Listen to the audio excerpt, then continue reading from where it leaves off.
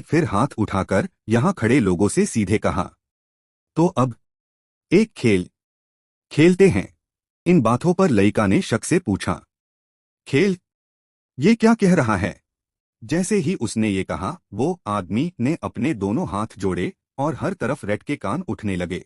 कुछ ही देर में आसपास का इलाका बादल गया। जंगल से सब लोग एक खाली रैट के मैदान में खड़े थे। डेजर्ट एफआई ने आसपास देखा और चिंता छुपी नहीं रखी। क्या हुआ? अभी तो सुबह हुई थी। सिर्फ जीवा शांति से आसपास देख रही थी। ये जगह पहले वेल जंगल से बिल्कुल अलग थी। कुछ देर देखने के बाद उसने अंदाजा लगाया, क्या ये गिफ्ट सिंक्लेयर जैसा है? ऐसे ही सब लोग परेशान थे। सबका मालिक आखिरकार सामने आया। ये मंदिर वो जगह थी जहां मैं अपने भगवान की पूजा करता था। ये कहकर वो आदमी ने दूर की रैट की घड़ी की तरफ इशारा किया और बताना शुरू किया। ये मंदिर वो जगह थी जहां मैं अपने भगवान की पूजा करता था। तुम सब बहुत खास हो। मैं तुम सबको बाली देना चाहता हूँ, लेकिन एक को माफ कर दूंगा तो कोई बात नहीं। परिचय डीन के बाद उसने दबाव बनाना शुरू किया। तुम्हारे पास दो विकल्प है, लेकिन एक बार इस खेल में शामिल हो गए। ये बातें सुनकर लोग विश्वास नहीं कर पाए और हमला करने को तैयार हो गए। ये सिर्फ एक विकल्प नहीं है। ये बात सुनकर भीड़ में से एक आदमी डर गया। तुम्हारा मतलब क्या है? बस ये कहने के लिए उसने ऊपर इशारा किया और नियम बताने लगा। हर बार जब ये गिरता है, एक आदमी को मरना पड़ेगा। चेहरे पर एक निशान के साथ उसने बगल वाले से बात की, एमआर बिशप। वो आ गए हैं। हाथ ऐसे बढ़ाया जैसे कोई आम आदमी बारिश महसूस करता है। बारिश? लयिका ने कांटा उठाया और इस मजाक पर खुशी से हंसी। तुम मजाक कर रही हो? प्यार? तुम मजाक कर रही हो। युबोवा ने एक दिखाती हुई परफॉर्मेंस की और आंखें घुमाकर बोला, खाने का प्यार। It seemed like everything would stop there, but that guy dropped a shocking piece of information. Until only one was left, this hourglass. It never stopped flowing. That is my gift, the time of death. He started playing mind games with everyone here. Will you surrender your fate and become a hypocrite? Or control it and become a killer? Make your choice. Everyone was once again bewildered and scared, looking at each other. Only Jiva remained calm, thinking things through carefully. This isn't a joke. There's no reason for him to do this. Thinking this, she narrowed her eyes, carefully observing that figure, that opponent. He's probably very confident he can defeat all of us. After a moment of silence, Laika couldn't hold back her spirit anymore. What else is there to think? No need. She immediately attacked. This is my answer. Bastard! Before her weapon could even reach, Laika was already held tight by two clay figures. She was then even pinned down to the ground by those two clay figures. Huh? What the hell are you doing? Ignoring her screams, Fajin slowly adjusted his glasses. We will consider your proposal. Seeing all that had happened, Effie fell into a panic. Hey Fajin, I know everyone is very upset. But I don't want to die here. Ignoring her words, Fajin slowly analyzed. He's trying to find our value. Like shopping for goods at a flea market. Looking at that guy standing far away, he spoke each word gently. The weak like us have no choice but to follow the rules. Here, only the strongest can survive. After a long while, Fajin asserted firmly. That guy, I'll show you a spectacular performance. He heard that and smiled smugly. But I need more time. Fine. Jiva listened to the entire conversation and exclaimed. It's getting more and more interesting. Here we go. After that guy left, Fajin finally spoke. That's far enough. Without a doubt, he started planning. We've gained a little more time. Is there a chance to win? It's all just speculation. When asked like that, she replied playfully. It depends on everyone else. After those words, the blue-haired girl seemed to realize something. Your acting is top-notch. Thanks to that, we've gained more time to prepare. Talking back and forth, Effie couldn't understand. What are you all talking about? Seeing her confusion, someone slowly explained. We don't compromise with villains. And we won't let him have his way. At this point, Effie finally realized and sat down on a roadside rock. So I'm the only one who doesn't know about this plan. Leika seemed a bit guilty but still tried to act confident. What would someone as silly as you know? I knew it beforehand. Ignoring their clowning around, Feijin carefully observed the hourglass. It seems like the sand will run out in about an hour. Because we've never worked together before. After observing for a while, he made a decision.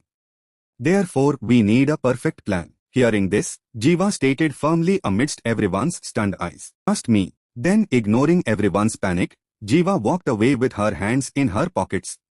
When was the last time I participated in a life or death battle? She squinted and smiled at the person with a serious expression. Right, Angel, the previous episode, Irva displayed her winter power. Now who is in charge? Suddenly, thorny branches burst forth. The girl with twin braids smirked and continuously fired. After a series of shots, Rebecca blew on the smoking barrel of her gun. A large dark shadow suddenly fell as she checked the vines. She quickly got up, drew her gun, and pointed behind her. Hand grabbed Jin Ti's crystal blade. Angel pinned him down, choking him with overwhelming strength. Not bad. Suddenly, a voice cut through the silent space. Smilling man. Something jumped down right where the two were fighting. Rebecca, clinging to the fur, tilted her head and giggled. What is it? I just jumped in to help because I saw the uniform. She looked at Jinti and asked a question. But why don't I recognize you? Full Moon glanced at him indifferently, not wanting to argue further. The safety of the supervisors and contestants is our top priority.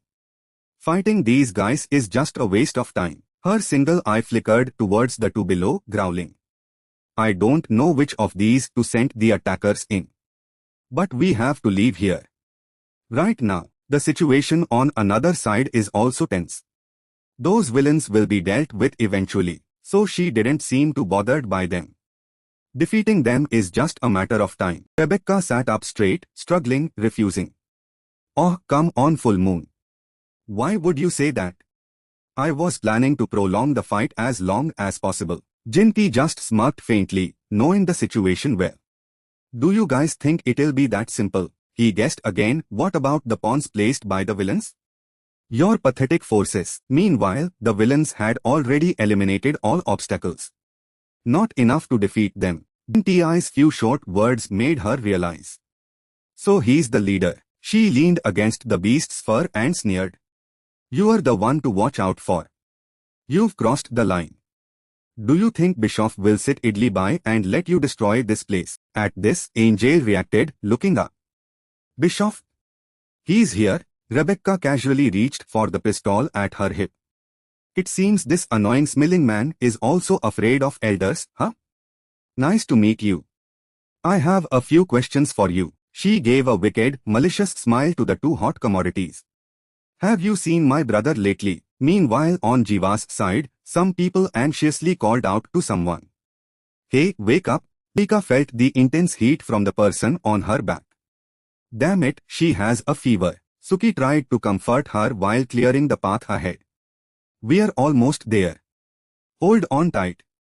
The weeds have blocked the entire path. Suddenly everyone stopped. Suki's face was filled with bewilderment as she looked up. The once peaceful city was now engulfed in flames. They had just escaped the forest, not understanding what was happening. What the hell? Suddenly, someone ran past them, emitting a weak cry. Help! Another person ran close behind. He held a weapon in his hand. The villain grinned maniacally, preparing to strike. A water bullet pierced his head right then. The villain fell right onto the fleeing person. A voice rang out. I didn't intend to interfere at first. But in the end, I couldn't stand it. That person eliminated the villains who had infiltrated this place. They couldn't let them run rampant in their town. A gentle breeze blew, carrying an ominous breath of despair. Don't worry. A person leaning on a staff stood high above, looking down like a god. Because I have arrived.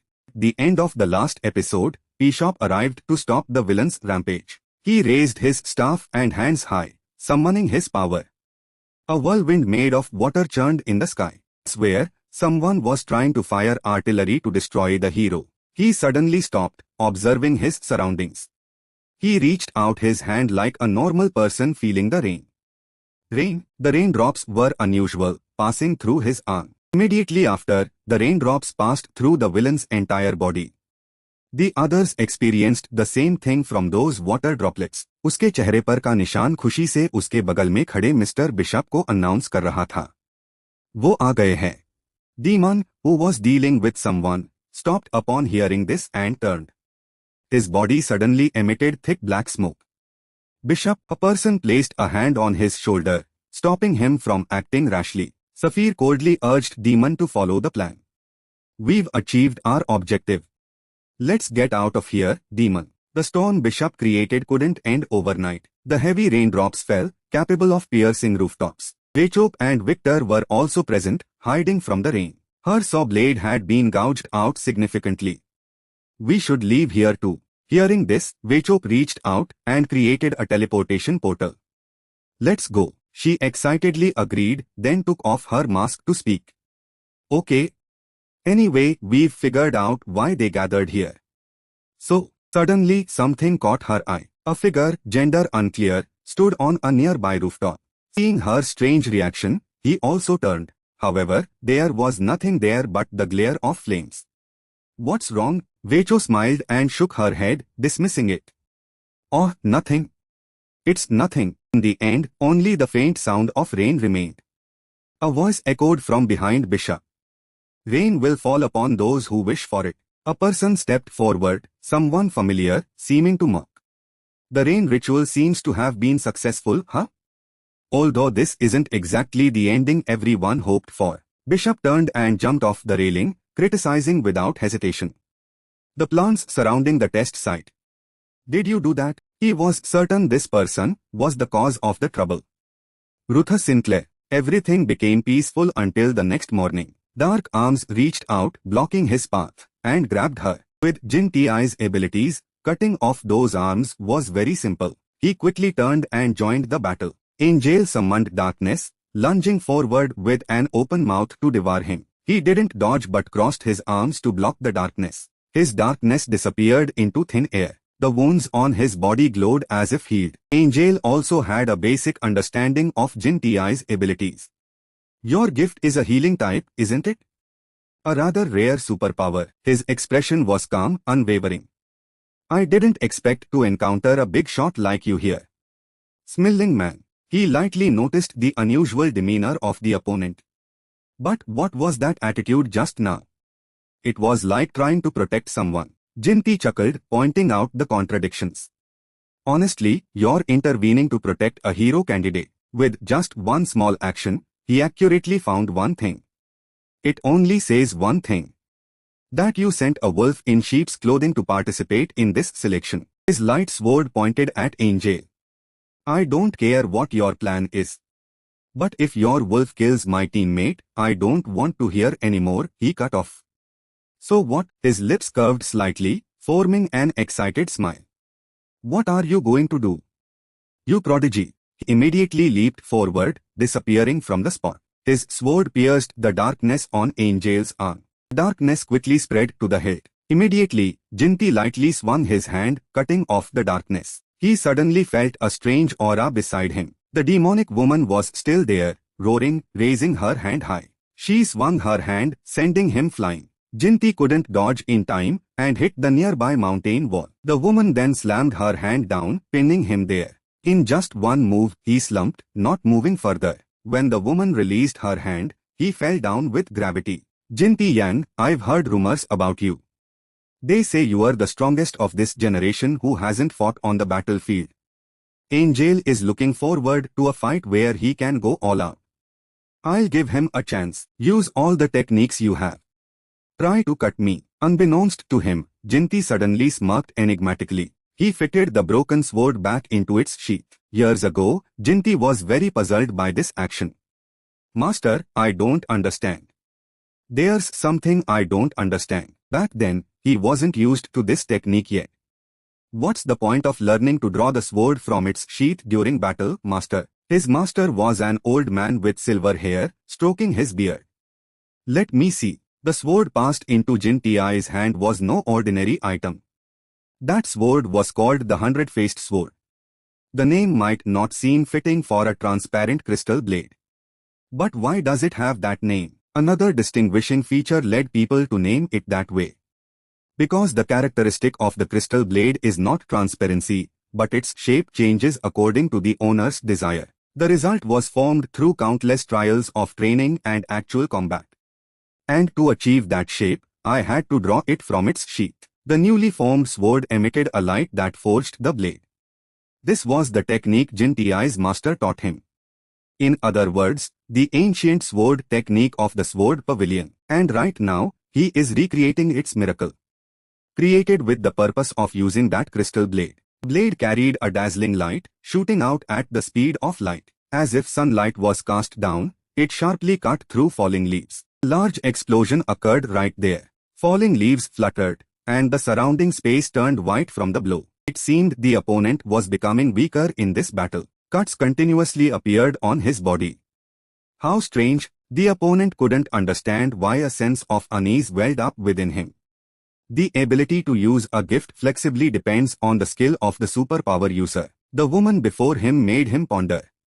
But is it possible for one person to optimally utilize multiple types of gifts? Before finding an answer, Jiva shot straight into his mouth. Cracks began to appear on the mask he wore. He blinked and drew his sword to block as she struck again. He stood stunned, looking at his hand. The sword suddenly disappeared, replaced by killing intent erupting in his eyes. Amazing. Very interesting. Suddenly, she felt like she had fallen into an ice-cold abyss. Jiva instinctively swallowed, a physiological reflex. The mask, like a skull, flew towards her, demanding her life. In an instant, she snapped back to reality, a blinding light engulfing her vision. As Jiva retreated, a wound appeared on her shoulder. She couldn't believe she had hesitated. The opponent became more serious in the battle. Something had changed. This couldn't go on for much longer. Petals flew from her hands, carried away by the wind. The opponent seemed to have seen through Jiva's trick. You are getting smarter. He was sure the hourglass made of snow was not a threat. An hourglass. In the sky? No. Your ability, the opponent's eyes, sharp as eyes, pierced through him. Use all your abilities. Young villain, abilities bestowed upon the lucky are not simple. The use of gifts must be honed through experience. Diversifying abilities is an inevitable necessity. For complex and difficult to use gifts like the opponent's or Sinclair's, Jiva had to disguise herself to observe from afar and up close. It took quite some time to understand the mechanism. Therefore, she didn't miss any opportunity. She confronted him to get direct access. Those who sacrificed also contributed significantly. And thanks to the friends who helped buy time, I won this battle. In her hand, a series of stone projectiles formed. I have also confirmed it. The Hoa fired 4 stone projectiles at once. It's possible to use multiple gifts in this deadly time. The projectiles fell rapidly like meteorites. Although there's still much to learn, everything is prepared. Now all that's left is, she continued to use the jade she held earlier. Let's test my abilities. The opponent easily blocked that attack while dodging the projectiles. The two rushed forward again. The purple stone flew in an unpredictable direction, hitting his abdomen. The opponent, unconcerned, slashed with great force at wind-tearing speed. The Hoa was momentarily unprotected. Another new wound appeared on her arm. The opponent continuously engaged in close combat without letting up. Countless sword strikes rained down on her body. In the blizzard, she reached out, creating a beam of light. Something exploded right between the two of them. 3 teddy bears also jumped out to assist in the battle. The opponent cut them to pieces like swatting weeds. After a while, he remained without any serious injuries. An explosion suddenly erupted where he stood. The Hoa overexerted herself, causing her nose to bleed and her body to be covered in injuries. He jumped out again, laughing like a madman. The sound of 2 swords clashing produced a piercing noise. However, the opponent's strength pushed her back, causing her to fall. He took the opportunity to leap high and thrust his sword down. Suki's kiwi bird ability appeared, blocking it. It absorbed the attack, immediately transformed it, and sent it back. A large, powerful beam of light shot out, piercing the sky. The opponent, like a cat playing with a mouse, laughed gleefully. He took slow steps forward. I was wrong. Those gifts aren't what's important. It's you. He realized the truth about the Hoa's abilities.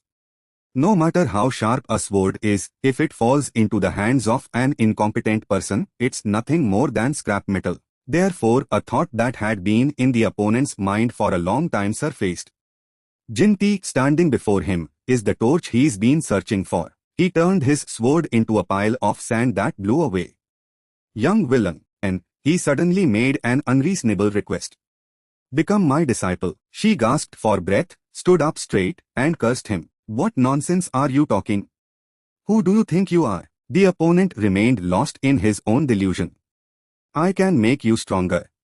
Don't you want to be stronger? The Hoa ignored him, dismissing him from the start. No thanks. As soon as she spoke, he struck. I didn't ask for your opinion. The opponent's domineering, abusive tone forced her. You will obey obediently, through extreme pain. The clock hands had almost completely moved to the other side, so the white snow was covered with a layer of crimson. Very commendable. He was delighted with his spoils of war.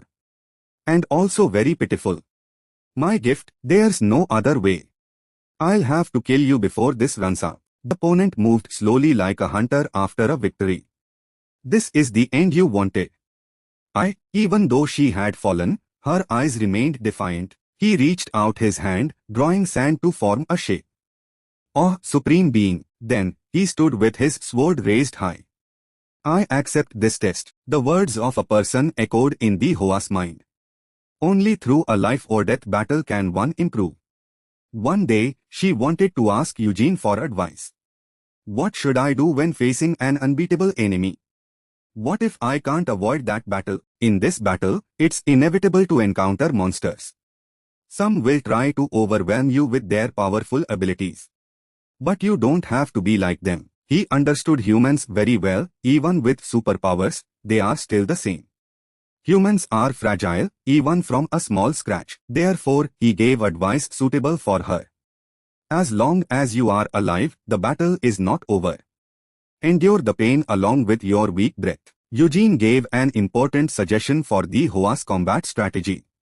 The moment the hunter is weakest is when they believe they have caught their prey. Then you will find an opportunity at the most dangerous moment. Once the opponent's weakness is revealed, then unleash all your power and strike straight at their heart. Anything that can be created can also be destroyed. Immediately, she sprang up, dodging the sword. The opponent remained unfazed as the space suddenly changed. Is this what she was waiting for? She continuously launched critical blows aimed at him. From the very beginning, the Hoa took something out of her pocket, speaking without restraint. All those who underestimated me will die by my hand. On her right side were pink threads from Leika's ability. You want me to be your disciple? You are the one who should learn from me. She lunged forward, embracing and entangling them both with the threads. Let me show you. The cold voice of death echoed in his ear. What does death look like? Immediately after, she applied her repair ability completely to something. The scythe of death, in the form of a girl, was close to the opponent's neck. In her hand was a broken dagger plunged into the opponent's abdomen, and an additional spell acted upon the dagger. The dagger immediately grew skin, piercing the opponent's flesh.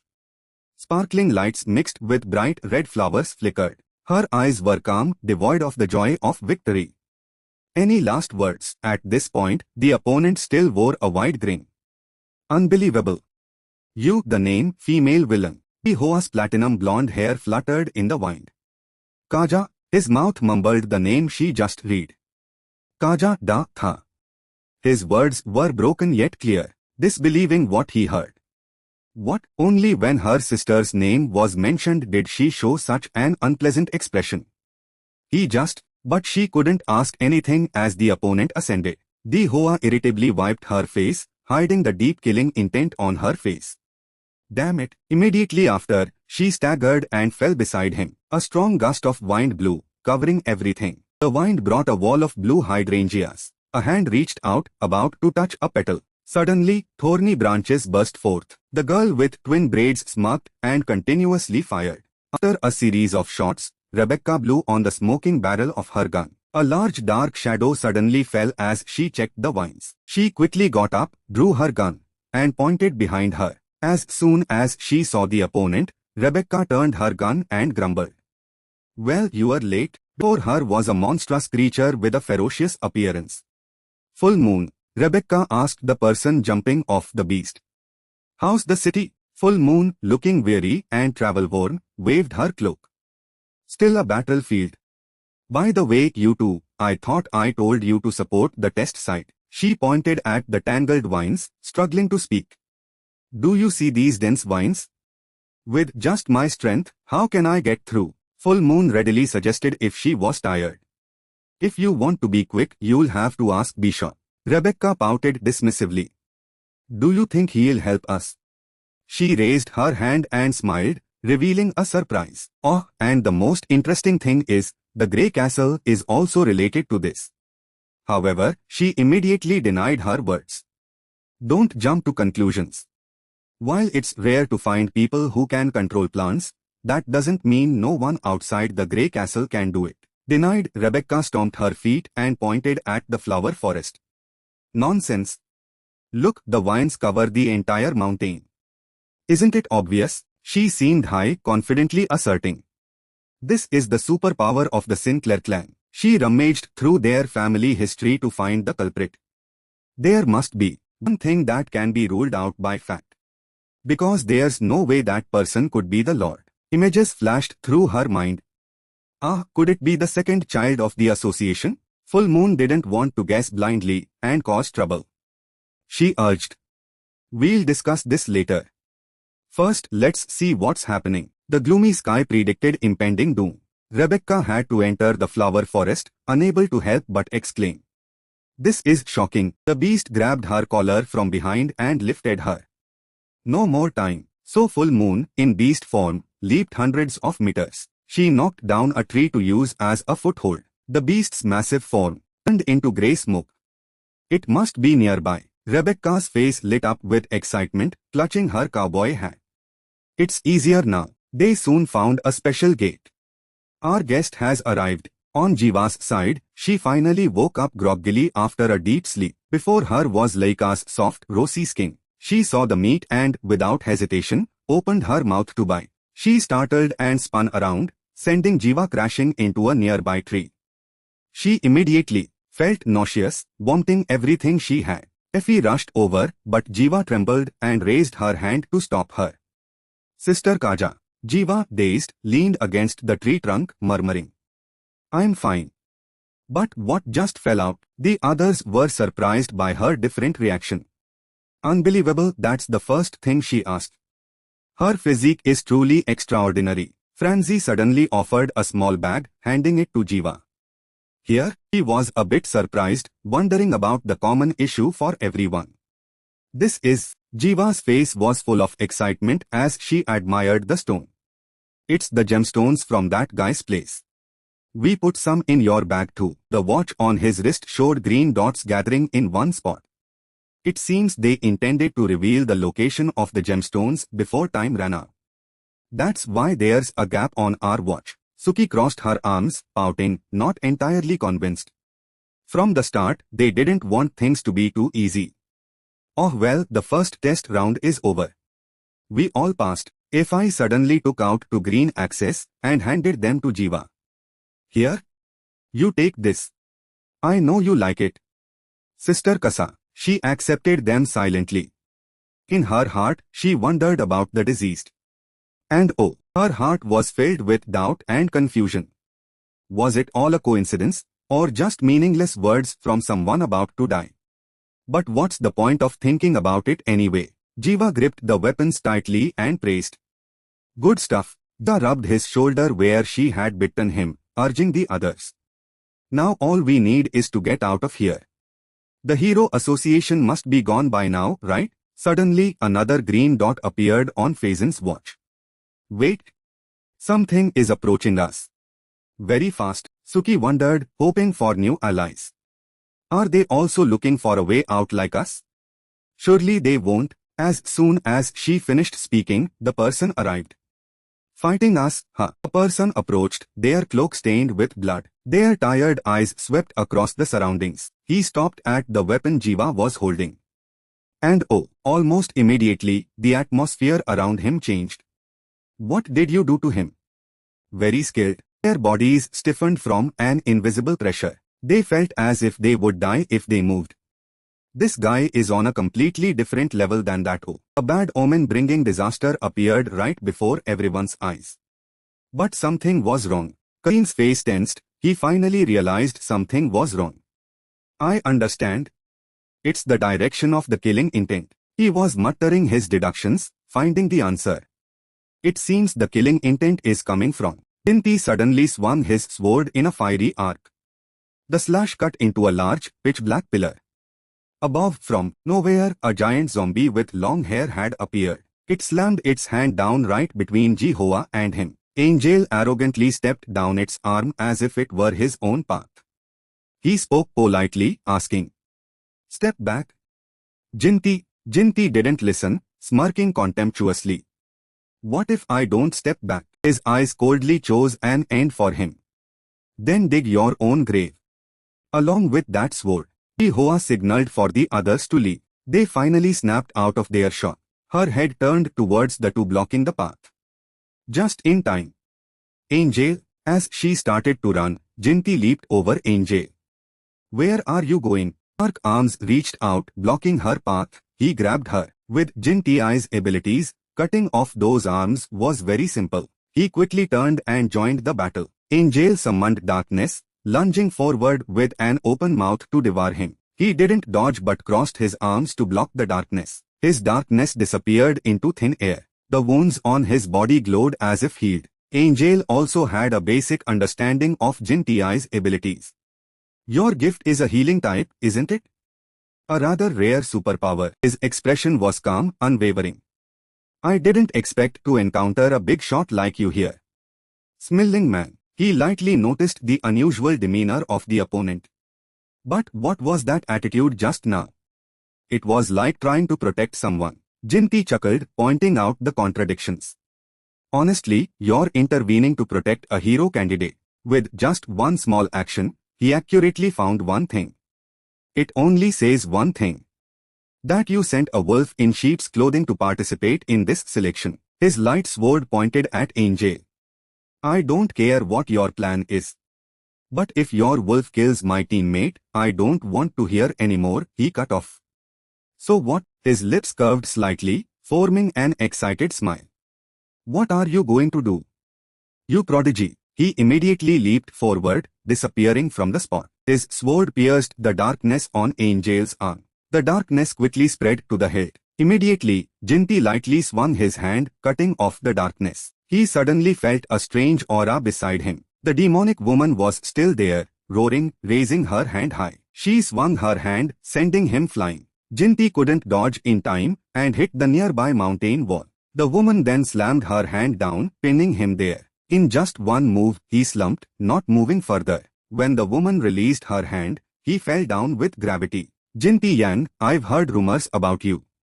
They say you are the strongest of this generation who hasn't fought on the battlefield. Angel is looking forward to a fight where he can go all out.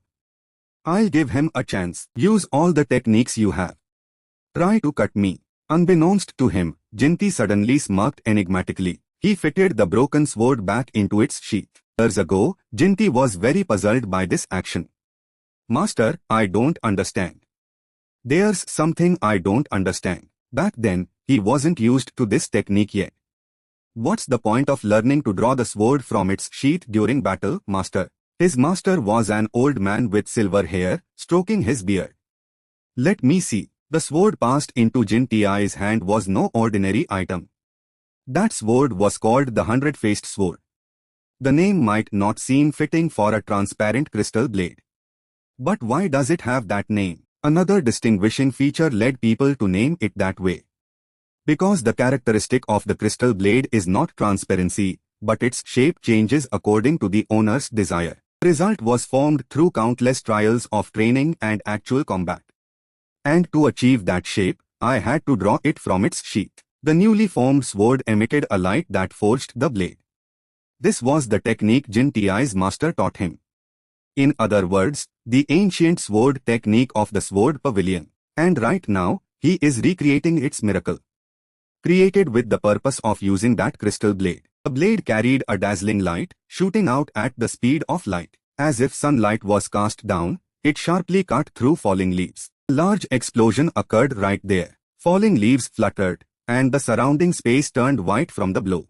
A hand grabbed Jin Ti's crystal blade. Angel pinned him down, choking him with overwhelming strength. Not bad. Suddenly, a voice cut through the silent space. Smiling man. Something jumped down right where the two were fighting. Rebecca, clinging to the fur, tilted her head and giggled. What is it? I just jumped in to help because I saw the uniform. She looked at Jinti and asked a question. But why don't I recognize you? Full Moon glanced at him indifferently, not wanting to argue further. The safety of the supervisors and contestants is our top priority. Fighting these guys is just a waste of time. Her single eye flickered towards the two below, growling. I don't know which of these two sent the attackers in. But we have to leave here. Right now, the situation on another side is also tense. Those villains will be dealt with eventually, so she didn't seem too bothered by them. Defeating them is just a matter of time. Rebecca sat up straight, struggling, refusing. Oh, come on, Full Moon. Why would you say that? I was planning to prolong the fight as long as possible. Jinti just smirked faintly, knowing the situation well. Do you guys think it'll be that simple? He guessed again. What about the pawns placed by the villains? Your pathetic forces. Meanwhile, the villains had already eliminated all obstacles. Not enough to defeat them. Jinti's few short words made her realize. So he's the leader. She leaned against the beast's fur and sneered. You're the one to watch out for. You've crossed the line. Do you think Bischoff will sit idly by and let you destroy this place? At this, Angel reacted, looking up. Bischoff? He's here. Rebecca casually reached for the pistol at her hip. It seems this annoying smiling man is also afraid of elders, huh? Nice to meet you. I have a few questions for you. She gave a wicked, malicious smile to the two hot commodities. Have you seen my brother lately? Meanwhile, on Jiva's side, some people anxiously called out to someone. Hey, wake up. Laika felt the intense heat from the person on her back. Damn it, she has a fever. Suki tried to comfort her while clearing the path ahead. We're almost there. Hold on tight. The weeds have blocked the entire path. Suddenly everyone stopped. Suki's face was filled with bewilderment as she looked up. The once peaceful city was now engulfed in flames. They had just escaped the forest, not understanding what was happening. What the hell? Suddenly, someone ran past them, emitting a weak cry. Help! Another person ran close behind. He held a weapon in his hand. The villain grinned maniacally, preparing to strike. A water bullet pierced his head right then. The villain fell right onto the fleeing person. A voice rang out. I didn't intend to interfere at first. But in the end, I couldn't stand it. That person eliminated the villains who had infiltrated this place. They couldn't let them run rampant in their town. A gentle breeze blew, carrying an ominous breath of despair. Don't worry. A person leaning on a staff stood high above, looking down like a god. Because I have arrived. At the end of the last episode, Bishop arrived to stop the villain's rampage. He raised his staff and hands high, summoning his power. A whirlwind made of water churned in the sky. Elsewhere, someone was trying to fire artillery to destroy the hero. He suddenly stopped, observing his surroundings. He reached out his hand like a normal person feeling the rain. The raindrops were unusual, passing through his arm. Immediately after, the raindrops passed through the villain's entire body. The others experienced the same thing from those water droplets. उसने अपना हाथ ऐसे बढ़ाया जैसे कोई normal इंसान बारिश को फील करता है. Barish, demon, who was dealing with someone, stopped upon hearing this and turned. His body suddenly emitted thick black smoke. Bishop, a person placed a hand on his shoulder, stopping him from acting rashly. Saphir coldly urged Demon to follow the plan. We've achieved our objective. Let's get out of here, Demon. The storm Bishop created couldn't end overnight. The heavy raindrops fell, capable of piercing rooftops. Vechop and Victor were also present, hiding from the rain. Her saw blade had been gouged out significantly. We should leave here too. Hearing this, Vechop reached out and created a teleportation portal. Let's go. She excitedly agreed, then took off her mask to speak. Okay. Anyway, we've figured out why they gathered here. So, suddenly something caught her eye. Figure, gender unclear, stood on a nearby rooftop. Seeing her strange reaction, he also turned. However, there was nothing there but the glare of flames. What's wrong? Vecho smiled and shook her head, dismissing it. Oh, nothing. It's nothing. In the end, only the faint sound of rain remained. A voice echoed from behind Bishop.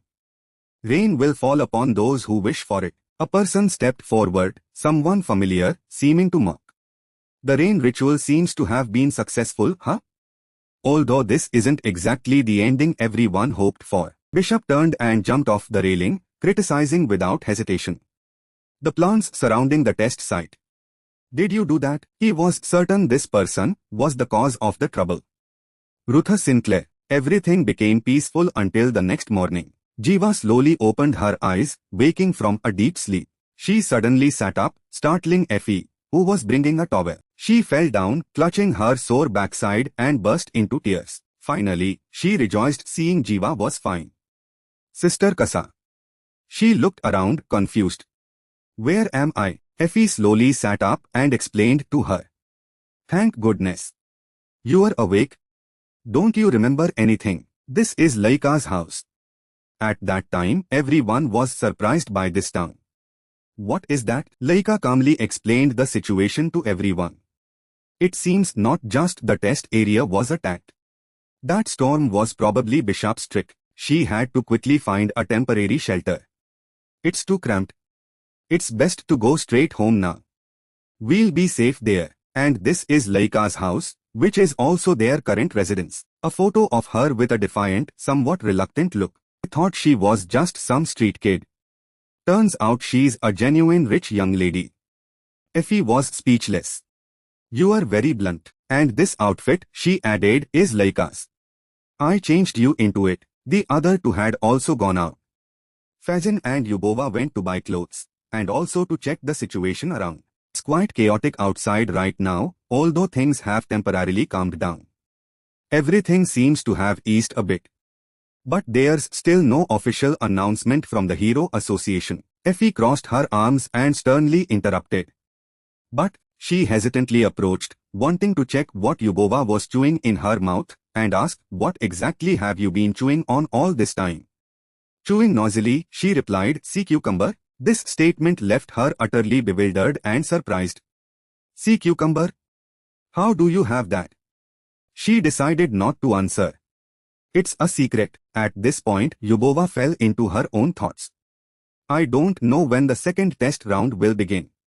And the situation with the Hero Association is still very chaotic. Could this be the opportune moment for me to act? The people in the Nameless Association are also an issue. More importantly, I need to contact Angel and inform them. But it's too dangerous right now. Therefore, my most urgent immediate goal is to infiltrate Branch 16 and try to find the system data. Yubova speculated about the situation outside the town. Perhaps they've gathered all security personnel to the outer areas. So the security inside will be very lax. She clenched her fist, determined not to delay any longer. This is more important to me than executing Angel's plan. That's the main reason I became a hero killer. However, her vision suddenly blurred. What? I feel so dizzy. Bova collapsed onto the bed, confused. What's wrong with my body? Seeing this, Effie rushed over, wanting to check on her. You are exhausted. You need to rest, she expressed her worry. You had a continuous fever, so. I was very worried, but she still had some strange energy. No.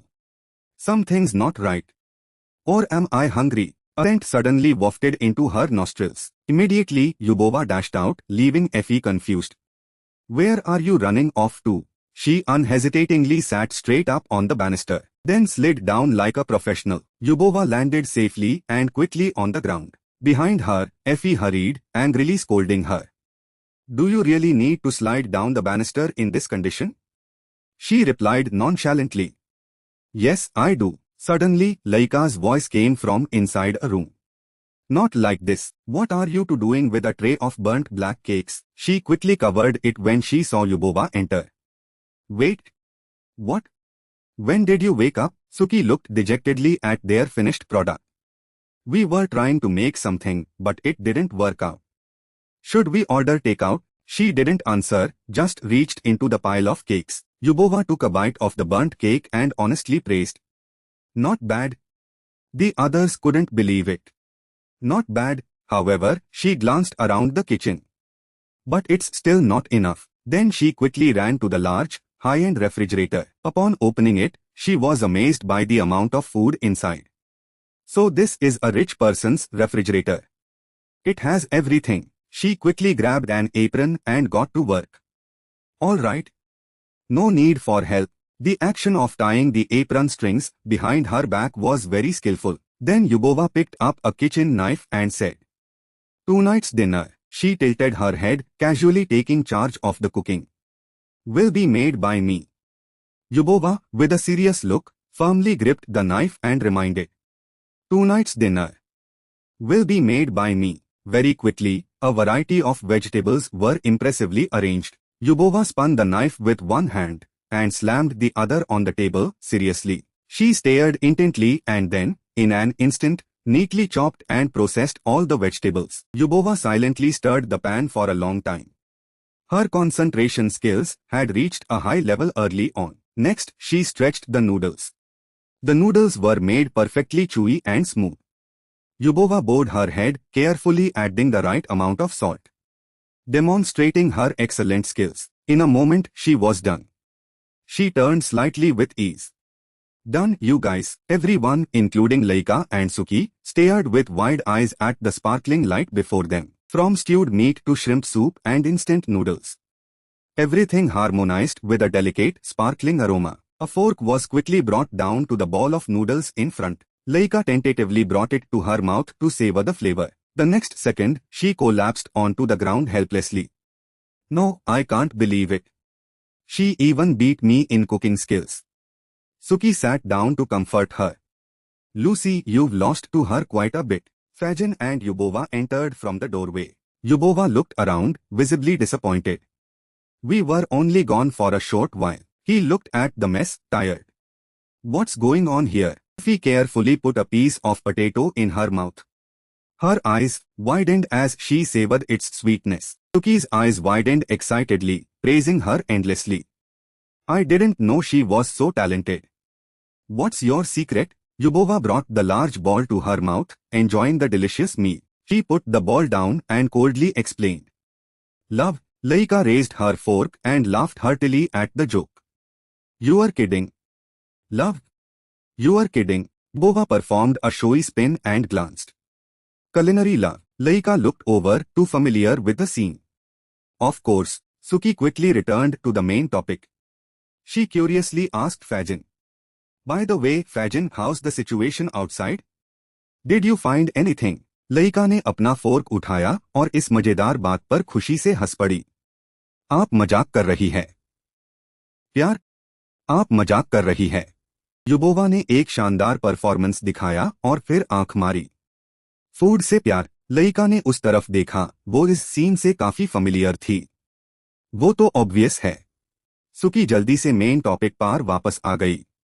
उसने curious होकर फैजन से पूछा. वैसे फैजन, बाहर क्या हाल चल है? कुछ पता चला क्या? He slowly recounted, his tone unhappy and tired. From what we've gathered, it seems many in the supervision team also lost their lives. But thankfully, the other checkpoints weren't too heavily impacted. Memory of the previous battle flashed back like an aftershock. That's why they could deal with those villains so easily. Bishop looked down from above, observing Yubova's memory. Yubova, naturally, it's partly because they were just ordinary lackeys. And Bishop also showed up at the most critical moment. Yubova listened, leaning back on the chair, pondering. Bishop is one of the ringleaders, isn't he? Mr. Man had told me about them before. Effie lowered her head, softly voicing her thoughts. Honestly, I was a little scared. We almost lost our lives out there. The lightning-fast, absolute power attacks left her stunned. I mean, we were lucky to survive. Us defeating the enemy was nothing short of a miracle. A young man's imposing figure, radiating an aura of power, appeared. But even if they repelled the villains, they couldn't capture a trump card like Jinti Yang.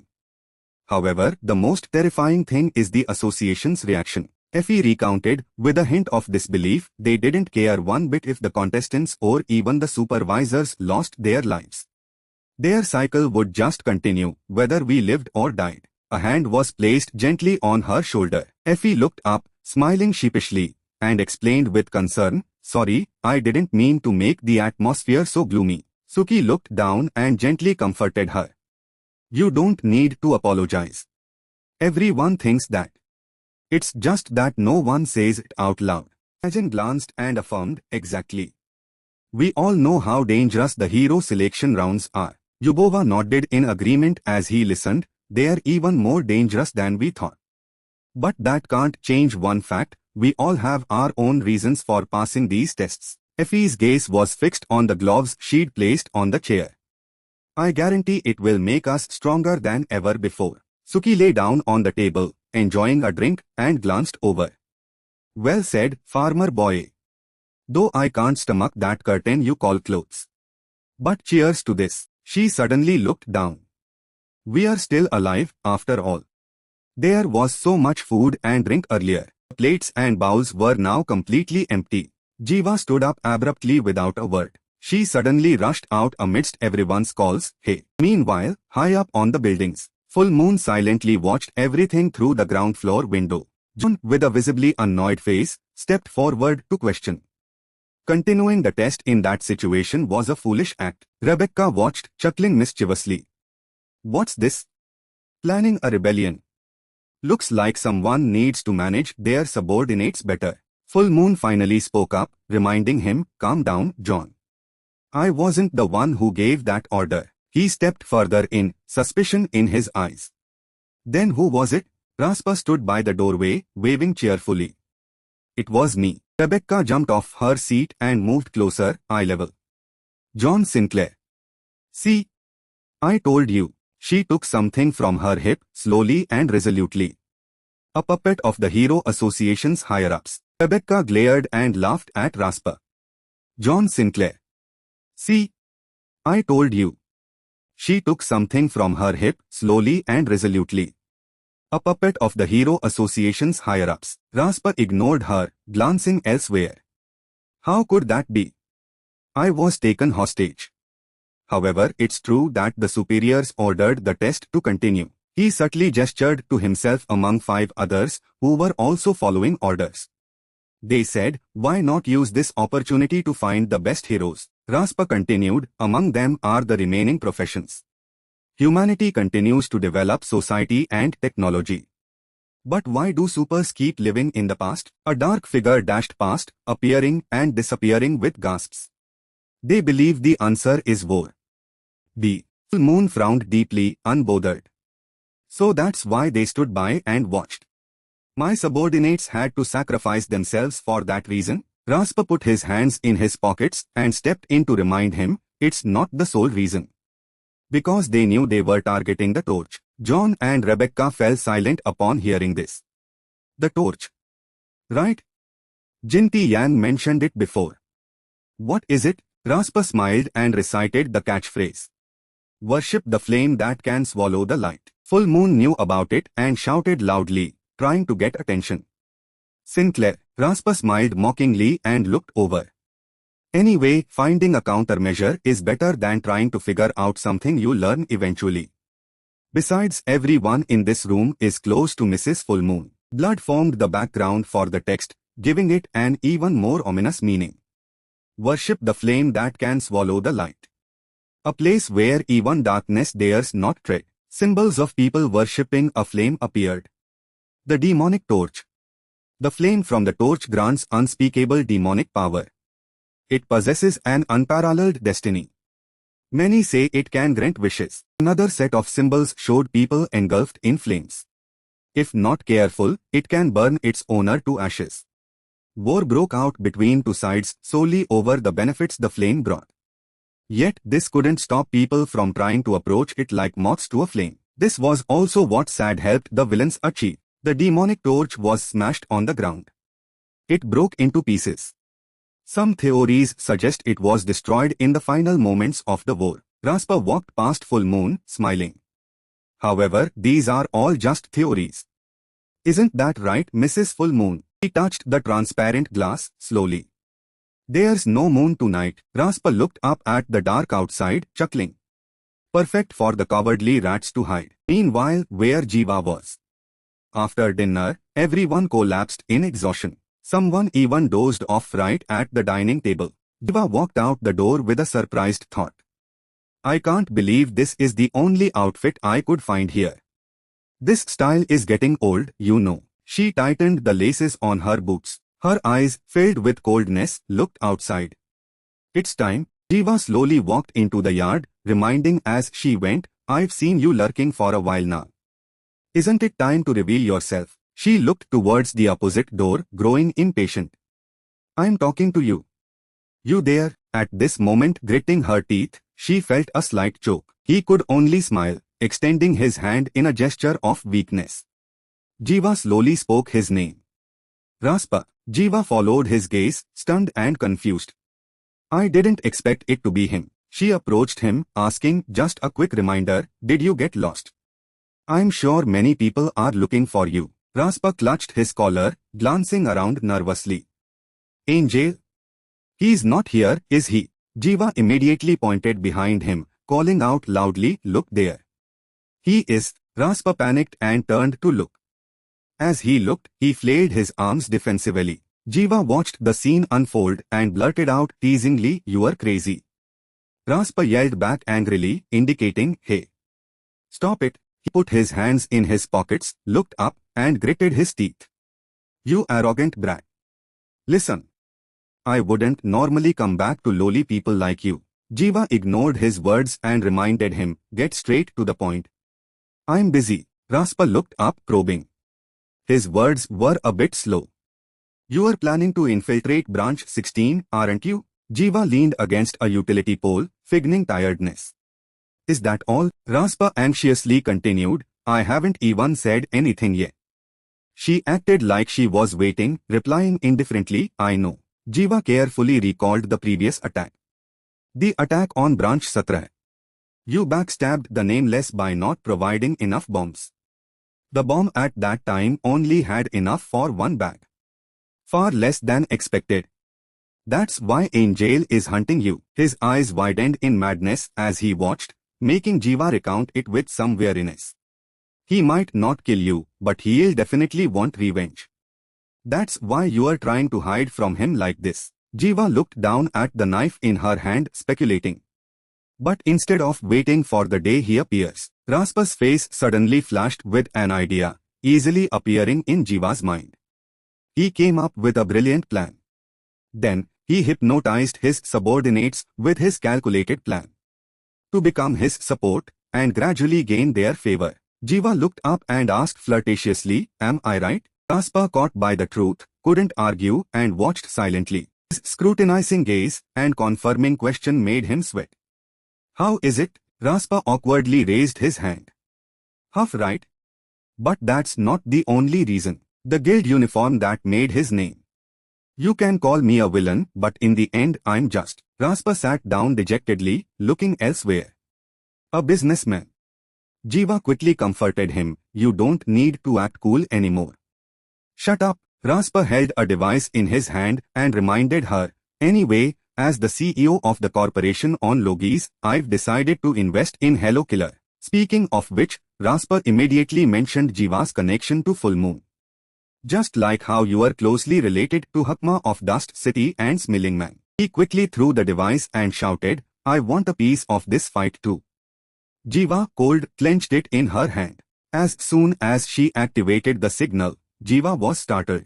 Is this the map of branch 16? The one where the crater explosion was repaired? Don't think this time will be as easy as fighting that heavy smoker. Hero killer, her. Full Moon was intently reading the report before her. She was alone in this city. And Full Moon wasn't as foolish as he was. Raspa turned and left, waving. Consider it a bribe. Be careful.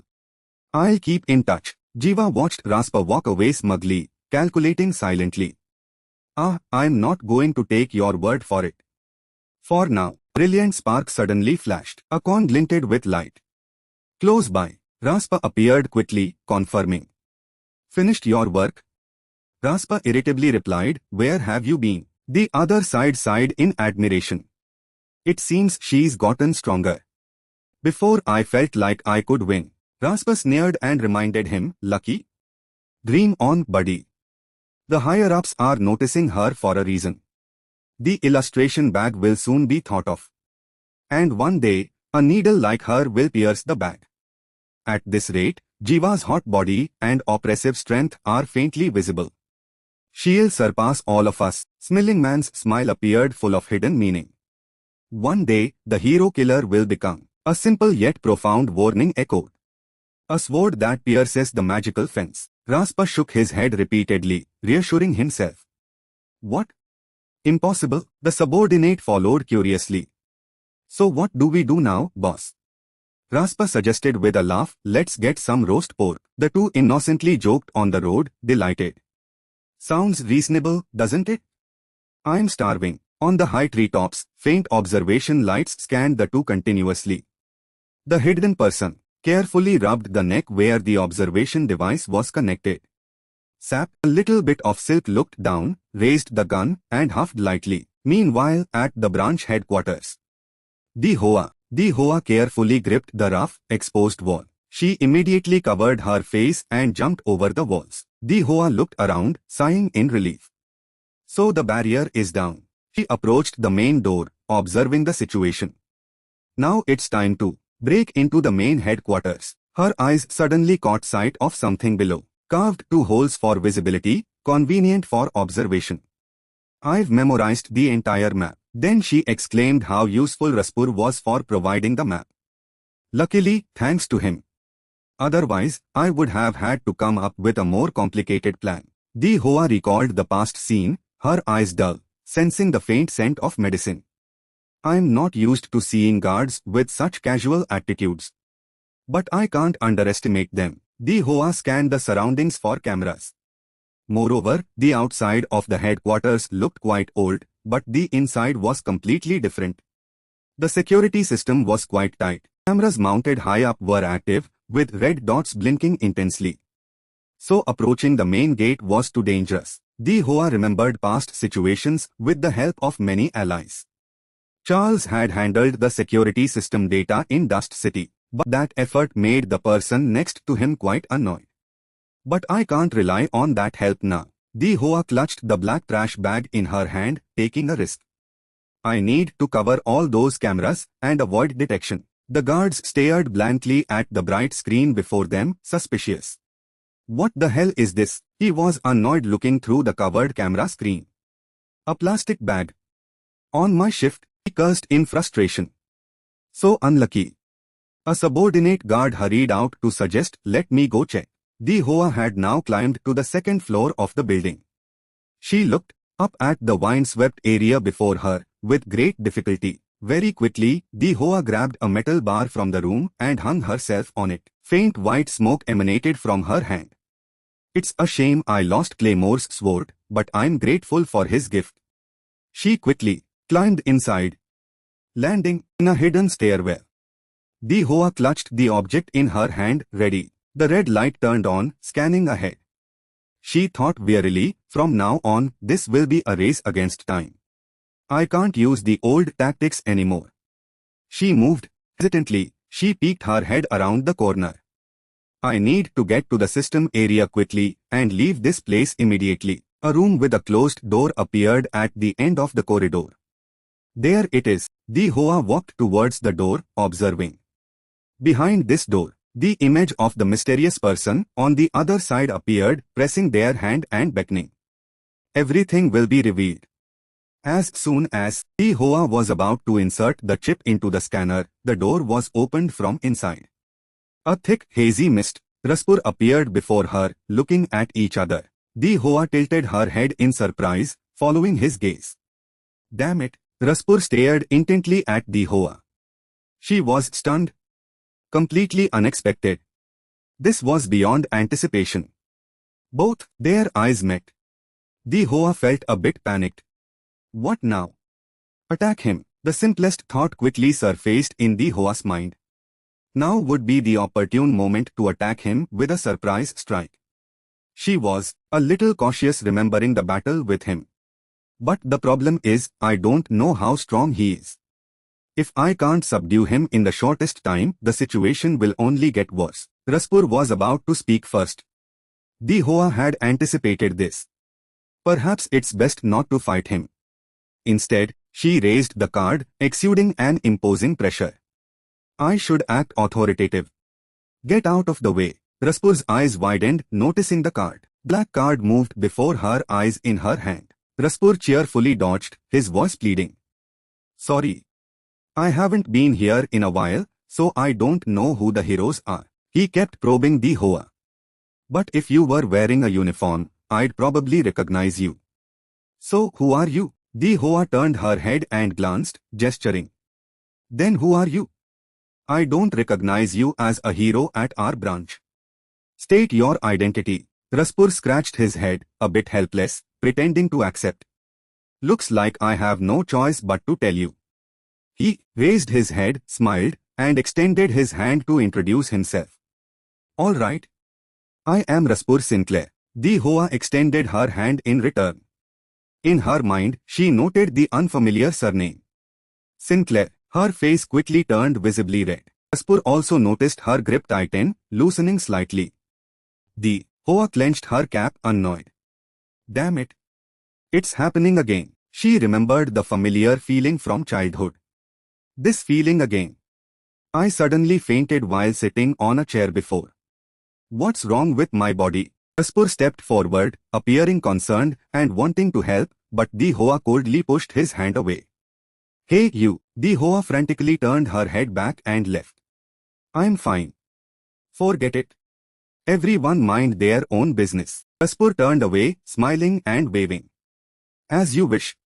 See you later. The chip card the Hoa placed on the scanner was rejected. Access denied. Raspur froze as he heard the sound. The Hoa sweated nervously, looking down as the sound continued. Access denied. Raspur's arm trembled with each repetition of the sound. Access denied. The last access attempt by the machine echoed. Access granted. Raspur's face darkened, but he continued to walk away. His eyes shone brightly as he looked through the door before leaving. The Hoa breathed a sigh of relief, taking off her mask. That was a close call. The Hoa walked slowly inside. As she walked, she thought about the fever from earlier. That strange fever again. Lucky I didn't confront him. She proceeded to the deepest point of the room. If I want to survive this, I need to figure out what's wrong with me. The screen quickly displayed brightness and a password. The heavy mechanical sound echoed. Welcome to Cell. Information Processing System. How can I help you? The Hoa lowered her head, clutching her cap. The system screen rotated, displaying the search query. Searching for Kasa. The Hoa looked at the blank screen and the notification. No results found. She cleverly went to the wrong place. That guy mentioned this before. Each hero has a different level of security. But I've already processed my card, so you should still be able to find most information. The Hoa on the other end of the line remembered every word Gieta said. Even so, classified data might not show up on the system, so don't do anything foolish. Otherwise, they'll notice you. The screen changed, flickered a few times. The Hoa watched the screen silently, waiting. Soon, countless photos appeared, displaying results. Kasa? The Hoa looked at the screen and countless memories. She appeared at the center of every image. The Hoa reached out to touch the screen. Here it is. The vast prairie with the strong wind blowing. The Hoa silently played with the single flower and the blue butterfly. As soon as she was about to press the button, a voice called her name from afar. "Di Hoa." She turned around surprised. Zion. Kasa looked down, smiled, and reminded her, "Did you forget what I told you last time? When I wear this outfit, call me Kasa." The Hoa was pulled up by her sister, looking curiously. "Are you hurt again?" The butterflies continuously fluttered in the wind, slowly turning red. The two sisters chatted endlessly. "I know your job. Why do you keep fighting?" "To protect me and create a world where weak children like me can grow." The Hoa stood frozen before Kasa's blood-soaked body. She raised her hand. "The Hoa." Kasa smiled gently. "Promise me." The Hoa slammed her hand on the table, calming herself. She looked at the screen before her, questioning herself. "Don't let emotions get the better of you. Now is not the time for reminiscing." The Hoa glanced over the photos, making a deduction. Most of my sister's photos were taken by others watching her. Based on the clothes, it seems they followed her several times. The Hoa looked at some incomprehensible information. Moreover, the amount of information was very little compared to other heroes. The screen displayed a blank default, showing nothing. There was no information about her organization. Even her biography was left blank, as if someone deliberately erased her existence one day. The Hoa suddenly noticed something beside it. She looked at the text hidden at the bottom, curiously accessing it. "What is this?" Her nimble fingers pressed the keys, delving deeper into this category. "Operation Sunset," the system continuously warned the Hoa. "Warning: the information requested requires top-secret access. Unauthorized access may lead to unexpected errors. Do you wish to continue?" The Hoa frowned, showing annoyance and irritation.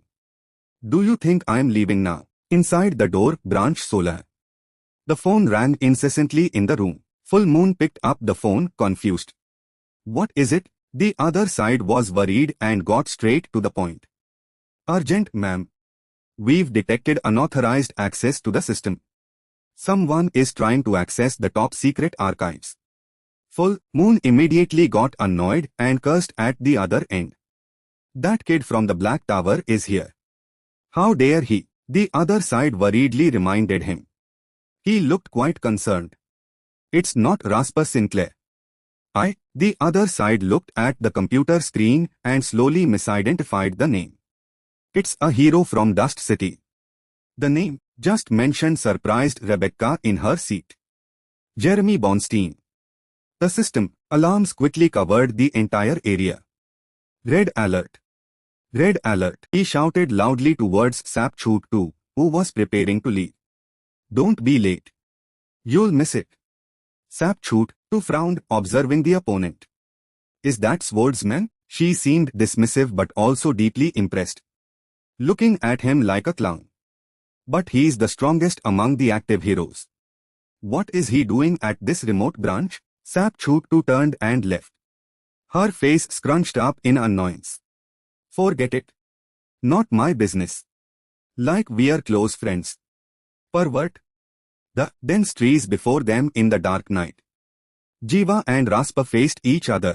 Jiva looked up at the vines before her. "It must be the masterpiece of Vine Grow and Vector. I didn't expect those two to combine their gifts like that." Jiva grabbed the nearby wall, which was about to collapse. "But it definitely won't last long. I have to take this chance to get out of here." She looked up towards the high wall, waiting for the right moment. "I just need to get over this wall." Turning, she slipped to the side of the door to examine it, observing carefully. Outside the door, 3 people were waiting, holding guns ready. Counting to 3. The sound of the door unlocking echoed, accompanied by the countdown. 1. At this moment, she used her power, her arm covered in light like electricity. Outside, they were still counting. 2. The sound of the adjacent wall collapsing was loud. She quickly jumped out, changing into camouflage. The uncle standing outside the door counted, reacting quickly, throwing a sword at her. She nimbly ducked to dodge and thought, I can't use any other gift. She remembered time when she was exhausted and couldn't camouflage. I had to remove the initial camouflage because I was too exhausted after the fight with the debtor. But I've come this far, and to reveal my identity to these people would be a waste of effort. She flexibly spun around and kicked the back of his neck hard. Regaining her balance, she put on her mask, taking him down further, adding to her mystery. I need to keep my identity hidden for a while longer. A flash, she leaped into the air and kicked the other person in the head, quickly taking him down. The remaining girl held a gun but was flustered and trembling at the hazy smoke before her. From within, दरवाजे के बाहर 3 लोग पहले से ही खड़े थे, 2 के पास बैंडुकेन ready थी. 3 तक गिनो. The girl pointed the knife towards her swollen wound. I knew something was wrong. Then she managed to retrieve a sprout from the wound. I think this is the problem. She was astonished. A seed. Then she remembered being attacked by plants. Ah! Just now. Next, she held up the seed for examination. That's right. It's him. Then she clenched it and looked at the girl, informing her. His name is Rasper Singh. Now Jiva felt something was wrong. What's wrong, Rachel?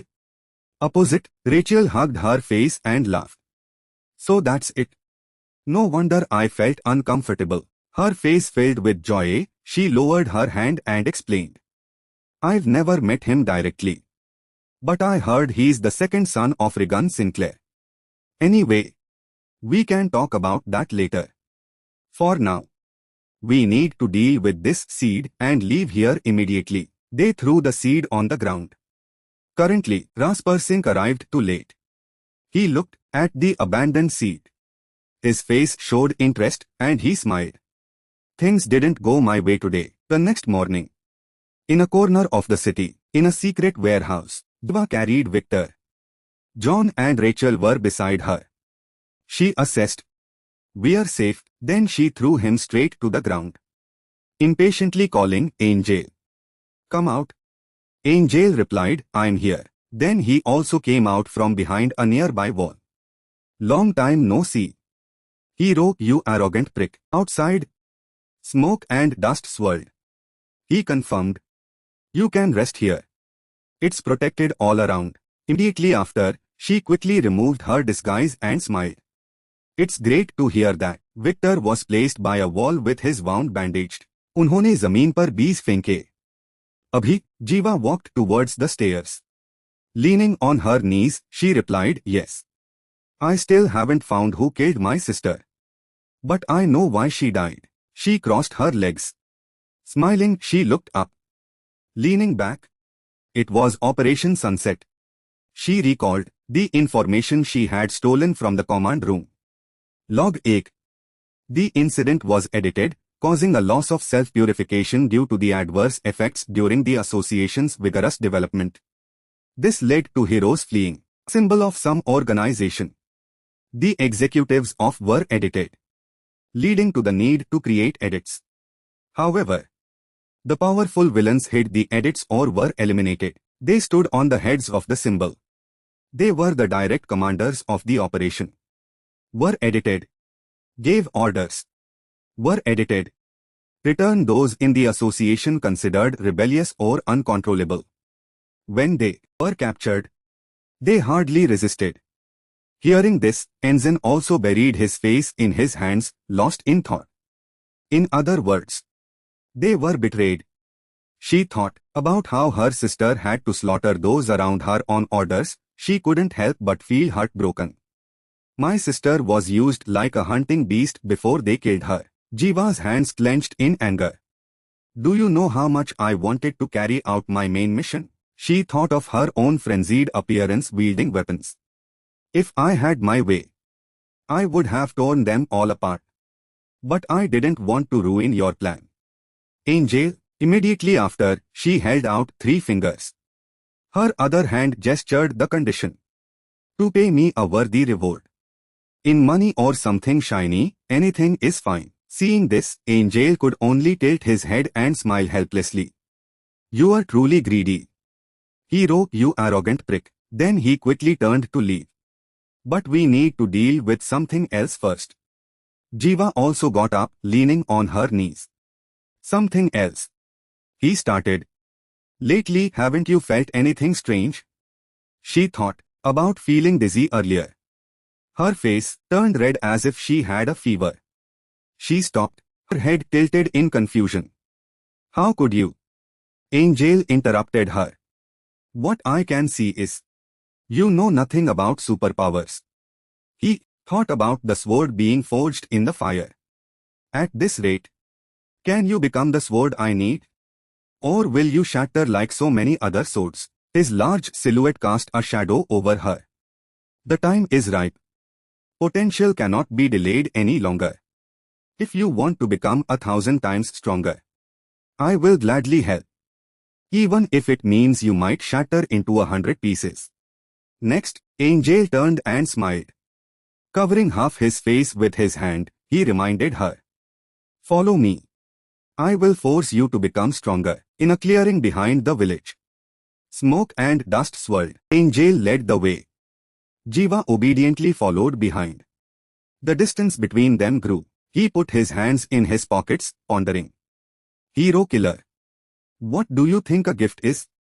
She stopped behind him. Then she replied seriously. Is it some kind of mysterious power? Hearing this, he turned his head. Dark energy radiated around him.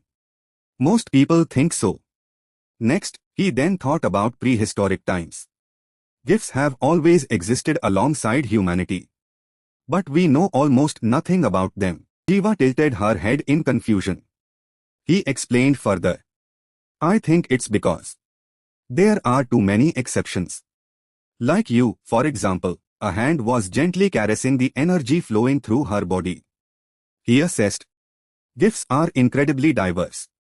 Not just in type, but also in how they manifest externally. Next, Enzen gave examples of some types of gifts for Jiva to understand. Additionally, there are gifts that appear similar at first glance, but differ in how they are activated. Immediately after, he waved his hand, dispersing the dark clouds around him. However, I've discovered one common point. She asked doubtfully. A common point? He emphasized. It's emotion. Through his voice, memories of the past flooded back. Jiva hugging her sister's coats. Rage, he himself also recalled that fateful day. A face full of fear, gagged, a blow to the psyche that neither could let go of. Fear or psychological trauma. On the ground, Victor also sat there, looking at his hands, running away. Guilt, conversely. Victoria held her holy sword with pride, looking down. A desire for something. All these psychological factors strengthen our superpowers. Currently, Enzen turned back calmly, put his hands in his pockets and approached. In other words, even mental stimulation. His expression was serious. The surroundings also turned dark. Can also make you stronger. Jiva's eyes widened, unable to blink. In her heart, she marveled. He is truly powerful. Before her lay the fear from her previous battle in the virtual space, much stronger than the debtor. I'm starting to see clearly the vast power gap between me and him. Currently, she also unleashed killing intent, making the surroundings darken. Hands frantically emerged, pulling her down. But she stubbornly pulled open the space to welcome the light from outside. Jiva's hands clenched, looking at him excitedly. So you mean you want to fight me? Rebecca looked up at Full Moon, appearing incredulously. Wait, it's really not Raspa Sinclair? She looked at the descending vines and immediately became alert. That doesn't matter anymore. Rebecca's eyes sharpened, gripping the gun at her hip. It's coming. Full Moon. The vines unconsciously stabbed down at the roof, destroying the city. It pierced the road surface and burrowed underground. Bowman weaved through the high-speed vines. He looked annoyedly towards Swordsman. What is this mess? Hey Swordsman. Are you okay? He waved his hand in the distance. Of course, a vine quickly stabbed down towards Swordsman. He tipped the vine above him, then used his own strength to tear it apart with a roar. It's fine, Sap Chute watched Swordsman laugh heartily below. She tucked her hair back, observing expressionlessly. Looks like it's time for me to leave. As soon as Sapchoot turned to leave, a voice called from behind. Hey, swordsman wrapped by vines, shouted. Sapchoot, are you coming back? He shouted towards Sapchoot, who was preparing to leave. Don't be late or you'll miss it. Sapchoot frowned, observing the opponent. Is that swordsman? She seemed dismissive but also deeply impressed, looking at him like a clown. But he's the strongest among the active heroes. What is he doing at this remote branch? Sapchoot turned and left, her face scrunched up in annoyance. Forget it. Not my business. Like we're close friends. Pervert, and trees before them in the dark night. Jiva and Raspa faced each other. Jiva looked up at the vines before her. It must be the masterpiece of vine grow and vector. I didn't expect those two to combine their gifts like that. Jiva grabbed the nearby wall, which was about to collapse. But it definitely won't last long. I have to take this chance to get out of here. She looked up towards the high wall, waiting for the right moment. I just need to get over this wall. Raspa from afar smiled and reminded her. You haven't forgotten me, have you? Raspa approached, extending his hand to question. It seems you've invited a few more friends, huh? Raspa raised his hand to control the small vines. But as long as I'm still here, the vines quickly bloomed with countless flowers. Raspa smiled, directly provoking and looking down. You have no chance of escaping. He quickly ordered the flowers to rush forward. Jiva retreated, cautious. It's a dilemma. Jiva jumped and dodged the incoming vines. If I go back now, I'll have to face the duo from earlier. She jumped high up to dodge, while coming up with a better plan. But if I fight him now, I'll have to give up the hero test. Meaning it will ruin Angel's plan. Jiva looked up. Wait. Raspur's eyes slowly followed her gaze. Look, it's a figure dashing down rapidly, causing a large explosion around. The figure, vaguely blurred, stood up amidst the swirling dust. John stood up, already in a fighting stance. Jiva called out his name in surprise. John Nath. He charged towards Raspur before her, directly engaging. Raspur lightly dodged. The explosion John created caused craters on the ground. The two charged at each other, fighting hand to hand continuously. Every punch John threw, Raspur easily blocked. He spun around and punched John in the face. Then, followed up with a blow to the hip. John clenched his stomach and dodged. Raspur spun around, his face expressionless, and kicked the other side. Raspur smiled and extended his hand.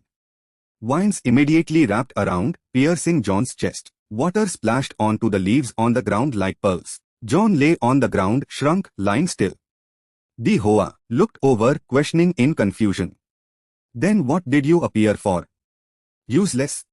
While she was unhappy, Raspur lunged out with flowery vines. No. More accurately, the Hoa hugged him tightly, dodging lightly. Where did you pop out from? John pointed up to the sky, gesturing. Up in the sky. The Hoa looked up, realizing the problem. She let John hug her neck tightly. She understood what she had to do. That's right, Raspur excitedly controlled the flowery vines, curiously approaching. So you are finally willing to fight me seriously? Jiva rushed forward quickly. Wait until the range is right. She strengthened her legs. The vines, after being strengthened, helped Jiva fly high. Not exactly. She somersaulted. Her hands grabbed onto small vines, holding herself. That's right. This is the gift of vine grow and vector. Raspur looked up in surprise. What? He also quickly sprang up, chasing after her. John peeked back, quickly signaling. So I don't have to choose a way to escape. Raspur's eyes widened in surprise as he realized. The Hoa shouted back. What are you doing? John? Or jump over a wall. You must immediately calculate a large amount of water behind you. Jiva rushed towards the final gate where the large vines appeared. For my friends, Vector jumped out, excited with a thrilled face. They're all behind that door. She swung a large knife, cutting through both sides. Raspur fell from the clinging vines. He was still stunned, not understanding what had happened, falling freely. Idwa तेजी से आगे बढ़ी. Who turned her head back, extending her hand. Let's go. Sister Di Hoa. The two held hands tightly, pulling her up. All three immediately rushed towards the vortex of the gate. A hand reached out from there, asking, "Is everyone here?" Vector waved, confirming. "It seems enough." Rebecca, the gun barrel quickly pointed at his head. "Then say goodbye to everyone." Rebecca stepped out of the vortex, excited, her eyes wide, hoarse. "It's time for your farewell party." The hand, she quickly controlled Vector, making him tremble. Her knees were attacked from behind, causing her to lose balance. She laughed maniacally. One hand restrained his arm behind his back. The other arm wrapped around his waist, pointing the gun directly at his neck, threatening. "Stand still. Or do you want to lose your beloved friend?" On the other side, Jiva, Rachel, and John stopped their actions, looking towards Rebecca. Rachel put her hands on her hips. Her face turned red, panting. It seems the other two can't fight anymore. John below also shrunk and sat on the ground. Beside Jiva, she still had her hands on her hips. Her face covered, she calmly looked over. Rebecca assessed. Only she's left, her eyes narrowed, evaluating. "I just need to stall them until reinforcements arrive." Her hand caressed the trigger, pointing at Victor's neck, hesitating slightly. "But it's okay to lose one person, right?" Jiva also looked suspiciously. Rebecca Bernstein, she pushed Victor to kneel on the ground. The gun shot his thigh, causing blood to stain. Next, she pointed the gun at the group, threatening. "You know my name. Who are you?" Opposite her, she calmly looked towards Rebecca. Hands in her pockets. "Someone very close to Charles. He even asked me to be his partner." Jiva calmly walked forward. Victor was clutching his wound, trembling. He tried to hold his thigh wound tightly. His voice trembled slightly as he informed, "The bullet went straight into my thigh muscle." To put it simply, the wound in the thigh muscle doesn't seem to be fatal like other vital parts of the body. But there's an artery there, understand? So, I'm actually in mortal danger now. If I weren't a superpowered individual, I would have died within 5 minutes. But I still need clean bandages to stop the bleeding. If this continues, my body will go into shock. And I'll die from blood loss. उसने जल्दी से vector को control कर लिया, जिसे वो भी कांप उठा. उसके घुटने पीछे से अटैक ह्यू, जिसे उसका बैलेंस बिगड़ गया. Hearing this, she also put her hands on her hips. One hand whirled the gun. The other hand pushed the barrel, lifted her hat, looking somewhat doubtful. "Why should I believe you?" she explained. "I don't care if you believe me or not." "You," added. "Anyway, we can leave Vector behind." Hearing this, Victor also panicked. Hey, beside her, Wine Grow covered her mouth with both hands and whispered, "We will avenge you." John also nodded in agreement. Faced with their actions, he also felt helpless. "These damn people," Rebecca laughed with amusement. She propped her hand on her face. Her eyes, full of madness, she smiled and looked at them, wondering. So what the hell? What happened in Dust City that day? In a neighborhood, street lights flickered, swordsman jumped down, looking worried. "None? Are you okay?" He landed on the ground, kicking up more dust. His voice full of urgency, he looked around. "Where are they?" Rebecca reminded him. "Hey, Prosecco." She smiled, winked playfully, pouted. "I hid them." "Sorry." बगल में Rachel ने excited होकर फुसफुसाया. "हे vector, focus करो. अभी वो कुछ बहुत important discuss कर रहे हैं." वो घबरा गया. "जल्दी मुझे बचाओ, Rachel." They hid in a house. Victor was lying on the ground with his wound superficially treated. Jiva was searching for something. Luckily, we met none. She looked up higher, looking at Victor doubtfully. Can you use your gift now? He replied discontentedly. No. How could I? But she dismissed it. It's just a gunshot wound. Stop being silly. He replied discontentedly, tears streaming down his face, angry. Have you ever been shot? Have you? Hearing this, Jiva didn't hesitate to run around, hanging her neck. I can dodge every bullet. Victor could only lie there trembling in anger. Suddenly, she seemed to see something. The wound on her leg had been bandaged. She remembered the design of the guns that been new. Hero weapons are designed uniquely, but their internal structure is very special. Then she remembered Claymore and Rebecca as examples. They are said to cause significant damage to supers. But things get more complicated when trying to use S into weapons. She then remembered Nareen pulling a gun out of thin air. However, it's not impossible. Then she remembered the bow and arrow created from energy. Because there are still some supers capable of converting gifts into ammunition. Suddenly, the Hoa sat down, hugging her knees. By the way, how are you? Victor tried to sit up, supporting himself with his hands. I think I broke it. I won't be able to move for a while. Victor thought of something else. By the way, something feels wrong. She asked doubtfully. What is it, below? The group with weapons was searching for them. He asked doubtfully.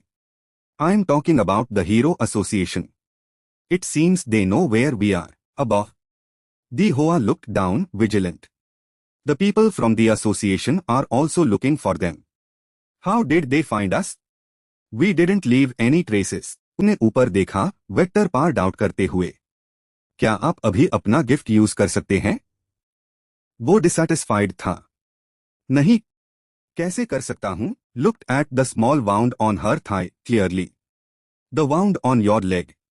She only noticed it now. The girl asked.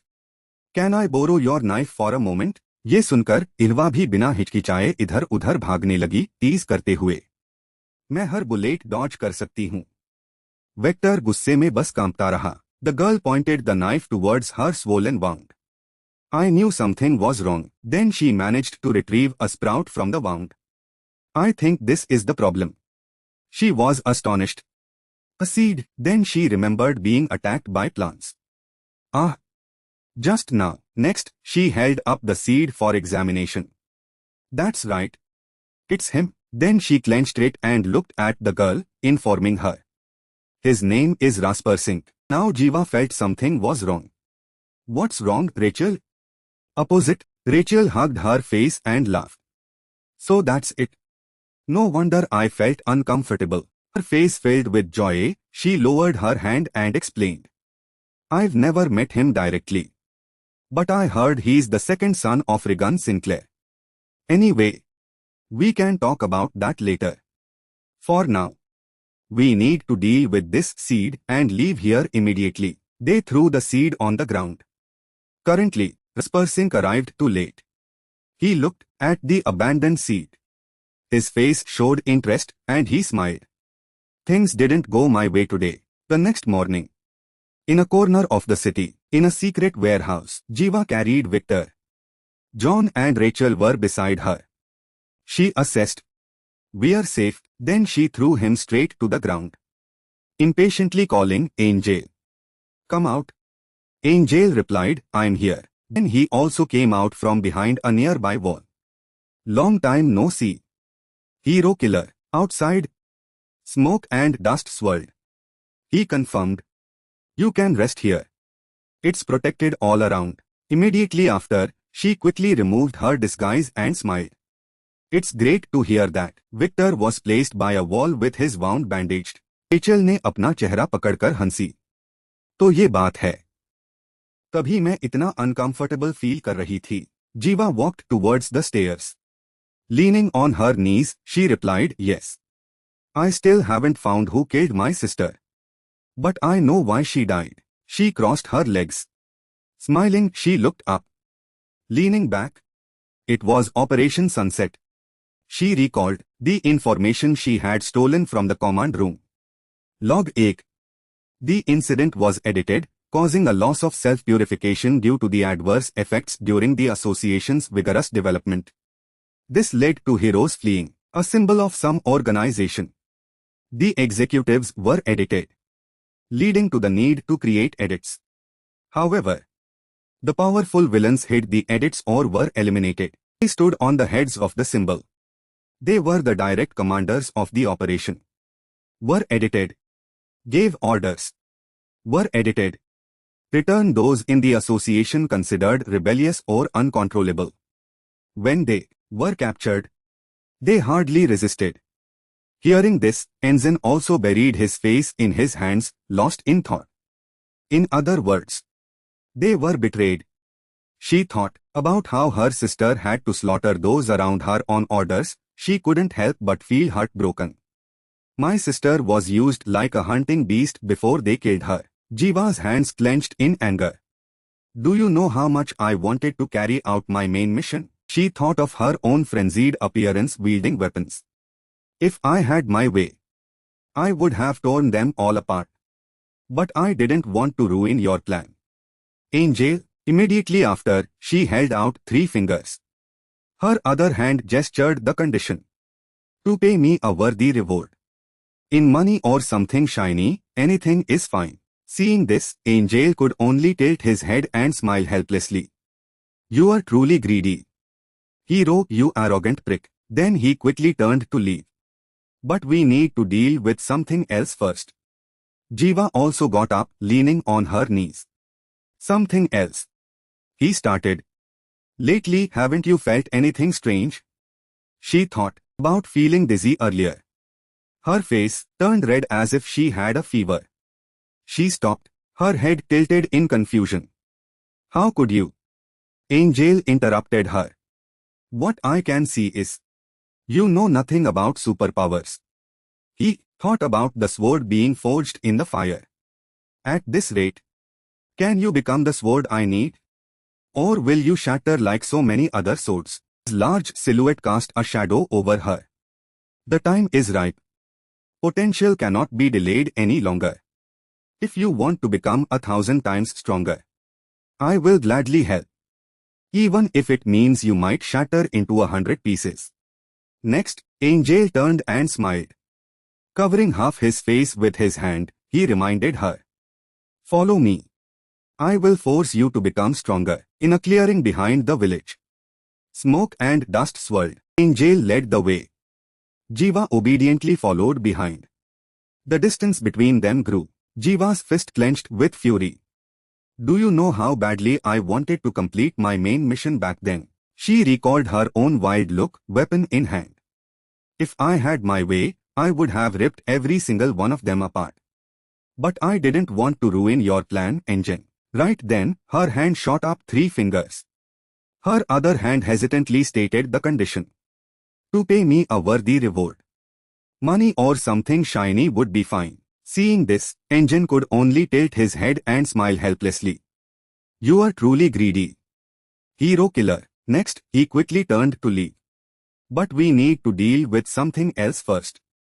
Jiva also got up, propping herself on her knees. Something else, he began. His words first, which stunned her.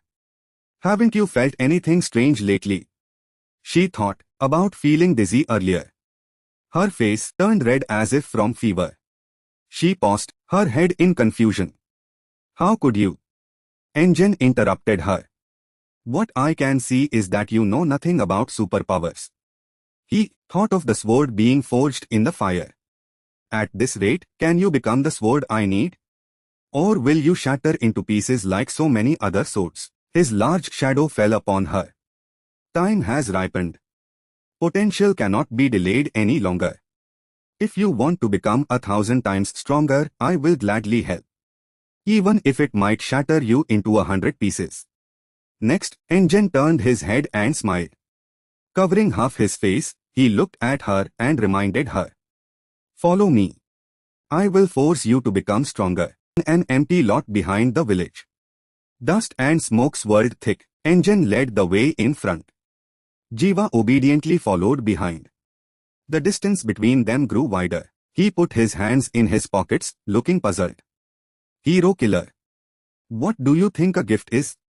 Behind him, she also stopped. Then she replied seriously. Is it some kind of mystical power? Hearing this, he turned his head. Dark energy radiated around. Most people think so. Next, he thought back to prehistoric times. Gifts have always existed alongside humanity. But we know almost nothing about them. Jiva tilted her head in confusion. He explained further. I think it's because there are too many exceptions. Like you, a hand cradled the energy flowing through his body. He stated, gifts are incredibly diverse. Not just in type, but also in how they manifest. Next, Engine gave examples of some gifts for Jiva to understand. Additionally, there are gifts that look similar at first glance, but differ in how they are activated. Immediately after, he waved his hand, dispersing the dark clouds around him. However, he said, I've discovered a common point. She asked doubtfully, a common point. He emphasized its emotions. Through his voice, past memories flooded back.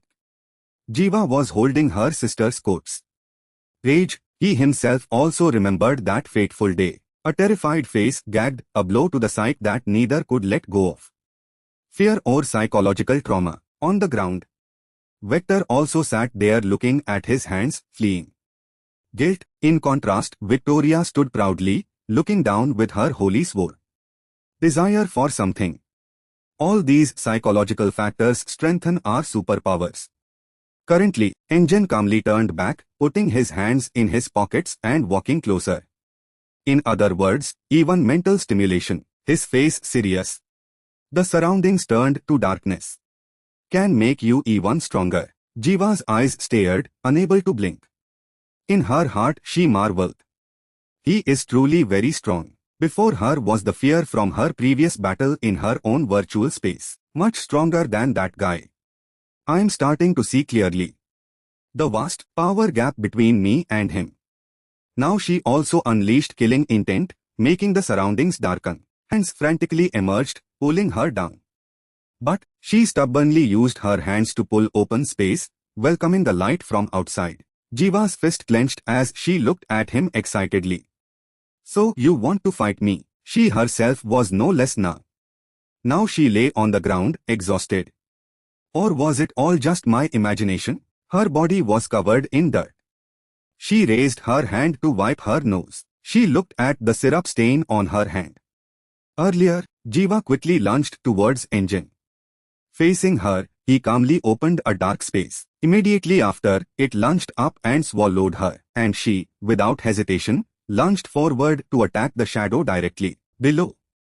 Her feet were pulled back by hands in the darkness. Facing her, Engine, seeing her lying on the ground like that, couldn't bear it. Let me give you a hint. What do you think is the most important thing when using a gift? Hearing this, Jiva sat up abruptly, full of confusion. Food. The surrounding space suddenly became silent. He helplessly answered himself. It's concentration and imagination. His lips moved, reminding her. Right now, I am holding a sword in my hand. Right after that, he raised his hand and grasped the long sword created from darkness. Next, Engine swung the sword at her, affirming. This is the result of me imagining the sword and focusing on its image. Then he let go, causing it to gradually dissipate. If I lose focus, it will weaken and vanish. The gifts you've stolen are similar. On the other side, Jiva also stood up. Cracking her knuckles, she looked on seriously, comprehending. And besides combat ability, you lack both. He walked very quickly and lunged forward. Right after that, Engine summoned an army of darkness to rush towards her. She stood amidst it, frantically destroying the shadows. She seemed to sense something and turned her head to look. In the darkness, his body flickered. Her hand reached out, gathering energy. Then she attacked him. But Engine calmly grabbed her wrist, shattering the attack. The army of darkness rushed again to bury her. Jiva pouted, lying flat on the ground, unwilling. He muttered, "Let me show you an example." The night sky above covered half the light. Even if I wanted to drown the whole world in darkness, it's completely impossible. Because it's beyond my limits. On this side, she propped herself up on her knees. And Jen added, "You too. Among the gifts you possess, you haven't fully focused on one specific gift to make it your own." Suddenly, a violent tremor echoed around the abandoned buildings. The surrounding houses also shook. In the room, Vector, covered by a blanket, felt a rock fall beside him. He panicked and sat up, shouting. What was that? By the window, Vector leaned on his hand, looking outside. Those two are arguing out there. Quite heated, dark spikes plunged into the ground, shaking the surroundings. He wondered. Shouldn't you have awakened by now? On the ground, she dodged the attacks, raising her hand to shield her face from the dust. Did I overestimate you? Jiva's eyes looked up with a hazy expression. Engen understood. Ah, I see. Then he quickly completed his body. I understand what's happening. It seems you still don't grasp the situation, do you? His eyes filled with anger. Darkness enveloped the surroundings as he looked at her. What makes you think I won't kill you right here? Then he thought of Jinti from their last clash and emphasized. Jinti Yan, he is from your generation, but much stronger than you. Then Engen thought about her current abilities. However, you are only one step away from him. Because you not only have potential, but you truly have the ability to become even stronger. His face darkened, his expression unreadable. His voice conveyed disappointment. But I've witnessed countless blades shatter under pressure at this stage. I don't know what will happen to you, Engen concluded. But this is your last chance. Jiva slowly sat up, staring at him. She pursed her lips, trying to find an opening. Engen isn't the type to joke. This time, he meant what he said. Sound of dripping water matched her sinking mood, calm and flat. She thought to herself, there must be a way. Then she recalled the battles she had endured to become stronger. Jiva seemed to awaken to something. Her eyes widened. Her hands hung loosely as she sighed. Then she remembered the battle from the beginning until now. That's right. This was always a fight where he could kill me whenever he pleased. Her body was locked stiff by dark tendrils. But did I truly want to defeat Engen? If not, I lost this battle from the start. Her body was bound by coils into a cocoon she couldn't break free from. But since when did I enter the fight with the mindset of losing? Finally, streams of light from within the cocoon pierced through the black silk outside. A butterfly with vibrant colors and powerful energy emerged from the cocoon. Imagine and focus. Jiva's fist clenched. A brown-headed mark appeared on her hand. I have to create the image of a stronger self.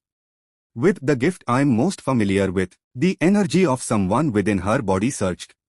I used to think that mastering a superpower was due to continuous practice. Now, Jiva left that ability behind and walked her own path. But I must imagine breaking my own limits. The fire within her blazed. I must visualize myself overcoming all those I couldn't defeat. A blazing streak of light shot down. I will become a streak of light. They pierced the dark night. Facing her, Engen smiled with interest. Jiva's body emitted surging energy.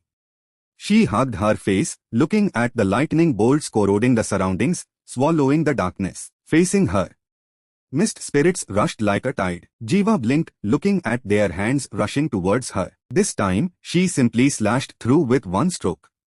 Streams of light like lava cut through the tide of mist spirits. On the other side, Abyss's dark body appeared. She growled. Jiva quickly attacked with a light strike. She lunged forward, punching directly into the darkness. He stood to the side, smiling with satisfaction. Immediately after, she lunged her fist towards Engen. Her face seemed to have lost all reason. Suddenly, she stopped her punch midair. Her body swayed, and she propped herself on the ground. Their suspicion is understandable. No words are enough to appease them. Facing the Hanbi landed on the ground. The dust gradually cleared. She carried the make on her back, looking cautiously, but he was unharmed. He walked forward, announcing, Sorry. It's been a long time since I faced rookies like you. He squatted down to gain momentum. Immediately after, he leaped straight onto the rooftop. Then he landed on the ground where she was standing. Her hand moved slightly. In her heart, there was a hint of anticipation. Great. So easy to lure. This will be the perfect opportunity to test my new strength. He grazed past Hanbi, moving behind her. Syrup from her hand clung to the sharp spikes of the bone weapon. This is the death of the senses. Her mind went blank. She stood still, then she looked back in horror. Her face full of bewilderment. What is this? I feel something uncomfortable. Hanbi looked down at her syrup-covered hand. Behind her, he carried the multicolored bone scythe on his shoulder, stating, I guess that attack just reaped your sense of touch. Then Harvester thought of his bone-like weapons, explaining, Look, anyone struck or injured by my weapon will lose one of the 5 basic senses. And the order will be, immediately after, he lunged again. The weapon slashed horizontally across Hanbi's waist, making her eyes widen in surprise. Harvester explained. Random, she swung her make in response, but it was too late. Seeing this, he realized her eyes had lost their light. This time it's sight. How lucky. Next, he moved closer. He touched her chin, looking around her. If you lost your sense of taste or even hearing, it would be somewhat acceptable. Hearing his voice, she swung her make around aimlessly. Inside her mind was an empty void. A voice from the void. How does it feel to be alone in the darkness? He stood in the light, holding his weapon, and asked her. Is it like feeling weaker and weaker? Now it's as if he's sitting in a coffin. Chain attached to it was tied to her leg. This made it impossible for her to escape, even if she ran.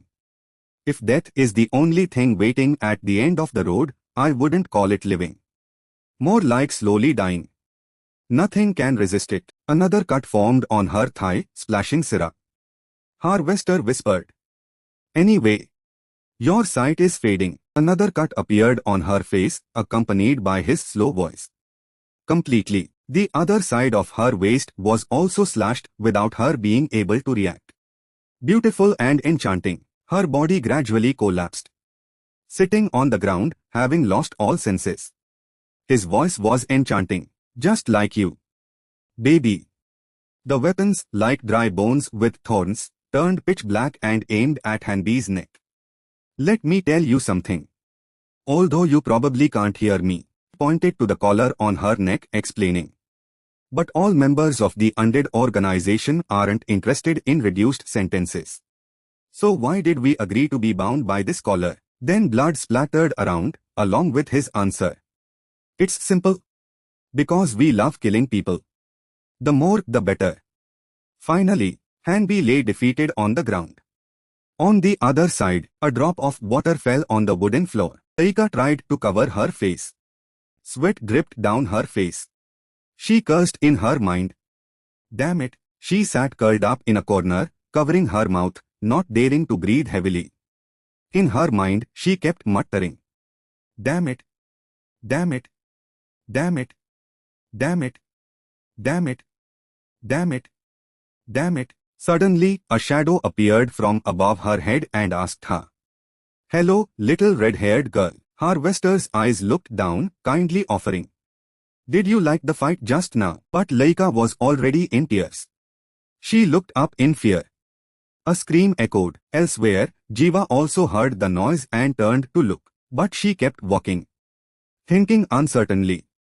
I think I just heard Laika's voice. She recalled their first meeting during their battle. She fought decently. If she's alone, it should be fine. Suddenly, Jiva touched her chin, rethinking. On the other side, Laika was running, opening her mouth. Harvester was chasing her with his weapon. She wondered, Are you sure about this? And she screamed in fear. Ah, this way. She was still pondering. Is it okay? On the other side, Laika had fallen to the ground. Her face was tear-streaked. On this side, Jiva was still slowly walking up the stairs, her heart heavy. The more she thought about it, the more absurd this test round seemed. She gripped the strap of her bag. Slowly walking upstairs.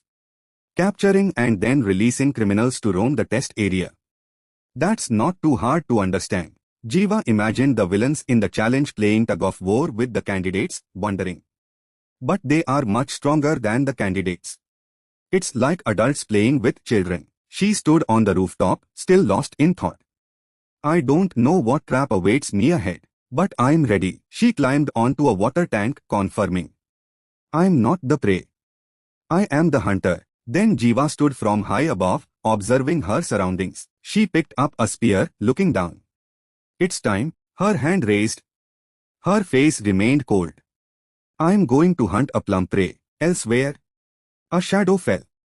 Shizu also fell to the ground. A thought of bewilderment.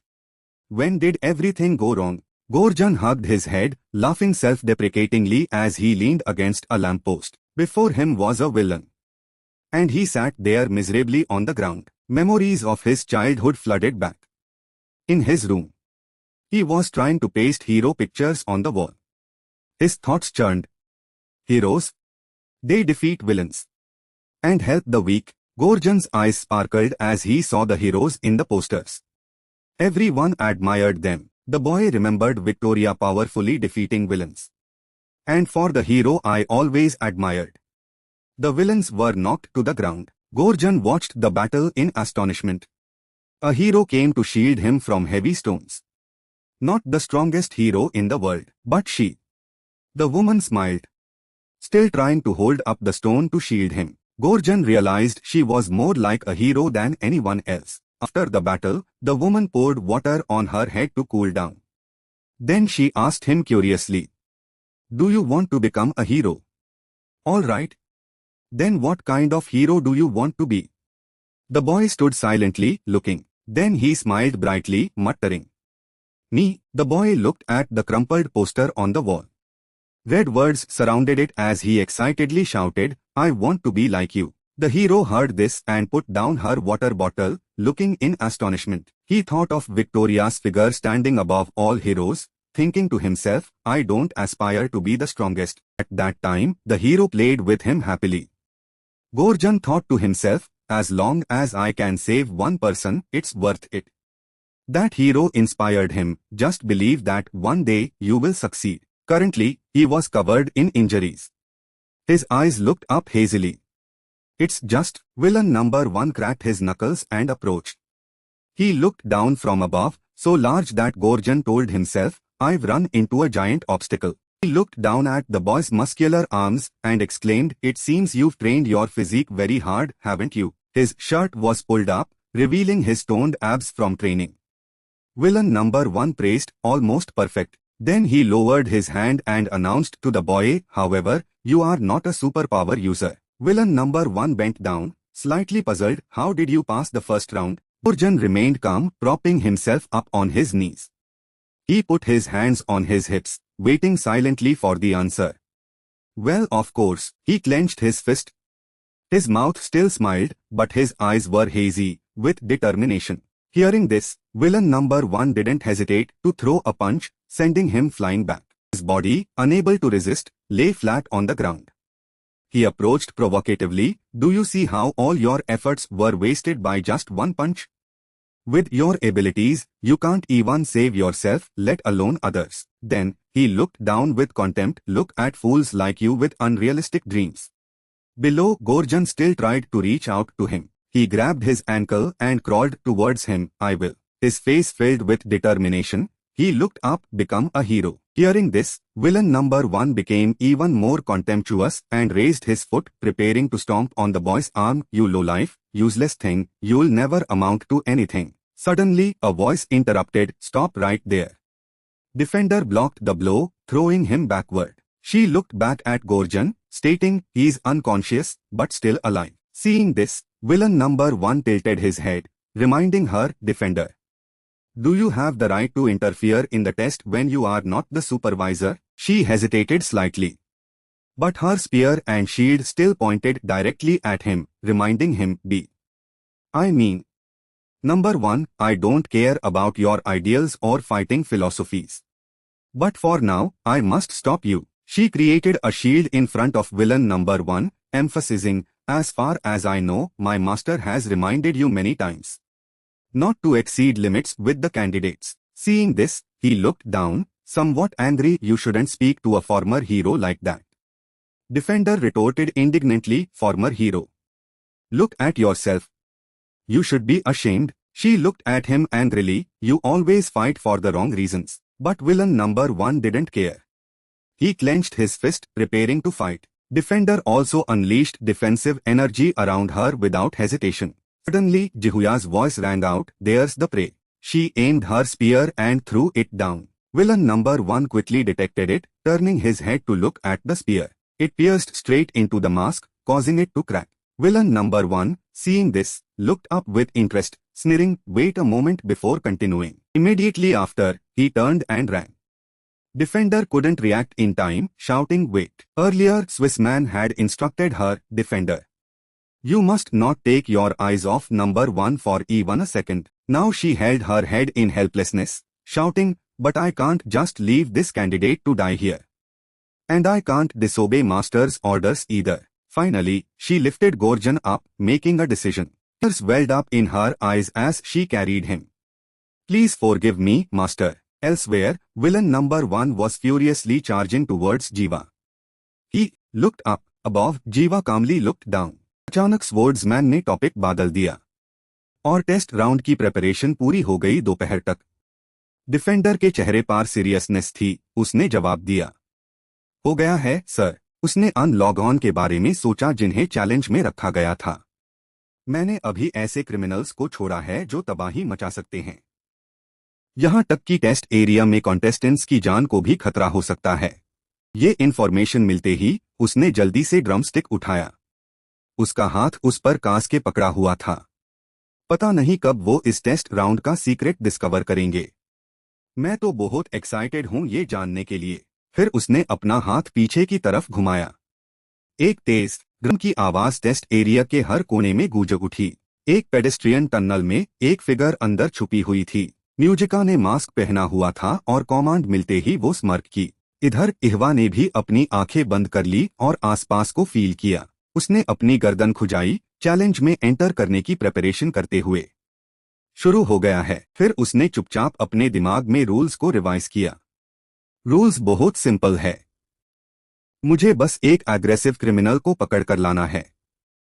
जिंदा हो या मारा हुआ चलेगा। Villains के mask पर जो numbers है वो उनकी पावर को इंडिकेट करते हैं। नंबर जितना छोटा होगा, पावर उतनी ही ज्यादा होगी। टोटल 6 क्रिमिनल्स को रिलीज किया गया है। उनके मास्क पर नंबर्स उनकी पावर लेवल्स बता रहे हैं। उसने इमेजिन किया, लड़का विलन नंबर 1 से मिली और वो विलन नंबर 6 से। मतलब ये बहुत फूलिश होगा कि सबसे पावरफुल वेल से लड़ने में इतनी मेहनत वेस्ट की जाए। कोई रीजन नहीं है मुश्किल रास्ता चूज करने का, खासकर जब उसमें कोई एक्स्ट्रा बेनिफिट भी ना हो। उसने एक अनप्लेजेंट आदमी के बारे में सोचा जो फ्राउन कर रहा था, हाथ में स्पिरिट स्टोन पकड़े हुए। पहले टेस्ट राउंड में जरूरी नहीं कि फोर्स यूज करके हाई पास किया जाए, खासकर दूसरे टेस्ट पॉइंट्स के लिए, क्योंकि सिर्फ मेयर पॉइंट पर ही विलन्स अटैक कर रहे हैं। दूसरी तरफ एक लड़की ने अपनी तलवार सीधे ब्लॉन्ड विलन की तरफ की, लेकिन इस राउंड को बिना फाइट के पास करना ऑलमोस्ट इम्पॉसिबल है। मैं उनका इंटेंशन समझ गई। उसने स्वर्ड्समैन के बारे में सोचा, जिसकी आंखों में आग थी और वो कॉन्टेस्टेंट्स को समझते हुए देख रहा था। इसे ज्यादा क्लियर और क्या हो सकता है। वो बस कॉन्टेस्टेंट्स की कॉम्बैट एबिलिटी को जज करना चाहते हैं। उसके दिमाग में पर्पल शर्ट वेल लड़के का डर दिखा, और ये विलन अटैक में बहुत सारे कैजुअलिटीज के तुरंत बाद हुआ। ये सबसे परफेक्ट टाइम है। इसे कॉन्टेस्टेंट्स पर बहुत ज्यादा प्रेशर पड़ेगा। विलन्स हीरोज पर अटैक करते हैं, उनकी जिंदगी या मौत की परवाह किए बिना। एक औरत ने एक गार्ड के सर पर पैर रखा। हीरोज को इसे भी ज्यादा डेंजरस मिशंस करनी पड़ेंगी, और इमरजेंसी सिचुएशंस में उन्हें प्रोटेक्ट करने के लिए कुछ भी नहीं होगा। कॉन्टेस्टेंट्स एक एक करके बाहर निकले।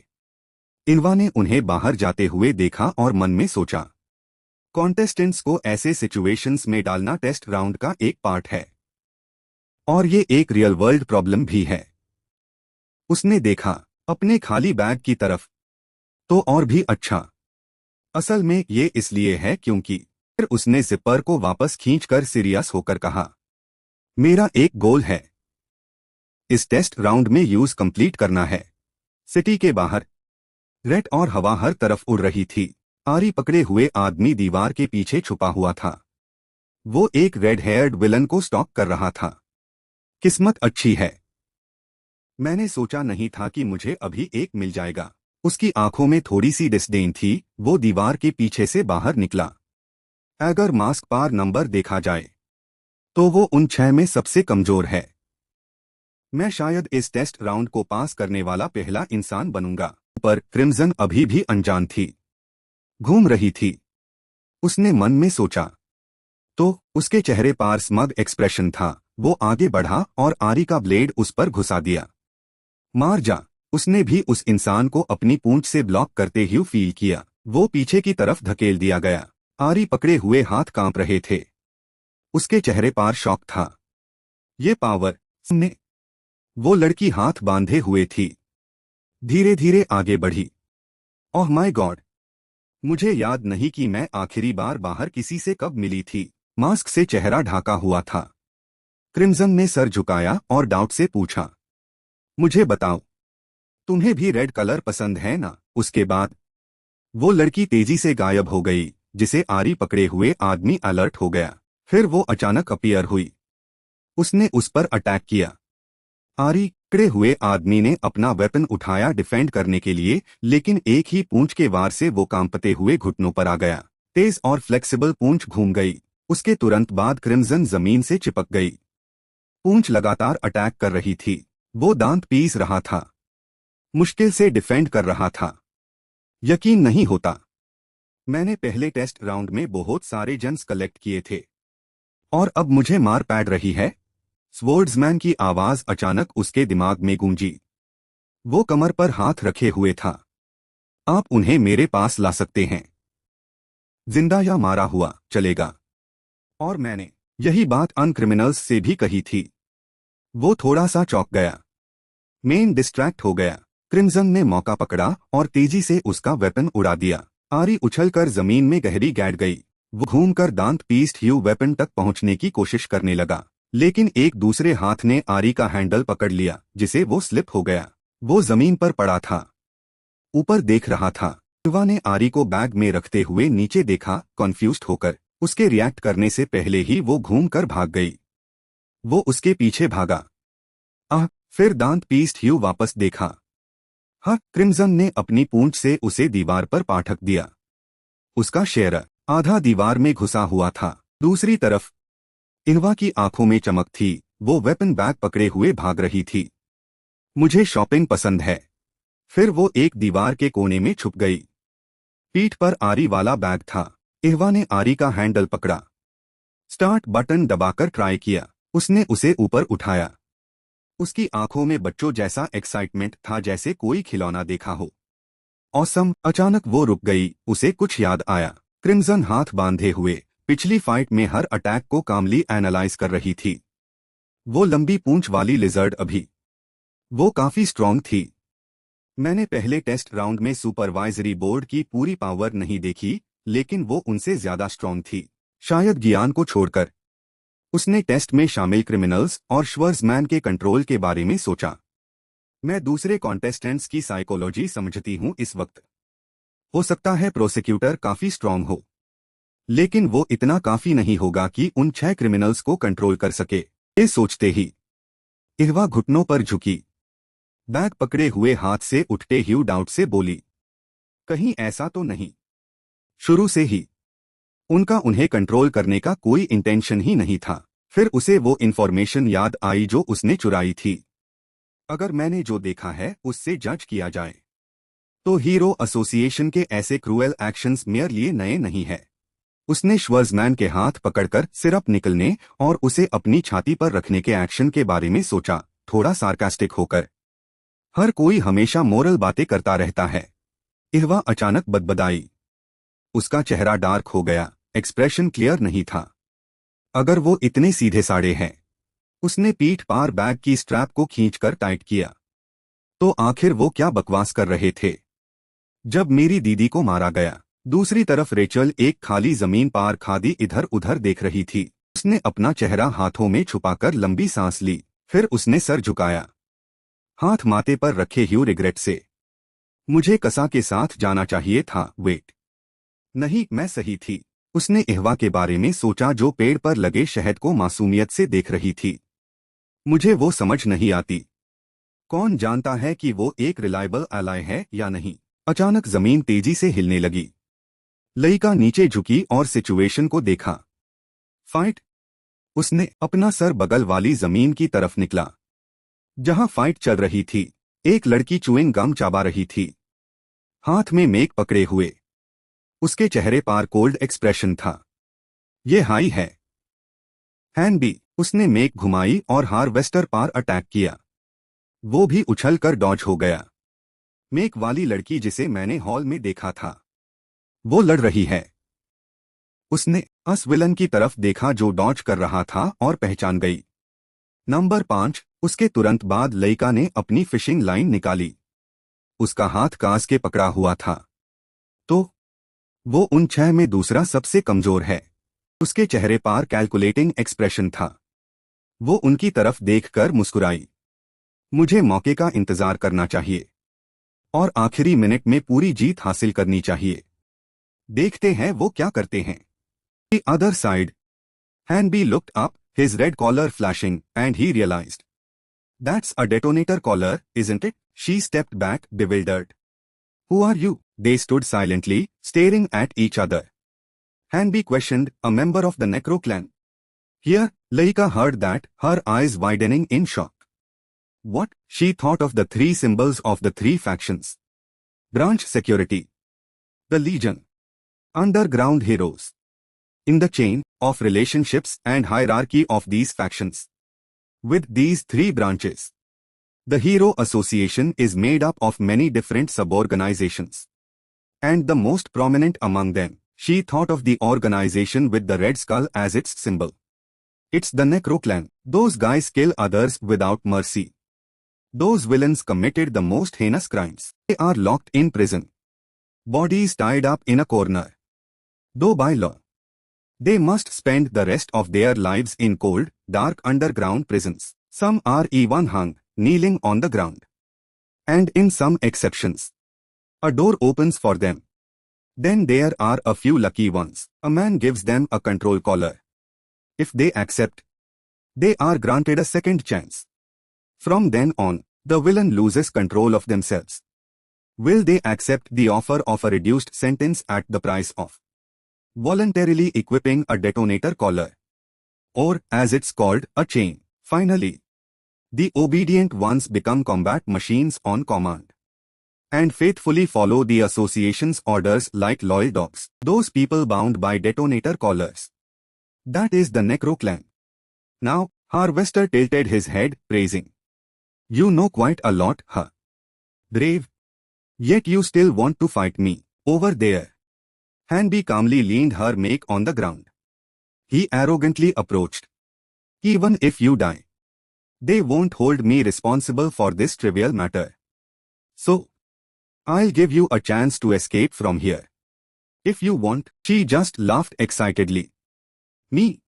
Run. Then Hanby quickly swung her make a few times confidently. I carry weapons to fight guys like you. To the death. They continued to charge at each other. Neither side yielded. Hanby was fervent. She retaliated too. She narrowed her eyes as if realizing something. A make strike to the head made Harvester arch his neck back and dodge. Next, she kicked him straight in the chest, sending Harvester flying backward. But he didn't fall. His body held steady as he retreated. Hanby doubted, are you underestimating me? Her energy surged. Her eyes looked at him with anger. If that's the case.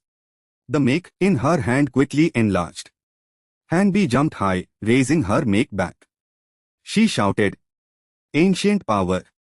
I will make you die in regret. Make struck the ground hard, causing the earth to crack. Hanby landed on the ground.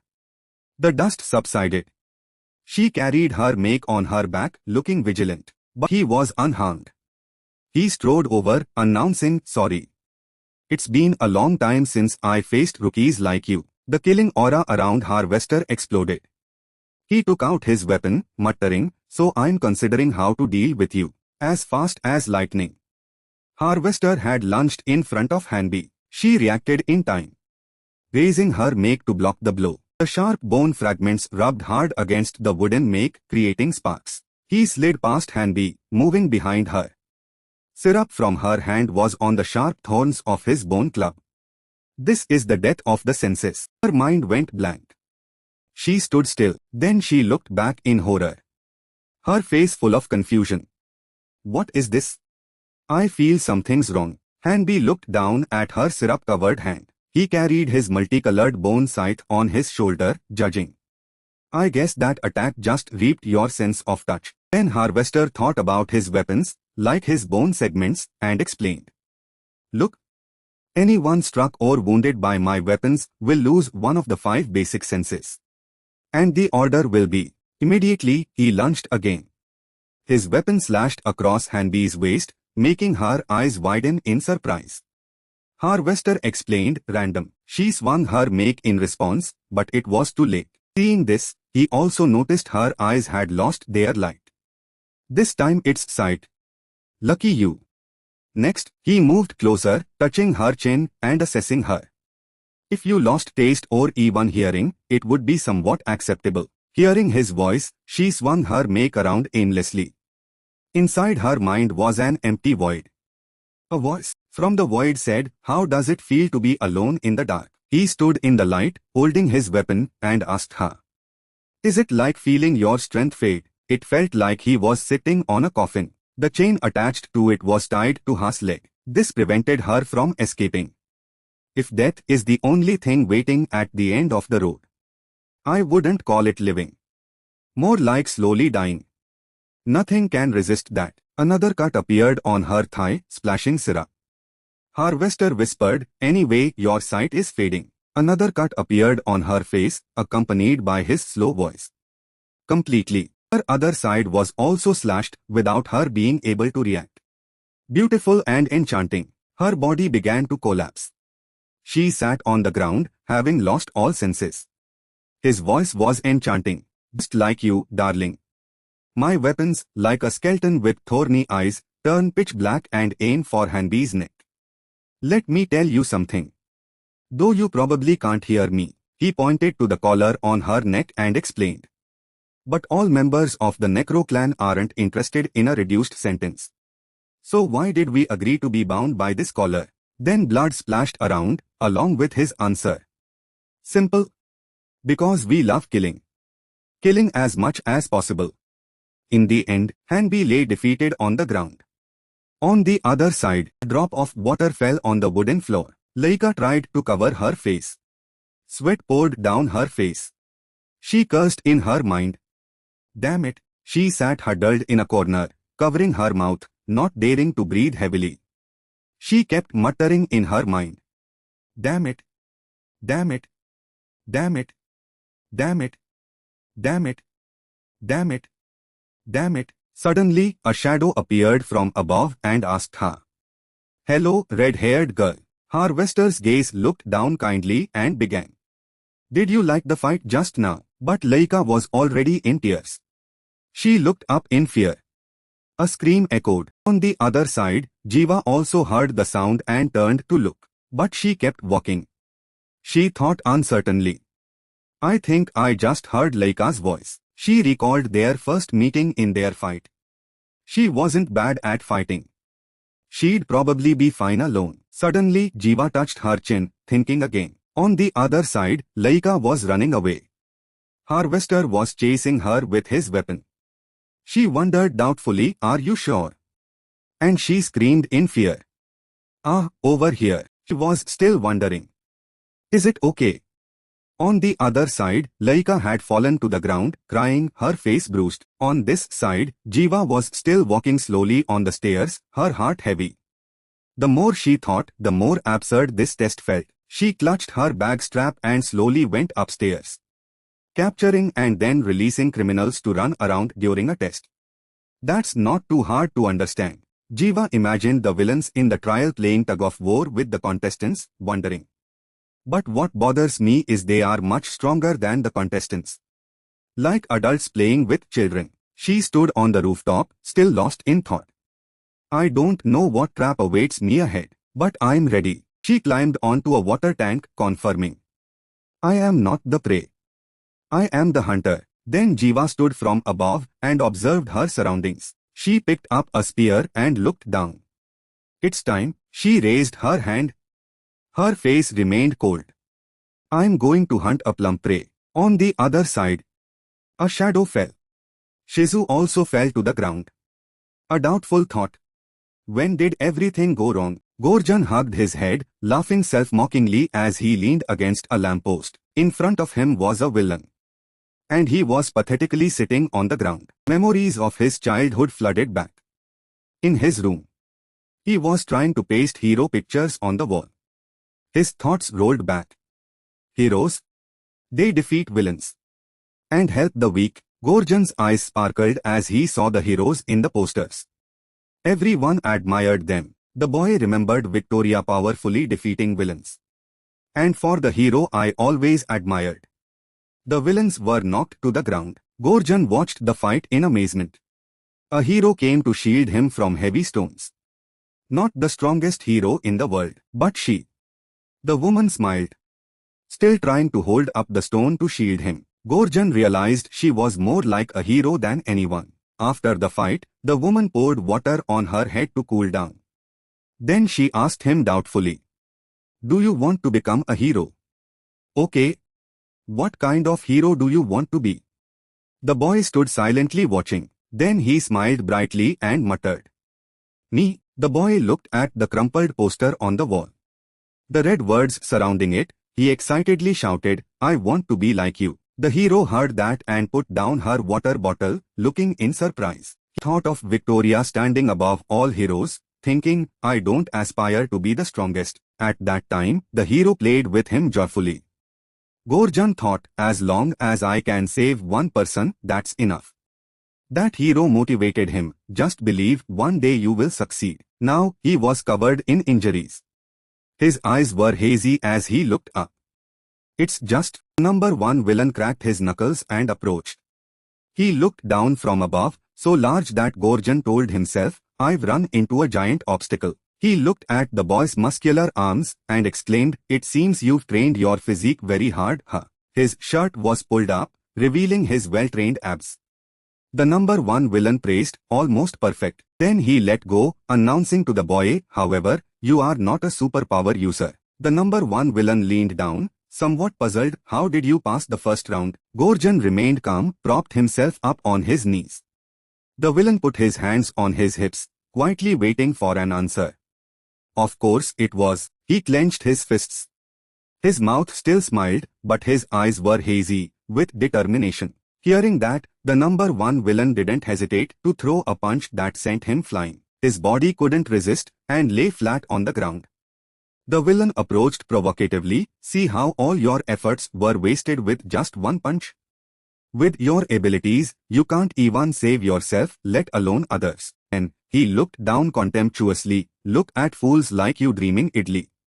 Below, Gorjan still tried to reach for him. He grabbed the villain's ankle and crawled towards him, I will. His face was full of determination. He looked up, become a hero. Hearing that, the number one villain became even more contemptuous and raised his foot, preparing to stomp on the boy's arm. You worthless, useless thing, you'll never amount to anything. Suddenly, a voice cut in, stop right there. Defender blocked the blow, throwing him backward. She looked back at Gorjan, judging. He's unconscious, but still alive. Seeing this, the number one villain tilted his head and reminded her, Defender. Do you have the right to interfere in a test when you are not a supervisor? She hesitated slightly. But her spear and shield still pointed at him, reminding him. I mean, number one. I don't care about your ideas or fighting ideals.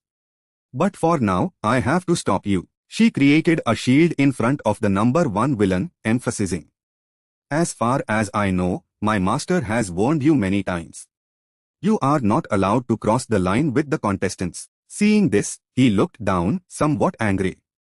You shouldn't speak like that to a former hero. Defender retorted with dissatisfaction. Former hero. Look at yourself.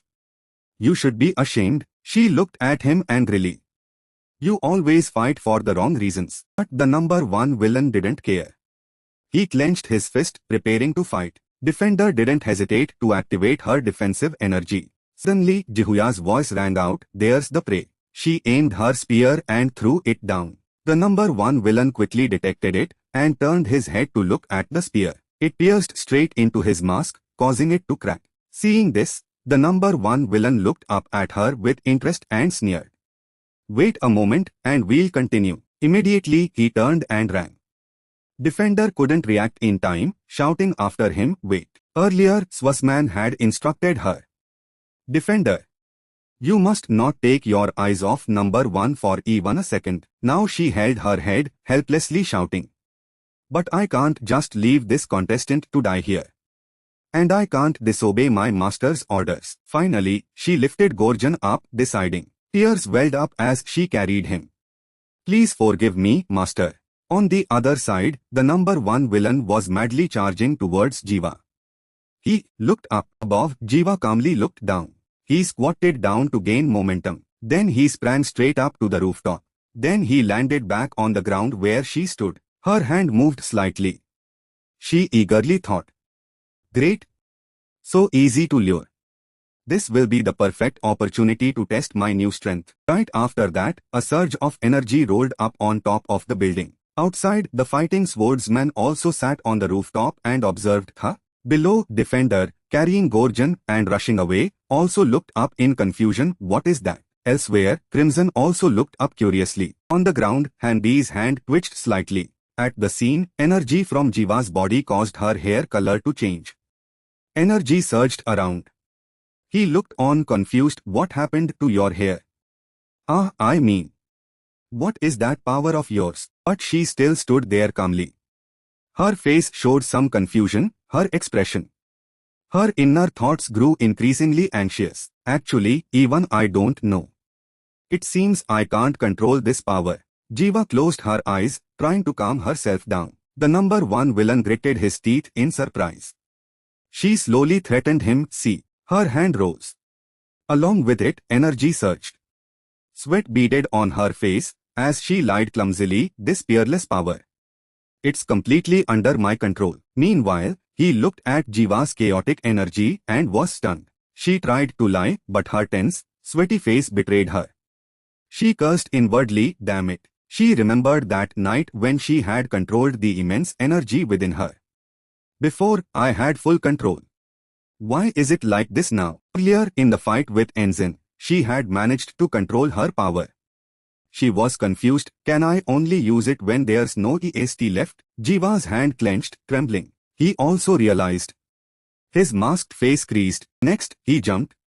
He rushed quickly towards her. Jiva also reacted, turning to dodge, feeling uneasy. Here it comes. Seeing her just dodge, the number one villain grinned and threw his next punch. Immediately after, the punch landed straight on her stomach, making her lose balance and lifting her up. Jiva grimaced, annoyed, looking at him. Then she slumped down.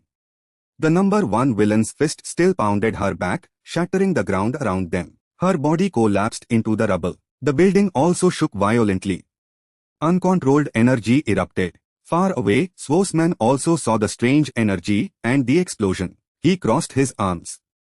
But his head turned towards it, judging, "So that's the notorious rookie with a lot of experience." Then, he also thought of Defender, concluding, "And I shouldn't worry too much. If anything was wrong, Defender would have reported it to me immediately." Lost in thought, she appeared. "Master." Hearing that, Swasman was startled and fell backward. "Oh my." At the same time, on another side, Raspa stood with his hands in his pockets, arguing with someone. Harvester observed, "I'm sure the leadership didn't tell upright, righteous people like you or Mrs. Full Moon anything. But it's highly likely the third test round will have adjustments to benefit them." Now, he patted Swordsman's shoulder lightly, reminding him, "Don't forget, every time the association pulls these stunts, mountains of corpses, rivers of blood." Then, he watched him leave with a puzzled look. "Are you really retiring from being a hero? What about your vow to protect innocent people as long as you have the authority?" Harvester just stood there with his hands on his hips. Walking away, I have reason to believe that authority isn't enough for me to continue. The association has gone too far. Just a few of us can't change anything. I'm not even sure what's right and what's wrong anymore. That evening, in a ruined area, sunlight streamed down.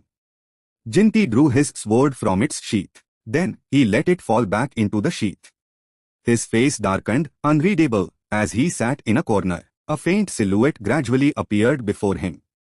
Jinti looked up. Safir, how's it going with the association? She leaned against a rock behind. Her body gradually became clearer from transparent, reporting just as you guessed. They've gathered quite a large force. He thought of the previous attack in Cloud Garden, concluding, so the attack on Cloud Garden was quite successful, huh? It's no exaggeration to say they overreacted. Behind him, Safir tilted her head. Her blue eyes flashed, confirming, no one bothers to protect something worthless so carefully. 3 other people gathered around them. He announced they plan to mobilize most of their forces to escort the torch during transport. And that will be the highlight of the 3rd test round. Hearing that, Tokta looked at his wristwatch with some doubt. Isn't that a bit much? I know the association is full of jerks. But they still care about their public image. But Jinti interrupted, trust me. I'm sure they'll use the contestants like cannon fodder. Then, he thought about the cautious transport of goods by Nareem and the Dust City team this time. After failing with a decoy, this time, they would try to transport the torch to another branch managed and supervised by stronger forces, regardless of any casualties. Hearing that, Tokta calmly questioned him, okay, let's assume they'll act as you predict. But we only have this many people. How can we fight all those heroes? The villain forces suffered significant losses before. He announced, the villains who participated in the surprise attack last time are all dead or they ran away. And that was with just a few heroes. Demon growled angrily upon hearing that, if you are scared, then run away too, you coward. Ska adjusted his glasses, warning, I dare you to say that again. Beside him, Jinti planted his sword in the ground, reminding him, Demon, you should respect your comrades who fight alongside you. Everyone here has proven their abilities. Behind them, Safir suddenly spoke up, combat ability isn't the only thing we need. It's thanks to their skills that our missions have been so smooth. He stood up, looking at his sword, agreeing, moreover, what Tokta asked isn't unreasonable. Then, he thought of the smaller groups within the Hero Association. Even if the association divides its forces into smaller groups, blocking all their routes is impossible because we only have so many people. Before, they had wiped out the scattered hero squads. But the good thing is, we don't need those useless idiots anymore. Jinti's face was full of confidence as he smiled, anyway, this time I've invited someone very special to join us. Beside him, Ska wiped his glasses, looking surprised. With your reputation, I don't think you'll find anyone decent. That guy might be terrified and hiding somewhere. Surge of energy approached. He stepped forward. Putting his glasses back on, someone approached from behind them. Scared, seeing him, Ska turned pale with fear. Ezen looked at them arrogantly, questioning, why should I be scared? By nature, Ska quickly turned one arm into a starfish. Enzen noticed his unease. This person was trembling. His face turned pale. His body instinctively went into a defensive stance, looking at him with fear. Enzen sneered, scaredy cat. Beside him, Tokta shouted to stop him, Ska. Don't. He turned to look at him. Ska frowned, examining him. His face matched the descriptions I read. It must be him. His silhouette was cold. Ska, smiling man. He stood before Jinti. Amidst his men, impatient, are you going to stay silent until I kill all of them, Jinti? But he quickly planted his sword in the ground. Breakkite excitedly turned back to them, adding, perhaps it would be better if the contestants didn't find out until the test was over. That also fits the purpose of this test. Beside him, Dual Saber agreed, exactly, Breakkite, this is a test of courage. He thought of Claymore drawing his sword to face a powerful villain. Facing an enemy they might not defeat, not everyone chooses to fight. Instead, they would run. His eyes were determined, looking forward, his hand gripping the sword tightly. However, the courage to confront, knowing their own outcome, is the basic quality of any hero. We are not bounty hunters who can choose our opponents. Below, Laika crossed her arms and smiled, understanding, thinking back now, there were indeed many hints. She remembered what Swasman said earlier, along with his wanted posters. The truth is, prosecutor only said to capture and escort the criminals, not to specify quotes. Then, she thought of Hanbi, who was knocked out at the time. The contestant I thought was dead turned out to be alive. Finally, she thought of the tug-of-war that the rookies were sure to lose. Anyway, from the start, this was an impossible mission. Now, the important thing is what standard the contestants will be judged by. In the middle of the mess hall, Swasman spread his arms, light falling like fireflies. He excitedly announced, all those who have encountered and fought a wanted criminal at least once have passed this test round. Seeing this, the rookies shouted with excitement. Laika, sitting to the side, looked at them and exclaimed, really, that's truly wonderful. Her gaze flickered towards Jiva, and her face turned pale, thinking of the coats next to her. She asked her, what the heck? Are you okay? Kaja, you don't look well. Jiva reached out to the coats beside her, annoyed. It fell to the ground, making everyone look over. She looked up innocently, it wasn't me. After that, the mess hall was dismissed. The judges looked on doubtfully, divided equally into two factions. Dior Saber, sitting in the middle, announced, Crimson Dragon and Musica think we should give a reward, while Breakkite and Harvester want that girl punished. He looked around with some difficulty. I don't understand why everyone can disagree right now. A member of the Hero Association has been murdered. On this side, Breakkite looked at the ID card. Her face was gloomy as she concluded, her name doesn't appear in the cell database. She is not from Cloud Garden. Nor is she officially designated as a villain. Immediately after, she looked at Dior Saber and offered her opinion. However, the mere fact that a normal contestant killed a hero is a very big issue. Although it may be controversial, failing her would be the right choice. It would also be good for her. But Musica raised a dissenting vote. I respectfully disagree. He remembered the fight inside the survey area, concluding, among the contestants I faced, there was one who was truly my equal. Just a second's carelessness, and I would have lost immediately. He thought of him and added, but even if I had been defeated, I would still pass the contestant. Then Musica thought that Ziva would be the number one villain in the test and suggested she would be a suitable replacement for Beck Knuckles. Maybe even better than him. So, let her pass. To help us. Suddenly, a voice interrupted them, you are all talking nonsense. A tail rose up. It wagged, suggesting, I support dropping this. But I don't agree with your arguments. I mean, you are all looking at the issue from a political perspective. Crimson Dragon touched her tail. Her expression was serious, but honestly. Did she do anything wrong? She was only assigned the mission to capture escaped prisoners. Whether alive or dead didn't matter. And she completed it exceptionally well. Then she crossed her arms. One eye closed, one open, contemptuously. Not to mention Becknuckles is a stubborn guy who always thinks superhumans are superior. If we have to find someone who did wrong, it's because the association's management didn't anticipate this situation. Seeing this, Devar Saber narrowed his eyes at her, watch your words. Because she was scolded, Crimson Dragon's face darkened with sadness, and she didn't voice her opinion anymore. Suddenly he looked at Harvester, what's your opinion? Harvester. He closed his eyes, pointed to the sky, and smiled gently, I think she should be punished. However, I won't state the reason. Then he opened his mouth to remind everyone, after all, we are not the ones who make the final decision. It all depends on prosecutor. On the other side, Swasman, hearing his name mentioned, crossed his arms and fell into thought. Swear. The door swayed in the wind. Jihura was still sitting there, eating snacks. She watched television calmly. She put a chip into her mouth. Her face was spaced out as she watched. Suddenly, there was a noise outside the door. Swasman entered with her empty bag.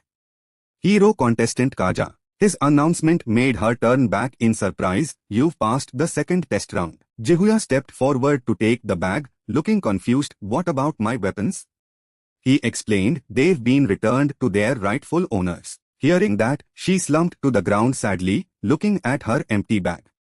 Swasman suggested, I have something I want to ask. His face was serious as he leaned closer to her. Have we met somewhere before? Jihua looked away, evading, I'm not sure. Maybe yes. Or maybe no. Suddenly, he stopped being tense and hit her hard on the back, making her fall forward.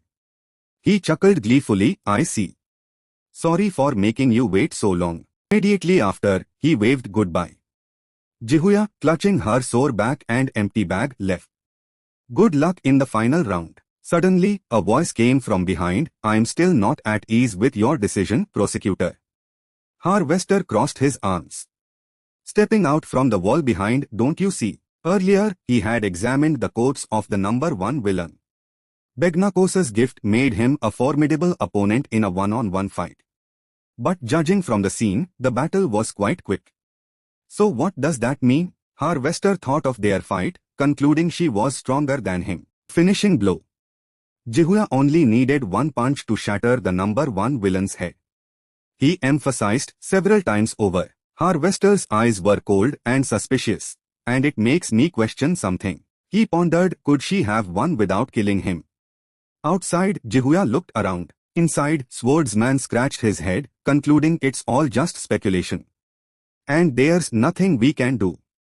You know that better than anyone, Harvester. On this side, Harvester could only cover his face, unable to refute that's true. Maybe I've been a bit too sensitive lately. They remembered times when Beck Knuckles, in his excess, crushed the head of an ordinary person. Although Beck Knuckles was a hero, he set no good example. Perhaps that contestant was like Defender, never tolerating any corrupt heroes. Outside the city, people moved back and forth. The craters from the battle had not yet been cleared. But it wasn't the right time. The whole city was tense, as a battle could erupt at any moment. On a rooftop, Philip observed the surroundings with his camera. The black cat still sat on his head. Swordsman observed up until now, Cloud Garden has never been in such chaos. I'm sure of it. He thought of the previous surveillance area and concluded, look at the second test round. The test points were divided into 2 areas, each with 3 heroes. All were closely monitored. They were stacked and linked through leader chains. If only this round is considered, there are about 10 test points in total. Currently, the heroes in the surveys chain are all present. That means at least 60 to 70 heroes have been summoned to branch 16. Coincidence?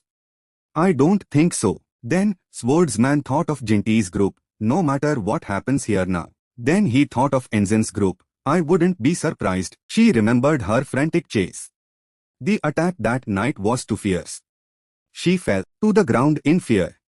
I thought I was about to die. Now, recalling it, her body still trembled involuntarily. Her face showed extreme fear. If I hadn't realized the secret of this test. Just thinking about it sends shivers down my spine. Jiva listened confused. A secret, but there wasn't time for her to ask more. She changed the subject. Pulling her hand, she dragged her away. And let's go to the mess hall. Everyone is there. Jiva glanced sideways. The people in the mess hall were noisy. She also judged inwardly. Not too many people could pass the test. It shows how difficult this round is. But what are they all talking about so enthusiastically? On this side, the person whose saw was stolen recognized her. He pointed, shouted and questioned. It's you. You thief. Jiva also put the corpse down. She looked around for the person he pointed at. Her face showed innocence as she pointed at herself. The other person emphasized again. Yes. It's you. Don't pretend to be innocent. Where's my sword? A girl also ran over to scold her. Hey you. Give me back my spear. Even the guy in the purple shirt shouted angrily. You are the one who took my bare fists. Where did you hide them? They stood in front of Jiva, complaining indignantly. Immediately after, she picked up a bottle of wine and walked towards them. Her face was full of anger. Enough. Do you have any proof? A loud noise signaled a brawl. Then, a cheerful laugh echoed. Swordsman stepped out. His hands clenched as he looked at the crowd. You all have so much energy. Even after going through a tough test. Very commendable. Then he looked at the crowd and announced. Thinking that the future of the association is in your hands. It makes me tear up with joy. And now, it's time to announce who passed. Suddenly, someone interrupted. Before announcing the results, Jiva put her arm around him, dissatisfied, and whispered. Shouldn't you introduce us to them? Seeing this, Swordsman agreed. You are right. Although Beck Knuckles hasn't arrived yet. Then he made an announcement that surprised everyone, making them look at each other and whisper. All right. I'd like to introduce the hidden judging panel for this test round. On the other side, they quickly took off their masks. It was Musica and Harvester. The curly hair is Musica. The blonde hair is Harvester. The crowd discussed. I've only ever seen them in uniform before. On the other side is the long-haired black girl standing with her hands on her hips. Beside her is a middle-aged old man holding a wine bottle. He looked a bit sad. Truly a poor old man. No one noticed me. This is Greg Kite and Dua Saber. The crowd also chattered upon seeing them. So I fought Greg Kite. If I had seen her gift, I would have recognized her. Too bad I lost before she could use it. Finally, they looked at the red-haired girl. Crimson Dragon. Someone suggested. Crimson Dragon. Can I touch your tail? Please. Hearing that, the girl blushed.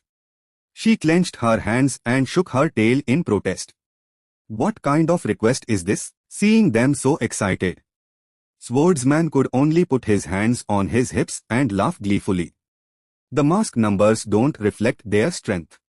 We only numbered them to test your courage. Finally, he concluded about this group. And as you've discovered, all the wanted criminals in this test round were active heroes of the association. On this side, Jiva was eating. Her hand trembled as she looked at them, somewhat confused.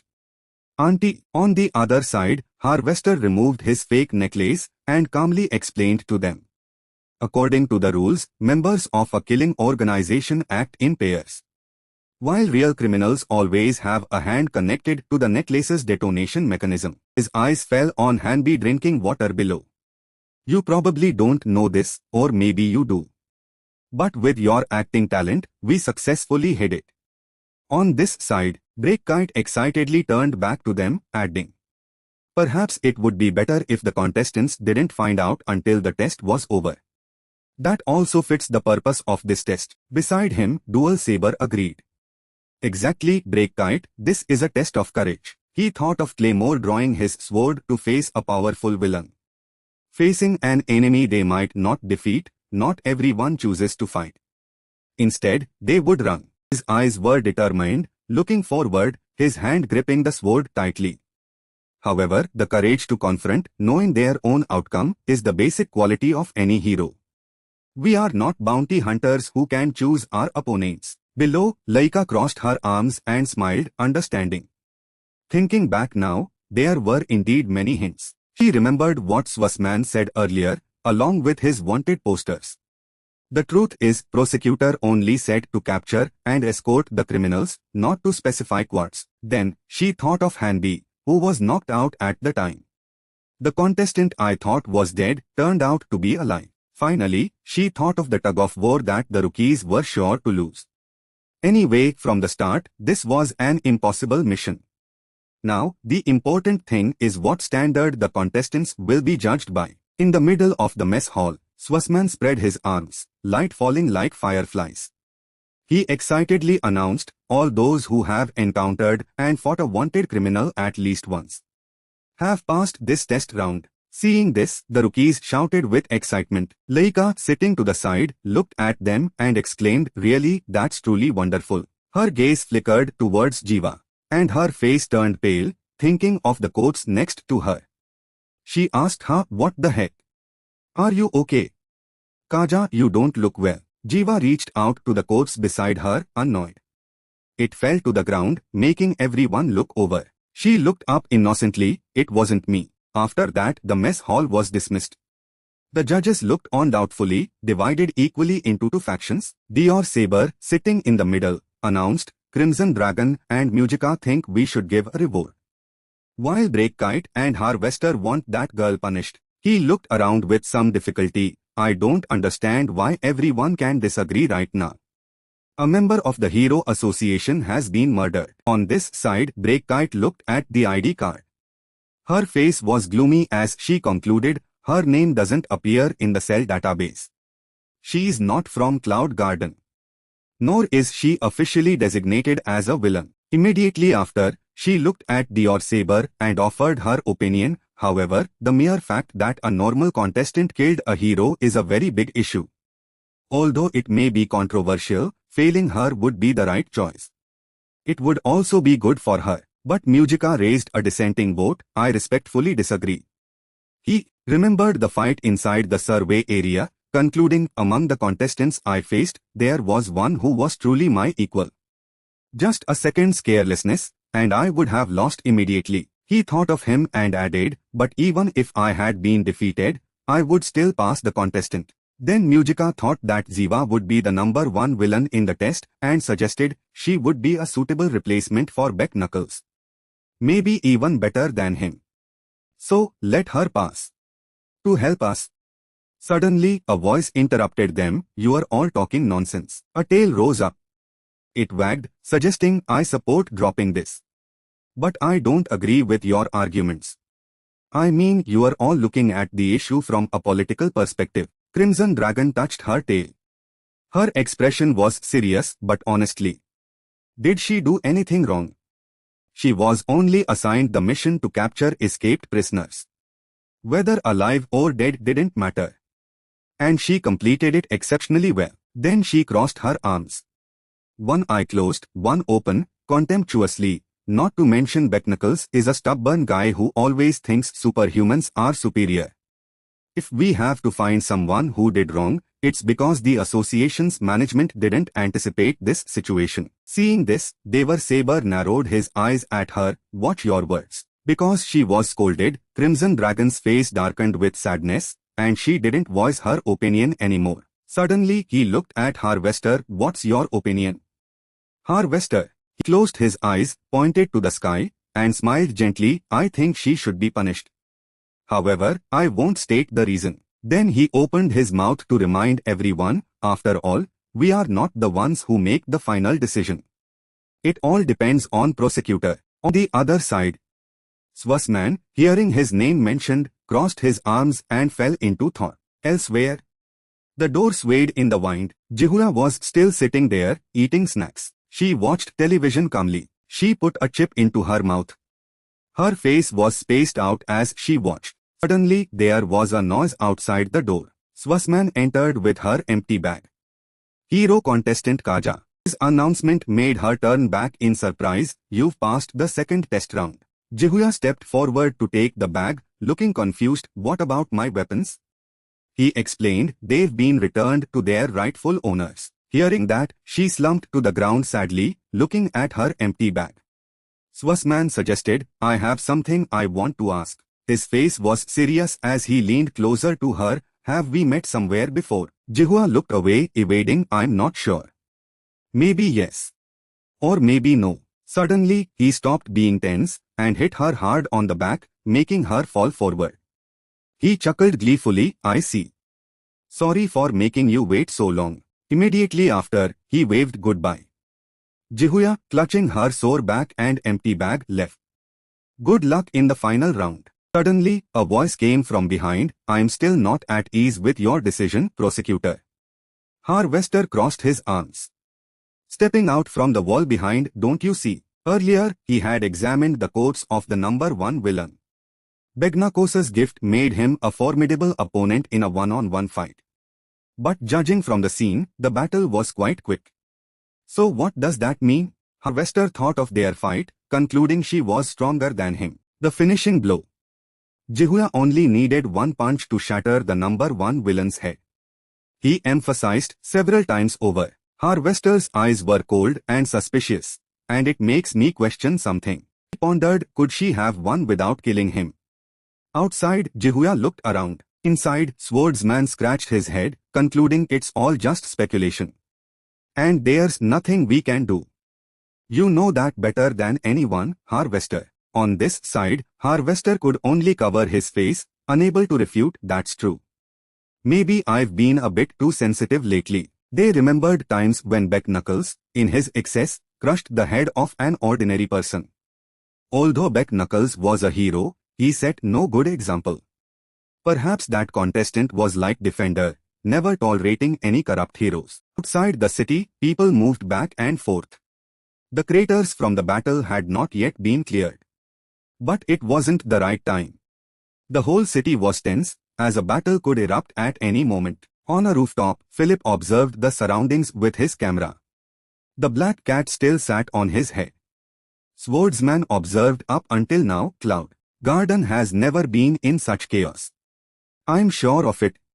He thought of the previous surveillance area and concluded, look at the second test round. The test points were divided into 2 areas, each with 3 heroes.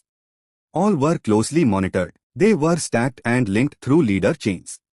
If only this round is considered, there are about 10 test points in total.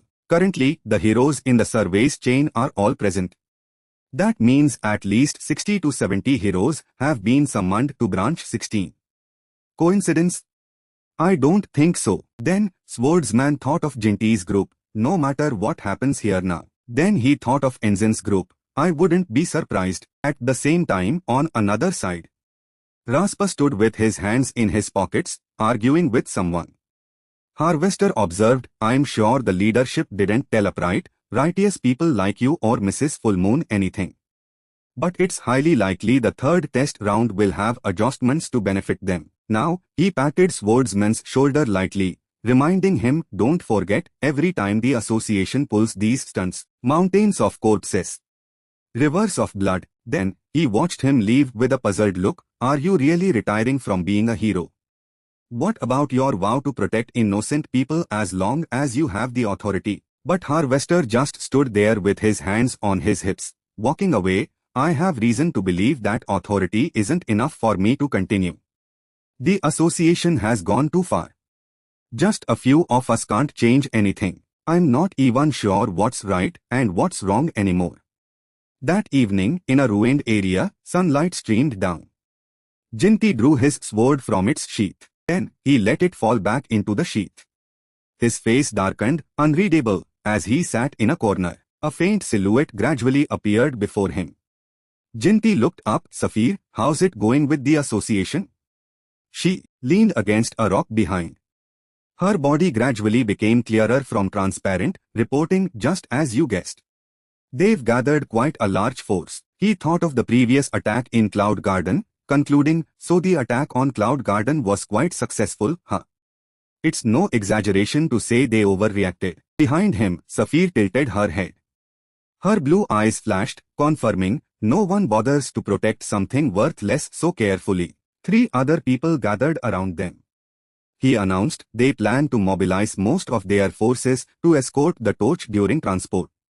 And that will be the highlight of the third test round. Hearing that, Tokta looked at his wristwatch with some doubt. Isn't that a bit much? I know the association is full of jerks. But they still care about their public image. But Jinty interrupted, trust me. I'm sure they'll use the contestants like cannon fodder. Then, he thought about the cautious transport of goods by Nareem and the Dust City team this time.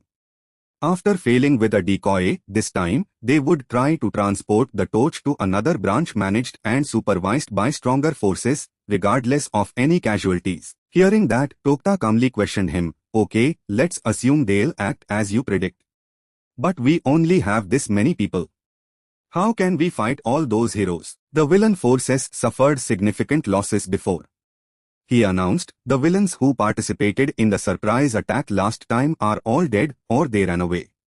And that was with just a few heroes. Demon growled angrily upon hearing that. If you are scared, then run away too, you coward. Ska adjusted his glasses, warning, I dare you to say that again. Beside him, Jinti planted his sword in the ground, reminding him, Demon, you should respect your comrades who fight alongside you. Everyone here has proven their abilities. Behind them, Safir suddenly spoke up, combat ability isn't the only thing we need. It's thanks to their skills that our missions have been so smooth. He stood up, looking at his sword, agreeing, moreover, what Tokta asked isn't unreasonable. Then, he thought of the smaller groups within the Hero Association. Even if the association divides its forces into smaller groups, blocking all their routes is impossible because we only have so many people. Before, they had wiped out the scattered hero squads. But the good thing is, we don't need those useless idiots anymore. Jintiai's face was full of confidence as he smiled. Anyway, this time I've invited someone very special to join us. Beside him, Ska wiped his glasses, looking surprised. With your reputation, I don't think you'll find anyone decent. That guy might be terrified and hiding somewhere. A surge of energy approached. He stepped forward. Putting his glasses back on, someone approached from behind them. Scared, seeing him, Ska turned pale with fear. Tenzin looked at them arrogantly, questioning, why should I be scared? By nature, Ska quickly turned one arm into a starfish. Tenzin noticed his unease. This person was trembling. His face turned pale. His body instinctively went into a defensive stance, looking at him with fear. Tenzin sneered, scaredy cat. Beside him, Tokta shouted to stop him, Ska. Don't. He turned to look at him. Ska frowned, examining him. His face matched the descriptions I read. It must be him. His silhouette was cold. Ska, smiling man. He stood before Jinti. Amidst his men, impatient, are you going to stay silent until I kill all of them, Jinti? But he quickly planted his sword in the ground. He explained with a calm yet cold gaze. No one here dares to fight you, smiling man. Especially when we still have important matters to discuss. But Tenzin just rolled his eyes, looking impatient. Get to the point. Hearing that, he could only smile and confirm. All right. What I want is to use your reputation, he repeated, confused. My reputation? He smiled and calmly explained. We are planning a direct attack on the groups of heroes leaving Cloud Garden. How will they react if Smiling Man is one of the attackers? Jinti recalled the previous failed battle of the villains, then concluded.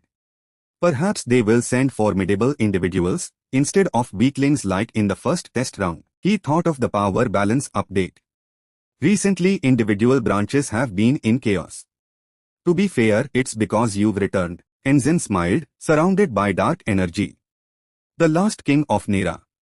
The symbol of the ancient underworld. Finally, he sneered at him, mocking. Anyway, you have quite good connections with a series of villains who have existed and disappeared throughout history. Before he could finish, he glared and interrupted angrily. That's something that, brat like you can't possibly know. He stepped forward, staring down at him. Are you trying to negotiate with me? You brat. Seeing this, he smiled and whispered something. Hearing that, Tenzin could only fall silent. Then, he clutched his face in impatience. His face was filled with anger as he stared at him. He said slowly, emphasizing each word. Fine. The next morning, in a bustling city, the Hoa observed. This must be where we agreed to meet. She ate a skewer while checking her phone, wondering. Don't tell me they forgot. Inside, messages exploded. Unstable 5 group. Who created this group anyway? Of course, it was Vector. Oh my god. Why suspect me? You should have suspected the red-haired pig first. Where is everyone? After texting, she put her phone in her pocket and started walking when a voice called out. Hey, beautiful girl. Over here. The voice caught her attention and she looked over. On the ground, a girl waved enthusiastically, smiling warmly. Here? I'm great at fortune telling. Interested, but the Hoa raised the skewer to her mouth, refusing. No, thanks. I'm busy. Her eyes fixed on the sword in the person's luggage. In her mind, she was already thinking of running away with the sword. Immediately after, she bent down and looked at the girl at the stall. All right.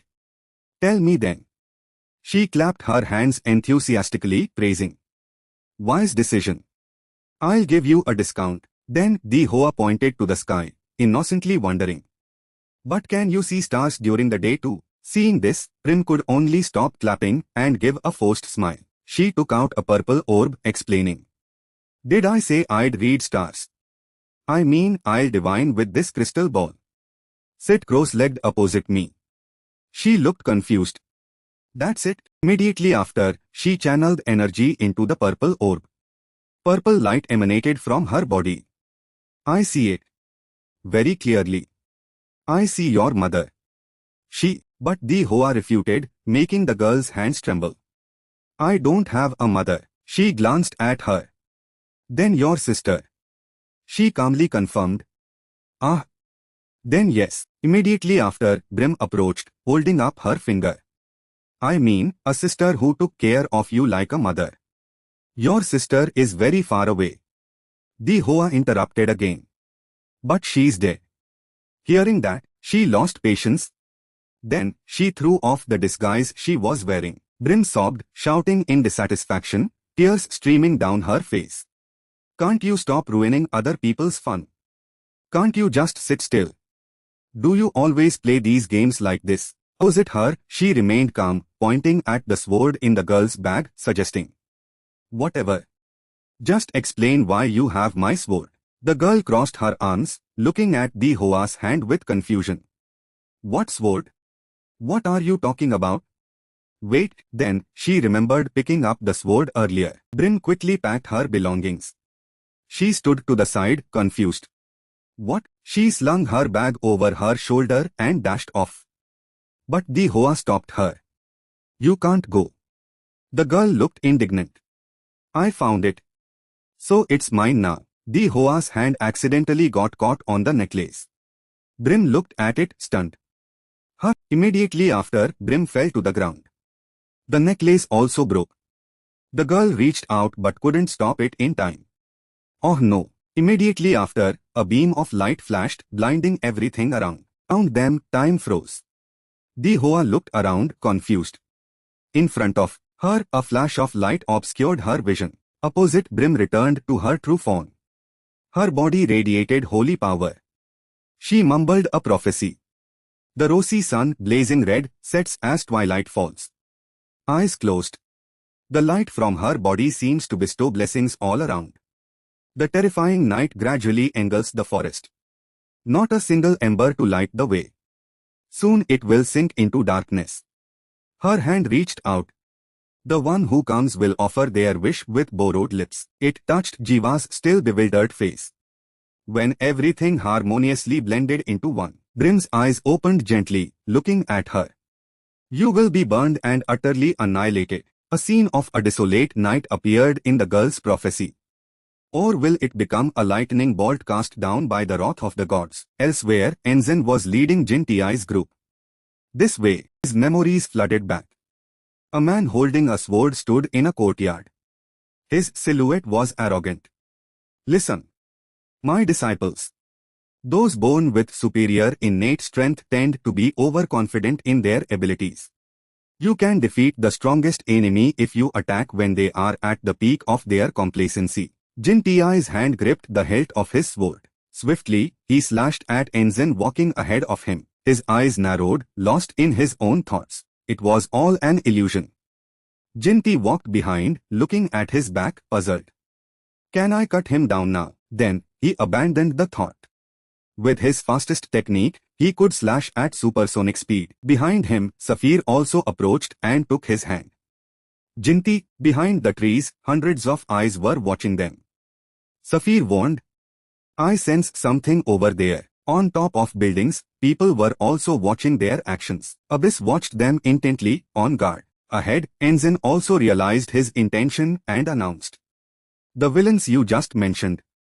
They're already waiting here. On the other side, Jin Ti's group looked at them with surprise. Enzen observed. You guys are the last group among my rookies. He bowed his head. Knowing he couldn't resist. He insulted him. Though too slow, I admire your vision. However, you are not suited for leadership. Then, he clutched his face, emphasizing each word. There is only one throne. Only one. Jiva stood there. Endless dark energy radiated around her. The villains behind her were like a mighty army. And I will rule myself. Everything. They followed Enzin's gaze towards Jinti, filled with desire. Hold on to hope. Hell will soon be filled with the corpses of those heroes. At the same time, at the fair, Brim's prophecy appeared. You will be burned and utterly annihilated. Or will it become a lightning bolt cast down by the wrath of the gods? Then the sky turned clear again. Around them, people began to move again. Jiva stood in the middle of the stalls, bewildered. She looked around. Suddenly, someone ran up from behind. Jiva! Girl raised her hands to the sky, running towards her excitedly, shouting loudly, "Sorry for making you wait so long," and she calmly stepped forward. She was still rushing towards her. "It's okay. I just arrived too." Currently, Jiva was still lost in thought about Brim's appearance and the prophecy. What was that just now? Rachel rushed up and hugged her neck. Jiva suddenly felt something in her pocket. She opened her hand. Inside was a purple egg. She whispered with some doubt. "An egg." Now Rachel let go of her. Her gaze fell on the egg. "What is it, sis?" She looked at it, stunned. "I don't know either." Immediately after, the girl forgot about the egg. Gripping her hand, she smiled and pulled her away. "Never mind. Let's find a nice place to talk. Those tests must have been annoying. It's good to relax once in a while." They arrived at a cafe called Scafe. Rachel exclaimed, "Since we don't have much time." They sat at a table and ordered. Her pigtails swung continuously. Her hands propped up on the table. The Hoa opposite held the menu. "Let's order just a little. How about 80 pancakes?" Rachel agreed. "Okay." A waitress beside them looked embarrassed. A multi-layered pancake with butter and honey was brought out. Jiva ate deliciously while asking, "So what did Angel say?" Opposite, Rachel picked up her drink, turning her face away as if trying to remember something. "You probably already know about the next test round, so I'll skip that. The thing is, we've gathered enough personnel.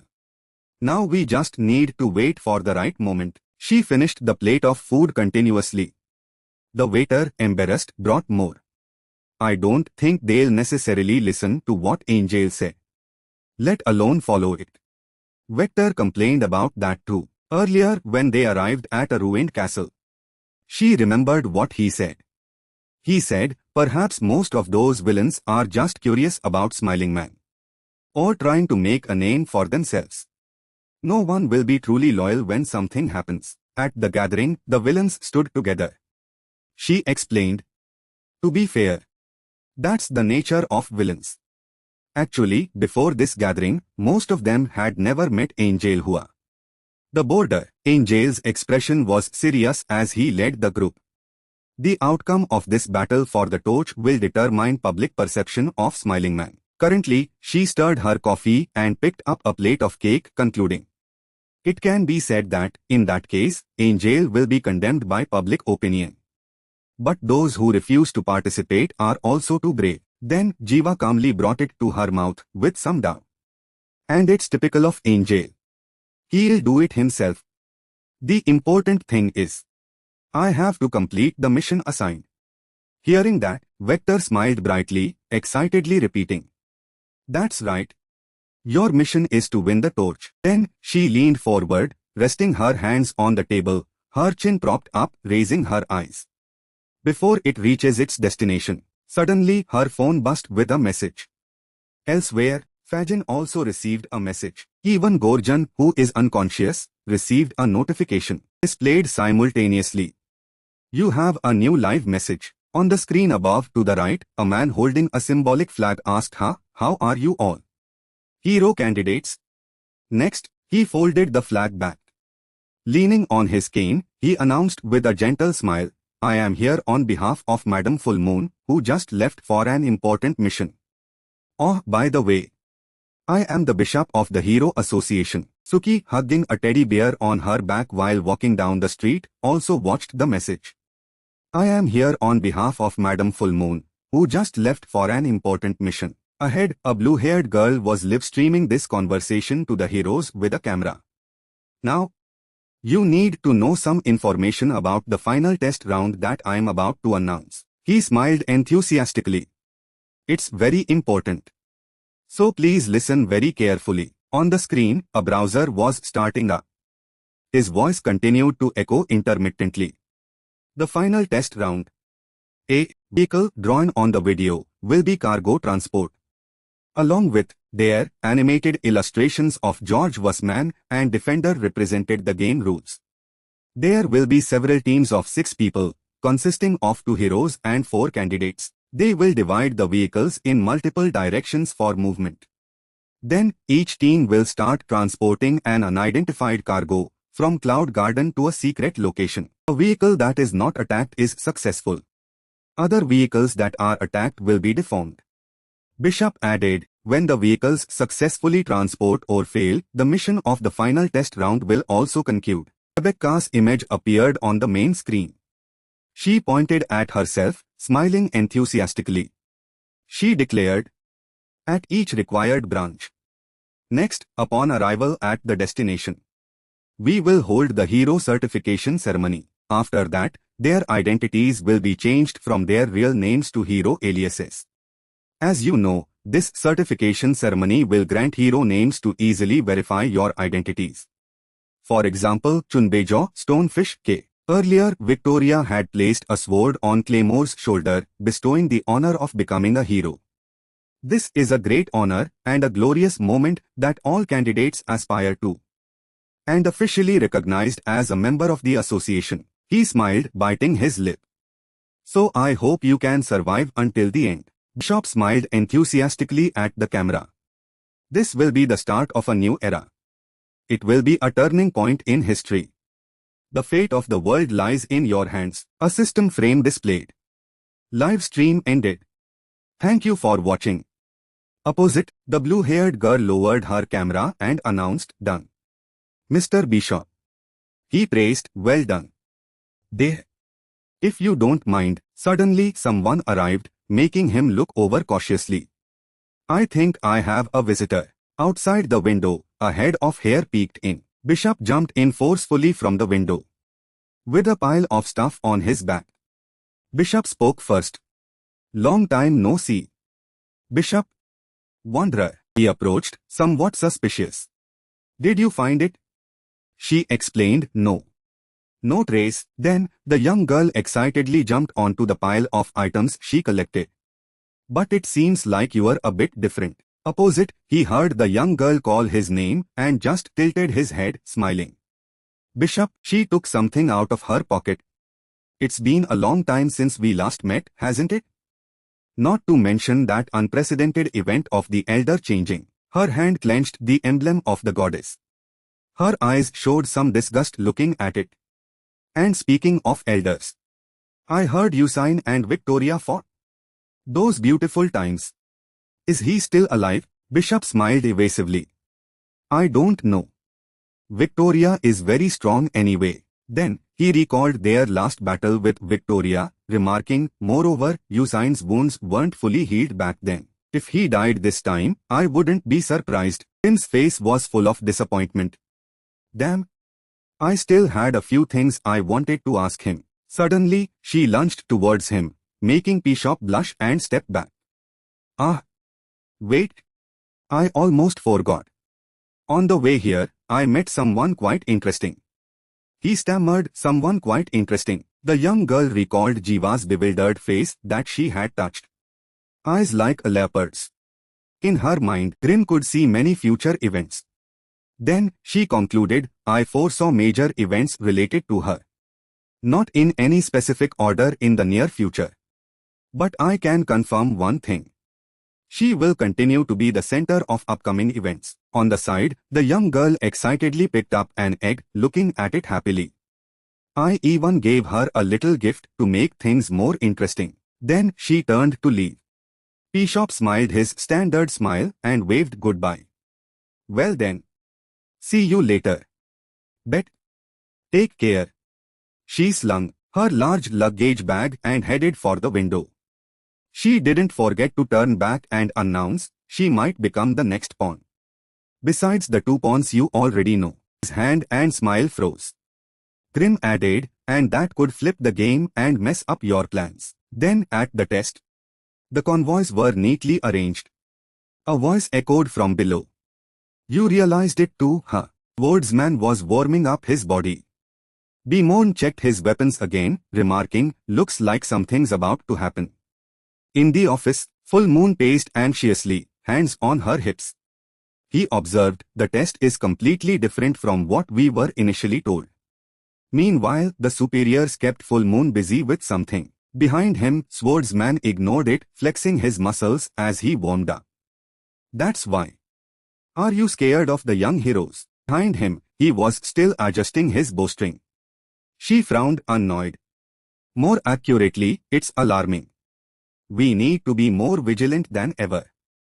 Anyway, all we can do is save as many people as possible. Beamon glanced back, not very friendly, as a fist flew towards him. That's my life's mission. Seeing him raise his fist, he looked confused. What's this for? Swordsman put his hands on his hips and advised, don't die and leave me behind, Beamon. Hearing that, he could only smile. His clenched fist met Swordsman's hand. You too, Swordsman. And finally, sadly, life isn't permanent.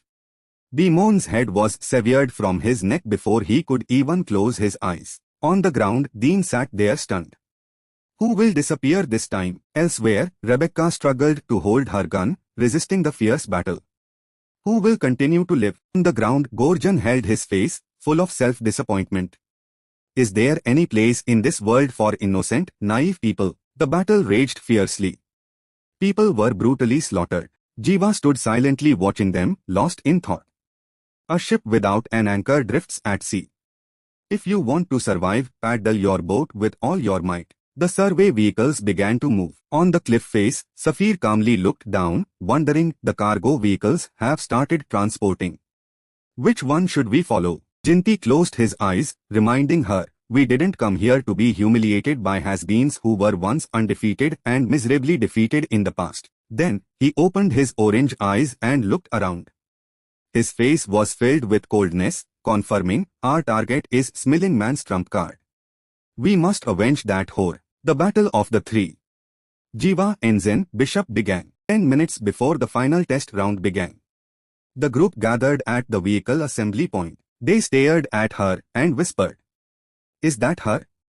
Yeah, she's the one who killed BRX Nucleus. Jiva glanced back at them. Immediately after, they awkwardly turned and left. But he really deserves to die. Right. Suddenly, a scream of terror came from the adjacent vehicle. Defender, sitting in the driver's seat, clutched her head and screamed. None, I'm so scared. I'm a terrible driver. Behind her, Rebecca leaned forward and smiled reassuringly. It's okay, you'll do great. Next, she calmly instructed the driver. Now, what's in front of you is a rocket launcher. Hearing that, Defender became even more upset and cried loudly. Sister, don't tease me anymore. Rebecca affectionately patted her head. Below, Ziva secretly breathed a sigh of relief. Muttering, thank heavens I'm not in that car. Finally, she sat in the car. Her face was full of disappointment. In the driver's seat, Defender sat there excitedly. Is everyone in position? Immediately after, the test began. The vehicle sped across the desert. Two vehicles drove parallel on the same route. In the car were Ziva, Defender, Crimson, Fajin, Zran and Gorgon. Ahead, the young girl drove calmly, singing. Behind, she looked around and let her guard down. Actually, she's not a bad driver. Lucky. Beside her, Fajin created some mannequins to prop up books and explained to her. Driving is considered a form of physical training. For a hero famous for physical strength like her, I'm surprised she's a bad driver. Suddenly, he closed his book and greeted her. But it's nice to meet you again, Kaja. Actually, I didn't think I'd meet you again before the test ended. Next, he called out to the two young men in the opposite seats. And of course, I'm honored to be accompanying everyone. I'm Fajin. Nice to meet you. Noticing he was mentioned, Gorgon smiled and looked over. Ah, sorry. I was thinking about other things. My name is Gorgon. All three focused their eyes on the last person. He remained silent, looking towards the door. Finally, he just mumbled his name. Zran. Seeing that, Fajan was displeased. Is this some kind of social gathering? Crimson watched them quickly strike up a conversation and folded her arms, smiling happily. Kids these days make friends so fast. Suddenly, she covered her face, looking at Defender, who was trying to drive seriously beside her, with some doubt. By the way, what's the reason Gorgon isn't failing? I really don't see how he'll be useful in this mission, she replied with confusion. Ben Knuckles said the same thing about you. Crimson looked bewildered. Said what? Seeing that, the young girl pouted her lips and puffed her cheeks, very displeased. Don't compare me to that stubborn, stupid guy. At least I consider gnomes to be people who need protection. Saying that, she sighed and leaned back in her seat. Besides, I just want to be objective. He's going to die the moment he steps onto that battlefield. Earlier, inside the hospital room, Defender announced, according to regulations, you've met the conditions and criteria to pass the test.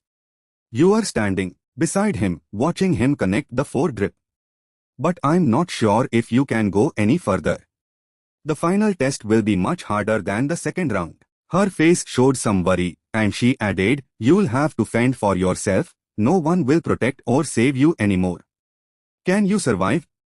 Until now, only one person has placed their trust in me. His hand gripped her skirt tightly, stubbornly.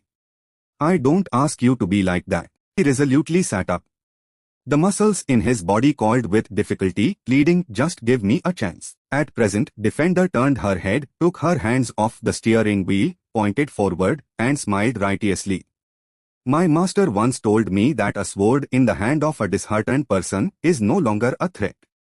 Seeing that, Crimson screamed and pointed forward urgently. Don't look at me. Look at the road. She thought of her spear and shield. That candidate is trying to become a warrior. No one has the right to stop him from doing that. Hearing that, she could only blush and look away. In her heart, she worried, I hope nothing bad happens. At least not for now. In the opposite car, Rebecca pressed her face close to the window, smiling. Defender remarked, as long as we are moving with Hanu's team. Immediately after, Crimson announced to those behind her, candidates, listen up. I forgot to tell you. We are moving to Branch 21. Fajan folded his arms, very confused. Eastport? Isn't that very far? They moved from night to light. She added, that's right. We'll be moving continuously for at least a few days. Meaning we'll have to face countless surprise attacks. Below, the transport vehicle was also moving at a steady pace. Crimson emphasized, meanwhile, the transport vehicle must be protected at all costs. Suddenly, she poked her head out and looked down at the group, reminding them, and honestly, I've received orders to prioritize protecting the transport vehicle over the candidates. So remember that no matter what you do. She thought of the mercenaries who didn't hesitate to sacrifice their lives. Basically, you've become mercenaries for the association. You have to fight with your lives. In return, you get the hero certification reward. Immediately after, her tail wagged excitedly, curiously looking down at them. Oh, and I don't even know what I'm transporting. Does anyone have any questions? Suddenly, Jiva, while eating, raised her hand. Crimson agreed. All right. Ask away, and she just scratched her face and made a suggestion. Can I touch your tail? Suddenly, there was a noise outside, making Crimson look at Defender cautiously. Did you hear that? She also looked outside and confirmed, yeah. Behind them, another group was following them. A notification rang out. The scavengers are here. Seeing them, Crimson grinned with delight. I've been waiting for them. But what can a bunch of noisy brats like you do to scare anyone? Immediately after, she leaped out of the car from the passenger window, reminding Defender, hold the steering wheel tight. She coiled her tail around an iron bar on the car. Then, she stood on the roof of the car with her arms crossed, arrogantly looking at the approaching group. You are interfering with the association's official event. Retreat now if you don't want me to stomp you into the ground. Below, they still drove madly towards her. Their eyes were fierce. What nonsense are you spouting, kid? I'll cut off your tail with my own hands. Hearing about her tail, immediately after, she bent down, letting her hair cover her face. Her tail gripped the iron bar for leverage. She inhaled a breath of air into her belly and leaned back. The fiery eyes of her species. She manifested wings and spewed a blazing fire towards them. A crimson breath. Next, crimson carefully swept around to sever their tails. Below, the desert thieves panicked as they were frozen in the flames. Then, she turned and brushed her hands dismissively. HNPH. In the opposite car, Rebecca's eyes widened in astonishment. One shot, done. Beside her, swordsman chuckled in agreement. After all, she's the potential new factor everyone was expecting. Saying that, she leaned back in her seat and complained, I hope it's not just this. Give me something more to avoid boredom. A warning vibration came from the car's display. Swordsman, sitting in the driver's seat, reminded her, you spoke too soon, Hanul. Far from their car, a column of smoke rose. An SOS signal. The speaker on the car announced intermittently. This is Breakkite. Please respond. There's an emergency. Urgent. Beside her, Rebecca quickly received the signal. Hanul heard clearly and replied, what's wrong? From the other side, Breakkite Toy Top's voice. Her mouth was still dripping syrup. Dan SEO. Her body was dilapidated, sitting on the ground mumbling. We are finished. On the ground, the other members of the team were also wiped out. All of us were just bait. They were brutally tortured. Syrup and smoke stained the surroundings. Breakkite's voice trembled. Inside, the transport vehicle has. Immediately after, she also ended her life. Rebecca called out desperately. Kite? Breakkite. While she was still in a panic, Swordsman quickly announced, Hanul.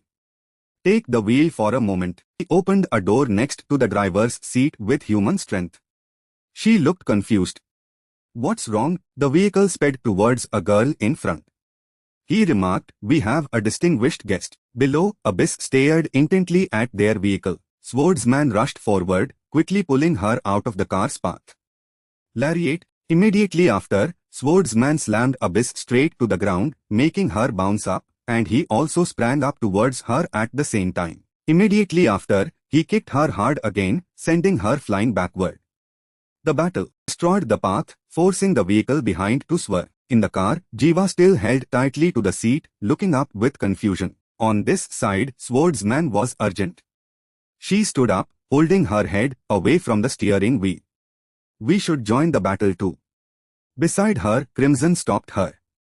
No, she clenched her fist, looking ahead. I must restrain myself.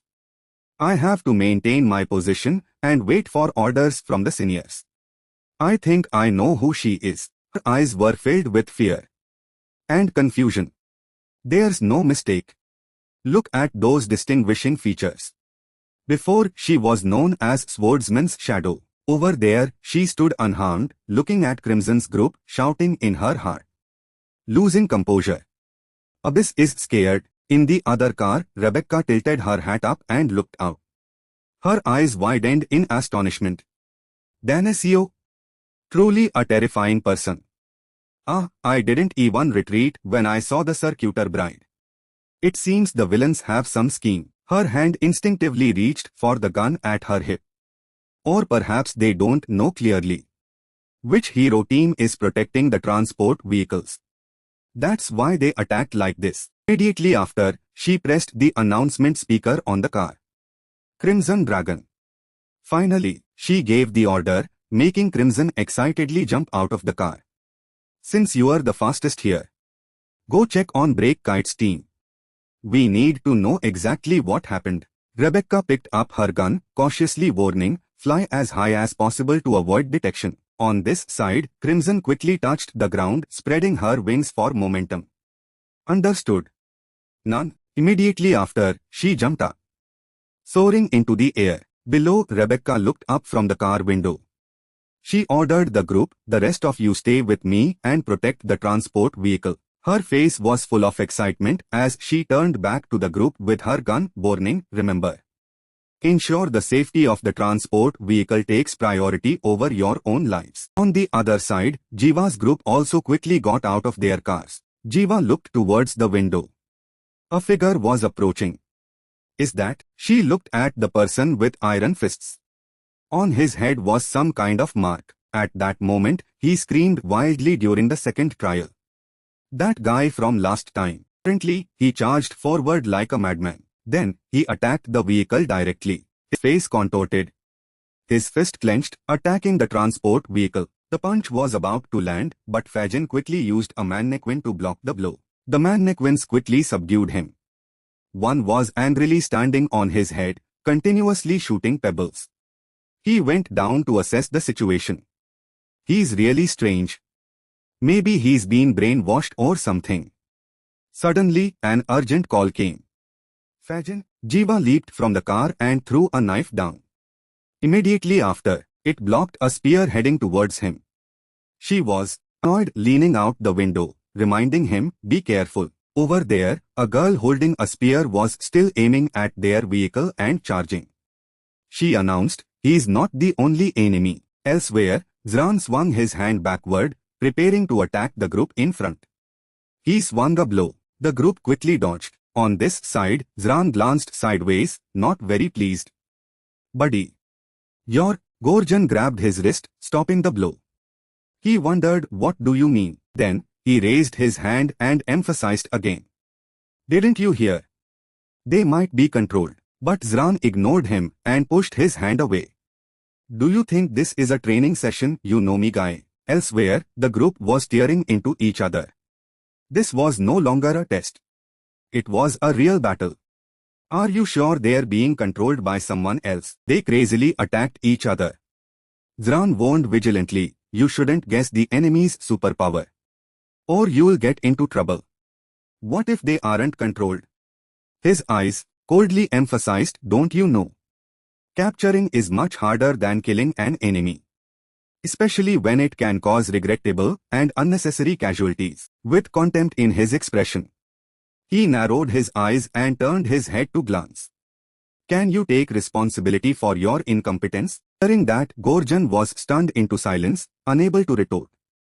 He was annoyed. "If you can't answer, then don't interfere." Behind them, Defender stepped forward to stop their argument. "Enough." Fully armed, she looked around and stated her opinion. "What Zran said isn't wrong. But things aren't that bad yet. Let's try to capture them and not kill anyone." Beside her, Zran confirmed the mission. "If that's your wish, Supervisor." Saying that, he turned and walked past Gorjan. "She can say that." He interrupted. The remaining group watched him go. He remarked, "Because she's strong enough to back up her words." Behind, Jihuya heard this and felt a bit annoyed. "He talks like a jerk." Beside her, Fajin was also displeased. "Are you talking about yourself?" Jihuya's eyes looked up, assessing the situation. Over there, Rebecca was excitedly spreading her arms, riding someone. Her gun fired wildly. She remarked, "The two nuns don't seem very serious." Immediately after, Jihuya also plunged into the battle. She grabbed a spear-wielding guy by the head. Actually, these guys are much weaker than when they are conscious. Finally, she easily knocked him out with a knee strike. The body of the person was sent flying backward. She looked back at Swordsman and Abyss, thinking to herself, that battle is the real problem. He clenched his fist. The muscles bulged with full power. On the other side, she also charged madly with sharp claws. Both lunged at each other, attacking wildly. They were on a completely different level. Abyss whispered something to him. He agreed upon hearing it. "I feel the same. However, I have more responsibilities. Unlike you." He folded his arms and charged straight to the ground. She followed suit. Swordsman understood Abyss's strategy. Abyss intended to prolong the battle until she was exhausted. This battle cannot be prolonged. Immediately after, he raised his head and shouted, "None. Over there." She heard him and smiled in confirmation. "I've been waiting for you to say that." She pulled out a heavy sword from the trunk of the car with some difficulty. So heavy. Next, she swung it powerfully, sending the sword flying. "Here you go." But the sword just stuck into the ground and didn't go far. Rebecca gave a forced laugh. Oh, the ring on swordsman's neck seemed to sense the sword. It vibrated violently. Then the sword was sucked towards it. Sword and shield stood blocking on both sides. Swordsman stood with his arms crossed, stunned and majestic. Over there, Abyss also looked on cautiously. He confidently announced, "I will make your wish come true. To lift my weapon. It's your turn to show me your abilities." Her hand reached out, muttering something. "Sanjeeva." Her body bent down. Her back began to transform. On this side, Jiva put her hands in her pockets, covering her face, and looked up. A huge shadow cast down on the group below. Abyss's body transformed into a long, serpentine monster. Swordsman also looked up in admiration. "So, this is your true form. Very watchable." Above, she looked down at the mist. He calmly remarked, "They say those who see your true form must die. Because you hate your own ugly appearance so much that you kill them yourself." Swordsman's hand grabbed the shield beside him, full of confidence. "However, no one here is allowed to fall. As long as I, prosecutor, am still standing." My hand still clenched, the sword stuck in the ground. "Give it your all." "Dancer." The muscles in his body were powerful. His voice emphasized each word, stressing, "You will soon realize. There is no place in this world that accepts a weapon turned against its owner." Hearing that, Abyss on top roared angrily, looking down at swordsman below. Earlier, Ensign calmly looked at Jihuya, advising, "When you faced your first major challenge, even with Griffith's power, you proved yourself and made a breakthrough." Opposite, she still didn't understand, while he continued to talk endlessly. "However, you've only explored a small fraction of your full potential. You still have a long way to go. On the pinnacle of glory, powerful individuals strive to rise. At the peak, someone conquered the flag. Right now, thousands of powerful beings are being born in this world." Then Ensign reminded her about Eugene. "Don't forget, the one who defeated your master was also just a rookie, a swordsman with no reputation at that time." Simultaneously with the alliance of 4 chosen individuals, the elders, including Victoria, constantly pushed themselves beyond their limits to become stronger. Then Ensign calmly added, "Me too. I won't sit idly by waiting for you to improve." With a calm demeanor, he put his hands in his pockets and reminded Jihuya, "Don't get too proud of anything. This world is much bigger than you think." Then, he leaned closer and looked at her. And she seriously looked up. Last but not least, he recalled the reminder. Each branch will send at least one outstanding hero. And they are all as strong as Charles of Dust City. Perhaps the association has stationed them there to easily deal with emergency situations. For example, in Cloud Garden. Currently, Swordsman still powerfully grips his sword. The outstanding hero is Prosecutor. Above, she was still growling and looking down. Immediately after, she quickly leaped down with sharp claws. Above Swordsman, he also swung his sword. He slammed his shield firmly into the ground. Immediately after, it blocked Abyss's downward charge. Next, he leaned on the shield preparing to jump. Swordsman's hand clenched his sword. He gained momentum and leaped up, preparing to strike down. A blow landed directly on her head, sending her crashing to the ground. The sharp tentacles quickly attacked him. He dodged them too. Swordsman landed on the ground. Above, the sharp tentacles also lunged down. He quickly swung his sword, countering Abyss's attack. Then he landed again to gain momentum. His body still arrogantly pointed his sword forward. Both were evenly matched. The battle continued until now. Both sides continued to clash. Jiva stood aside watching them. Those who witnessed this match told themselves. Everyone likened it to the mythical battle between a dragon and a hero. Exactly like a great battle in mythology, Abyss and Swordsman were still wildly clashing. The naked eye couldn't keep up. Outside, near the two vehicles, everyone was still watching. It was rare for such a battle to be broadcast on media. But not too many people had the chance to witness it firsthand. Gorgon leaned against the car, looking up. Some who saw it were discouraged by the superiority of the two warriors, while others were motivated to become stronger and surpass them.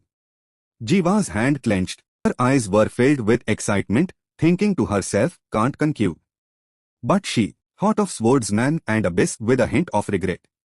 I wish I could be there. She imagined herself joining the battle and attacking Swordsman. She was eager to join them. Then she imagined fighting Abyss and seeing how much she had improved. Another thought crossed her mind. Wait until both of them fought until they were exhausted. Or simply stand aside and wait until they fought to exhaustion. Finally, she would have both their here gift within her. And finally take it all. Suddenly her pocket began to glow. The Hoa took out the egg. Somewhat confused. What the heck? The egg is glowing on its own. Above, Abyss bent and flew up again. This time, she swiped her claws down, causing the ground to crack. Elsewhere, a vehicle began to start. Rebecca, sitting in the driver's seat, reminded the group, all right. We've almost dealt with the controlled individuals. Fall back so as not to obstruct prosecutor. Ahead, defender, struggling to withstand the falling rocks, confirmed, understood. The group quickly turned and withdrew from the battle. Behind, Abyss was still attacking the convoy with her claws. Seeing that, Swordsman also picked up his sword and slashed. He cut straight into her head. Her face was wounded, and she recoiled higher. He reminded her, focus. His hand clenched the saber. His eyes blazed with killing intent.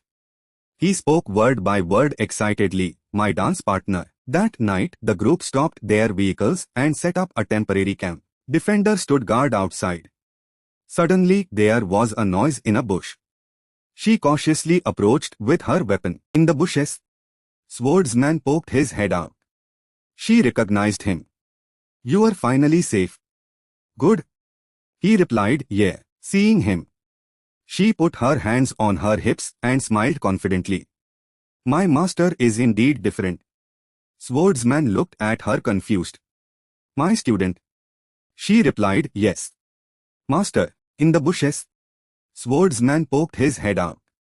She recognized him. You are finally safe. Good. He replied, yeah. Seeing him, she put her hands on her hips and smiled confidently. My master is indeed different. Swordsman looked at her confused. My student. She replied, yes. Master. Climbed onto him, somewhat suspicious. What happened to that Dan SEO? He calmly caught her and explained, she escaped. Then he carried her on his head. With some regret. However, she can't attack us so soon. Rebecca praised enthusiastically. I knew you could do it. Swordsman wondered what happened to Breckite's team. Then Rebecca got off his back. Elsewhere, Crimson sat alone on the roof of the car. She announced, no one survived. That's why Crimson Dragon was so emotional. The young girl wiped her tears, her face red, sobbing. And they became heroes together too. Tent के अंदर बाकी log camp fire के आसपास बैठे थे। उसने कहा, contestants जिन्हें कंट्रोल किया गया है वो शायद ड्यूअल सा बार की टीम से हैं, क्योंकि सिर्फ 4 टीम्स हाई इस डायरेक्शन में गई है। तो इसका मतलब है, हो सकता है सब मर चुके हो। They thought of someone who could control others like puppets. There must be a villain behind this. And they possess a very special type of gift. We suspect that person might be Mike Socker. Speaking of this, Rebecca folded her arms and took off her hat. Oh, and I discovered some strange details from Crimson Dragon's report. She thought of the vehicle Crimson found earlier. She had found a completely empty transport vehicle. The young girl walked around. The bodies were piled up tragically. There were many villain corpses around. But the strange thing was, the time they died was immediately after Black Kite died. Black Kite's corpse leaned against the vehicle.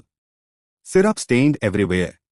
Rebecca added, not to mention what Black Kite said when contacting us. To be honest, this test has many suspicious points. She concluded, you can think about it slowly. Because I'm not too sure. Hearing that, Swordsman fell into thought. Opposite? She quickly turned and left. He looked confused.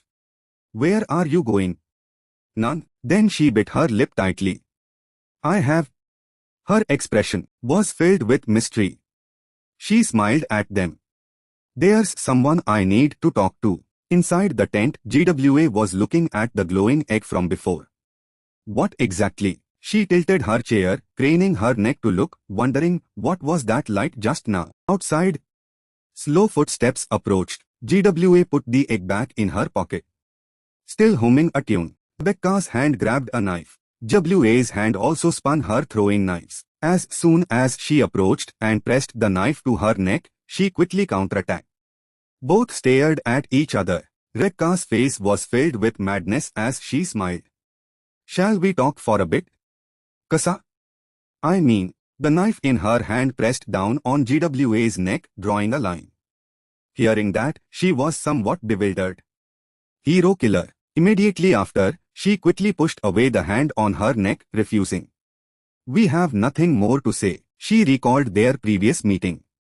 GWA asserted, I've told you everything I know. When we met at branch 16 last time. Currently, the two quickly separated. The boundary was the chair. Rebecca smiled. Ah, right. We agreed to turn a blind eye. As long as you don't cause too much trouble. Then she threw the knife in her hand. Her eyes widened, smiling at GWA. It's just that. Today we met a very unexpected guest. This really makes me doubt my brother's judgment. Then she thought about the battle between Abyss and Swordsman today and made her own calculations. The boundary is an extremely dangerous figure that the association is eager to capture. Her appearance shows how highly Smillingman values his teammates like you. Earlier, GWA stood in the flames. She also thought of her brother and muttered, perhaps Charles believed I would become the purifying flame of the association. But what if he was wrong and I'm just a flame that burns everything? Then she remembered a girl from the past who walked the same path. Let me tell you. You are not the first one people have placed their hopes on. You see, there was once a hero on the sharpshooter. And she is proof that people change. Currently, GWA impatiently interrupted. Enough, she quickly threw her hidden weapons at her. She quickly swung her knife to block. She questioned, stop the act, none. I know you and Charles are fundamentally different. Then she clasped her hands behind her back and calmly walked forward. You are not a hero fighting for justice or anything. To be honest, you are no different from me. So stop pretending to be righteous. Because when GWA's eyes were filled with coldness as she looked straight down at her. You really want me to become a flame that burns everything? Rebecca's eyes narrowed, trying to assess her. Then she burst out laughing as if nothing had happened. Look. You are smarter than you look. They stood facing each other. Rebecca put her hands on her hips and stated her purpose. So now, the real reason I came here. Because I'm curious to know what he's planning. Then she remembered the cities destroyed in the past. Do you know how many cities that Smiling Man destroyed in the past? She thought of a crown worn on the head of a deathly skeleton. I don't know if he intends to disband the entire association and return the world to an era where branches are ruled by warlords. But I completely oppose that. I hate seeing everywhere filled with ashes. On this side, GWA heard this and folded her arms. But her head was full of confusion. You've asked the wrong person. I don't know much about Angle or Abyss Dancer. Rebecca adjusted her hat and glanced around. Understood. It seems you two aren't as close as I thought. In that case, she covered her mouth. Her expression was smug as she reminded, what would you do if one day Smiling man blocked your path. Would you be ready to stab him in the back the moment you get the chance? Hearing that, GWA was somewhat surprised. Suddenly, Rebecca leaned in and whispered excitedly, "You are very accurate. You and I are the same. So let me give you some advice." She thought of her path like a thorny rope. At any moment, she could fall. She had to be extremely careful. Because rebels like us by nature have no choice but to walk a thin line from the moment we are born. If we slip carelessly, we will become monsters that spread terror everywhere. Saying that, she smiled and turned to leave. But I'm also quite curious what your alliance will achieve. Through her words, Jiva thought about how she and Enzen had no common ground. Before them, two paths would appear.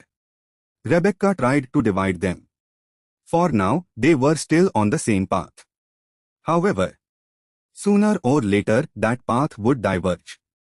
At that time, which direction would she choose? Her mind sunk into the stillness of water up to her waist.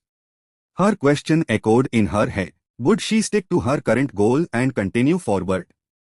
Or would she follow Smiling Man and gradually stray? On the table, the oil lamp was still burning brightly. Jiva's hand picked up the weapon from the ground and reminded, "Stop being so nosy." She remembered those who had fallen before her. She had no intention of excusing any actions. Then she looked at her reflection in the throwing knife. Her lips drooped. She made up her mind. She would only do what she had to do. As the hero killer, in her pocket, the egg was still shaking violently. At the same time, in a cave, Philip was holding a telephoto lens, capturing everything around the battle. Then he stood up, tried to stretch. His face contorted with a stiff body. "My back? I don't know if I'm a detective or a reporter these days." Then he looked at the darkening sky outside with some doubt. "It looks like it's going to rain." Elsewhere, his black cat was following a girl. Philip reminded it, "Catherine, didn't I tell you not to follow that strange woman?" Elsewhere, "Video देखने के लिए thanks." The bright sun shone down. Enzen walked calmly on the grass. Behind him, a silhouette gradually appeared. He calmly glanced. "How's the situation?" Victor emerged from a spatial gate and reported, 8 strangers. Half a dozen people. "I can't go to every battlefield to check the situation. So that's all I know." Elsewhere, Rachel was excitedly waving her hand, subduing heroes in the transport. Some teams did better, but not many teams succeeded in capturing the vehicles. Most of their forces were annihilated. Victor reminded Enzen, "With such heavy casualties, quite a few villains are doubting your leadership." But he calmly remarked, "Except for a few, most of them are just familiar hounds." He thought about the leader holding the chains, receiving information, and explained, "Perhaps they are trying to gather information. And the leader is hiding in a safe place, casually waiting for reports from them." Elsewhere, Bowman was still trying to fight villains with arrows, minimizing casualties in this alliance. An arrow disintegrated a villain. Enzen remarked, "Then I don't care how many mercenaries they lose." And then below that area, 2 streams of power were interacting in parallel. At this moment, a hand was placed on his shoulder. Mysoka turned to see a terrifying, demonic face. Just like that, he was forced to break free from his own controlling power. Then Mysoka collapsed to the ground, spitting out a mouthful of blood. Eva looked at him confused. "Did I punch him in the subconscious?" Then she asked cautiously, "What the hell are you looking at, you lunatic?" Mysoka stood up and questioned back, "Who are you?" A sword began to form. Darkness from below hell. Rising, his hand clenched the sword. His blue pupils glowed coldly. "There's no reason why I wouldn't choose the easy path. Especially when it's right in front of me." Behind him, Victor reminded him worriedly, "Don't do it. Many innocent people will die." But Enzen swung his hand backward, preparing to charge. Immediately after, he lost patience. His hand quickly opened space and shouted, "I said don't." On top, a volcano was preparing to erupt. His expression was gloomy. He glanced back threateningly. "Have you forgotten who you are? An outsider. Nothing more. Earlier in the laboratory where he was imprisoned. Just before that, he stood looking at Ensign and recorded his data. He affirmed now. It's still the same. His face was full of anger. Waking from the solution tube, on this side, darkness enveloped Victor's body. Immediately after, he also swung down without hesitation. Darkness quickly spread. In the city, guards on the battlements looked towards the approaching tide of darkness. What the hell? Again? I won't fall for it this time. The guards screamed as they saw the black tide. No, I'm serious. Look. They stared, looking up at the darkness rushing to engulf everything. There, but on the city wall, a stream of energy cut across the darkness, preventing it from penetrating further. A large shield was created, encompassing the city. Standing far away, Ensign could also see the shield blocking his energy. Bishop's hand pressed his staff, causing water to gush out. He sat on his throne, chin in hand, leaning back, smiling. His face, full of excitement, he asked, "You are here?" Smiling man. Ahead, the stream of power continued to exert influence. Then a thick cloud of black smoke rose. Peering from within, it was a vortex from the sky connecting to the ground. Bishop appeared, floating within it, speaking majestically. Smiling man, what wind brought you to my cloud garden today? The two now faced each other. Ensign replied, I'm here to take back what rightfully belongs to me. Bishop? Hearing that, he smirked. Ha ha ha. You are too confident, even in your time. You were nothing more than a leader of inferior insects. Why do you insist on following the path of the previous king? Bishop said, pointing his giant sword towards Ensign. The stream of power swirled out. Then a sound echoed. An explosion erupted, engulfing the vision in white smoke. Bishop controlled that power with just 2 fingers. The dry trees around began to sparkle with gems as if reviving. Sparkling snowflakes fell more and more. Suddenly, those sparkling lights turned into beams of weapons, shooting down towards Ensign. Under Bishop's control, they began to grow. In the sky, a main conduit was emitting power impacting downwards. Suddenly, the connecting column was impacted and broke apart. It was Ensign who lightly slashed, shattering them. On this side, Bishop also blocked the counterattack. Thus, large explosions continuously sounded, deafeningly loud. Bishop spoke, wondering, I've never seen this guy before. Is he your new teammate? I must admit his gift is quite useful. However, he doesn't seem strong enough to replace. His reflexes are incredibly fast. I'd be counterattacked if I opened a portal without a careful strategy. Thinking this, Ensign said, Vector, don't hesitate in this fight. Vector looked back at him worriedly. Angel, Bishop continued, you truly are a strange one, smiling man. Defeated twice already. Yet you still found your way here. It seems you haven't learned your lesson. Ensign calmly held his sword, pointing it towards him. His gaze remained the same, a condescending look towards pathetic creatures, as if standing at the peak of power, ruling everything all. The elders were like that. However, you fools are just hiding behind the shadow of the steel witch. Ensign stepped forward. Then, what's so great about the title of Elder or King? Immediately, space seemed to tear apart. He officially used the hellish technique. Hell's revival. Giant sword blades descended upon the ground, surrounding Ensign. Then he pointed his sword forward. Instantly, an explosion erupted.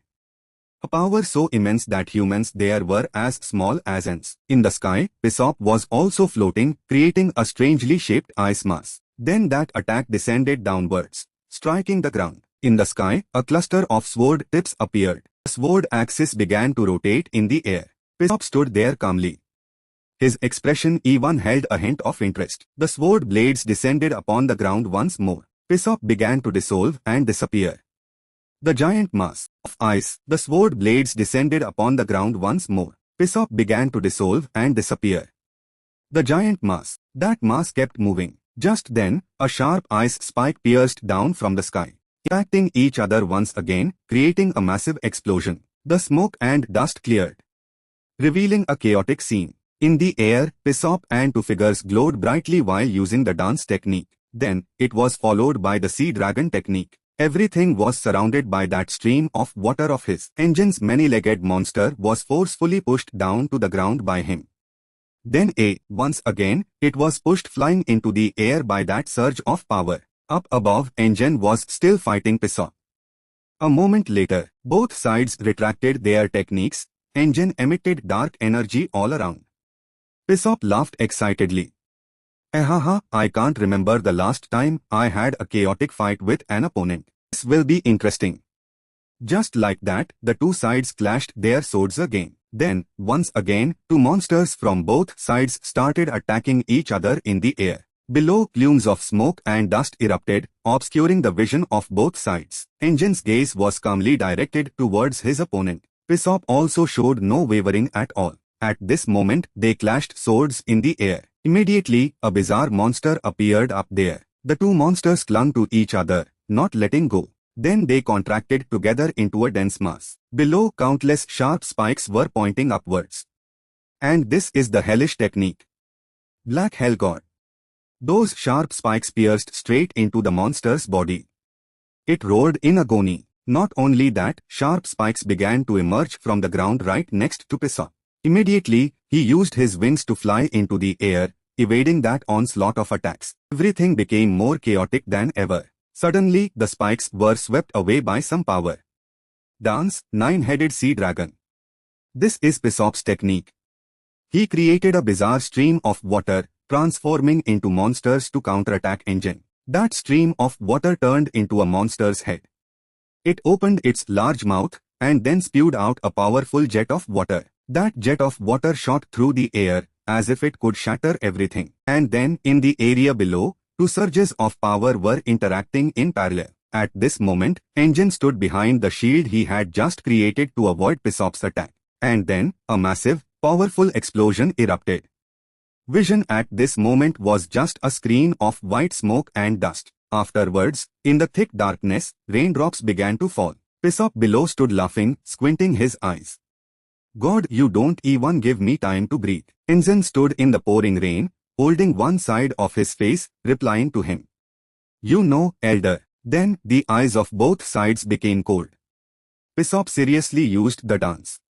Deep sea trench, Engine became even sharper. He used the ultimate hell technique. Hell crush.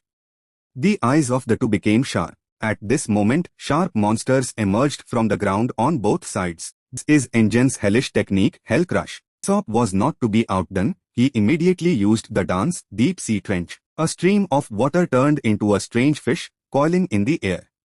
The space there became constricted due to the tense atmosphere. Below, countless sharp monsters emerged from the ground. Then, the surges of power pressed and collided, creating cracks. That emerging monster began to tremble. Then it affected Pisop's strange fish. Then a foot silently stepped onto that fractured space. A wise person once said that living longer than others is a curse. Clearly, he wasn't wise enough. Because life is still full of such interesting things. Who would have thought that Engine, who just before could only sit on the throne for a mere 3 days, had become so powerful over the years? However, Pisop smirked and asked, do we need to continue? Neither you nor I have used our full strength. But perhaps you've also felt it. There's a huge wall separating us. The kid at this moment sat casually on the giant city wall. Rest up, you can't climb over it. Engine calmly approached. That's how it is now. But one day, I will surely overcome it. He said, touching the wall with a thoughtful expression. Suddenly Pisop clapped his hands. Wonderful, that's what I wanted to hear. So, I'll give you a gift. Consider it a reward for making me happy today. As he spoke, he broke down that giant wall. Then, standing opposite Engine, he continued, what you were looking for left here a long time ago. That's what you wanted to hear, right? Engine pondered upon hearing that. Still not enough. Then his hand turned into a sword, becoming a black mist as he turned away. I don't know what you were trying to say, but you should remember. This is your last chance to stop me. Bishop smiled and bid farewell. Of course. So, goodbye. At this moment, a group of people were stealthily hiding behind the rubble. However, I can't let you leave so easily when so many are watching us. Vector also stepped out of the spatial vortex. Bishop then created a giant, sharp arrow from water, pointing at the two. So, Let me escort you out. How about this? The sharp arrow then shot straight forward. Vector reached out, creating a vortex as if to block the attack. The two surges of power collided, causing terrible changes in space. It was a blinding white screen mixed with various elements. After the collision ended, it created a large trench on the ground filled with molten, red-hot lava. Bishop smiled with amusement. So predictable. He always entertains me, doesn't he? On this side, Engine and Vector were hurriedly leaving the area. At this moment, Vector had taken off his mask. Then he clutched his face with regret. If Bishop hadn't appeared and interfered, old images flashed in Vector's mind. Then he spoke, calling out Engine. You told me I was just an outsider. But let me tell you this, I left the association and joined the Nameless. Because I don't want to be an outsider anymore. As he spoke, he put his mask back on. So, please don't ever try to do things like that again. If you still want me to follow and continue serving you, Engine calmly replied, fine. Vector sighed. All right. Now, we know exactly where we need to go, right? Engine continued walking and replied, yeah. His eyes turned cold. The prosecutor must be holding the torch. Scene changed to another place, under a large rock. Ihwa was curled up in a sleeping bag. She slowly opened her eyes with a sullen expression, recalling the last time she interacted with Rebecca. She put on a sinister face. She grumbled uncomfortably. HNPH, she's so annoying. Why did she have to interrupt my rest? If she does that again, I'll run away with the torch. I'm too tired. She rolled around and poked her head out of the tent. She saw Fijan asking Gorgon, are you okay? You don't look happy. Is it because of yesterday? He pulled out a necklace and replied, I've been thinking about what Zran said. And the more I think, the more it feels right. I know my limits. If it continues like this, I'll eventually become a burden to everyone. Fijan comforted him. Then let me tell you something. Zran was also a Nomi like you. Have you heard of the divine artifact implantation experiment? He's the one who survived that horrific experiment. Simply put, he went from Nomi to a superpowered individual. When he said those words to you, he was probably talking to himself. In my opinion, Zran was harsh with you because you have something he doesn't. That is justice. If combat ability were the only criterion to become a hero, Defender would have eliminated you in the second round. I can't guarantee you'll have a chance to become stronger.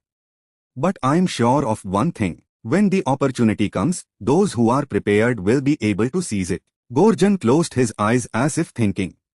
Then, he opened his eyes with a smile. I feel better now. Thank you. I'm truly grateful. But how do you know all that? Suddenly, Ihwa chose to run out of the tent towards them. He grabbed Fajan's neck and asked, hey, aren't you guys hungry? Fajan struggled to break free. Ak? Can't you ask that normally? Ihwa went to the food bag. I'm hungry. Fajan winced. Unbelievable. Suddenly, a rustling sound caught Ihwa's attention. What was that just now? I feel like someone was staring at me. As she looked over, she saw someone looking at her with a dangerous expression. Recalling Swordsman's warning, everyone, remember.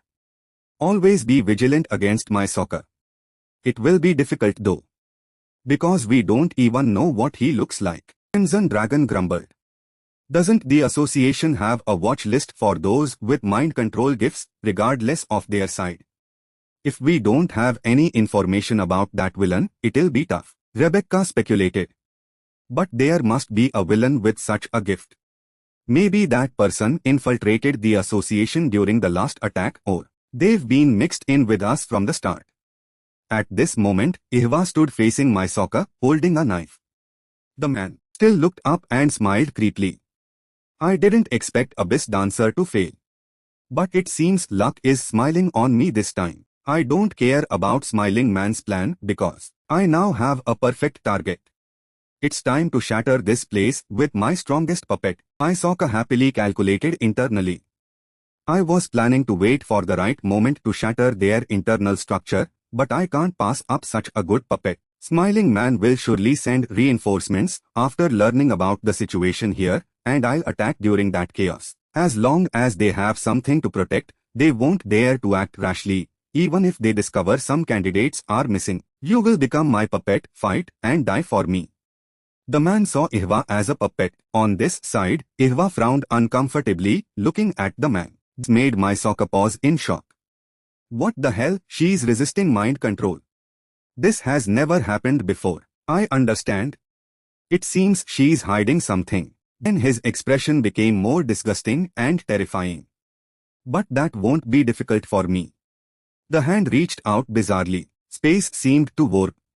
My soccer walked in an undefined space. I will invade her mind and control it. The man continued walking. Reaching a place, he confirmed this must be it. Her consciousness has quite a few empty spaces. My soccer reached out and created a glowing weapon. Unless you quickly reveal your true nature. My puppet. His expression was full of madness and confidence. At this moment, Ihwa appeared in his consciousness, squinting and looking down at him coldly. My soccer was repelled with panic. What? It didn't work. But how? She shouldn't be able to escape my mind control ability. Wait. Perhaps things are more complicated than I thought. A superpowered individual stronger than me is controlling her. At this moment, a hand was placed on his shoulder. My soccer turned around to see a monstrous face. That was terrifyingly grotesque. Just like that, he was forced to break free from his own control. Afterwards, my soccer collapsed to the ground, spitting out a mouthful of blood. Ihwa looked down at him, confused. Did I punch him in my subconscious? Then she cautiously asked, what are you looking at? You crazy guy. My soccer stood up and questioned back, who are you? Then he brought out a bear paw with a blade attached. My soccer recklessly lunged forward to attack Ihwa, shouting, no. What the hell are you? Ihwa quickly raised her hand to block his attack. Then she seemed to realize something. This type of gift. Then she quickly swung the frying pan, hitting my soccer on the head. Jiva shouted as she swung the pan. It's my soccer. I found my soccer. Everyone. A while later, my soccer was beaten until his face was bruised and he lay flat on the ground, eyes wide open. You damn dog. To another location. Now in a desolate mountain area. A convoy of vehicles was racing forward. Rebecca poked her head out of the car window, aiming a gun backward and laughing excitedly. God, how many times have we been attacked since we left the campsite? They just keep coming. Damn it, the pursuers were quickly hit by her bullets. And so, they fell dead. Did they discover where the torch is? Rebecca sat back in her seat and turned to ask the person next to her. Where's my soccer? Or maybe he said politely. From now on, let me handle this. Sister Rebecca. It's a waste for you to use your gift on these guys now. Rebecca slung the bag over her shoulder and replied. All right. Transfer confirmed. Thanks for your help, hey. Her face was full of annoyance. Someone commented, she's an intelligent person. I believe she won't act rashly. Anyway, it's a relief. Because we managed to capture him without too many casualties. It's all thanks to that candidate named Kasa. Rebecca exclaimed in surprise, really? I find her more troublesome than my soccer himself. Regardless, this wave of mass attacks confirmed one thing. Those villains are focusing their attacks on us. Swordsman replied, yes. Although they are trying to avoid a full-scale confrontation with us, once they gather their forces with the masterminds, they will attack. They, including Abyss Dancer and her subordinates, move much faster than us.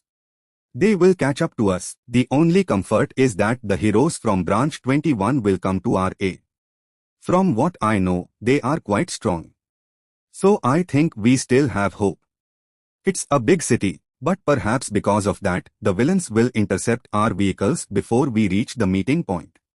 And the valley we just entered will be the final point where the villains attack. Rebecca said, wiping dirt off herself, okay, what do we do now?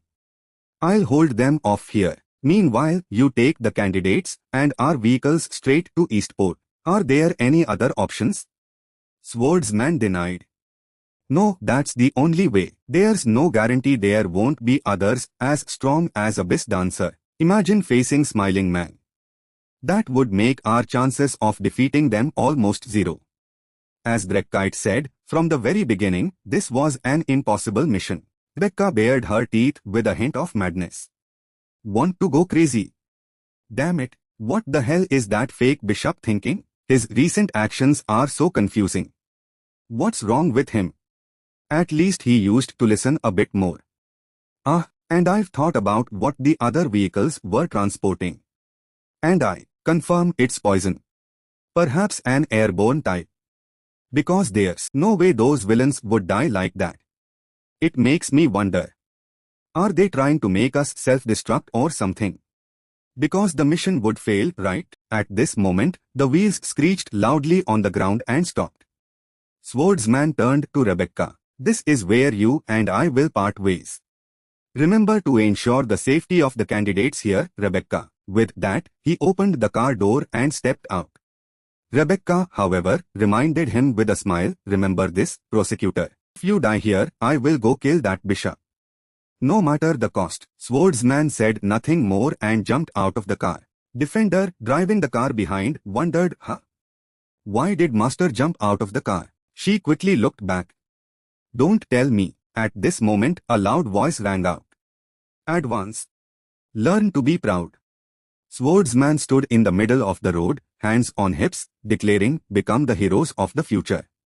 Walk the path of glory. Scene changed to a towering mountain range.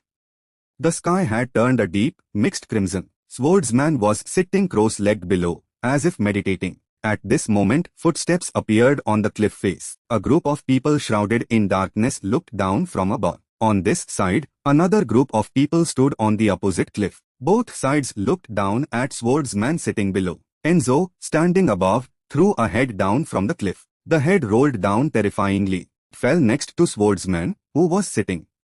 He caught it respectfully. Ade, you fought with all your honor. He was too noble to be killed by scum like you. He didn't aspire to be a hero. Then Swordsman unleashed his power and continued, all right. I will personally take your heads. He raised his hand, transforming his power into a weapon. The ferocious blade of Ariandrat. Swordsman declared, I will put an end to these foolish ambitions. Here and now, introducing a small town nestled on treacherous mountain cliffs. Its name is Ava Arin. When they grow up, all the people of Ava Arin will learn swordsmanship, but the number of people on earth to become Ava Ariand warriors is very few. Warriors worthy of that title will wear a helmet on the night they come of age. The warrior will swear never to remove the helmet unless they are with their lover. At that time, in a cracked arena, two people were fighting. Spectators watched the match. Now Swordsman is swinging his hand, knocking down his opponent. A moment later, the person lay down neatly. Their weapon still placed respectfully on their chest. Melancula. Died with honor. However, I never wanted to be a warrior. I hated the cheering every time I killed an enemy. The praise and encouragement to continue the slaughter. But I still swung my sword. I convinced myself that I was stepping onto the battlefield with those cheers. As time passed, I killed more enemies blocking my path. Gradually, I came to hate myself to the bone. And then it became anger that consumed the whole world. That intense emotion began to erode me, recalling Swordsman asking Rebecca for advice. But she flatly said, how to control anger? Why control it? Just vent it all out and forget it. Swordsman sadly replied, then, I'll become a serial killer. Once I unleash my gift, I'll completely lose control. But Rebecca retorted with a crazed expression, if so, just use your gift in situations where you don't need control. Returning to the present, Swordsman accepted this truth. She was right. The solution was actually very simple. I will swing this cursed sword at those who don't deserve to be tolerated. Kill all this scum. After a period of recollection, Swordsman swung his sword in anger. Ava Ariandrat. At this moment, nearby people were confused and wary. He's charging. Be careful. But just a second later, Swordsman teleported from his position and swung his sword. The fatal slash successfully took down the nearest target. Not only that, Swordsman continued to unleash his power, causing the surrounding crowd to panic and retreat. Amidst the shock, rocks and dirt flew everywhere. In the thick dust, a large figure emerged, walking forward. Swordsman laughed maniacally behind his helmet. Ha ha ha ha! A monstrous, bizarre sword formed from the surge of power. Wherever it passed, blood flowed and heads rolled. Swordsman's body was covered in blood. Then he gathered momentum. Suddenly leaped into the air a great distance. Afterwards, he continuously swung his sword, slicing down at the crowd below. One person, terrified, fell to the ground. They could only stare up at the horror in the sky. Swordsman did not hesitate and stabbed the person, shredding them. Then, a massive explosion erupted. The space was filled with pink smoke. A figure with disheveled hair appeared. Then a monster transformed into a snake, coiling in the air. Below, Swordsman was sitting, doing something. That surge of power landed directly below, creating another thick cloud of grey dust. Sharp, snake-like monster seemed to be piercing Swordsman's body, but he quickly blocked the attack with his hand. Then he leaped up, and Swordsman, carrying that thing, charged forward and stabbed the base of the monster's beak. His expression at this moment looked terrifying and ferocious, continuously attacking the monster. Then the monster was flung into the air. Swordsman stomped his foot down, creating a large indentation in the ground. Then he spun around, and the space seemed to transform with the surge of power. This technique is called Mad Slash. Sharp-beaked monster was continuously consumed by his slashes. Finally, it retracted and began to take human form, disheveled. The body slowly fell through the air. Swordsman seized this moment, drawing his sword and thrusting it towards the opponent. Then, with a burst of strength, he made a cut, severing the monster's body. He, once again, landed heavily on the ground, accompanied by the voice, "Warrior Sokka Berserker, I've heard a lot about you. It's an honor. I am Silver Glide, and also an Aryan warrior like you." As he spoke, he let go and thrust his sword through Swordsman's body. He quickly controlled the surge of power surrounding his entire body. Then he disappeared from Silver Glyd's attack. They began to fight fiercely. Unfortunately, Swordsman was slashed on the side by him. Blood splattered everywhere. Swordsman also swung his sword down, but the opponent dodged by spinning. Then Silver Glide moved agilely once again, attacking him from behind. Swordsman quickly turned back and caught the sword with his bare hands. Suddenly, at this moment, an explosion occurred next to Swordsman. Above, a person in full gear was aiming a sniper rifle to ambush him. Swordsman's arm was now injured, covered in blood. His sleeve was also torn. Then, immediately, a sword slash flew out, cutting down the person who was shooting. The space at this moment was a vast, desolate wasteland. Swordsman was immersed in the fresh blood of his enemies. Covered in arrows and sword fragments, he did not fall. At this time, the moon had begun to rise high. Swordsman continued to swing his sword, killing relentlessly. He had more wounds than before. Yet his hands did not stop swinging, each slash cutting short an opponent's life. At this moment, a man in armor spoke. "I respect you greatly, warrior. It's an honor to participate in this glorious battle that will go down in history." Then he charged towards Swordsman, shouting, "Millincula. Died with honor." His spear pierced through Swordsman's body, but he quickly swung his sword, cutting off the opponent's head. According to legend, when an Aryan warrior dies with honor, thousands of birds will fly to escort the warrior to heaven. However, I will not die here as a warrior, Swordsman thought, then sat cross-legged on the ground, silent. On this side, Rebecca was still holding the steering wheel, her expression anxious, and Swordsman, despite his injuries, was determined to push forward. "I will return to those who await me. I am the hero prosecutor." But in the end, Swordsman collapsed, his fate unknown. At this moment, someone was approaching him. Scene changed to a moving car. Mitch Socker, tied up next to the bed, began to speak. "So, prosecutor stayed behind to hold off the pursuers? He's probably the only one who can buy you time if he goes all out. But, so what? Don't tell me you actually believe Bishop is on your side." Crimson Dragon, seeing the man open his mouth, angrily stepped forward and slapped him hard, causing his nose to bleed. She gritted her teeth and warned, "Shut up, you piece of trash. You should consider yourself lucky that I haven't torn you into 100 pieces. Thinking about what Black Guide had to go through, I can't believe I'm still holding back. Mitch Socker just smirked. Huh? And I can't believe I was captured by you idiots. Let me tell you the truth. You lizard-tailed girl. Clearly, from the very beginning, your destination was another branch, Eastport. The villains were informed of your movements in advance and planned accordingly. So why do you think we only started chasing you when you left Cloud Garden? Instead of ambushing you on the way. Crimson Dragon exclaimed in disbelief. No. It can't be. Mitch Socker continued, when your transport was delayed due to attacks, we didn't stop to rest. Smiling Man's strategy was to separate Prosecutor from you and the torch. We were only concerned about the possibility of Prosecutor taking the torch and running away. A situation we completely ruled out. After all, he's a true hero.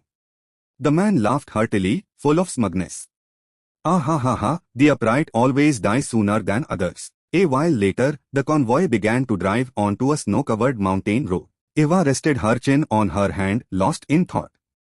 God, we probably need to pave this road. Fizin sat beside her and said seriously, so we are almost at the port. After we cross these plains, we'll reach the sea. Ilva wondered, I don't see any plains here. Fizin explained, this place used to be plains. I heard that Victoria fought someone here before, which caused some changes. The vehicles continued to move. The road on the cliff face was extremely treacherous. Ihwa felt uneasy. It will surely be disadvantageous for us. We have no choice but to move in the open, while there are dozens of blind spots for the enemy to hide. Will we be ambushed? This will be interesting. Ihwa exclaimed with a cold expression. A moment later, everyone had moved to the foot of a giant rock mountain. The wheels began to stop. Someone spoke. That's Dua Saber you. Defender quickly put on her straw hat and jumped out of the car. Too new on.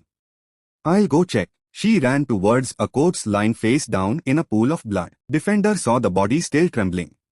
She quickly knelt down to turn the person over. It's moving. Still alive. Still.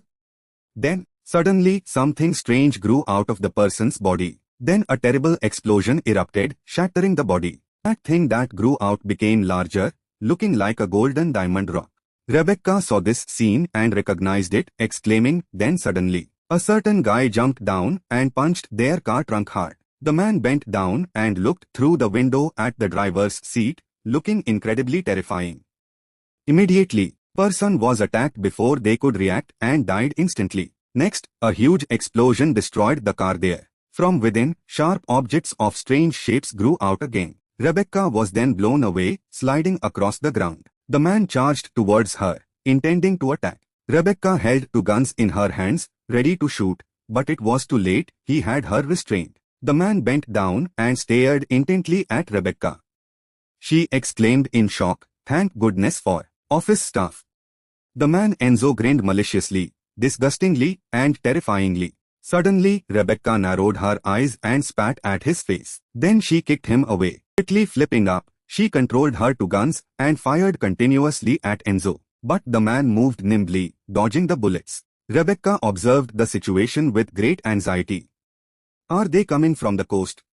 I hope Prosecutor is okay. At this moment, a group of people were slowly approaching on the road ahead. It's the army. They must be reinforcements from Branch 22. But no. What appeared were zombie-like corpses, wearing strange spikes approaching. Rebecca was disappointed. Perhaps I spoke too soon. One of them cried out in pain, my heart. My heart, then the sharp spike on his chest began to glow. Afterwards, it exploded again and became huge. The space was filled with countless shattered fragments. Below, Rebecca was frantically firing her two guns. Bang bang. The bullets pierced through those fragments, shattering them once more. Suddenly, Rebecca looked in one direction in panic. Damn it. At this moment, Enzo was restraining a member. The man's body was brutally pierced by his hand. Then he was kicked far away. A strange sword was also attached to the person's body. Crimson Dragon, seeing this, rushed forward in anger. Before the explosion, she managed to spread her wings to shield everyone. The explosion dissipated, leaving behind dust. Yeah. Is everyone okay? At this moment, a member cried out in panic, "CRI Crimson Dragon." Another coat was thrown at her feet. The explosion occurred again.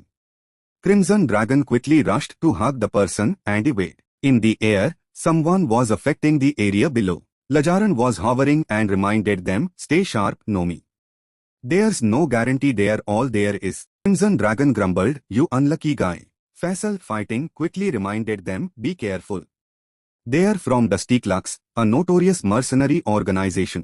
Our situation is dire as we face continuous attacks on the road. Since we are very close to our destination, the villains will throw everything they have at us here. Their numbers are increasing. We need to withdraw from here as soon as possible. Otherwise, all of us will be wiped out." On the other side, a chaotic explosion is also erupting. Or maybe Hay walked while fiddling with her hair. "God, why is it so dark? Is this the first day of my vacation?" She dragged a suitcase, looking disheveled and tired. "Hello everyone. I'm sorry. But, would you please do as I say? Dig your own graves so I don't have to do it myself." "Okay," Hecate ने धीरे से कहा। "अब से मुझे ये deal करने दो, दीदी रेबेक्का। अगर आप अभी इन लॉग-ऑन पार गिफ्ट यूज करेंगी तो वो वेस्ट होगा." रेबेक्का ने बैग अपने कंधे पर रखा और जवाब दिया, "ठीक है। Transfer successful. तुम्हारी हेल्प के लिए शुक्रिया, हेकेट." उसके बाद उसने सबको कहा, "चलो यहां से निकलते हैं सब लोग। वाई स्पोर्ट बिल्कुल सामने ही है." एक मास्क्ड आदमी ने तुरंत हुक लाइन्स निकलते हुए कहा, "कहाँ भागने का इरादा है?"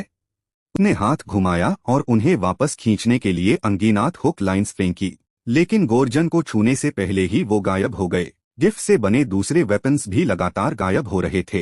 इंजो का गिफ्ट भी इस फेट से बाक नहीं पाया। ये हेकेट का गिफ्ट है, साइलेंट रेंस। वो भी चट्टन से नीचे कूद गई। हेकेट सी एक्स का वेपन धीरे धीरे गायब हो गया। उसने कामली एक्सप्लेन किया, "इस वक्त तुम सब गिफ्ट यूज नहीं कर सकते, क्योंकि मैं इसकी परमिशन नहीं देती।" हेकेट ने कहा, "इस एरिया में मैं और तुम सब हैंड टू हैंड कॉम्बैट के अलावा कोई ऑप्शन नहीं है।" इरवा द मर्सनरी ने स्कोनफुली कहा, "तो तुमने खुद ही अपनी कब्र खोद ली है।" एक लंबा आदमी आगे बढ़ा और कॉन्फिडेंटली बोला, "तुम क्या सोचती हो कि तुम खुद को ऐसी सिचुएशन में डाल सकती हो जहां तुम्हें हम सबसे अकेले लड़ना पड़े?" हेकेट नीचे झुकी और बोली, "बस इसलिए क्योंकि..." उसने अपने सैंडल्स उतरे और आगे फेंक दिए। "कामली, मैं पूरी तरह से कॉन्फिडेंट हूं।" असबेड मर्सनरी ने तुरंत झुककर पूरी ताकत से अपना वेपन घुमाया, लेकिन जैसे ही उसने आगे वार किया, कुछ बिजली की तरह गुजरा और उसका हाथ काट दिया। बस हेकेट को उसके पीछे खड़े देखा गया। उसने उस आदमी का खून बहता हुआ हाथ पकड़ा और कहा, "देखो, लगता है तुमने अपना एक हाथ खो दिया है।"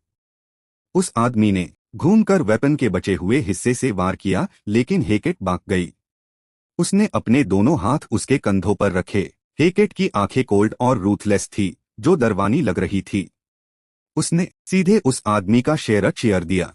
दूसरे लोग जो डोरदा ये सब देखकर डर से कांप गए। उस आदमी की बॉडी जमीन पर गिरने से पहले हाय हेकेट ने दूसरे आदमी की गर्दन पकड़ ली। She punched him hard, shattering his body like a piece of tofu. Another man ran from behind and swung a saber, but missed. Hecat leaped up and punched his head off. Yet another man jumped down to attack, but she easily dodged him. Immediately after, Hecat kicked him straight in the head. Her raised leg paused slightly. Then Hecat brought her leg down, pressing the enemy's head down, simultaneously sending him to heaven. Two other mercenaries attacked from behind. As if she had eyes in the back of her head, Hecat leaned back and easily grabbed them by the neck.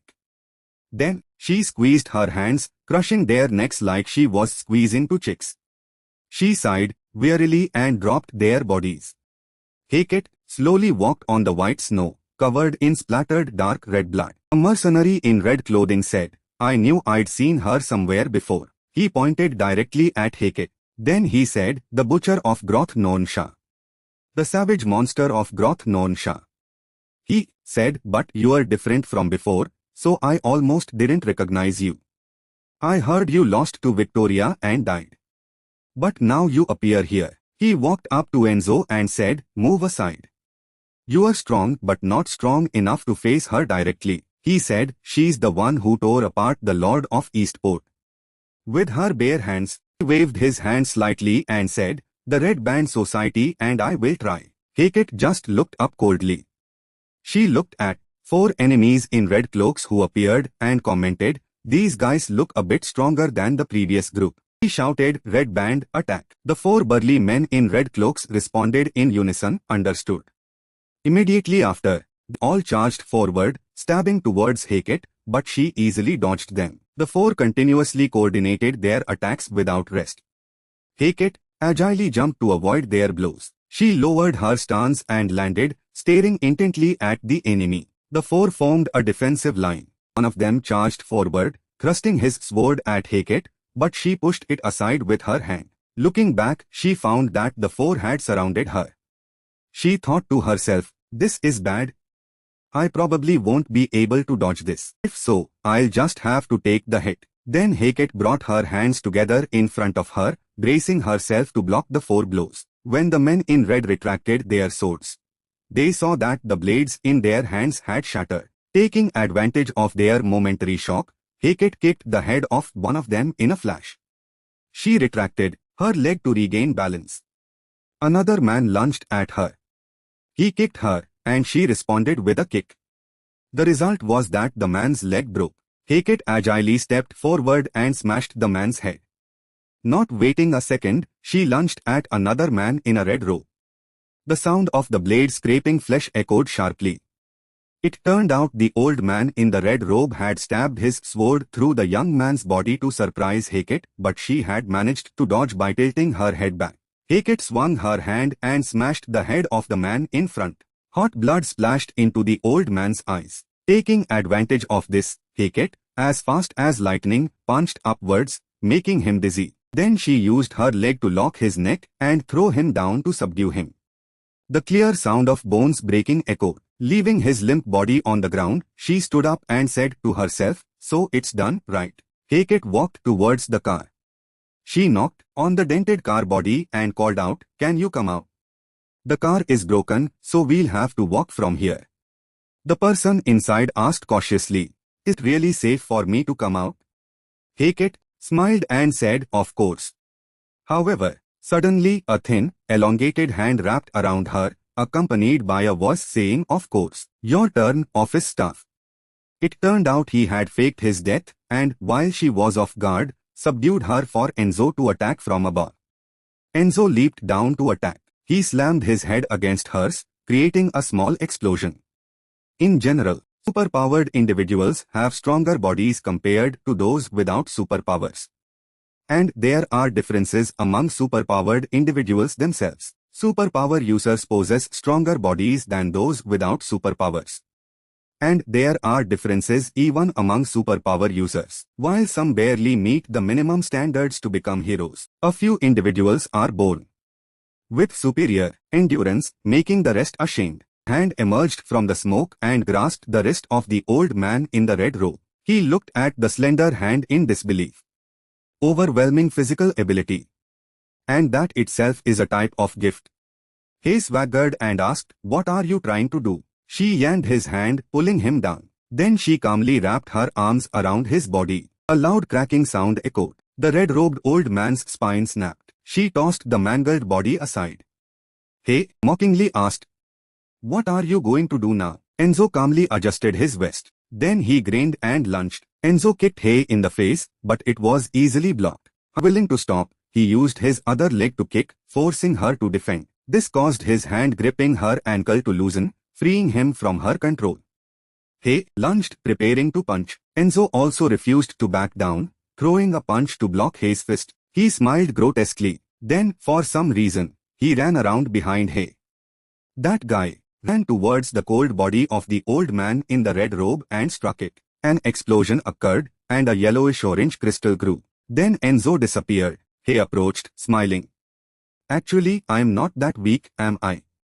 She recalled being beaten by Victoria multiple times. She punched Hay, causing her nose to bleed. Victoria grabbed her by the collar. Victoria smiled terrifyingly and said, Be good, girl. Now thinking back, he muttered. A terrible incident. A horrifying memory. I was truly weak. Then she swung her arm, ripped off the car door, and tossed it aside. Forget it. Let's depart. Inside was a white-haired maiden with delicate shoulders. The girl trembled fearfully and said, Okay. At a canyon, an angry voice was heard. Damn it. Mitch, Soccer cursed.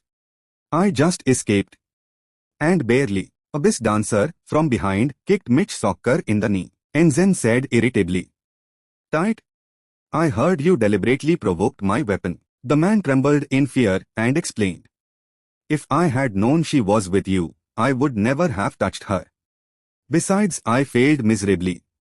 Because someone controlled her will. Zen said. Right hand. Abyss dancer immediately broke Mitch Soccer's right arm. Enzen said coldly. Considering your actions, you acted on your own. It seems your gift only works to a certain extent against enemies stronger than you. He asked. Can you control the minds of those as strong as prosecutor? Mitch Soccer said something in pain. Enzen turned away and called. Abyss dancer. As she approached, Enzen grabbed her neck and asked. You've weakened. What made you so weak? He asked. Are you afraid of the Witch of Steel to the point of abandoning me with no other choice? Enzen said. You are no longer worthy of being my shadow. If you still return, knowing this beforehand, then this time fight for me until your last breath. Abyss dancer replied. Yes, sir. Then he stepped forward to the cliff edge and shouted. Listen up, my villains. Enzen said. If you ask me whether this attack was a success or failure, I will answer without hesitation. This is a significant success, he said, recognizing the power disparity between us, and the association is a valuable experience to prove. This is a turning point for you youngsters, Zen said, even though I couldn't land a fatal blow on the association. I've successfully declared that we aren't easy targets either. Vecho asked from below, aren't you mentioning the torch? Vecho quickly raised his hand and made a sound, explaining, most of them just think this is a regular surprise attack. Vecho said Redpick has infiltrated their ranks. So there's no need to add more competitors. Perhaps those who already know will want to stay. Vecho replied, understood. Enzen continued from high above, now you all might have to go back. But we will meet again soon. He said, as for the hounds here, go back and tell your master. Enzen said menacingly, that smiling man will come to meet you soon. It's time to pay the price. On a cliff overlooking the sea somewhere, Defender was put into a vehicle by the staff. Gorgon watched the vehicle drive away, taking Defender for treatment. Crimson Dragon approached to comfort him, don't act like we lost this battle. My friend, we successfully transferred the item to the right person. And you've qualified to be a hero, haven't you? The cold-faced girl pointed into the distance. Besides, look over there. We are at Eastport. Ahead of us is a prosperous port city. Crimson Dragon advised, don't worry too much about Defender. She's a strong girl and will recover quickly. Crimson Dragon said, she could have easily withstood that attack if she wasn't so worried about Prosecutor. Wait a minute. Rebecca looked at her confusedly, causing the girl to wave her hands in embarrassment. Then she cheerfully exclaimed, everyone. Don't worry anymore. Think of your hero nicknames before it's too late. Rebecca said, if you can't think of one, the judges will name you. I'm planning to give you the most bizarre names, so hurry and come up with one for yourselves. Then she turned sharply and asked, by the way, you'll probably use your own name, right? Casa. He replied indifferently, yeah. That's right. Rebecca laughed, haha. You're quite a strange person. Then I'll let you decide for yourself. Rebecca said, I never imagined I'd meet someone who likes to use the name of the leader of the lawless land. Jiva heard this and stepped forward in surprise. She inquired, what did you just say? Rebecca pushed up her hat, huh? You don't know. Casa isn't a person's name. It's a title given to the strongest in the lawless land. Rebecca explained, this world is ruled by the Hero Association. That's obvious. No one denies that, she said, an organization with overwhelming power. thanks to an army of formidable superhumans. Rebecca proudly added, even the elders, those hailed as demigods and leaders of the rest, cannot underestimate the association's potential. Rebecca suddenly changed her tone. However, this doesn't mean the association holds power everywhere in the world. Rebecca said, there are lands heavily devastated by rugged terrain. Worthless, she listed them, areas that are forbidden and try to remain separate from society. Rebecca said, and a continent no different from a prison, where criminals are brought and abandoned. Rebecca described, and among such desolate places, there's Gross Nansang, the lawless land. A snake eagle swooped down, aiming to snatch a white rabbit hiding in the weeds. However, an arrow flew in, piercing the eagle's chest and ending its life. This is a land marked entirely by anarchy. So, while the archer was about to recall his falcon, someone behind him stood with an axe, chopping down. In the end, the axe wielder won it all. Immoral. Only the strong can survive. A land abandoned by the association. Until the axe wielder left, what remained were piles of bones and a dark red soil. Rebecca said, and it's no surprise you don't know, because I only found out not too long ago myself. Rebecca said, anyway, if you are interested and want to delve deeper, then you need to meet a special criterion. Otherwise, you will, she warned, be hunted by the Black Hand organization. Rebecca pondered and said, thinking about it, such privileges, she suddenly laughed and emphasized, are extremely rarely granted. Rebecca teased, well, it seems you have quite a lot to do as a hero. Girl, a large two-story villa nestled in the forest. Jiva thought deeply. Gross Nansang, a lawless land, if what she said is true. And Kasa is just a title, Jiva thought. Then the Kasa that person knows might not be her sister. Besides that person, I need to find and meet someone from Gross Nansang to confirm what Rebecca told me. Jiva supported herself on the bar with one hand, thinking, things are getting more complicated. But I have no other choice. While she was completely hanging upside down on the bar, someone called out, Kasa. Jiva swung down. Faison entered and announced, we have guests from the TV station. He said, they want to interview us. Rebecca outside made a throat-slitting gesture, reminding the reporter, got it? Saying unnecessary things during the interview means you'll disappear immediately. Watch your mouth. Following the sound of call to start, a staff member holding a clapboard snapped it shut. The shot opens with a close-up of Rebecca's face, saying, come on. Come on. Can everyone see me clearly? It's me, Rebecca. She appeared excited. I hope everyone is ready to hear the results of this year's hero selection tests. I'm about to bring you some hot news.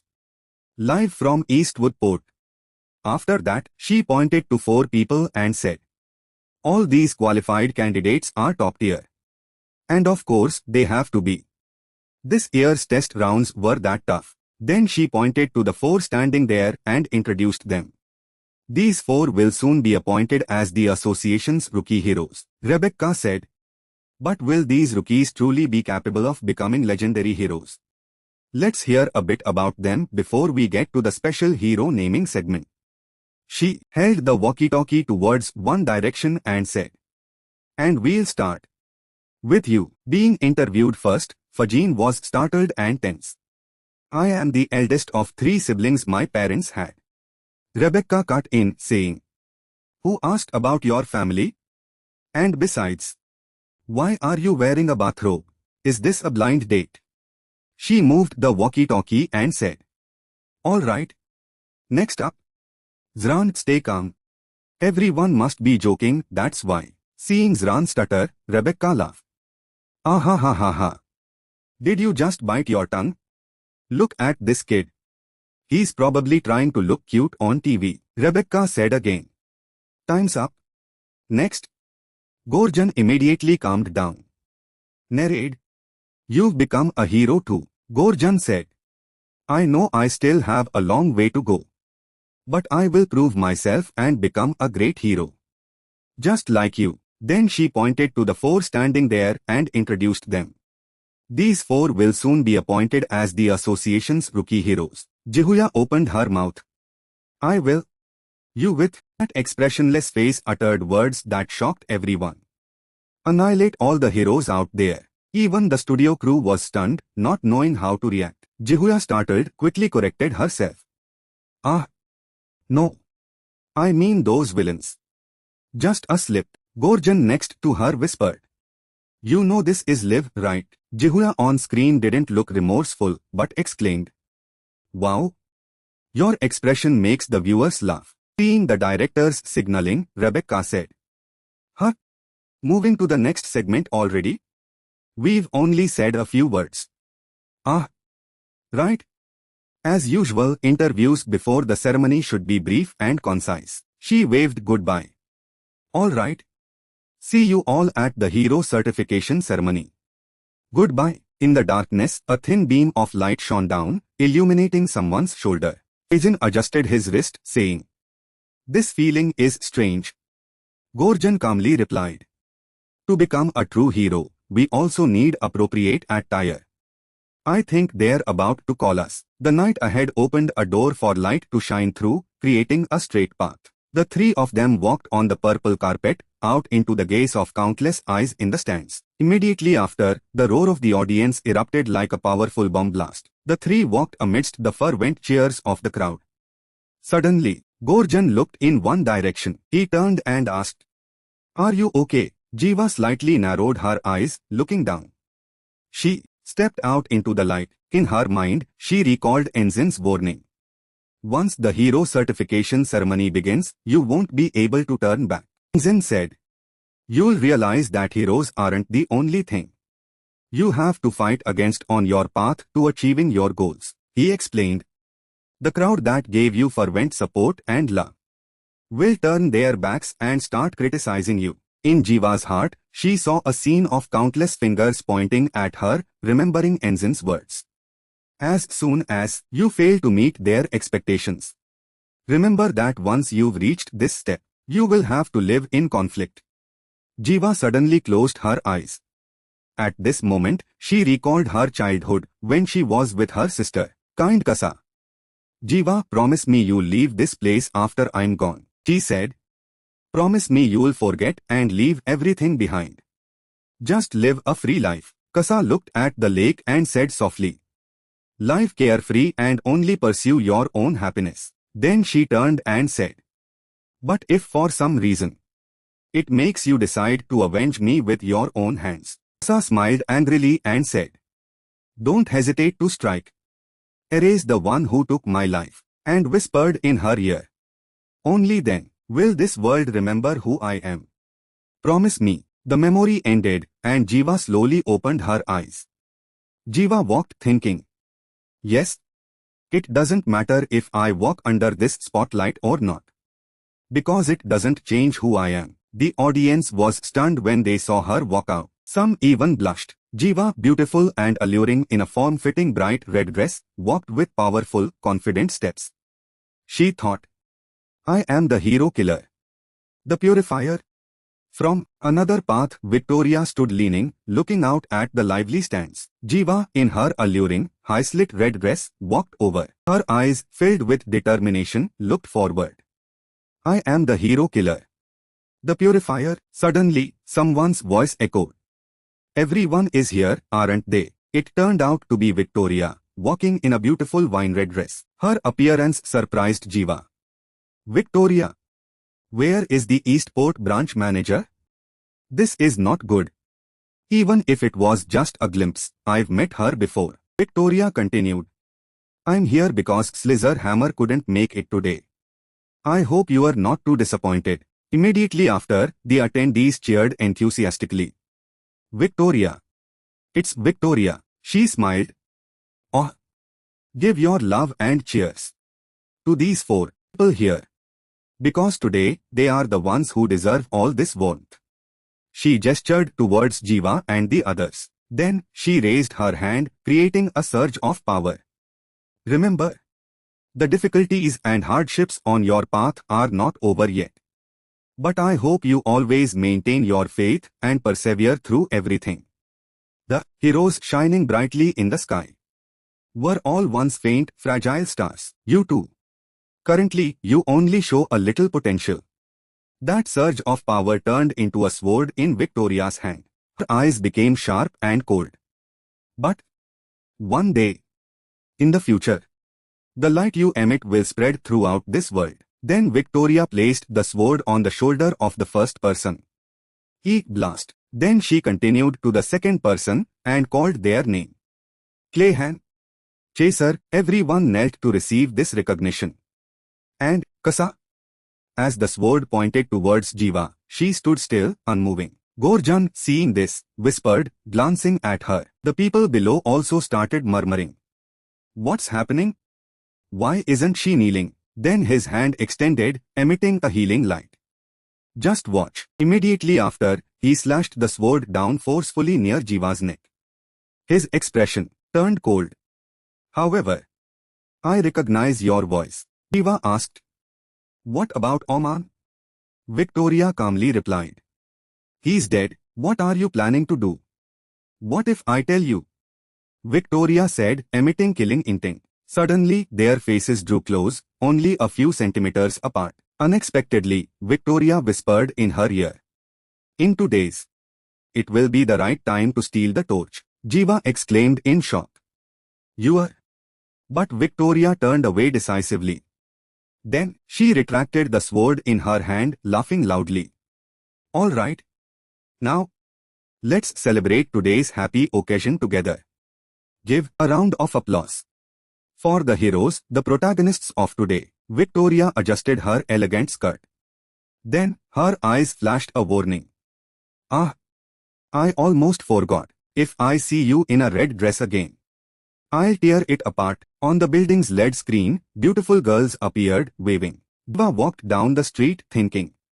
Victoria's reaction. Could it be that Oman is still alive somewhere? The elders. I'm not sure if they're human. Especially Victoria. She's so unpredictable.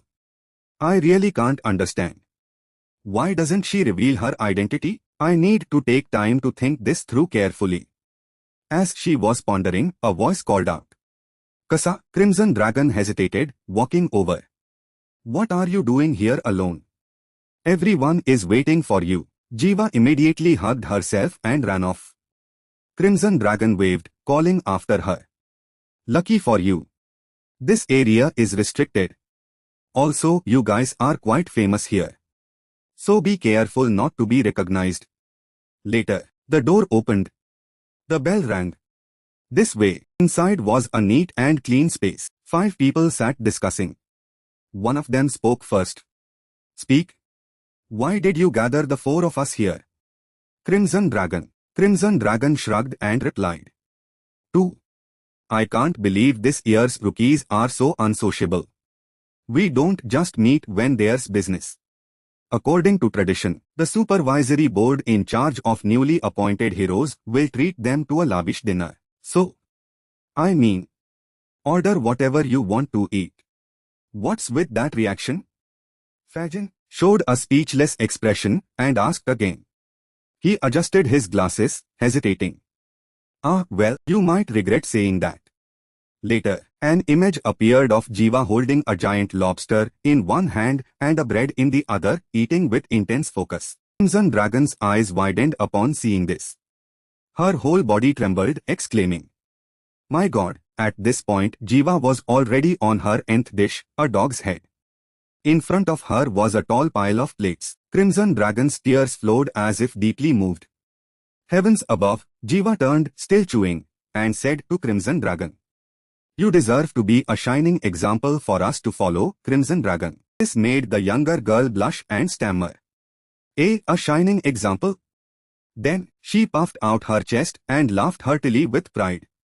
Of course. All heroes should be like this. You are learning from a model hero. In the end, the result was a victory for Crimson Dragon. The girl lay flat on the ground from exhaustion. Orjan, seeing this, laughed heartily with delight. Then, he suddenly sighed, He looked up with a worried smile. It's truly a mix of joy and sorrow to realize. All of this is over from now on, Zran replied while drinking water. It's just the beginning, more like. Be patient. There will be plenty of opportunities for us to make a name for ourselves. Prosecutor is missing, and defender is in critical condition. The association must be severely short-handed. Once Slitzer Hammer returns, we'll be extremely busy. Jiva also spoke up. Oh, right. He's the Eastport branch manager. But if he's still at the branch, why wasn't he at the ceremony today? Fajin asked with a dark face. You said you were from branch 17. Right? Kaja, only the city center of Dust City was repaired after the battle. Cloud Garden is just a small branch, but besides the two places I just mentioned, most other branches are larger in both scale and population. You know, each branch is named after the capital city in that territory, right? Today's ceremony is held in Go, a famous tourist destination on the way south. Just from Eastport, although you are very strong, you seem to lack knowledge. This remark made Jiva stop eating and glance at him. That's enough. Then she continued eating and analyzing the situation in her mind. I didn't know the Eastport branch was so vast. Learning new things every day. Perhaps things here will be more difficult than in Cloud Garden. I'm still not sure if Victoria is trustworthy. If I trust her, it's quite reasonable. Because she turned a blind eye to everything. But what about the torch? What is that thing? Something that grants extraordinary power is too abstract. Perhaps it's a divine artifact even more powerful than usual. Wait a minute. If the torch is such a rare treasure. Suddenly, Jiva excitedly slammed the table and stood up, knocking over the plates of food. How the hell do I have to give it to Angel? Scene changed to another location. At this moment, the heart monitor was emitting haunting beeps. Rebecca sat by the hospital bed, lost in thought. On the bed lay the unconscious defender, bandaged all over her face, with medical tubes keeping her alive. Rebecca clenched the strap in her hand. Dark aura emanated from her entire body. She couldn't stop blaming herself. I should have been more careful. The attack wasn't strong enough to critically injure someone as resilient as Defender. But her EST was negatively affected by her mental state at the time. She must have been distracted worrying about her master. Those bastards, how dare you touch someone of mine? Rebecca's face turned sinister and terrifying. Suddenly, someone pushed open the hospital room door. A person dressed like a swordsman entered. Rebecca stood up anxiously and exclaimed, Prosecutor. The person who just entered spoke. Your negligence further defiles his image. Rebecca, enraged, pointed her gun at the opponent and roared. Who the hell are you? Rebecca shouted furiously. Who the hell are you? Actually, I don't even need to know. Go die. Bang! A bullet shot out from the gun. The person quickly transformed and drew a sword from their hip. Then, they unleashed two incredibly graceful sword strikes. This move is Bullet Shadow Chase. Jin Ti's eyes, dark and pale, glanced around. Rebecca still pointed her gun at him. Jin Ti, what are you doing here? Then she flung a rope forward, launching a volley of blades. Jin Ti lightly dodged by tilting his body. The area behind him was quickly shattered. Then, he swung his scabbard to block and deflect. Then he swung his sword to block the attacks from the volley of blades. Countless sword strikes were unleashed. Jin Ti's expression remained haggard and tired. Two sides struggled for a long time. The strikes unleashed affected the surrounding objects. Suddenly, Jin Ti sheathed his sword. Then he used the active sword technique. Wave convergence. A surge of power emanated, controlling Rebecca's volley of blades. She exclaimed, Is that Asu or Ava Arin's treasure? I never expected prosecutor to hand over something so valuable to someone else. At this moment, the doctors and nurses were frantically making calls for help. Jin Ti replied, I just wanted to talk. Hey none. But I'm afraid this place isn't suitable. Rebecca still held her gun steady. You've taken my gift, so you can only die. So shut your mouth. But she quickly realized someone had appeared behind her. Safir was now crouching beside Defender with a wicked expression. Even if she has to die, Rebecca glanced back with rage mixed with worry. Bastards! Scene shifts to the boundary between sea and mountain. Footsteps appeared. The difference between heroes and villains is actually very simple.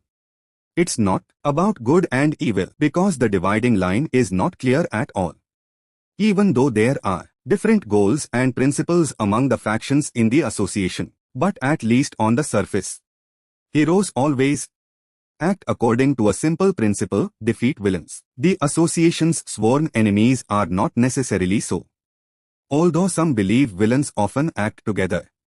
But there's no connection between a pickpocket in Cloud Garden and a serial killer hiding in Dust City. Naturally, villains find it hard to unite. And this lack of unity is one of the biggest reasons the association won against the villains in the Great War. These scoundrels. What do they want? Rebecca thought as she walked. Reaching a suitable spot, she waved to Jinti and Safir. You guys are now on the beach reserved for heroes in the association. No one can eavesdrop, so feel free to speak. Jinti glanced at his ally, drawing his sword and calling out. Safir? Safir nodded. I'm ready. Rebecca wagged her finger, warning with a smile. If you are smart, don't waste my time. Unless you want to see what my gift can do. Suddenly, Jinti turned and slashed off one of Safir's arms. Blood splattered terrifyingly. Rebecca's eyes widened in shock at the action. What the hell? Then his hand extended, emitting a healing light. Just watch. Light flowed to the severe wound. It quickly reconnected the two pieces of flesh as if there had never been a wound. Rebecca looked utterly bewildered. It's a healing gift. Not to mention it was a serious wound. Jinti spoke again. If you say Defender is in critical condition, that's an understatement. If her internal organs were also damaged by the office staff's gift, death is only a matter of time, he said, smiling and reaching his hand forward. If you want, I can use my gift to save her. Scene shifts to another space. At this moment, music played. It turned out to be a karaoke room. Fajan was singing passionately into the microphone. Gorjan handed the control panel to Crimson Dragon, pleading. Come on. Sing one song with us. The girl firmly refused. No thanks. No need. Then the wire produced ear-splitting, haunting singing. I am a fearsome dragon, a tyrant. High in the sky. The girl poured all her strength into it. This is a song praising dragons. On one side, Eva was using two fruit knives to beautifully carve a watermelon. Gorjan and Fajan couldn't help but cheer and praise. Ah! Masterful! Later, were 4 glasses of beer and 1 glass of juice clustered together enthusiastically. A while later, Ziva and Crimson Dragon were happily playing catch. Very quickly, only a faint light remained in the sky. Crimson Dragon hesitated, walking out tiredly. Oh God! Playing with you guys is so exhausting. Then she suddenly exclaimed excitedly. But there's nothing I can't do. Because I am a shining example for everyone. At this moment, Diva received a message from Henu. I need you to be here. Right now. I'll send the address. Hurry, Jiva read it and gritted her teeth in anger. Later, at a slightly ajar door. This must be it. Jiva appeared here with a large bag. I'm glad the hero test is over. But I still have a lot of work to handle, although I'm not sure if it will benefit me. But according to Victoria, something will definitely happen in the next 2 days. It's not that I trust her. But Victoria's power proves it. Someone like her has no reason to stoop to dirty tricks. The truly unpredictable factor is Henu. The entire plan could fail if she makes the first move. And I can't make the first move yet. There are too many risks. Especially with the unclear information related to my sister's death. Perhaps I'll soon find out. Whether she's a friend or foe. Rebecca stood in front, her back to her. As if hearing her footsteps, she spoke. You are here. Jiva calmly glanced down. Then she saw chaotic footprints on the ground. Footprints. There were up to 3 different sets. She calmly said. I knew I was walking into a trap. Rebecca looked up, her face contorted in madness. Sorry. At this moment, Jinty jumped down from the air, holding his sword. He slashed down with the active sword technique. Wave slash. The attack grew larger and larger. Amidst the thick dust and smoke, he slowly spoke. From the very beginning I knew. That smiling man's trump card, long silver hair unfurled in the air. Jiva returned to her original form. Rebecca still had her mouth agape, turning back in amazement, and calmly clasped her hands together, replying. If you want to stab someone in the back, you must be careful not to stab yourself in the back. At this moment, the beach space was controlled by a clock suspended from above. The space on both sides was now a pure white, as if submerged in icy snow. Jiva stood between the two enemies and spoke. Now your mission is to kill each other. Facing Jiva's words, Jinty showed no fear. He looked at her with disdain. When I'm sure it's her gift, although there are some differences. He didn't seem to rate her highly. But can she use it as skillfully as that person? I don't think so. She's bluffing. While Jiva on the opposite side had already secretly prepared her weapon to deal with him. Contrary to the tense situation between the two, Rebecca on this side was still showing off. The gun in her hand spun dozens of times as if playing. Jinty deduced. Looking at Rebecca, she doesn't seem to intend to interfere. They must have agreed on something. After thinking, he clicked his tongue. Whatever. However, what greeted him was a surprise attack from Jiva's position with a giant rock. And Jinty reacted quickly enough to draw his sword for defense before the stone hit his face. Immediately, with astonishing speed, he split the rock, almost as big as himself, with one sword strike. Very clean. Jiva knew a single rock couldn't trouble him, so she quickly lunged forward, attacking continuously. The chain in her hand transformed into a large saber, dueling Jinty's sword. The moment the two swords clashed, it was the deafening sound that made one's ears ring. But the chain then unexpectedly lowered its center of gravity to dodge the blow. The saber only cut through air. Even Jiva was a little surprised.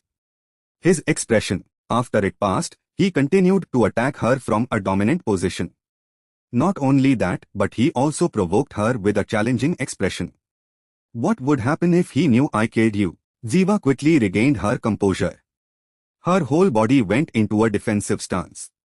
She retorted, Can you withstand the consequences? Not only was he unafraid, but he calmly replied, I have Grey Castle backing me. Saying that, he suddenly swung his sword first. Fortunately, Jiva reacted in time to dodge, saving her life. She took the opportunity to swing her sword in a circle, making the fine snowflakes on the ground fly up, temporarily blurring his vision. Just as he was distracted, Jiva unexpectedly made him swing his sharp spear towards him. But with his agile and flexible body, he easily dodged by leaning back and lowering his center of gravity. Jiva then coldly stated, I am talking about the consequences from my side. In that moment, Jinty felt the person before him had skill and was somewhat interesting. He smirked but simultaneously drew his sword again. The active sword was activated under his hand. Its destructive power was so great that the spear in Jiva's hand bent into an arc, and she had to strain to keep it from being split in half. Not only the active sword, but death also combined with it, forming a pincer movement that trapped her in the middle, making escape impossible. Due to the sword technique's flexibility, he only needed to swing the sword as he wished, and Jiva would inevitably be hit. Jiva lost some blood, unable to help but clutch her bleeding shoulder. She admitted that the invisible blade was definitely a tough challenge. Fortunately, she reacted in time. Immediately after, Jiva stood up straight and used her ultimate move, the sharp scissors, to cut the invisible sword. She regretted that her original plan was to block the attack with Greymon's blade and then counterattack immediately. But things didn't go as smoothly as she thought, as he always managed to dodge her attacks. Doubts began to arise. Why can't I use his gift? She began to doubt more. And for some reason, I can't activate Ziva's gift either. She thought she had completely grasped all the unwritten rules. I thought this deadly time was an exception, but it seems there are some rules I haven't grasped yet. Ziva swallowed nervously. However, now is not the ideal time to realize that. Anyway, I have no other weapon besides this. Ziva suddenly retreated, taking a run-up to Jinti's astonishment. 3 ice darts in Ziva's hand flew straight towards Jinti, but he reacted in time, quickly activating his shield to deflect the darts away. Not only that, but he quickly drew his sword to counterattack her. With just one sword strike, he shattered the rocks and earth in front of him. The invisible sword flew in a straight line, sending Ziva tumbling through the air. As she fell before she could recover, he continued to attack with rapid frequency. And then, instantly, the space was covered in earth, rocks, and smoke under the tremendous impact of Ziva's attack. The whole scene looked like a bomb explosion. Fortunately, Ziva, though injured, dodged Jinti's sword strike. In the critical moment, she managed to devise a counterplan, a new strategy. I should conserve my stamina as much as possible and last until the snow melts. He also predicted all possible scenarios for her choice. I know I'm in a difficult position due to the unwritten rules. But if I withdraw my gift now, it will be even more troublesome. I have no other weapon to defeat Jinti. Moreover, she had another concern that made things worse. Her none is too unpredictable. If she calls for reinforcements from outside, I'll have no escape. She whispered to herself, I need to hold out here as long as possible. And perhaps I can't do without a spear and a shield. Immediately after, Jiva, covered in dirt, returned with a new spear and an ice shield. Ready to achieve her goal, she also assessed clearly. Objectively speaking, he is stronger than me. Moreover, he possesses an overwhelming item. Truly a cheap bastard, but Jiva was not discouraged by this. However, considering the match situation, I can last a bit longer. Jinti did not let up. He used the active sword again, and this time, he also used wave convergence. Just like that, the chains fixed her feet in place. Just to show he's a coward. Jiva couldn't help but curse inwardly. Damn it, his eyes became more dangerous than ever.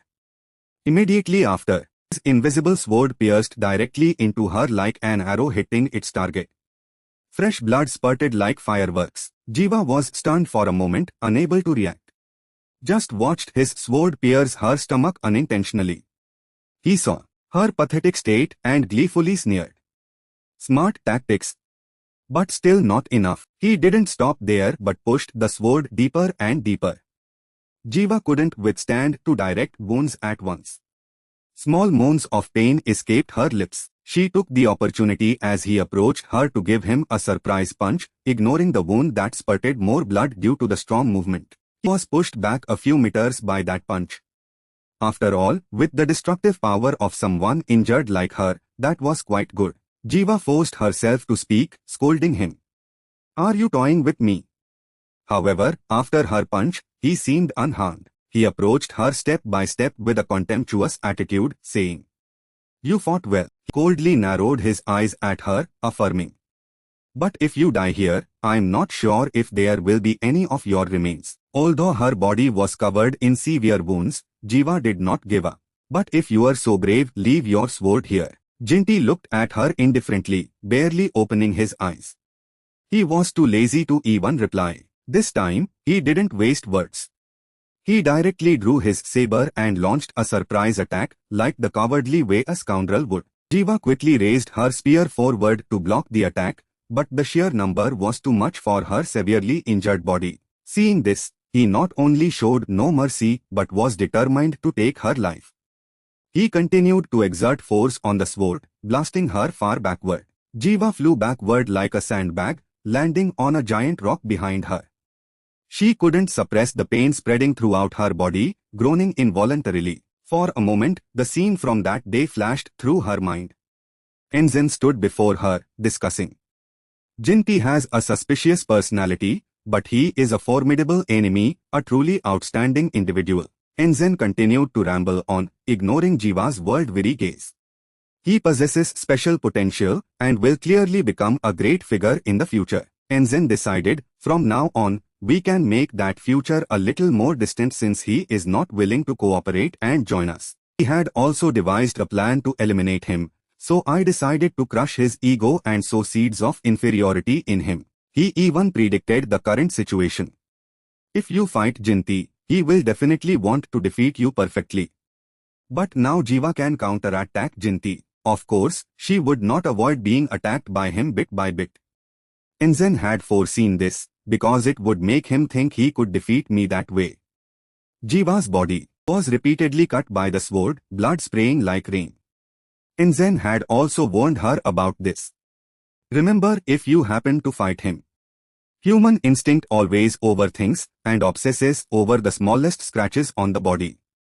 In such cases, being stronger doesn't always guarantee victory. However, Jiva saw through Enzen's solution for Jinti. But Enzen, the feeling of inferiority he instilled in him, instead made him crave more power. Facing the difficult situation, Jiva cursed inwardly. Damn it, I can't think clearly, I've lost too much blood. I can't believe I made the same mistake twice. What should I do? What is the best course of action? In this situation, I don't have many options. I can't run away while bleeding this much, but if I withdraw my gift, things will be even more complicated. At this moment, she could only wish, if only I could heal and recover a little. Unexpectedly, her wish was immediately granted. The wound that was bleeding profusely instantly healed, not even leaving a scar. Jiva also felt it. At this moment, she suddenly remembered. That's right, this is the rule. Jinti seemed very annoyed. He kept complaining. What nonsense are you talking, you arrogant bitch? He once again drew his sword, declaring, I'll show you your place. His first sword technique was easily blocked by her spear. But that wasn't his main attack anyway. He carefully disassembled the sword hilt, preparing a new move acting superior. I didn't intend to use this move against you, but he said half of it and then stopped. At this moment, Jiva had fully recovered with that sword in her hand. Her voice was indifferent in the whine. Is that so? She challenged. Ready to dance with your sword. Jiva had fully recovered. She declared firmly. This is only the second round. Jinti was now ready in a fighting stance. The sword at his hip was always ready. Jiva also showed signs of exhaustion but still tried to stand up. And then, very quickly, both sides lunged at each other, fighting fiercely. The snow on the ground was disturbed by the fight. Jiva used dual swords, fighting fiercely against Jinti's single active sword. Both sides were evenly matched. The blows were delivered continuously. The fight seemed to be a draw. Every time Jinti attacked, Jiva blocked, and when Jiva attacked, the same happened. They looked at each other with sharp eyes, and Jiva faintly sensed an invisible familiarity about Jinti. It could be seen that the fleeting figure behind each of the enemy's attacks was a sword master. The two were like a perfect pair, fighting endlessly without an end in sight. Jiva's brain replayed a familiar scene from the past when she witnessed Yaksin dueling Jinti's master. That scene was no less intense than now, even more so. The shockwaves were not small at all, and on that day, Jinti's master fought Yaksin just like his current demeanor, arrogant and contemptuous of others. Their fight shook the heavens and earth, overturning everything. Yaksin on that day was as persistent as Jiva is now. He actively attacked and gained the upper hand. His fight with Jinti's master that day was even fiercer than the current fight between Jiva and Jinti. The scene was as devastating and terrifying as a series of bombings. Jiva and Jinti now seemed to be reenacting their predecessors. Equally terrifying and tragic. A fight to a draw. Jinti also used his master's sword-wielding tactics. Not even a slight difference could be seen. As Yaksin's descendant, she was naturally not inferior. Every move Jinti made was neatly blocked. Despite his efforts, he could not succeed in taking her life. He was absolutely not discouraged and used more new techniques to defeat her. He used the twisting active sword continuously, causing damage to her skin and flesh. Numerous external wounds were created. Jinti smiled triumphantly, looking at the results of his fight. A surge of excitement rose in his heart. But while he was distracted by this excitement, Jiva's sword tip counterattacked right under his nose. Jiva seized the opportunity and lunged forward to attack.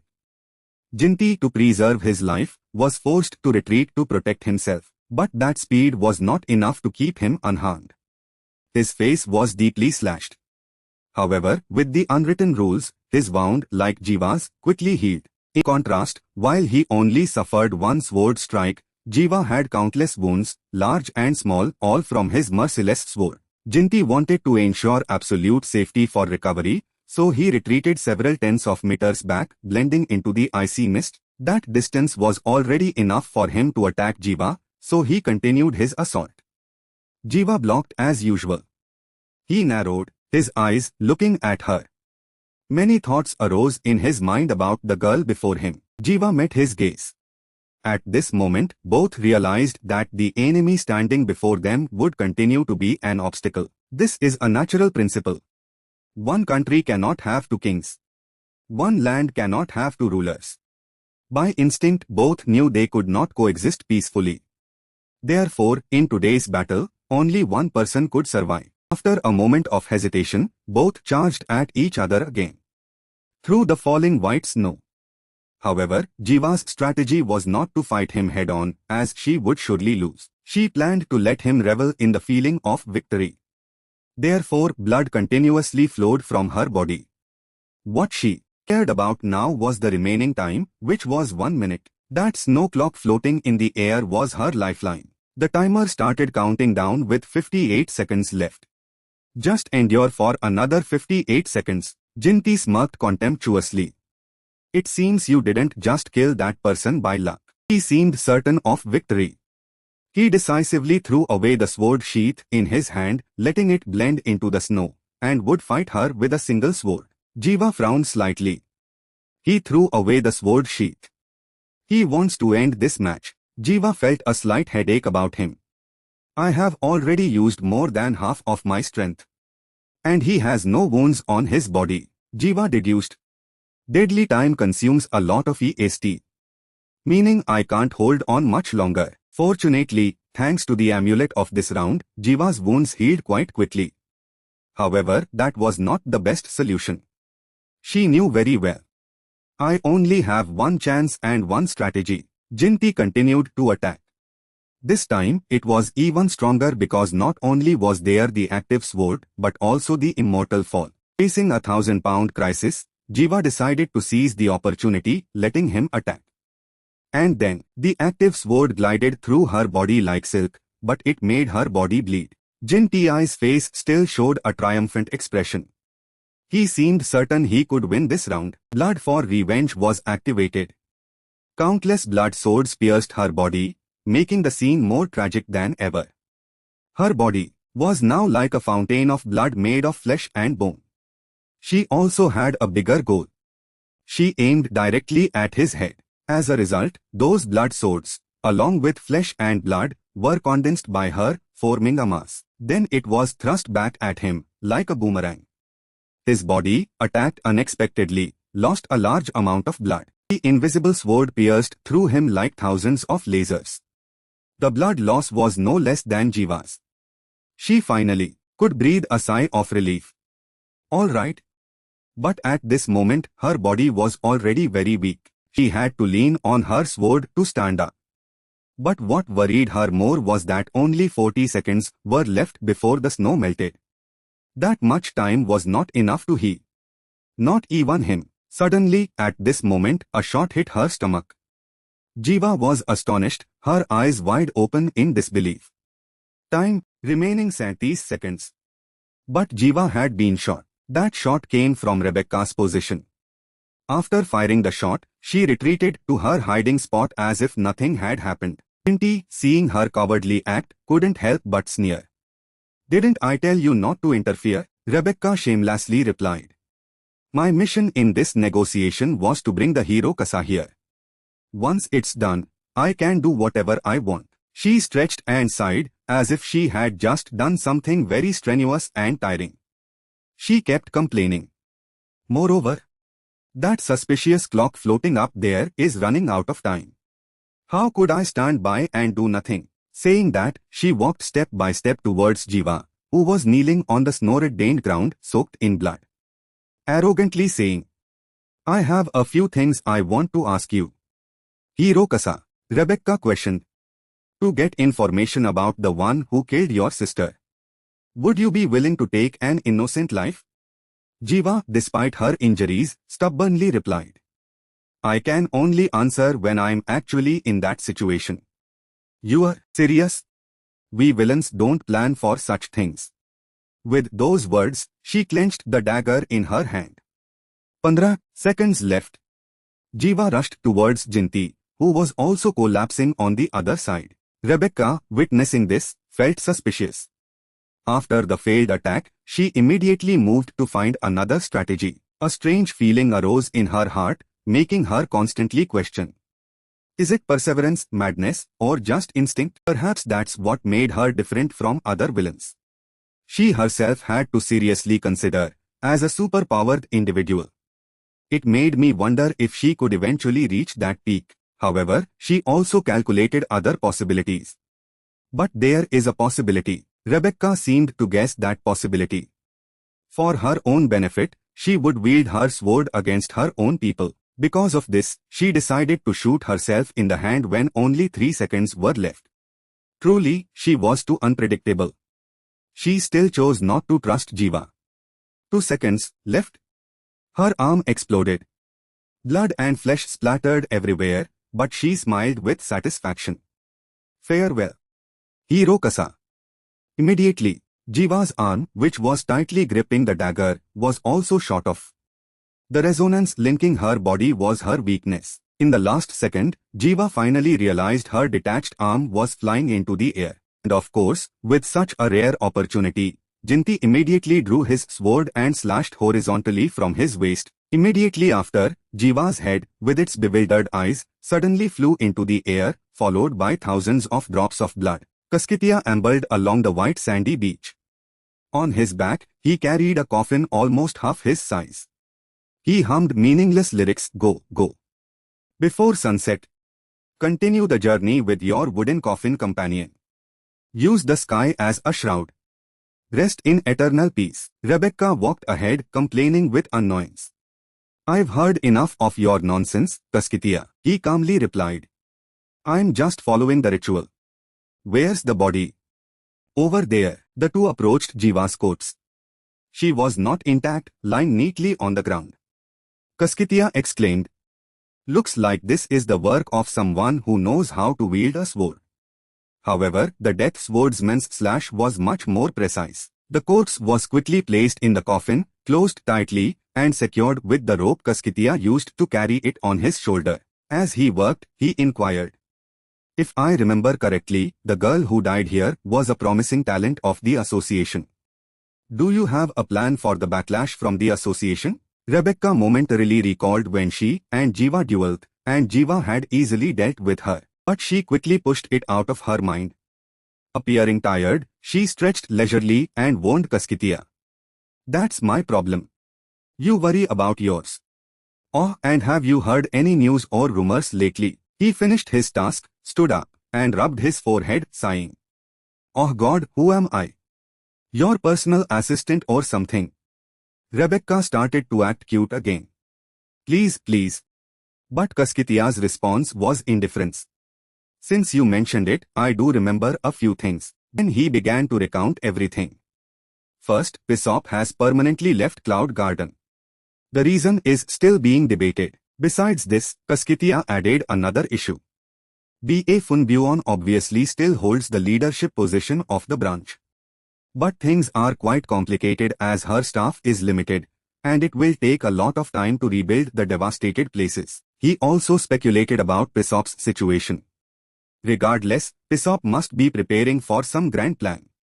Some branch managers have declared their support for Pisop. He also speculated about Pisop. In any case, Pisop must be preparing for some major plan. Some branch managers have declared their support for Pisop. रेबेक्का सुनकर सोच में PAT गई। ये लोग कर क्या रहे हैं? कसकितिया भी बस सर हिला साका। मुझे भी समझ नहीं आ रहा क्या हो रहा है, लेकिन अपने नजरिए और एहसास से उसके भी अपने ख्यालों है।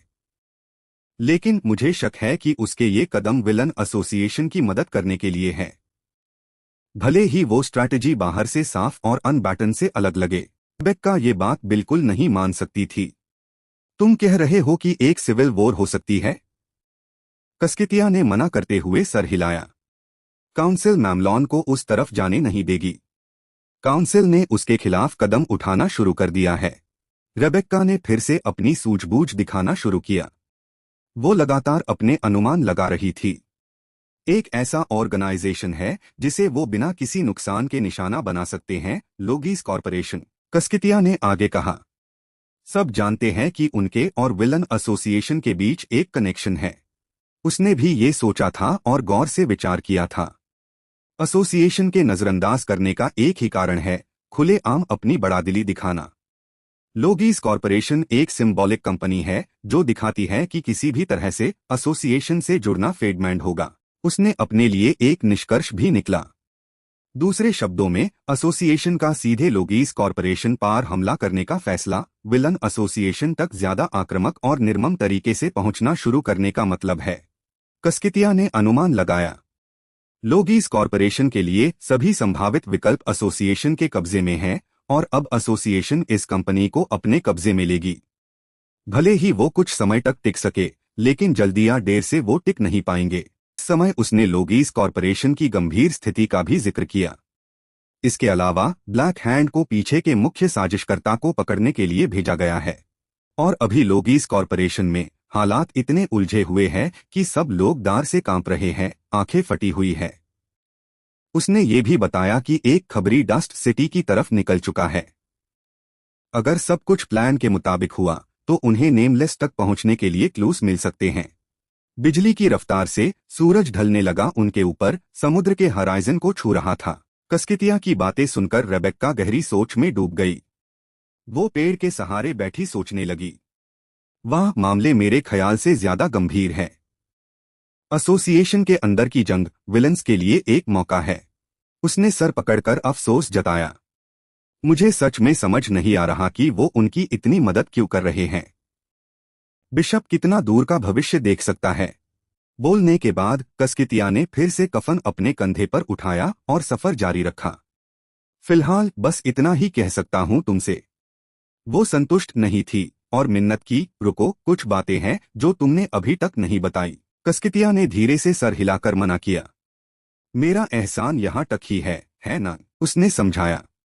मुझे पता है कि हमारे पास ज्यादा ताकत नहीं है, लेकिन हमारे पास इज्जत और गर्व है।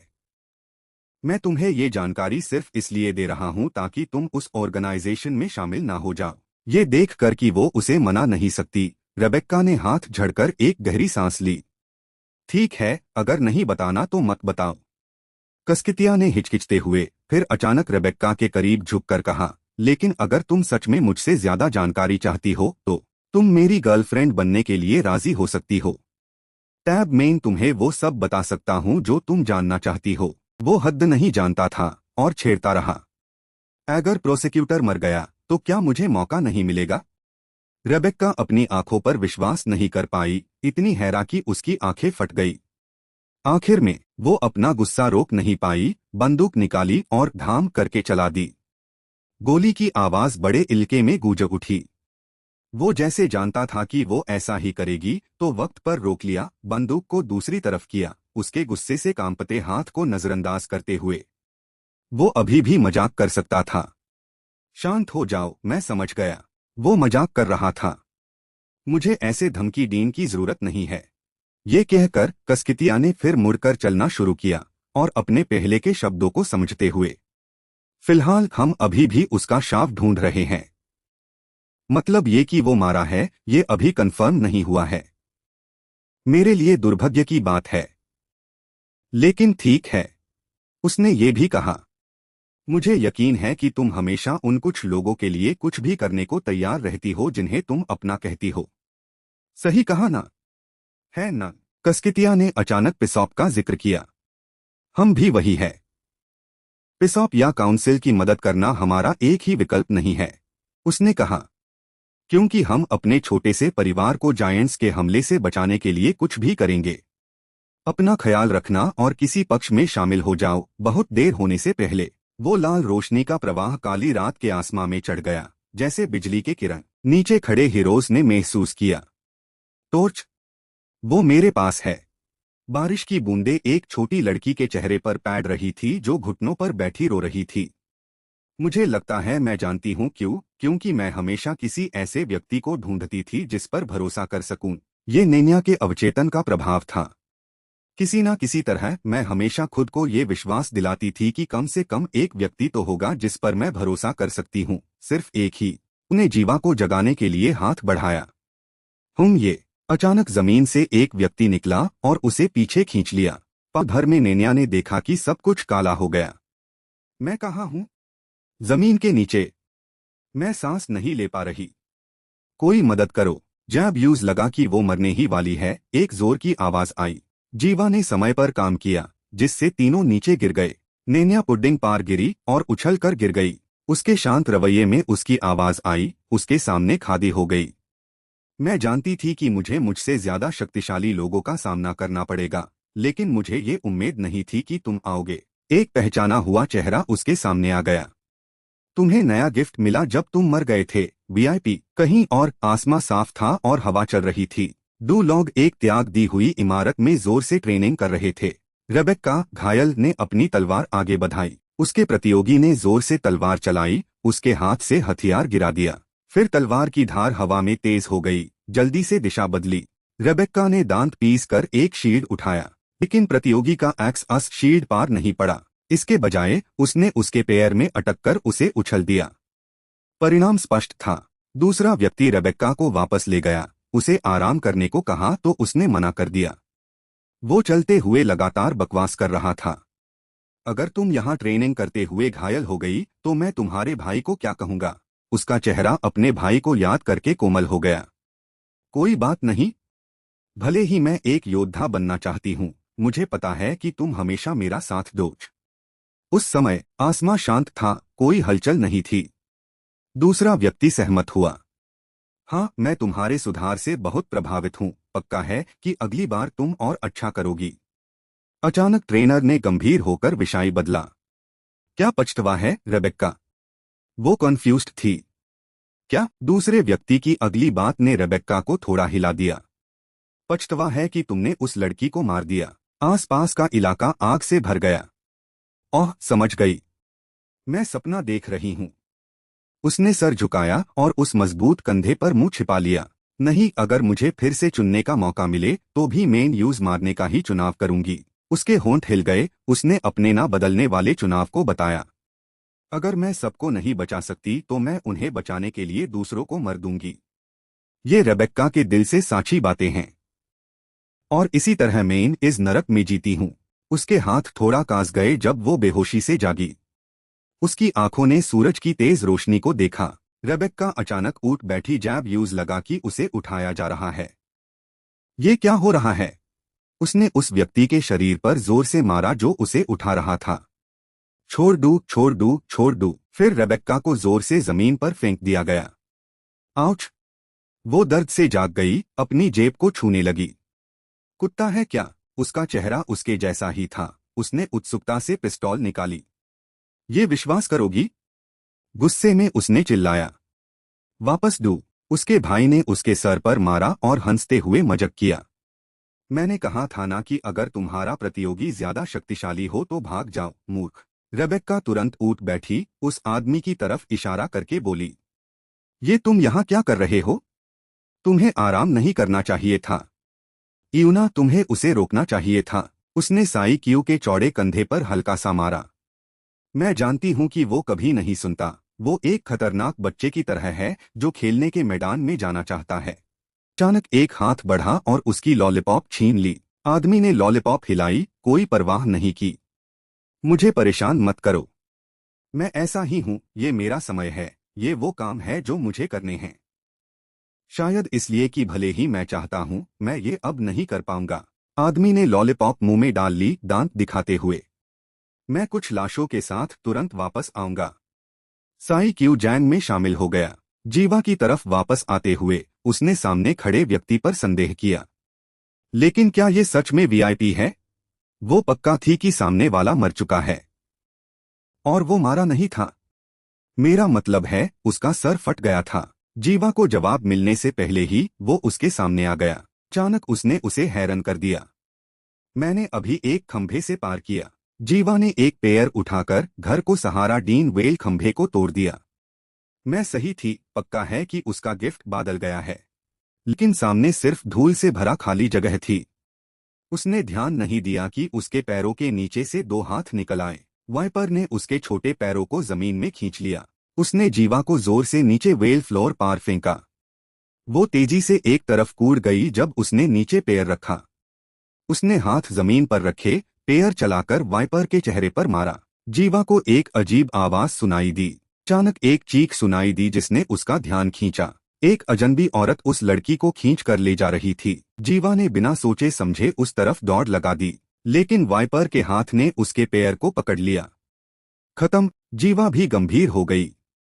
टॉर्च के बारे में मैं आईसी कैसे इस्तेमाल कर सकती हूँ? नेन्या का चेहरा अब उत्साहित नहीं था। मैं नहीं बता सकती। फिर वो जमीन पर लेट कर रोने लगी। क्योंकि तुम मुझे छोड़कर चली जाओगी जब मैं बताऊंगी। मेन टैब तक कुछ नहीं बोलूंगी जब तक मेरी सुरक्षा सुनिश्चित ना हो जाए। लड़की जोर जोर से रोने लगी। जीवा भी निराश हो गई। वो मेयर सोच से ज्यादा समझदार है। ये परेशानी वाली बात है। अचानक एक आवाज आई। जीवा के कर्ण ने भी सुना। हाँ, एक बहुत बड़ा जानवर उड़ रहा है। वो जल्दी से नेन्या को हत्या।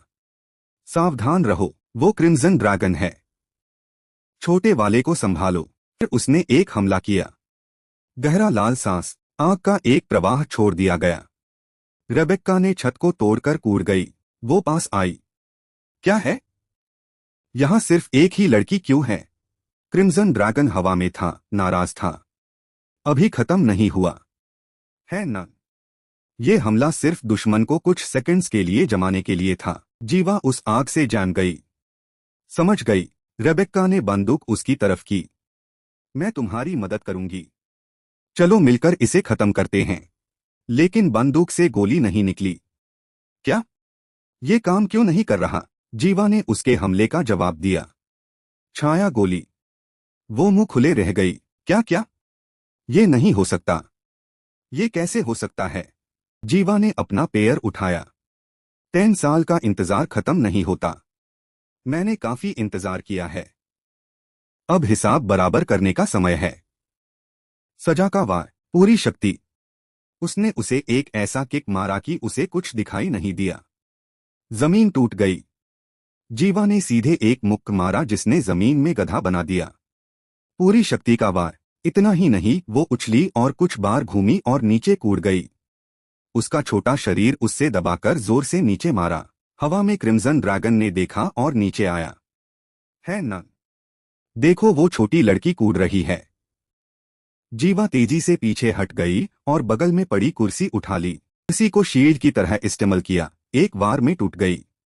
लड़की ने उसके फेड का फायदा उठाया और पीछे की तरफ उछली। ड्रैगन की दम ने जोर से मारा। एक बड़ी आवाज हुई। धूल का बादल बन गया जहां जीवा छिप सकती थी। वो उस ब्लाइंड स्पॉट से फिसल गई और क्रिम्सन ड्रैगन के पेट में लात मारी।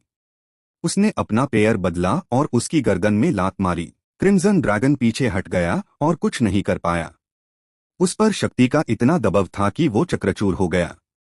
ये लड़की बहुत शक्तिशाली है। भले ही वो बच्ची जैसी दिखती है, मेन यूज कम नहीं आंक सकता। अचानक एक बच्चे जैसी आवाज ठंडी थी। यूज वापस ले जाओ। वो हैरान हुई। क्या? ये आवाज अजीब तरह से पहचानी लग रही है। जीवा ने अपनी थाकी हुई गर्दन मसली, शांति से उन्हें जाने दिया। जाओ। क्रिम्सन ड्रैगन ने सावधानी से रेबेक्का के पैर खींचे और घसीटने लगा। ये लड़की क्या करने वाली है? वैसे भी मैं तुम्हारी शुक्रगुजार नहीं हूं। ये कहकर उसने अपने पंख फाड़े और अंधेरे में उड़ गया। उससे पीछे छोड़कर वो बाहर देखने लगी, उन्हें दूर जाते हुए। तुमने उसे अभी नहीं मारा। यूज मारने की जरूरत नहीं थी जब मेरे पास कुछ सावधानियां थी।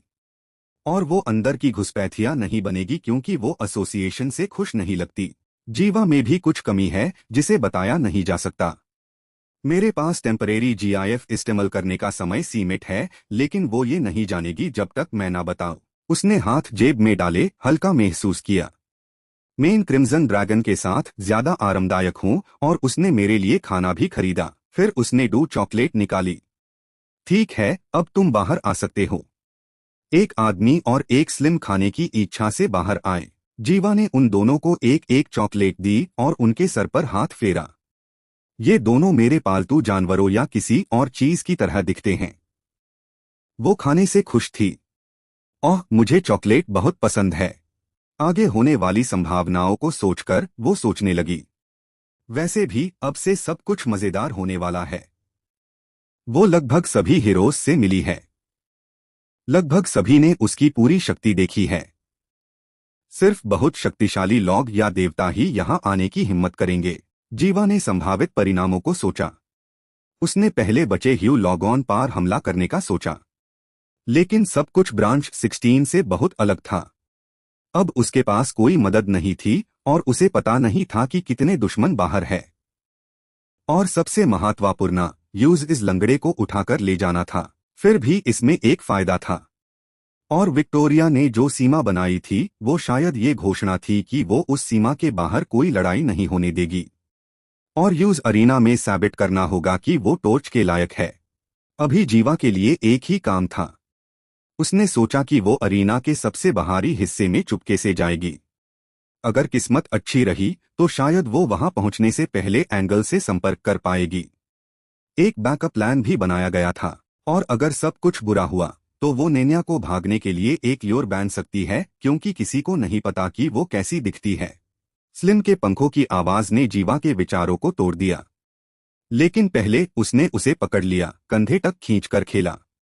मुझे इसका नाम रखना चाहिए। नेन्या की आवाज आई जब उसने देखा कि वो सोच रही है। पुडिंग कैसा रहेगा? उसका चेहरा दिलेर था। उसने फिर से कहा ताकि वो समझ जाए। हाँ, क्योंकि ये बिल्कुल पुडिंग जैसा दिखता है। इसका रंग भी वैसा ही है। जीवा का मासूम चेहरा चमकने लगा। उसने एंगल की तरह गंभीर आवाज में नकल की, हाथ कमर पर रखे। ठीक है, तो पुडिंग, तुम मेरे लिए क्या कर सकते हो? नेन्या ने एक तरफ ताली बजाई। उसके दिमाग में चाकू का चित्रा आया जो उसकी जेब से गिर गया था। उसने उस चित्रा का अनुकरण किया, रूप बदला। बस ये है कि ये चाकू एक नरम नूडल्स की तरह था, जिससे जीवा परेशान हो गई। ये क्या है? वो दोनों, जीवा और पुडिंग, बहुत बेकार होने की वजह से निराश हो गए। नेन्या की जोर से हंसने की आवाज इस दृश्य के बाद आई। वो पेट पकड़कर जोर से हंसी, आंखों में आंसू आ गए। एक और रात शांति से गुजर गई जब बाहर पक्षियों की आवाज आ रही थी। नेन्या ने सोई हुई जीवा को देखा। मुझे लगता है मैं थोड़ा आरामदायक हो गई हूँ। जितना ज्यादा मैं उसके साथ रहती हूँ उतना ही मैं भूल जाती हूँ कि मैं कहाँ हूँ और किस परिस्थिति में हूँ। इसलिए वो तड़प रही थी। उसे नींद नहीं आ रही थी। क्या मुझे सिर्फ इसलिए टॉर्चर नहीं करना चाहिए कि मुझे जानकारी मिले? नेन्या ने अपने दुख भरे अंजाम को सोचा।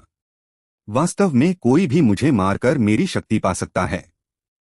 वो चुपचाप उठी, बिना किसी भावना के उसे देखा। लेकिन मैं ये राज उससे क्यों बताना चाहती हूँ? क्योंकि मैं उत्सुक हूँ ये जानने के लिए कि वो क्या प्रतिक्रिया देगी जब यूज ये राज पता चलेगा। वो दुखी चेहरा बनती है, आंखों में आंसू। विक्टोरिया, लेकिन मुझे अभी तक आराम नहीं मिला है। सच कहूँ तो मैं छुट्टी में भी काम करती रही हूँ। विक्टोरिया का आकर्षक रूप बालकनी पार चांदनी में। अगर तुम कुछ फिजिकल थेरेपी ट्राई करना चाहती हो तो एक दूसरे से मांगते रहो। दोनों ने तेजी से काम किया। मेन स्विम सूट की जगह सूट पहनूंगी। मैं अभी तैयार करती हूँ। लेकिन विक्टोरिया शांत थी। अच्छा, आराम से करो। अगर तुम जीना नहीं चाहती। The moon shone brightly over the city and people were walking around. Nenya was running, panting. I can't remember anything. She kept running despite many eyes watching her. Where should I run? Her steps slowed. No one recognized her. And she didn't know anyone. She stopped, catching her breath from exhaustion. I don't know what to do. Then a man bumped into her. Nenya fell to the ground. The man trembled, sorry. I'm a bit dizzy. The man's smile resembled a demon's. Are you okay? A green aura appeared. It seemed to want to engulf Nenya. The people around panicked. What's happening? I I don't know. Nenya, flustered, ran away.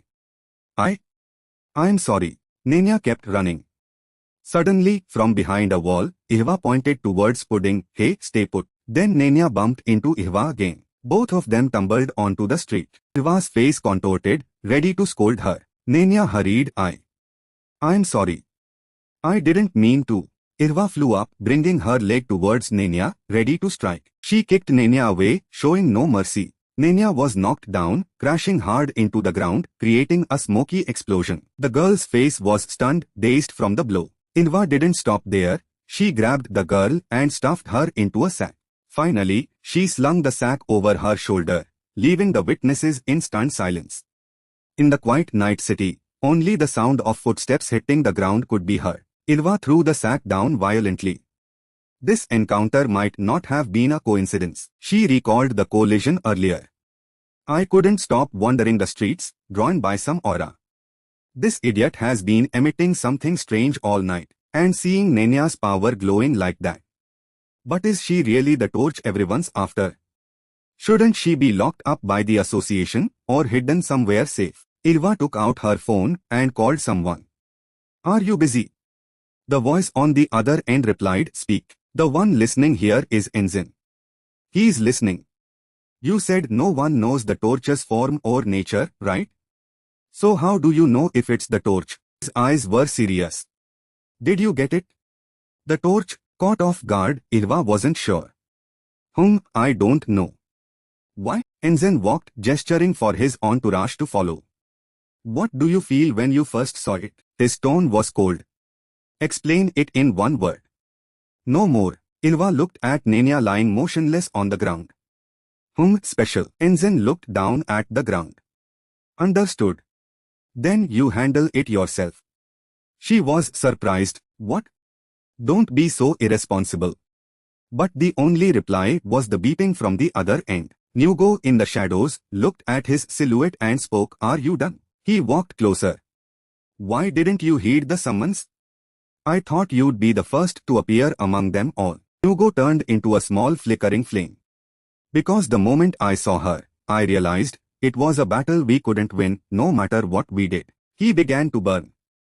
The foolish king. You wander everywhere, still haunted by past glories, trying to dig up those ancient relics. Then, as if about to explode, even the era ruled by lords, which seemed eternal, is no more. Whatever it is, you have to admit that everything eventually ends. Enzin's attitude remained indifferent. Stop talking nonsense, Nugo. His eyes were cold but firm. My era has just begun. On this side, Ziva yelled in frustration, I can't stand it. He hung up without even answering my question. Annoyed, she threw the phone. Luckily, Pudding quickly caught it. So what else do you want me to do? Suddenly, a loudspeaker announcement echoed. She curiously climbed up to look. What is it? Meanwhile, Nenya was trembling. She recalled memories from the past. When she was little, in the pouring rain, she tried to chase a woman. And the woman, ignoring her, pulled her along. Mom, where are we going? The two stood before a stranger. All I can tell you is that things will get better. From now on, you must endure and survive on your own. At that time, the woman cried a lot. I'm so sorry for giving birth to you in this terrible world. Then she ran away, leaving little Nenya alone in the rain. Mom. In reality, Nenya hugged Jiva tightly and cried, Mom. Her face was tear-streaked, her eyes red from crying. Then she realized it wasn't her mother and stepped back, wiping her tears. Nenya walked up. Did I hurt you when we bumped into each other? The girl patted Jiva's head. A girl like you shouldn't be wandering the streets at night. Let me take you home to your parents. Nenya took Jiva's hand and started walking. It's okay. Come on, follow me. Just consider me your older sister. But the girl pulled her hand away. Her eyes were displeased. Sister, my foot? I only have one sister, and that's not you. Besides, I was going to ask if you know anything about the torch. Seeing her attitude, Nenya seemed to guess. Her reaction. I guessed right. Asking her directly like this was the right thing to do. The girl smiled. So are you one of them too? The girl remembered the words of the strange doctor. Nenya, you were born to die. Or perhaps Victoria's words. Run, run as far as you can. The girl gritted her teeth. Why? Then her terrifying power flared up again. Why is everyone against me? And an explosion of light occurred. Jiva calmly assessed, her EST level is truly different. I felt it before, but now I can confirm it. Looking at the blue light with the butterfly wanting to approach, Jiva felt an irresistible pull towards that strange aura, like a moth drawn to a dazzling light. Jiva looked at the person opposite her. I advise you to learn to control your energy if you want to survive. Because I can sense that superhumans will see you as a temptation, making them realize their ambitions. Nenya knelt on the ground, supporting her bandaged injured arm. Jiva crossed her arms, watching the girl. Surely the people around here have sensed it too. So you decided to follow me. We need to move somewhere else. Nenya worried, wait. Can I know who you are? I don't even know your name. Jiva tilted her head. You don't need to know. The heart of the city, the two walked, one in front, one behind. Nenya still wondered, but why are you helping me? Jiva remained indifferent. Who said I'm helping you? I haven't decided yet. Why is this idiot making me worry? Was it because of her earlier words? Strange. She remembered the moment Nenya grabbed her hand and pulled her. Looking at Nenya's dazed appearance, Jiva felt extremely annoyed. She was nothing like her sister, in looks, voice, or personality. She remembered Zion's appearance. But there was something about this girl that reminded her of her sister. Zion. Nenya looked around. But I don't understand. Why is no one on the streets? The city is truly deserted right now, not a soul in sight. Jiva explained, there was an emergency alert while you were sleeping. The citizens were probably evacuated, and all media were destroyed. She touched her chin, thinking. Who could have orchestrated this situation? The answer is quite clear. She recalled the words of someone she had faced. It must be someone with the power to lock down an entire city like this. While Slitzer Hammer is absent, only one person comes to mind. The situation is like a power struggle. Anyone who wants the torch must prove themselves in a match. Like Victoria holding a large sword. It's a gladiator's hell. Her eyes smirked. A silent city, only the bright moon, and a girl leaning on a large blade. A grand arena, created by Victoria. Jiva got lost in her thoughts again. I don't know how many warriors came here to compete. I can't ask for help either, from villains or heroes. She remembered Rebecca. I have to bear it all myself. But what is this surging energy I suddenly feel? Jiva's hair began to change. Nenya behind her was astonished. Your hair. Your hair. Jiva warned you to stay here. I feel the difference. I have no reason to hold back anymore. I've become younger, so no one will recognize me. Even when I fought BCC Knuckles, I couldn't use my full power. Her hands now glowed red. The ground beneath her feet cracked. Perhaps I was waiting for a moment like this. When I could. A terrifying light erupted. Unleash all the power I have. That red light shot up into the dark sky, like lightning bolts. The heroes below seemed to sense it. The torch is in my hands. Jiva pointed at herself, her voice full of challenge. I dare you to compete with me, you fools. A group of people on a rooftop were discussing, never seen this kid before, who is she? I don't know. But she's certainly brave. A girl with bandaged eyes assessed, the kid's EST level is astonishing. It completely overwhelms the strange energy we are tracking. Jiva's body was a source of power. She raised her hand to unleash her strength. Anyone who crosses this line dies. If you think I'm bluffing, try me. Someone emerged from behind the building. I say you are bluffing. He approached. Having a lot of EST doesn't mean you are strong. He bowed his head, smirking. Looks like you've only just awakened your power and are incredibly arrogant. And it's a shame I have to crush your dreams. Experience is what truly matters. A dagger lay on the stone, marking the boundary between them. Jiva kicked him in the face. He foamed at the mouth and rolled on the ground. Well, is that enough experience? Your power lights are flashing continuously. She knelt on one knee, looking at him. Looks like I have to deal with all of you to prove what I say. Another, more imposing figure lunged forward with a fist. She leaped high, extending one hand. Beams of light clashed.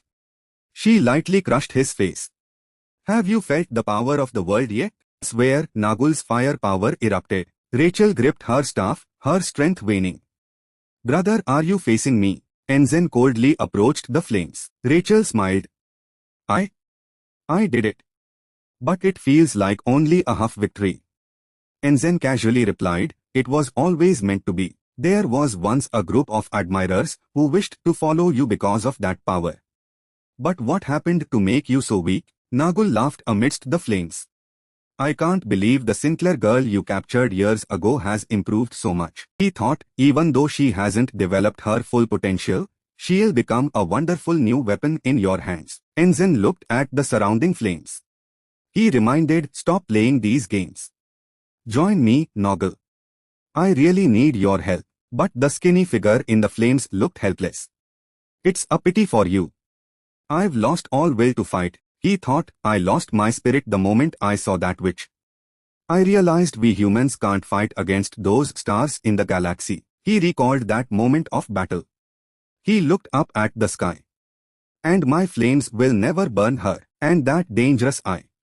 If the elders are gods, then she is surely a goddess. Amidst the flames, he clutched his face, laughing abnormally. Then he turned to Enzen. But you are different. Even though you've seen what I've seen, you remain steadfast in your goal. That's what both Jayok-san and I admired. He remembered when they were all together at their peak. Looking at the city burning below, he humbly said, I won't be able to help much. So instead, you should take my son. The kid is quite strong and won't be as much of a burden as I am. Enzen was still listening to his comrade. Oh, and don't put too much faith in him, because he probably hasn't forgotten the past yet. Nagun, in his burning form, said, now it's time for me to step back. My final words are to reiterate my faith in you. And the skeletal body began to dissipate. Rejoice and worship the fire that burns the light. Praise the king of Nera, who devoured the flame. My king, I will await that moment in hell, the moment your darkness engulfs the world. Enzen knelt, touching the dust particles from his disappearing comrade. Though gone, Nagun's will is still strong. I will become the fire that burns your enemies, before that darkness reaches them, even if only ashes remain. Rachel stepped closer. I just received a message from Becky. She said she found Puppeteer. The dust on his hands blew away in the wind. Very good. I should go there personally. He clenched his fist. After all, some things require sacrifice. Elsewhere, in an office, Nenya and Pudding trembled, hiding in the darkness. Jiva suddenly appeared from nowhere, her head upside down, startling them. This made Nenya and Pudding lose their composure and fall to the ground. Jiva leaned tiredly against a nearby pillar. The groups outside have all passed out. All right. Everyone has been handed over. Those small fries must have realized they're no match for me. There's one thing I don't understand. Why hasn't Jinti Yang appeared yet? I thought he was eager to get his hands on the torch. She remembered his dangerous demeanor. But I think I need to finish a few things first. Jiva saw Nenya's power again. The girl trembled. I'm sorry. I can't control it. Jiva walked over, holding a chair. You can learn right now. Nenya followed her instructions, closing her eyes and imagining the wings disappearing or visualizing herself absorbing the invisible energy into her body. That's it. The girl slowly opened her eyes. Nenya was surprised. What? Is it that easy to control? Jiva reminded, calm down. The girl understood. Ah, okay, she rejoiced happily. But what am I doing with this idiot? This isn't what I wanted. Jiva got serious. About the torch, how do I use it? Nenya's excited expression faded. I can't say. Then she lay down on the ground and cried, because you'll abandon me as soon as I tell you. I won't say a word until my safety is guaranteed. The girl cried uncontrollably. Jiva was helpless. She's smarter than I thought. This will be troublesome. Suddenly, there was a sound. Jiva's ears perked up. Huh? Something big is taking off and flying this way. She quickly moved Nenya aside. Watch out, Crimson Dragon. Little defensive, then she unleashed her move. Crimson Breath, a stream of fire shot down. Rebecca smashed through the roof and jumped in. She approached. What is this? Why is there only one person here? Crimson Dragon was in midair, displeased. It's not over yet, Nung. This attack only temporarily freezes the opponent for a few seconds. Jiva was frozen solid by the fire. Understood. Rebecca aimed her gun at her. I'll cover you. Let's take her down together. The gun didn't fire. What? Why isn't it working? Jiva had countered her move. Shadow bullet. Rebecca's jaw dropped. What? Impossible. How? Jiva raised her foot. Revenge is a dish best served cold. I've waited long enough. Now it's time to repay.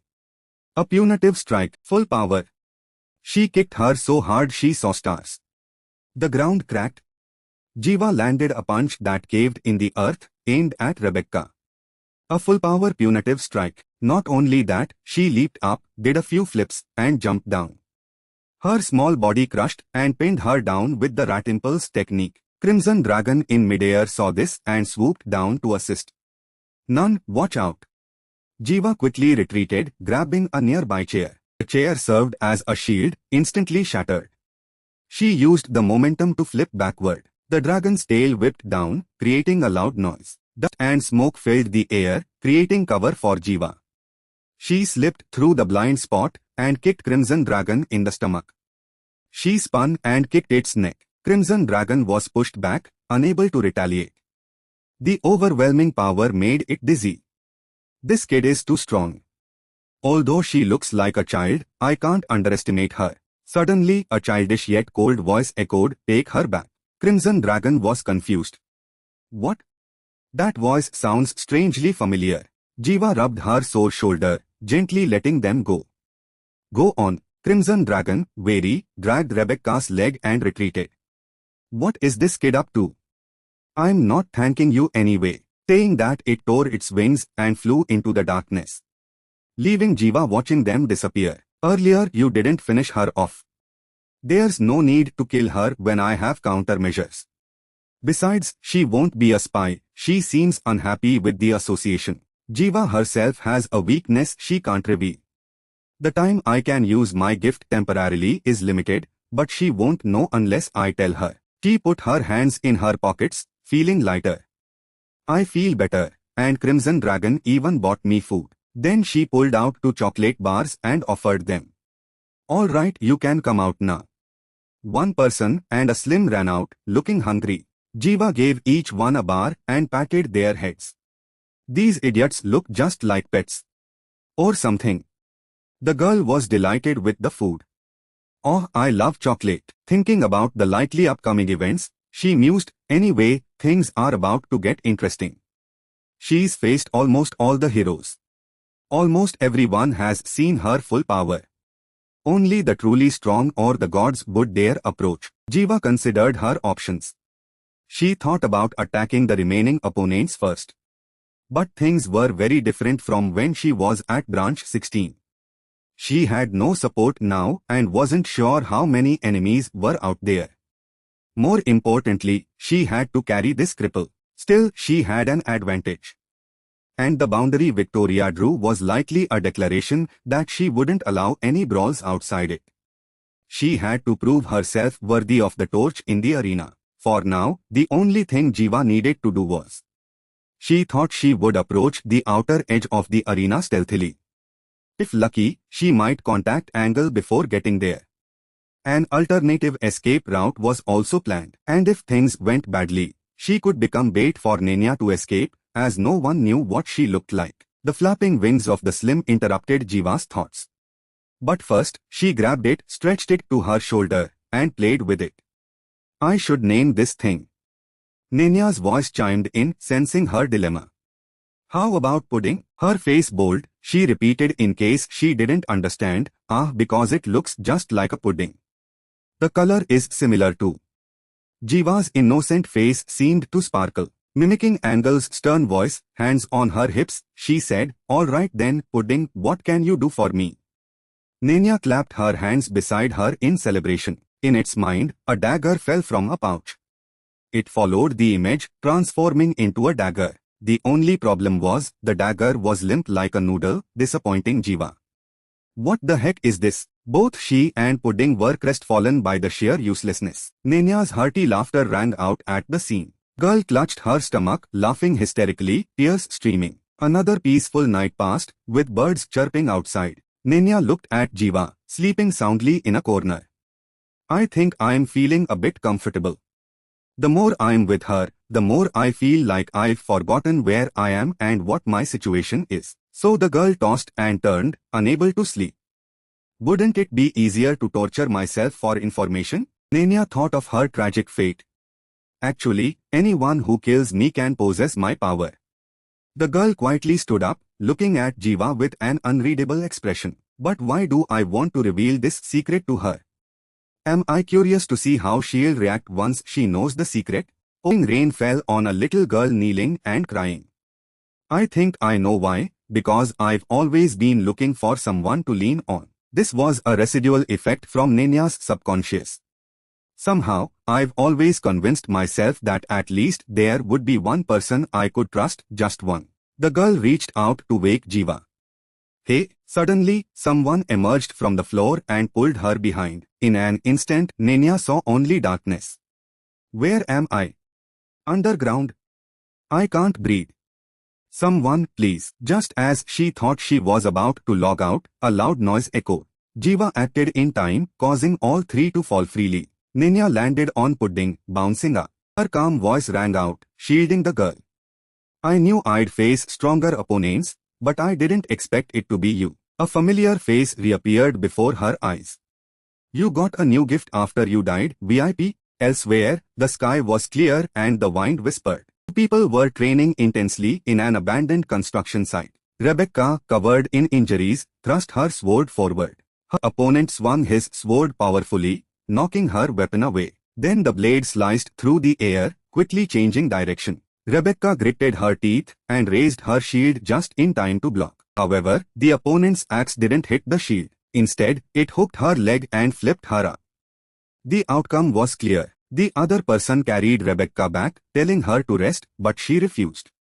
The person walked away, nagging non-stop. If you get hurt training here, what do I tell your brother? Her expression softened when she mentioned her brother. It's okay. Even if I say I want to be a warrior, I know you'll always support me. At that time, the sky was calm without a ripple. The other person agreed, yes, I'm truly impressed with your progress. You'll surely do even better next time. Suddenly, the trainer's voice deepened as he changed the subject. Do you have any regrets, Rebecca?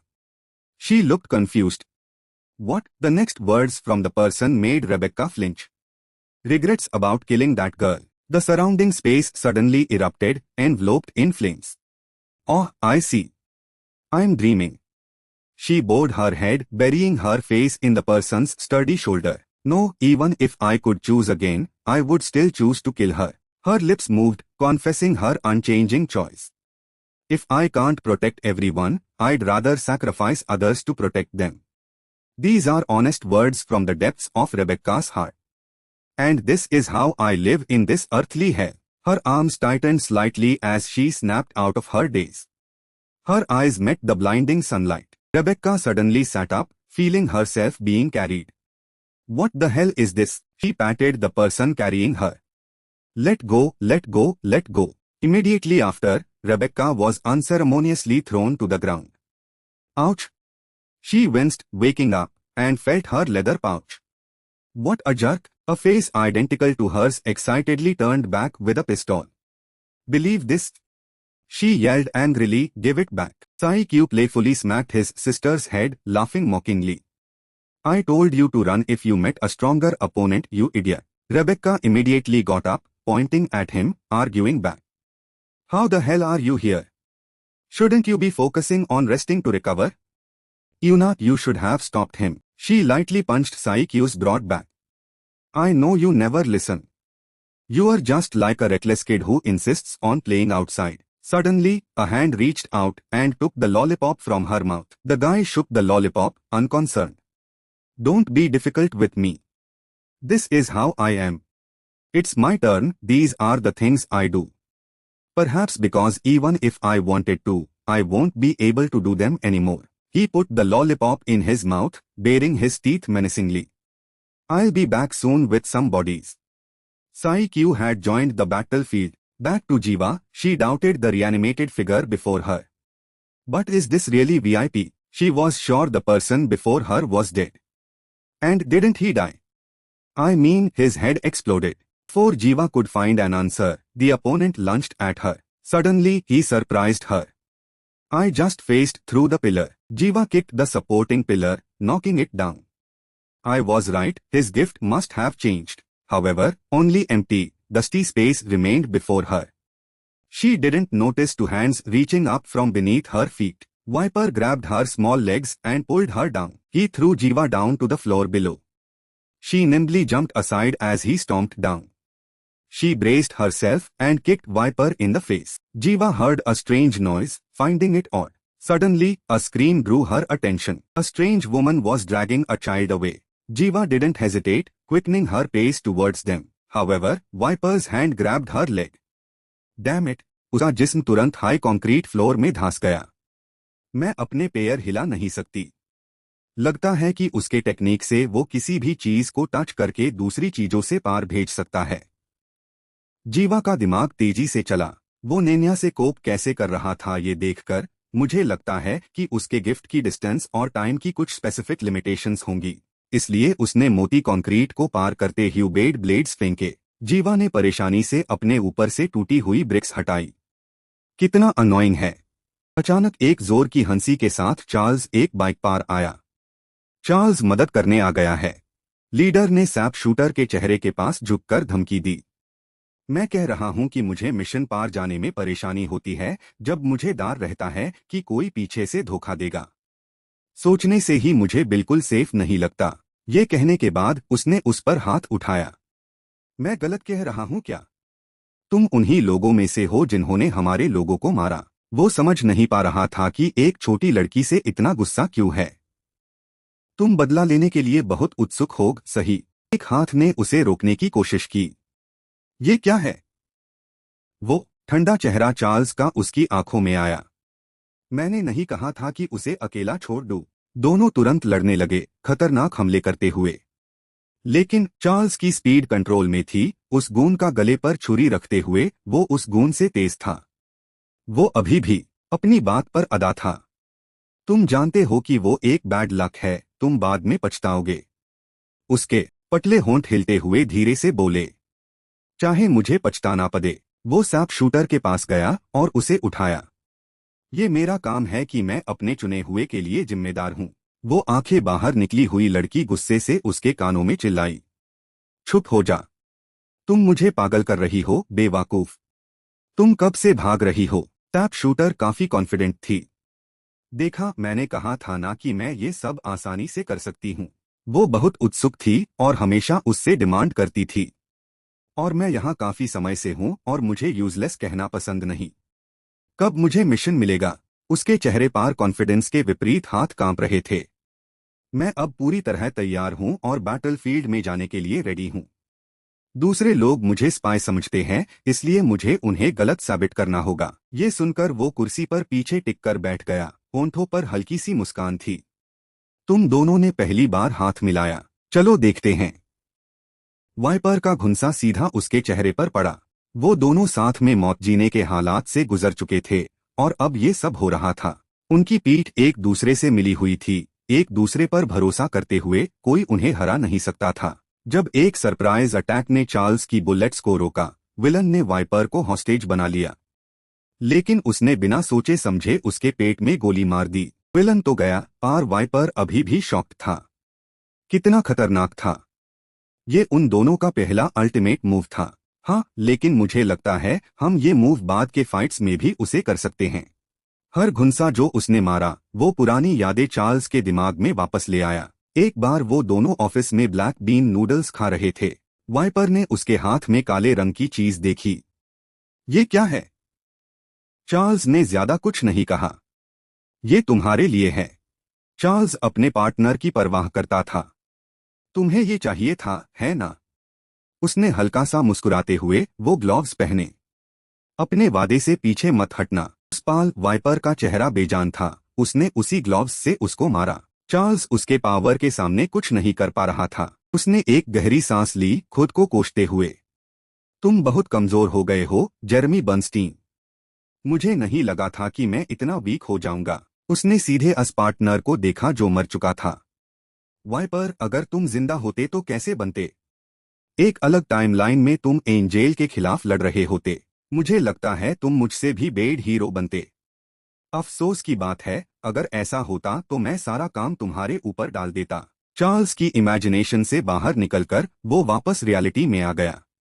लेकिन अभी जो wiper मुझे दिख रहा है। उसने जल्दी से एक बटन फेंका जो वाइपर के पैरों के पास गिरा।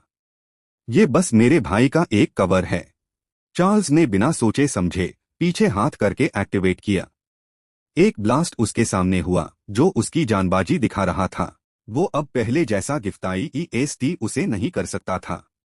लेकिन गिफ्टाई ईएसटी हाई लड़ने का एक अकेला तरीका नहीं था। फिर चार्ल्स ने तेजी से मुड़कर अपना प्लान एग्जीक्यूट किया।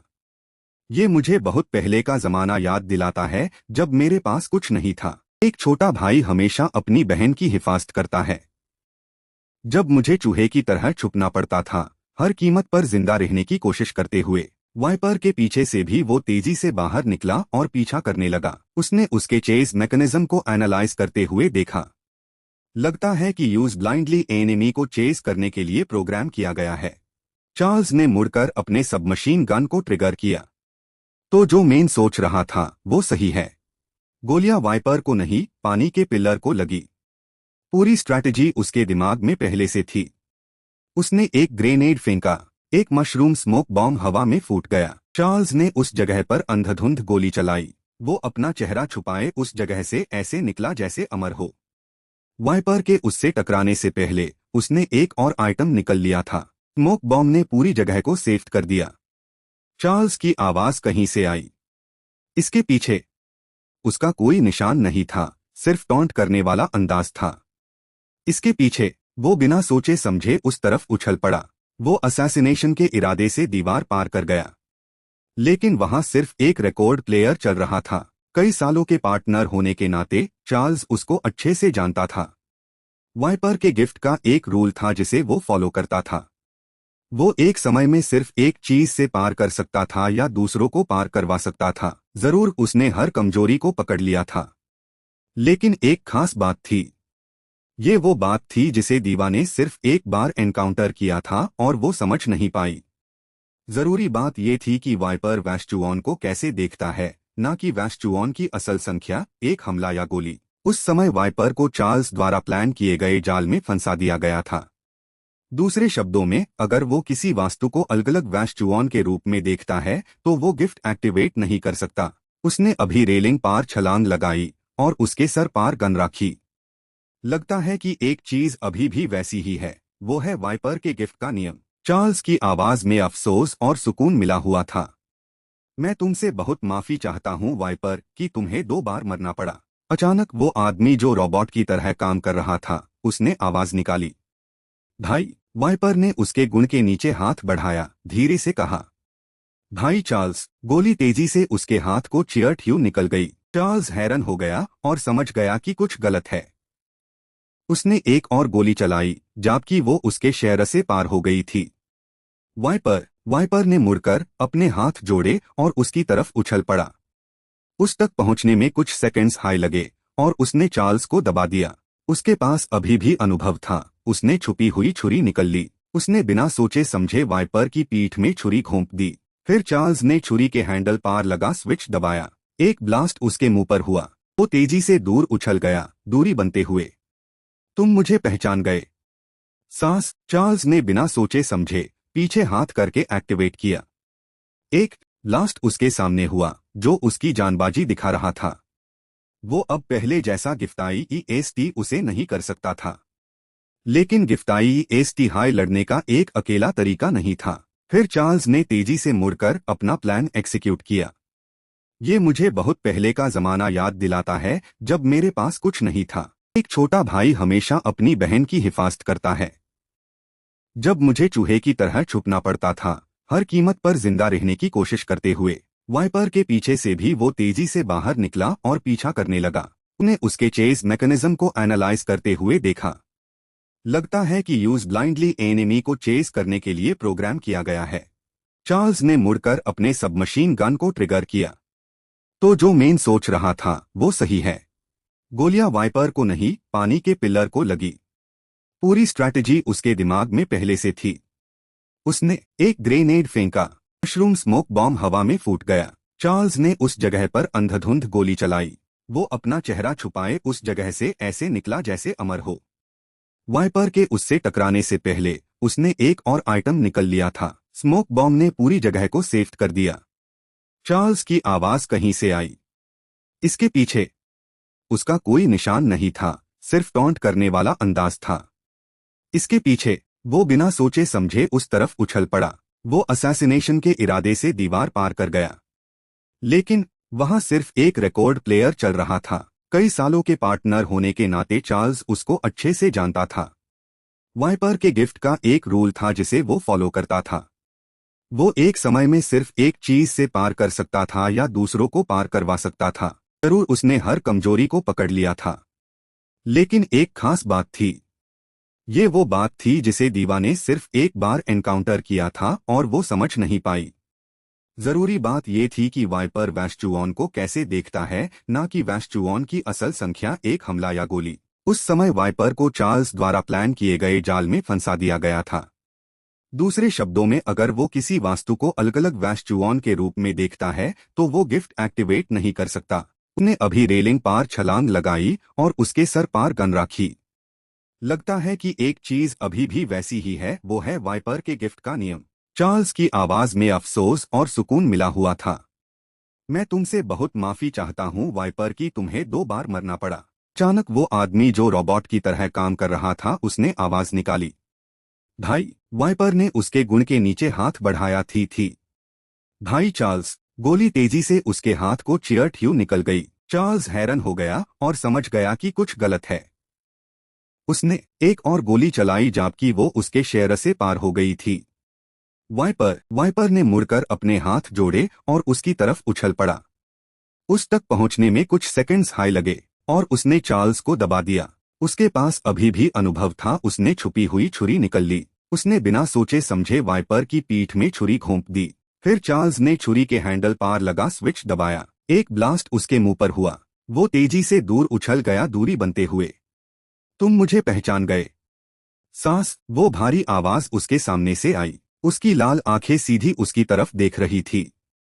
बिल्कुल नहीं बेवकूफ। जैसे ही उसने ये कहा वो बहुत हंसा, अपना सर पकड़कर। वाइपर चार्ल्स के चेहरे को बिना डेयर देख रहा था। तुम्हारा एक्सप्रेशन बहुत मचकिया है, इसलिए तो मैं ये सब करना बंद नहीं कर पाता। वो जल्दी से सामने वेल असैसिन को पहचान गया।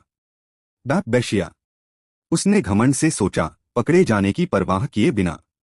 तो तुम मुझे जानते हो? बैशिया ने भी कंधे उचकाकर साइको की सिचुएशन को इग्नोर किया।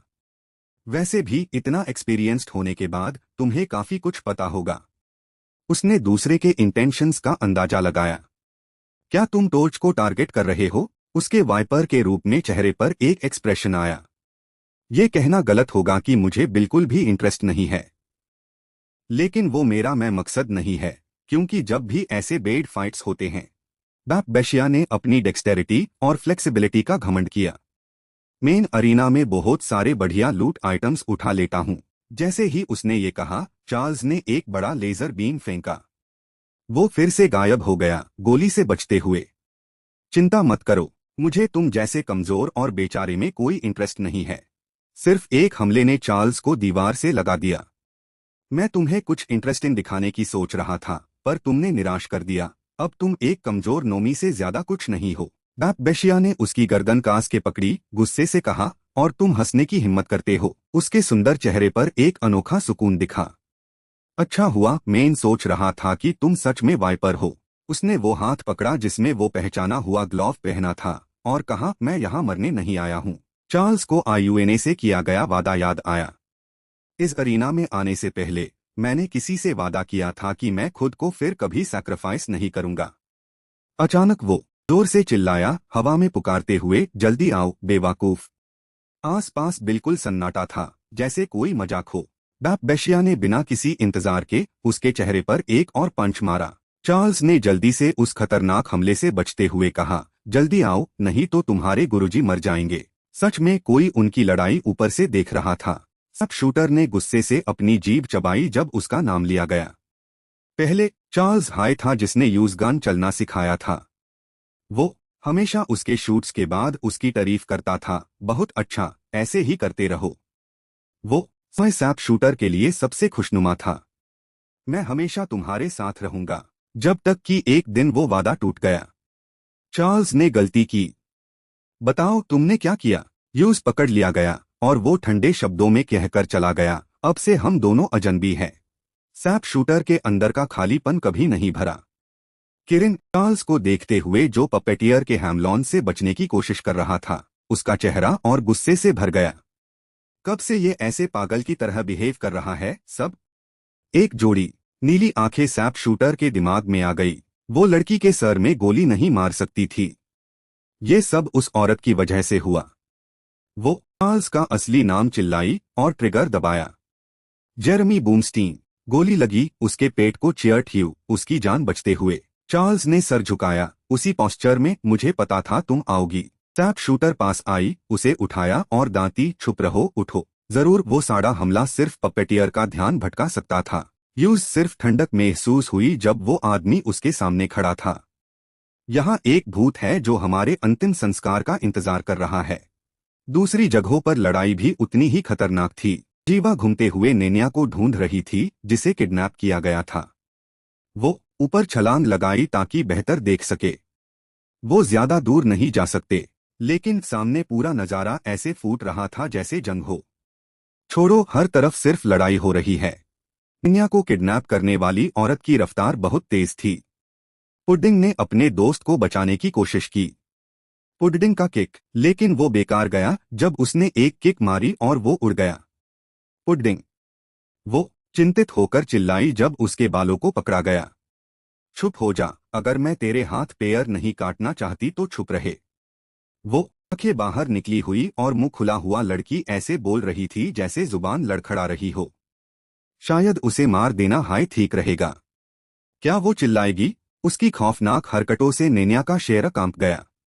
वास्तव थाई मसल को काटना ही काफी है, उसके मुंह में कुछ डाल दो तो वो शोर नहीं मचाएगी। जैसे ही वो बकवास कर रही थी, उसने तेजी से काम करने का फैसला किया। उस समय उस लड़की के दिमाग में एक ख्याल आया, कितना अन्याय है। पूरी जिंदगी वो सिर्फ दुख और निराशा में रही। मैं कब तक भागती रहूंगी अपनी जान बचाने के लिए? मैं थक गई हूं। ऐसे सिचुएशंस में भी मुझे नहीं लगता कि कोई मुझे बचाने आएगा। नेनिया ने अपनी मुट्ठी कास ली, अपनी शक्ति बाहर निकाली। शायद मुझे किसी पर निर्भर रहना छोड़ देना चाहिए। मैं खुद की हिफाजत कर सकती हूँ। उसके पीछे बेड पेड़ निकल आए, उसकी इच्छा के अनुसार। मैं लैड भी सकती हूँ। वो आंखें बाहर निकली हुई लड़की की रोने वाली आवाज आई। तुम्हें नहीं पता। नेनिया की आंखें दार से बड़ी हो गई रियलिटी को देखकर। वो मुस्कुराते हुए टॉन्ट करते हुए बोली, तुम्हें नहीं पता कि अपनी शक्ति को कैसे कंट्रोल करते हैं। इस फेड का फायदा उठाना है। अचानक उसने चाकू फेंका। चाकू नेनिया के हाथ पर जो उसने बचाव के लिए उठाया था, उससे लग गया। वो दार गई, दर्द से घुटनों पर गिर गई और चिल्लाई। वो आंखें बाहर निकली हुई लड़की उसकी चीख से और एक्साइटेड हो गई। बहुत दर्द हो रहा है ना? वो खुशी से बोला, अपनी शक्ति को स्पष्ट करते हुए। जो भी मेरे चाकू से कटा है, यूज 10 गुना ज्यादा दर्द होगा। पुडिंग वापस आ गया और उसके चेहरे पर चिपक गया। वो आंखें बाहर निकली हुई लड़की उस चिपके हुई चीज से परेशान हो गई। तुम्हारी माँ ए जल्दी से गिरते हुए चाकू को रोक लिया। एक भरोसेमंद आदमी किस्मत से आ गया। सच में यकीन नहीं हो रहा कि तुम्हारे जैसे रद्दी लोग इस आइडियल टूरिस्ट स्पॉट में मिलेंगे। चिंता मत करो बाछी। लेकिन वो शायद भरोसेमंद नहीं था क्योंकि वो नशे में था। मेन क्लेमोर, यहाँ मासूम लोगों की हिफाजत करने आया हूँ। यहाँ की सिचुएशन भी कहीं और पूरी तरह दिखाई जा रही थी। विक्टोरिया ने मुस्कुराते हुए स्क्रीन को देखा। पपेटियर यहाँ है। मुझे नहीं लगा था कि इतना दारपोक भी दिखेगा। हेकेट ने एक स्क्रीन की तरफ इशारा करते हुए पूछा, क्या वो स्वर्ड्समैन क्लेमोर उसका स्टूडेंट नहीं है? पता नहीं वो क्या चाल चलने वाला है। वो बस हल्का सा मुस्कुराई, सबके नेचर को जानते हुए। नहीं, उसकी पर्सनालिटी अस जहरीले सांप से बिल्कुल अलग है। शायद उसने छुट्टी ली होगी। आखिर ब्रांच 17 के इंसिडेंट के बाद उसने बहुत सारे साथी खो दिए। अचानक एक दहाड़ने की आवाज और एक हथौड़ा आया। असिस्टेंट और बॉडीगार्ड होने के नाते हेकेट ने तुरंत रिएक्ट किया। वो हथौड़ा सीधा उस पर आया जो विक्टोरिया के पीछे खादी थी। वो दर्द से करह उठी और पेट पकड़कर बैठ गई। विक्टोरिया खादी हुई और वेलकम किया। आप देर से आए हैं। वो बूढ़े आदमी का नाम लिया जो गुस्से से आ रहा था। स्लिट द हैमर, उसने बिना किसी लिहाज के नंबर 1 हीरो को दांता। ये इलाका तुम्हारा नहीं है, ये बकवास बंद करो। स्लिट द हैमर के कदम जोर से जमीन पर पड़े। मैं दूसरी बार नहीं कहूंगा। हालांकि ये टॉर्च की पूरी शक्ति का एक छोटा सा हिस्सा था, लेकिन उसकी बात काट दी गई। सुनो बूढ़े, वो उससे बिल्कुल भी गर्मजोशी से बात नहीं कर रही थी। मुझसे ऐसे बात मत करो, हम बराबर है। विक्टोरिया ने बिना किसी शर्म के वार्निंग देते हुए कहा। अपनी ये हिपोक्रिटिकल बातें बंद करो, यू बास्टर्ड। मैं अच्छे से जानती हूं तुम किस तरह के इंसान हो। हेकेट ने खुद को झड़ते हुए कहा, ये चाहते हुए। मुझे इस गुस्ताख को संभालने दीजिए। बदला लेने वाला, वो बोली उसे रोककर। हाँ तो यहां से, वरना मैं तुम्हारे सर पर मारूंगी। विक्टोरिया ने अंगड़ाई ली, घूमकर अपनी पुरानी पोजीशन पर वापस चली गई। सोचती हूं तो हेकेट की वजह से ही तुम इस ब्रांच के लीडर बेन हो, क्योंकि उसने पिछले लॉर्ड को मारा था, है ना? उसकी आंखें ठंडी थी स्लिट सर हैमर पार। तो तुम्हारे बाद तुम्हारी जगह कौन लेगा जब तुम्हें फाड़कर मार दिया जाएगा? यूज कोई फर्क नहीं पड़ता था कि कौन ऊंची पोजीशन पर है। चाहे पहले हो, अब हो या फ्यूचर में, एक नियम हमेशा रहता है। इसलिए उसने इनविटेशन डीन में कोई कसर नहीं छोड़ी। अगर तुम मेरे तरीके से खुश नहीं हो तो तुम उस नियम को फॉलो कर सकते हो और मेरी पोजीशन चैलेंज कर सकते हो। विक्टोरिया ने जो कहा वो सिर्फ शब्द थे, लेकिन उसका मकसद स्पष्ट था। अगर तुम में हिम्मत है तो मैं कुछ नहीं कह सकता। तुम्हें टॉर्च चाहिए, सही? उसने हल्का सा मुस्कुराते हुए आधा टॉन्ट और आधा चैलेंज में कहा। तो इस मौत के खेल में हिस्सा लो और उसे जीत लो। एक दूर की याद में, बहुत गहराई में सैप शूटर के अंदर। एक समय था जब मैं तुम्हारी बहुत तारीफ करती थी। उस समय उसे दूसरे लोग अलग रखते थे। क्या वो ईविल ग्रुप द्वारा ट्रेन की गई थी? लीडर दूकॉन ने मजाक उड़ते हुए एंट्री ली। क्या तुम्हारे पिता दुश्मन के कैंप में खाना खा सकते हैं? उसने उसके खाने की ट्रे में कुछ भरी चीज फेंकी। ये लो मेरी तरफ से। वो एक पुराना ग्रेनेड था, उसके सूप के बीच में। सैप शूटर का चेहरा धुंधला हो गया। उसकी रिएक्शन में कुछ सेकंड्स की देरी हुई। एक याद उसके दिमाग में ताजा हो गई। एक आदमी ने अपना आधा ऊपर का हिस्सा घसीटा और उसके पैर पकड़कर भीख मांगी। मुझे बचाओ। सैप शूटर घबराकर कुर्सी से गिर गई। हंसी उसके कानों में गूंज रही थी। रिलैक्स करो, वो बस वेस्ट है, ब्लास्ट नहीं होगा। बस बेवकूफ को कहो कि इस यूजलेस लड़की को क्यों लाया। The leader board low, his face close to slap shooters, threatening. What I mean is, I don't like going out on missions while worrying about traitors behind my back. Just thinking about it makes me feel unsafe. With that, he raised his hand to assault her. Am I wrong? You are from the same bloodline as those bastards who destroyed our people. He didn't understand why he was so angry at a little girl. You must be eager for revenge, right? एक हाथ ने उसे गड़बड़ करने से रोका। ये क्या बकवास है? उसका चेहरा, indifferent face met his eyes. Didn't I tell you to leave the kid alone? The two immediately engaged in combat, throwing powerful blows. However, psycho की स्पीड कंट्रोल, उस गुंडे की गर्दन पर चाकू रखना अभी भी तेज था। वो अभी भी stubbornly justified his actions. You know she's a jinx, you'll regret it sooner or later. His thin lips moved lazily. Even if I regret it, he stepped towards Slapshooter, who fell to his knees. Or taking responsibility for my choices, that's my business. 3 shots rang out, all hitting the bullseye. सफीर काफी confident थी. देखा? मैंने कहा था ना कि मैं ऐसे काम easily कर सकती हूँ. She was very eager and kept asking him. And I've been here for a while, and I hate being called useless. When will I be assigned a mission? Her hand trembled, contrary to her confident expression. I've completely surpassed my limits and am ready for the battlefield. Others must think I'm a spy or something, so I have to prove them wrong. Charles ने paper देखा और उस पर सोचा.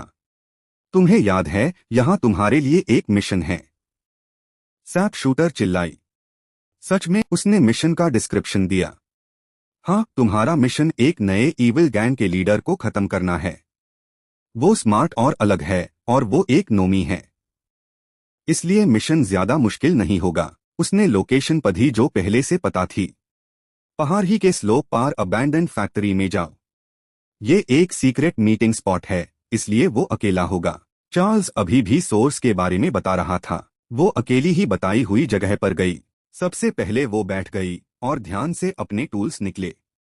Jeremy ने मुझे अपनी rifle दी है मिशन के लिए. सैप शूटर थोड़ी टेंस थी. स्कोप पार नजर जमाई. सब कुछ प्लान के मुताबिक चल रहा है. उसने खुद को तसल्ली दी जब एक टारगेट स्कोप में आया.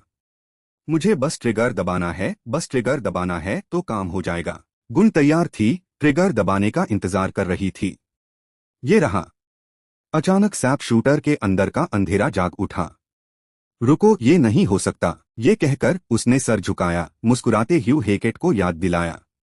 देखो, अनाउंस करो. उसके दिमाग में वो गुण आया जो उसे हमेशा बुली करता था. उस कमीने के लिए, और वो लाल बाल जिसका एक्सप्रेशन पता नहीं था. और तुम्हारे लिए. ये सोचकर सैप शूटर ने बिना सोचे समझे ट्रिगर दबाया. गोली निकल गई. गैंग लीडर के सर को चियर्ट ह्यू. सिर्फ इतना ही नहीं, वो स्लोप से नीचे फिसल गई. बाकी लोगों को भी मार दिया. सब तो घर में भागे. वो सब स्कोप में थे. सिर्फ इतना ही नहीं, सैप शूटर धीरे धीरे घर के अंदर गई. उसने अचानक दरवाजा तोड़ दिया. जोरदार गोली की आवाज ने हर उसको खत्म कर दिया जो स्कोप में आया. जो भी बाहर निकला वो बचा नहीं. एक आदमी ने अपना सर झुकाया और उसकी गोली से भाग गया. कहने से पहले ही गोली वापस आ गई. सैप शूटर ने बहुत सारी गोलियां चलाने के बाद जोर से सांस ली. सबको मारने के बाद मुझे खुद पर बहुत गर्व हुआ. उस समय वो हल्की हो गई. खुद को तसल्ली दी. मैंने कर दिखाया. मैंने सच में कर दिखाया. आखिरकार वो मुझे मान लेंगे. अपनी जीत की रिपोर्ट करने के बाद फिर एक शॉक लगा. लेकिन वो तुम्हारा वो डिसअपॉइंटेड चेहरा कभी नहीं भूलेगी. उस दिन मैं समझ नहीं पाई कि तुम मुझे ऐसे क्यों देख रहे थे. चार्ल्स का चेहरा उतर गया. धीरे से बोला, तुम्हें बस वही करना चाहिए था जो कहा गया था. तुम्हारा आखिरी टारगेट. उसने थक कर वो इन्फॉर्मेशन फिर से याद दिलाई जो वो भूल गई थी. आर्मी का सीक्रेट एजेंट था. सैप शूटर उसके कहने पर पूरी तरह टूट गई. उस समय उसने सोचा कि उसकी जिंदगी खत्म हो गई है. पहले के विपरीत वो बहुत कॉन्फिडेंट थी. वो बस अपना सबसे अच्छा करना चाहती थी. लेकिन उसे एहसास हुआ कि वो और गहराई में जा रही है. सैप शूटर के अंदर डर बहुत समय तक रहा. कुछ दिन बाद कुछ नहीं बदला. लोग आए और अनबैड किस्मत विलन्स के लाश उठाकर ले गए. और लड़ाई खत्म हो गई. जो होना था वो हो गया. जो गलत करता है उसे सजा मिलती है. लेकिन वो सैप शूटर की जगह जिम्मेदारी लेकर उसकी सजा खुद ले ली. यूज आज भी बहुत पछतावा है. मुझे उन्हें कहना चाहिए था कि ये मेरी गलती है और मुझे पकड़ा जाना चाहिए था. लेकिन मैं बोल नहीं पाई. मेरे होंठ ऐसे चिपक गए थे.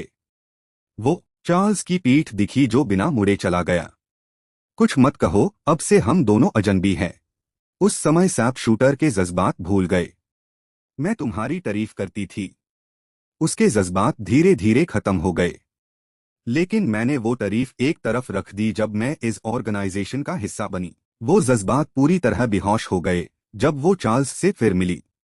तुम जिसे मैं इतने लंबे समय बाद मिली, वो सिर्फ वो इंसान का एक छोटा सा हिस्सा लग रहा था जिसे मैं जानती थी. वो इंसान और मैं खुद से नफरत करती हूँ। दोनों सालों बाद मिलकर खुश हुए, चाहे उसके अंदर का पछतावा उसे खाए जा रहा था। क्योंकि मैंने तुम्हारे बारे में ऐसा सोचा। सैप शूटर को अपने बड़े भाई और गुरु के लिए एक अलग एहसास हुआ। तुम कमजोर और नरम हो गए हो। चार्ल्स का चेहरा भी उसे अजनबी लग रहा था। लेकिन जब भी तुम वो मुस्कान दिखाते हो जो मैंने पहले कभी नहीं देखी, मुझे एक अजीब एहसास होता है जो मैं बता नहीं सकती। जब तक कि एक दिन उसने अपना मकसद बता दिया। स्पष्ट है कि तुम अंदर से मर रहे हो जब तुमने कहा कि तुम्हें मेरी मदद चाहिए और एसोसिएशन को साफ करना है। फिर भी वो तुरंत घबरा गई, टेबल पर हाथ मारकर ऊँट खादी हुई। क्योंकि वो झूठ बोल रही थी। तुम मुझे पहले जैसी जिंदगी में नहीं ला सकते। सैप शूटर लगभग निराश हो गई जब यूज पहले का समय याद आया। आखिरकार मुझे बेहतर लग रहा था, मैं ये नहीं छोड़ना चाहती थी। चार्ल्स बस धीरे से उठा और बोला, मैं समझता हूँ। वो ही नरम हाथ उसके सर पर फिरा। मैं समझता हूँ। सैप शूटर को एक अलग एहसास हुआ। नहीं, वो बस उसकी अकेली परछाई को जाते हुए देख सकती थी। नहीं नहीं नहीं, कृपया मत जाओ। ये झूठ है। वो अच्छे दिन जो पहले थे वो वापस नहीं आएंगे। वो सच नहीं बोल सकती थी क्योंकि उसे डर था कि वो उसे फिर खो देगी। सैप शूटर घबराहट और उलझन में डूब गई। आखिर ये कब गलत हुआ? शायद उस पाल जब मैंने उस आदमी को मारा। इसलिए सैप शूटर ने अपनी शक्ति का सच पता लगाया। हाँ, मेरा गिफ्ट मेयर पछतावे का इजहार है। यूज आज भी उस दिन का पछतावा है।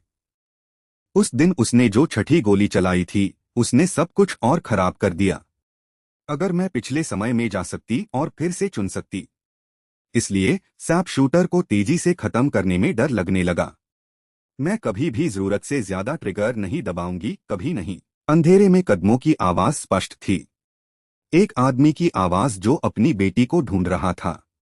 मेरी बेटी सच में मर गई, सामने वाले ने भी थोड़ा बहुत जानते हुए बताया। हाँ, मुझे अफसोस है पर तुम देर से आए हो। लेकिन वो आदमी अपनी पीठ पर एक तलवार लिए हुए था जिसमें खतरनाक इरादा था। क्या ये आपकी गलती है? आदमी की गहरी आवाज अंधेरे में गूंजी।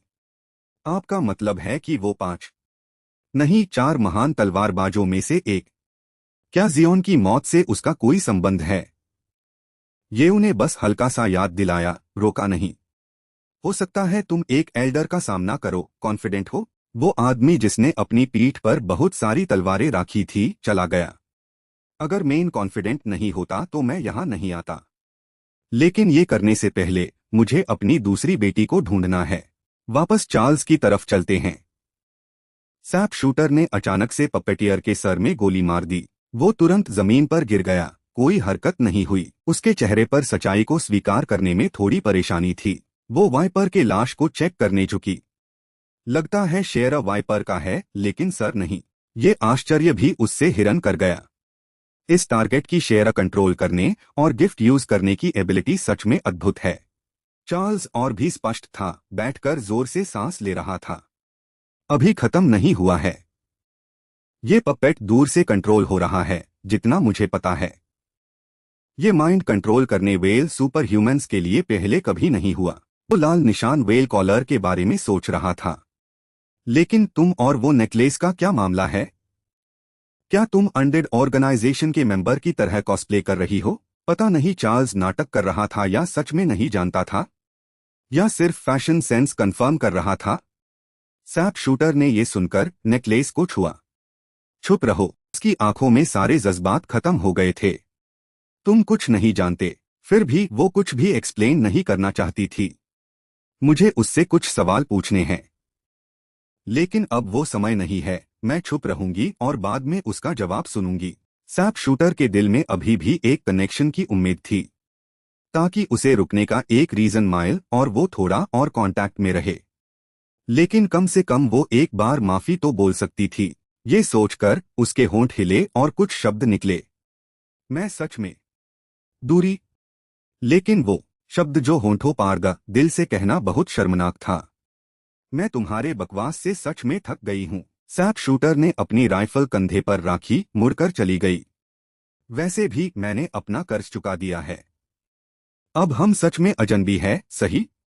और अगर तुम पपेटियर के पीछे जाने की सोच रहे हो तो छोड़ दो। उसने चार्ल्स की करंट कमजोरी स्पष्ट की, जो भरोसा नहीं कर सकती थी, क्योंकि तुम उसका मुकाबला नहीं कर सकते जब तक तुम पूरी तरह से रिकवर नहीं हो जाते। वो जमीन पर गिर गया। सच में ये दुनिया खराब है और मुझे रोने का टाइम भी दो। वो उसकी कंप्लेंट को गलत नहीं ठहरा रही थी। अफसोस की बात है कि हम ऐसे दुनिया में रहते हैं। हम आईएसी बादल नहीं सकते। ये मत कहना कि तुम्हें अभी भी लगता है कि ये बेहतर हो जाएगा। चार्ल्स ने अचानक एक मासूम मुस्कान के साथ जवाब दिया। बिल्कुल। एक नजर में ही सैप शूटर को भी हंसी आ गई। तो तुम में अभी भी पहले जैसा इंसान बचा है। वो दिल से उसकी किस्मत के लिए दुआ कर रही थी। चाहे हम दोनों अलग राहों पर चल पड़े हो, लेकिन मैं दुआ करती रहूंगी कि तुम्हारा सपना एक दिन सच हो। वहाँ दूसरी तरफ क्लेमोर आंखें बाहर निकली हुई लड़की से लड़ रहा था। उसके हमले उस नशे में धूत आदमी को नहीं लग रहे थे। उसके स्वॉर्ड एनर्जी भी एक दर्जे ऊपर लग रही थी। उस तेजी से आते हैमलॉन के सामने वो फिसल कर उसके पास आ गई। फिर उसने अपना पैर उठाया उसकी हथियार को गिरने की कोशिश में, लेकिन क्लेमोर ने तेजी से अपना हाथ हत्या उससे फिसौल्ट ही। वो आंखें बाहर निकली हुई लड़की ने जल्दी से उसके कमर में चाकू घोंप दिया। मुझे मत भूलना। वो नशे में धूत गुस्से से भौंकला गया। फिर उसने अपने दूसरे हाथ में पकड़ी शराब की बोतल उसके सर पर मारी। वो अब घबरा गई क्योंकि उसकी शक्ति काम नहीं कर रही थी। कितना अजीब है, मुझे तो दर्द से दिल रुक जाना चाहिए था। ये सोचकर नहीं थी कि साइकोलॉजिकल ट्रॉमा क्लेमोर को दर्द से ऊपर उठा देगा। कोई भी दर्द उस दर्द के सामने कुछ नहीं है जब एक स्वॉर्ड्समैन अपना प्यारा स्वॉर्ड खो देता है। और तो और मैं अपने साथी को बचाने में भी नाकामयाब रहा। उसने शराब की एक और बोतल निकाली और पाई गया वो दर्द का एहसास एक निकम्मे आदमी के लिए बहुत बड़ा है। जब उसने सैप शूटर को देखा तो सोचा कि वो गलत देख रहा है।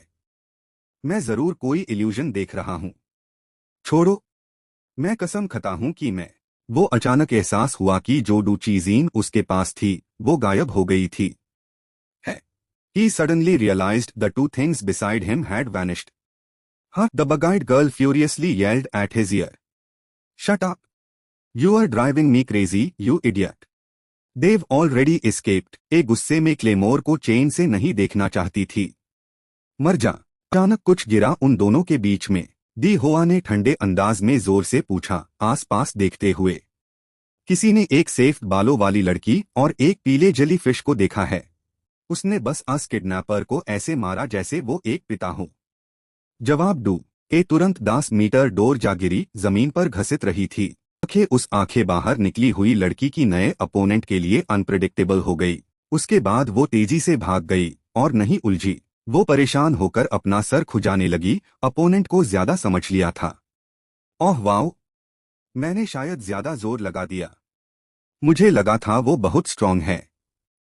वैसे तुम कौन हो? बेचारे लड़के को उसने इंट्रो खत्म करने से पहले हाई पंच मार दिया। सिर्फ इतना ही नहीं, दी होआ ने उसे नीचे खींच लिया और उसके घुटने से मारा।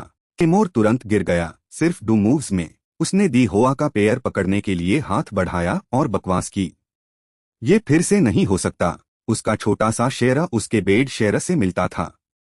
रुको, ये नहीं हो सकता। उसने बिना रहम किए उसे मार दिया, उसके मुंह में घुसा मारा। नहीं, बिना रहम किए खत्म करने के बाद वो तेजी से बड़ी सड़क की तरफ भाग गई। सड़क पर वो ऐसे चल रही थी जैसे खोई हुई हो, डायरेक्शन नहीं पता था। मैंने उसके पीछे पीछे आया, लेकिन यहाँ आकर मुझे नहीं पता कि किधर जाना है। मेन ट्रैक खो बैठी, जैसे उस लड़की ने मुझे डिस्ट्रैक्ट करने की कोशिश की हो। एक बुरा ख्याल उसके दिमाग में आया, जब तक कि वो मुझे अभी भी ट्रस्ट नहीं करती। सच कहूं तो किसी से छुपना सबसे सेफ ऑप्शन है। अचानक चलते हुए उसने कुछ पहचाना। कुछ छोटा सा पीले रंग का जमीन पर पड़ा था और कुछ नहीं, बस पुडिंग, अब टूटा हुआ और हिल नहीं रहा था। पुडिंग। खुशकिस्मती से वो अभी भी दी होआ की आवाज सुन रहा था और उसने टियर की तरफ इशारा किया। तुम मुझे इस तरफ जाने को कह रहे हो? ऊपर से विक्टोरिया सिचुएशन देख रही थी और उसकी आवाज बादल गई। सब लोग सुनो, एक अनइनवाइटेड गेस्ट अरीना में आ गया है, इसलिए मैं तुम्हें अब से 1 घंटे का टाइम दूंगी। ये कहकर उसने सर झुकाया, मुस्कुराते ह्यू हेकेट को याद दिलाया। देखो, अनाउंस करो। वो सुनने के बाद उसने अपनी कमर पर हाथ रखा और विक्टोरिया की बात फिर से कही। एक अनइनवाइटेड गेस्ट अरीना में आ गया है, इसलिए मैं तुम्हें अब से 1 घंटे का टाइम दूंगी। उसकी आवाज इतनी जोर से थी कि एरिया में सब सुन सकते थे। जो भी टॉर्च के सबसे करीब होगा, यूज रखने का लीगल हक मिलेगा।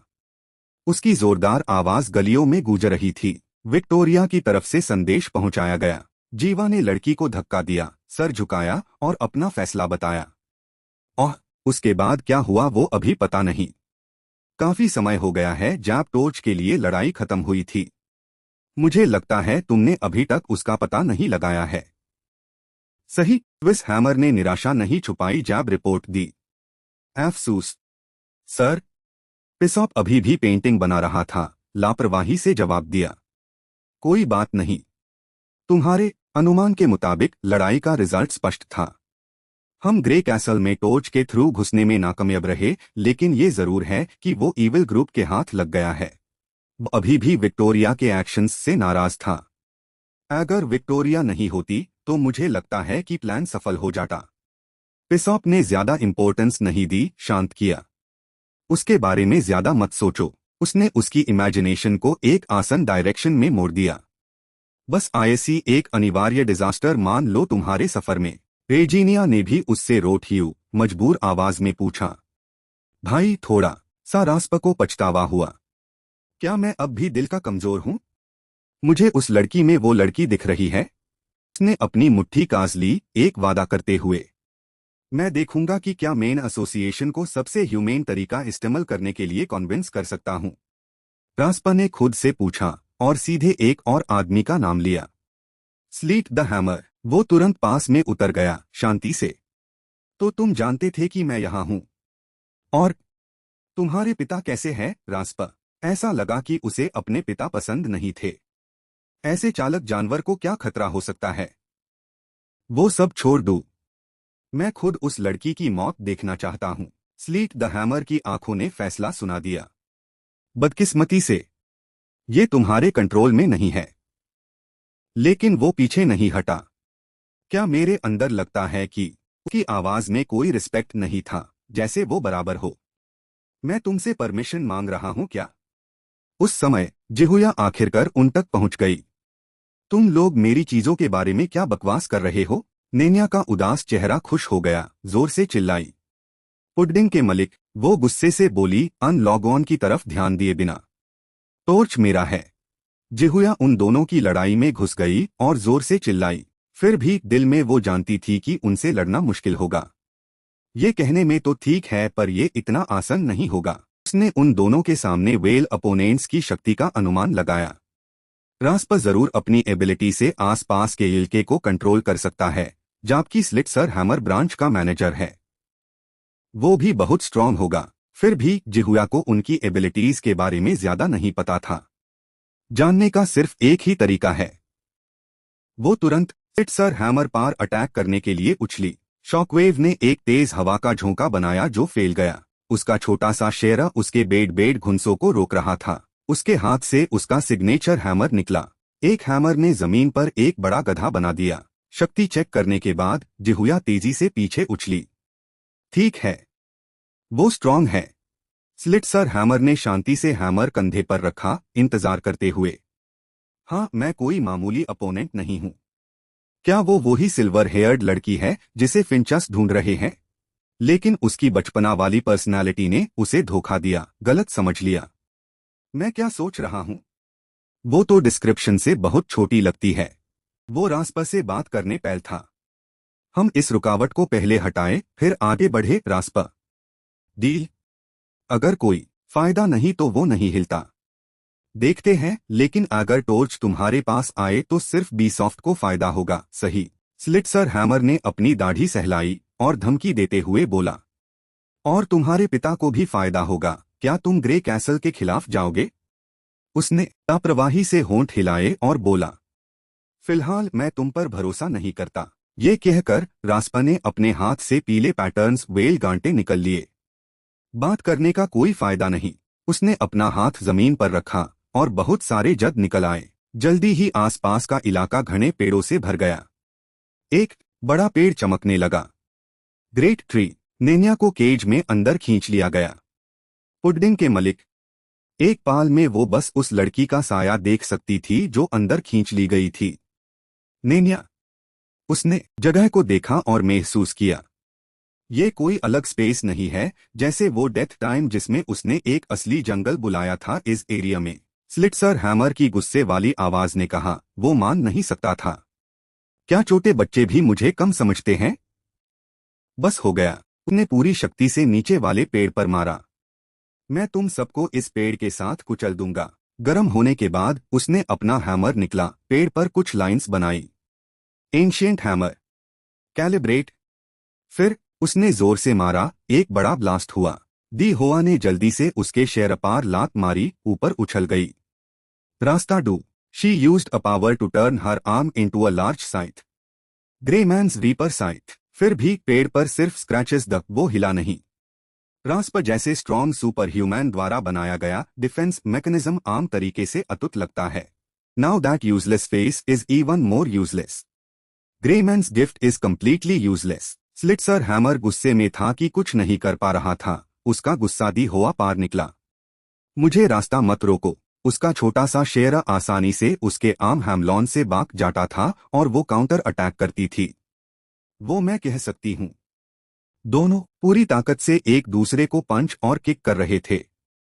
एक दूसरी जगह पर हेकेट ने टाइम के बारे में याद दिलाया। दीदी विक्टोरिया, टाइम खत्म होने वाला है।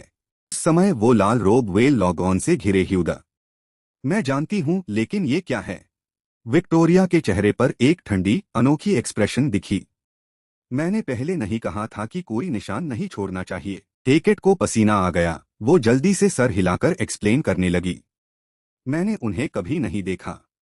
मैं कसम खाती हूँ, शायद उन्होंने आपको असैसिनेट करने के लिए असैसिन्स हायर किए हैं। ये सुनकर वो भी सर हिलाकर मान गई। हो सकता है।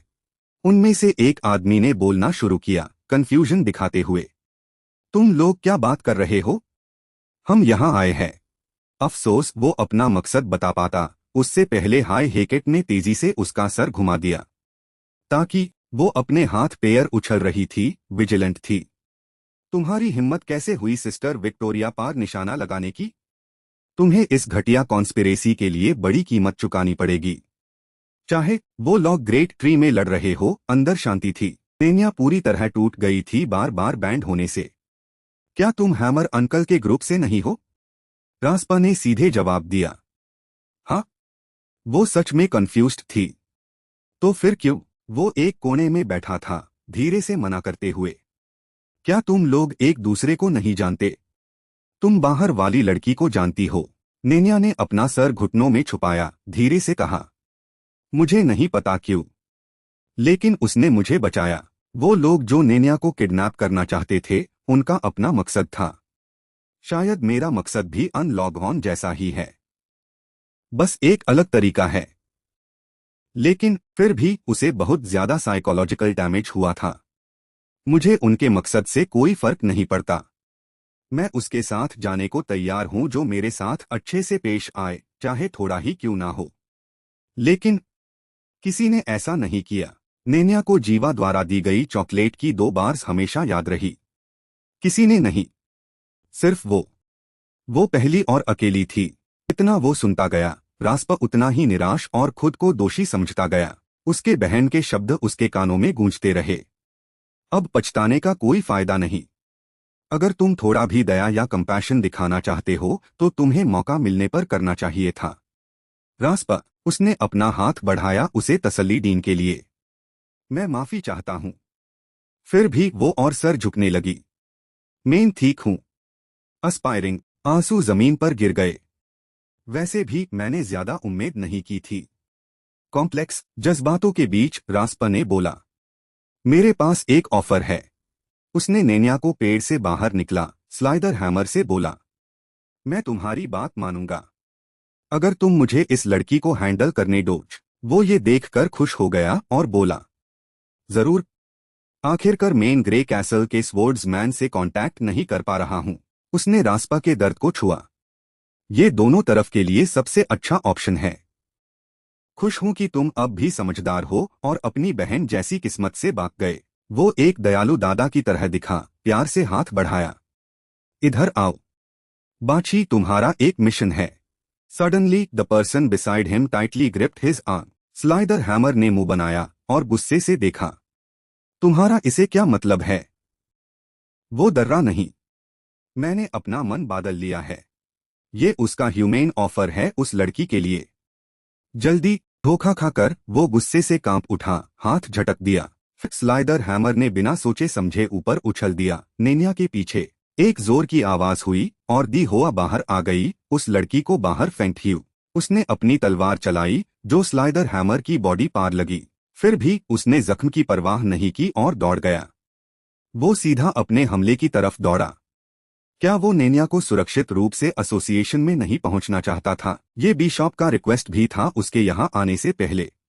स्लाइडर हैमर, अगर मेरे रिक्वेस्ट को पूरा करते हुए तुम मुश्किल में हो तो बस इस चीज को कुत्ते की तरह मार डालो। इसलिए हैमर के बिना भी स्लाइडर हैमर अपनी शक्ति उसे कर सकता था। सब कुछ बिशॉप के मलिक की शान के लिए। Ancient hammer, calibrate. एक जोर का हमला जिसने स्पेस को कवर किया था, उसे एक आदमी ने रोक दिया। विक्टोरिया ने सर झुकाया, मुस्कुराते हुए बताया। समय खत्म। 1 घंटा बीत गया। हेकेट पीछे से नेनिया को बचाने के लिए खादी थी ताकि उसे कोई नुकसान ना हो। स्लाइडर हैमर अभी भी जीत के लिए कॉन्फिडेंट था। कोई बात नहीं, मैं खुश हूं, बल्कि बहुत खुश हूं। लगता है मैं ये बाजी जीत गया। उसका करंट डिस्टेंस दूसरों से नेनिया के ज्यादा करीब था। क्या तुम्हें याद है तुमने कहा था कि जो भी मैच खत्म होने पर टॉर्च के सबसे करीब होगा उसे वो मिल जाएगा? कितना कोइंसिडेंस है, वो मैं हूं। He frowned, standing before Victoria. I've gone along with this ridiculous game of yours. I hope you won't go back on your word now, like a coward. As promised, I will take that away. Jiva was about to rush forward and snatch it when a hand reached out and stopped her. Raspa stepped forward, curbing his overconfidence. Hold on, I think you are mistaken, Slider Hammer. Hearing this, he turned sharply. What? He smiled triumphantly, pointing to one side. Something suddenly moved behind Nenia's hood. A small yellow jellyfish crawled out. The little girl happily exclaimed, "Pudding." Jiva, emboldened by this, proudly and clearly stepped forward. His name is Pudding. He is currently in the form of a jellyfish for reasons I cannot reveal. But he is talented. And a loyal subordinate of mine. What belongs to a subordinate naturally belongs to me. So, by natural extension, the torch is mine too. She herself couldn't believe the words she had just blurted out. Such a ridiculous argument. However, Victoria smirked with satisfaction as expected. However, that is precisely what Victoria was expecting. Swiss Hammer couldn't accept it and growled menacingly. Victoria, reject those meaningless words and... But she cut him off. I agree. With her permission, Jiva skipped over to Nenia. The little girl happily hugged her. At this moment, Victoria's verdict rang out. All right. The winner has now been decided. The little girl's joy didn't last long before she fell into crisis. So when do you plan to absorb it? Her face showed an evil, excited smile. Right now. Jiva pushed the girl away, bowed her head, and made her own decision. Oh, the outcome afterwards is unclear. Some time has passed since the battle for the torch ended. I think you still haven't found its whereabouts. Right? Swiss Hammer couldn't hide his disappointment as he reported. Unfortunately.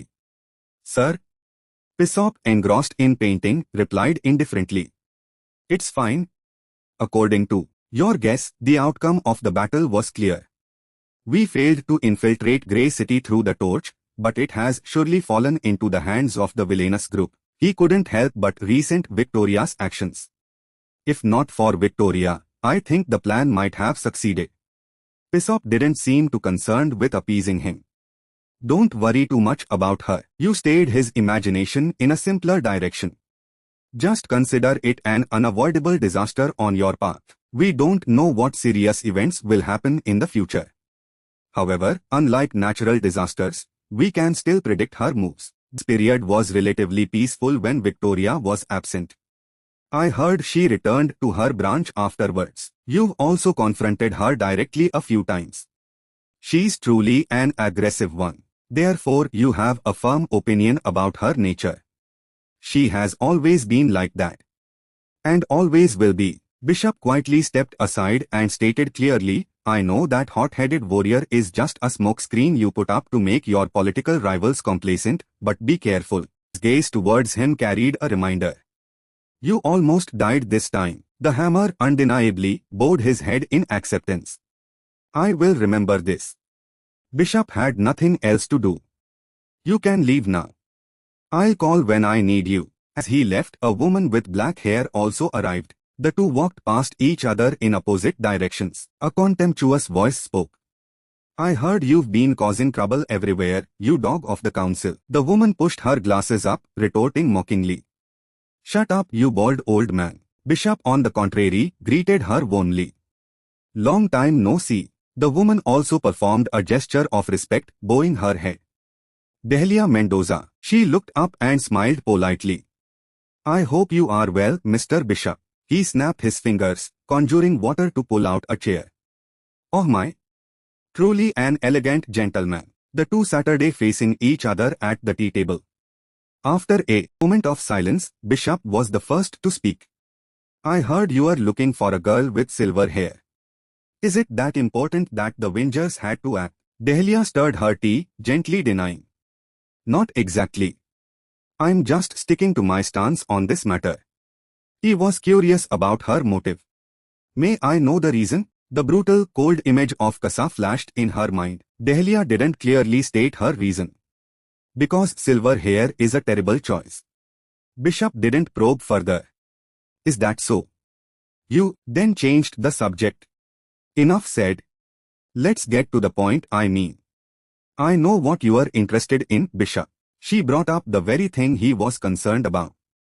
What you are wondering about is my boss's reaction. A chilling smile appeared on her face. Perhaps just loving isn't enough, as the association leader said. Bishop chuckled lightly upon hearing this. How surprising. Dahlia continued to talk about her leader. He seems very concerned about this matter. He's worried you are talking about taking over the villainous group. Her voice was light, as if it didn't concern her. Meanwhile, she was secretly planning to ignite a war behind everyone's back. He playfully offered an idea. What if I actually did that?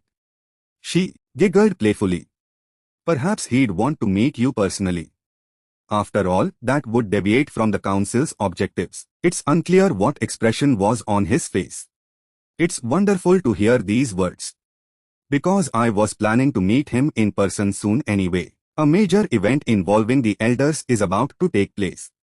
Grim Wanderer and Will has summoned a meeting among the elders. With that, Dahlia stood up, smoothed her hair, and prepared to leave. I hope that's all I can hear from you, Mr. Bishop. With just these words, my heart is filled with admiration. But I still have some matters to attend to. She was excited about her upcoming plan.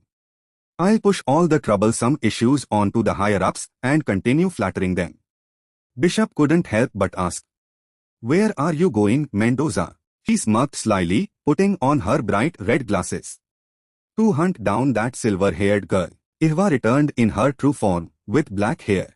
As she was putting things into the car trunk, a voice called out. I'm so glad you are okay. Defender smiled genuinely. I was so worried when I heard you were sick and had to leave right after the certification ceremony. Are you leaving now? Ihwa remembered her injury and asked. Yes. Oh, by the way, how are you feeling? She flexed her arm to show her muscles. I'm better than ever. I've been back to work for a while now. Defender's attitude was quite cheerful compared to someone who had just been bedridden. I mean, my Guruji probably wouldn't want his disciple to be sad forever. Laughing too hard caused the wound on her stomach to flare up. Ouch! Suddenly, she mentioned others. By the way, your teammates must be very sad not to see you again. Eva shrugged nonchalantly. What else could I do? They went to their assigned locations some time ago. Suddenly, a figure appeared in the sky, landing gracefully. Kaja, Do you recognize who it is? Crimson Dragon. Her face lit up with excitement as she shouted a slogan. A worthy rookie. Jiva blended in with her, shouting along. A model hero. The two high-fived like comrades. We are reunited. Crimson Dragon landed, excitedly patting her shoulder. I've heard about you. I'm glad you are okay, but she gripped Ihwa's shoulder, her face filled with confusion. Why did you choose a terrible place like Nostra? I told you to stay away from there. For all the new heroes, that place is extremely unstable. It's the most dangerous area of the Eastport branch, the only place where villains outnumber heroes by a large margin. Eva spoke with the curiosity of her two friends. Because it's time for me to become a villain again. However, she couldn't reveal the whole truth. Because someone had to volunteer for it. It was as if a bolt of lightning struck the two girls when she said that. Their eyes shone with pride for their friend. The aura of a true hero. Truly commendable. Yes, you've always been like that, though never really. Crimson Dragon wagged her tail, hiding her emotions, and said sternly. But for now. Take care. I'll come to your aid anytime. Jiva placed her hand on her bicep, affirming strongly. Just trust me. She looked at her two friends, waving cheerfully through the rear-view mirror. It was time for her to leave. She placed her hand on the steering wheel and said, All right. It's safe. The bag on the back seat suddenly twitched. Nenya and Pudding suddenly jumped out of the bag's opening. Oh my, I thought I was going to suffocate in there. Ihwa's tone was all too normal for such a situation. You'll have to get used to it. If you want to be my assistant. The little girl's eyes lit up with excitement. Understood. Boss, Nenya couldn't help but wonder about their destination.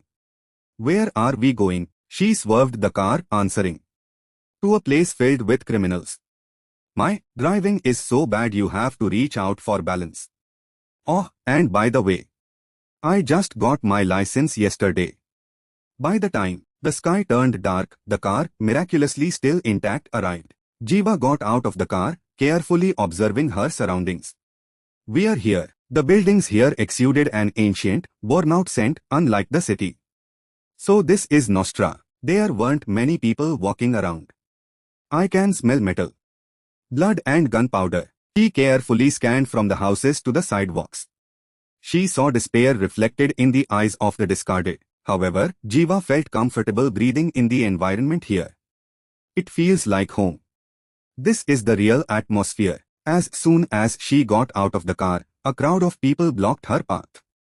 Are you new here? One of them licked his knife and said. Let me give you a welcome ritual. Quick, draw your knife. The two, Jiva and Nenya, supplemented for him. Everything you have when you want to die. Modern weapons combined with Jiva's power quickly wiped out the thugs. The two sighed in boredom as they collected a few meager items. Oh, damn. These guys are so poor. Jiva turned and pulled her suitcase, leading the way with Nenya. First, let's go to the room prepared by the government branch. The little girl nodded without objection. Agreed, to spend a quiet night until the next morning. A few lost souls also found their way to this dilapidated town. Immediately, lurking figures would rob them of their possessions. Robbery. Jiva sipped her breakfast, enjoying the moment. What a peaceful place, such a tranquil moment. Earlier, she had met Zephyr and obtained information. According to what Zephyr said, Engine would be in another area for some time. Despite her happily pinching his cheek, Jiva only felt regret. What a shame. I thought I could have gotten a lot of money from him. Time passed quickly since then. 2 weeks have passed since the battle for the torch ended. Nenya punch. Nenya has become quite accustomed to controlling her power. During that time, she also learned more. I've also learned how to revert to a child through Dave's gift, not John's, although there are some limitations. But I think this will be more convenient. Jiva's arrival here wasn't just to avoid heroes. Speaking of which, I have 2 missions this time coming to Nostra. There are some essential things she needs to do first. First, I need to gather information while working under the guise of an association hero. Because this is not the safest place. So I'll have opportunities to show my skills and contribute more. Jiva had to play two roles alternately by herself. Next is to carry out the mission of a hero killer and successfully eliminate other heroes, though I can't act yet due to lack of information. Therefore, she needed to go out and learn about this place. So, I need to find and ask someone who understands this well. Everywhere in this place looked dilapidated, almost ruined. Jiva went to a cafe where the waitress showed a clear attitude. She even gave her a mocking smile. This is Nostra's hospitality. Jiva blandly picked up the half-spilled coffee cup. Quite different from how I was trained, huh? She was quite proud of her imagined service. Please enjoy, customer. Her memory might be far from reality. In less than a second, she threw the cup directly at the waitress's head. Jiva quickly stepped forward and grabbed the waitress by the collar. She immediately adopted a stern expression. Another lat, please. And so, a super cute lat was placed neatly before her. Suddenly, a voice called out, Kaja. She looked over and saw an acquaintance approaching. Laika looked even more haggard than before being sent here. Laika, what's wrong with you? As soon as she saw Jiva, she rushed to hug her and burst into tears. She had to order her a glass of orange juice to soothe her. Her tone was full of emotion, yet not entirely surprised. So you basically struggled to survive, huh? I didn't expect that. Laika's face contorted as she mentioned the villains here. The villains here aren't afraid of heroes at all. I can't believe I registered for this branch. Now she was so negative that she thought everyone was bad. The waitress just now seemed to be involved with the villainous group. She was testing your heroic qualities. Jiva didn't believe these accusations either. No way. You are just imagining things. Laika covered her face and cried out in anguish. I swear. It's true. What had time done to her? She couldn't trust anyone in Nostra. So many people were ready to stab her in the back just because she was a hero. This attitude made Jiva unable to resist comforting her. You've been through a lot. She quickly changed the subject to make her less negative. By the way, I heard you came here and became partners with Pitbull. What kind of hero is he? Laika's expression turned strange when she mentioned the name. Pitbull? Huh? She couldn't help but ask. Is he famous? The sketch of him gradually became clearer. More infamous than famous, because he has no control over his desires when he sees women. Suddenly, a voice made her jump. Laika, a woman in armor approached, reminding her. What are you doing here? There's still a lot of work to be done. After that, she realized someone else was present. I apologize for my behavior. I am Cell Knight, a hero from the association. You must be the new hero Laika often mentions, right? She seemed to have overheard their conversation. Pitbull, I hope. His perverted pleasures don't taint you. The two hadn't talked for long when Cell pulled Laika away. We just received a call from the office. So we have to leave immediately. See you later. Her face was completely desperate as she raised her hand. No, leaving behind a vague piece of information about the unappeared partner. That person resided in a classic office. The secretary reported routinely. Here is the daily report on the current situation. Mr. Pitbull. News about Angle has also reached this dilapidated place. A person suspected to be Smiling Man has appeared nearby. Heroes from the council have begun investigating the area. Her tone was straightforward and indifferent as she recounted what was written. However, many difficulties are expected. Due to Slitzer Hammer's refusal to cooperate since prosecutor disappeared, a deep, hoarse voice interrupted. Stop talking about trivial matters. Pitbull revealed his six-pack abs, holding a girl in each hand. Why don't you come join the fun? At this, the secretary fell silent, unsure how to react. That reaction made him bored, and he waved her away. He lit a cigarette, scratched his head, and approached her. I really don't understand these fools who bury themselves in work just to get close to a few villains. Pitbull's expression was carefree as he waved his hand. Why waste energy when you can live like a king if you compromise with them a little? He was still enjoying himself here. A city of criminals. So what if there are villains everywhere? Life here will be easier as long as you follow Nostra's rules. Suddenly, Pitbull noticed the secretary's glowing tablet screen. What is this? She explained. This is a description of the new hero waiting downstairs. Some information describing the person in the picture made him pay attention. Admired by two nips, that crazy bitch? As far as I know, she doesn't work for Bishop or the council. Looking at Jiva's appearance on the screen sparked his interest. She's quite cute. That's good, but it seems she has no connections. So, Pitbull turned and instructed the secretary. Take her to the bar instead of the office. I'll teach this rookie everything about this city. Foo foo foo. Light footsteps echoed in the empty corridor. Jiva was led to the location he designated. She entered a basement with dim lighting. This place didn't look like an office for handling work. Suddenly, a hand reached out and placed itself on her shoulder. You are Kaja, aren't you? Pitbull appeared from behind Jiva and greeted her. Nice to meet you, I'm Pitbull. Pitbull appeared from behind Jiva and greeted her. Nice to meet you, I'm Pitbull. Then he walked straight into the bar. You can sit wherever you like. She followed his words and sat down. His voice echoed, a promising rookie like you. Coming to Nostia, the city of crime. Perhaps they sent you here because you have no connections, huh? Pitbull searched for bottles in a large cabinet and comforted her. But you don't need to worry too much. This is just a city where everyone fights for a living, like any other city. He smiled and started a conversation. Where are you from? Jiva didn't reveal much information. Dust City, light yellow. Is that so? Then you probably won't find the atmosphere here too strange, will you? Then, Pitbull pushed a glass of wine towards her. Here, have this. You see.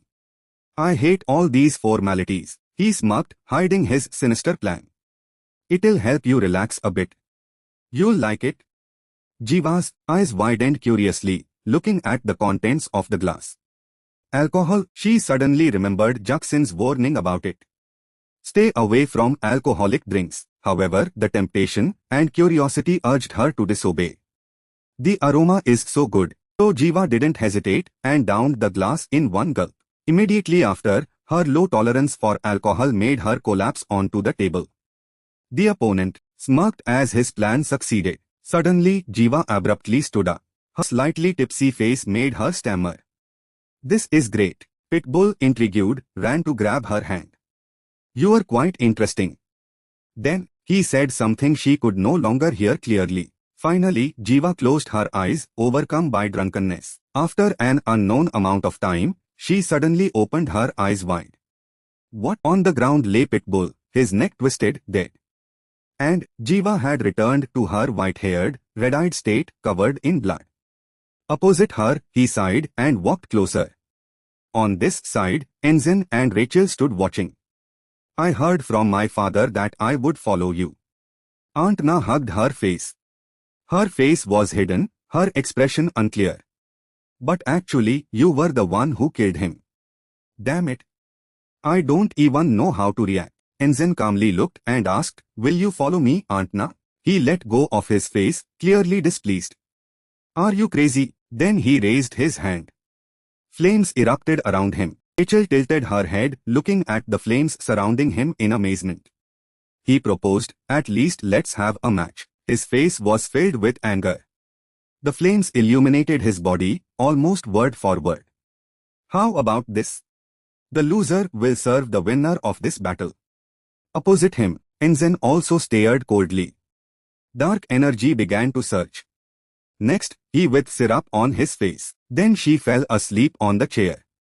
Beside Pitbull, he stood up from the stone slab and walked towards him. On both sides, one darkness, one fire, dividing the space into two halves. On this side, Irva, still stunned, began to undress and approach. His hand was about to touch her chest, but she quickly sensed it. She turned, dodging his touch. Her eyes were hazy. Her face flushed from drinking. She tightly gripped his wrist and mumbled, "Hey. Be reasonable. Slow down. You are," Eva mumbled in confusion. Jane. Opposite her, his provocative figure appeared in her eyes. He grinned, raising his hand. "Hello." Seeing this, she became furious, threw off her shirt, and stared intently at him, shouting, "You came here to see how good I am, right?" In Eva's imagination, Jane also clenched her fists, grinning provocatively. "That's right. Do you know how to use the gift I gave you?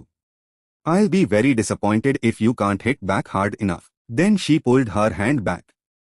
Her drunken face filled with anger. Energy radiated around her in response. "Watch out. I'm not the same kid I used to be."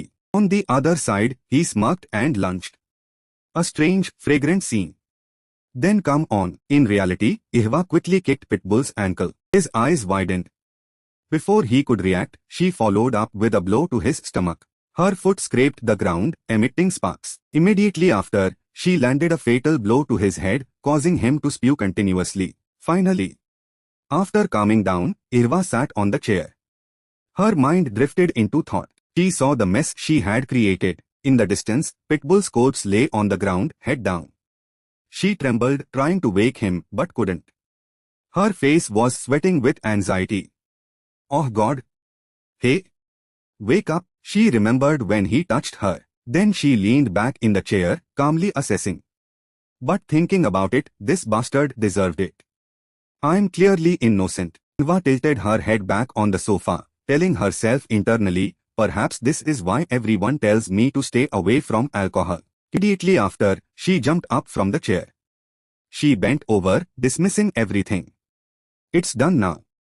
What's past is past. It won't do any good to dwell on it.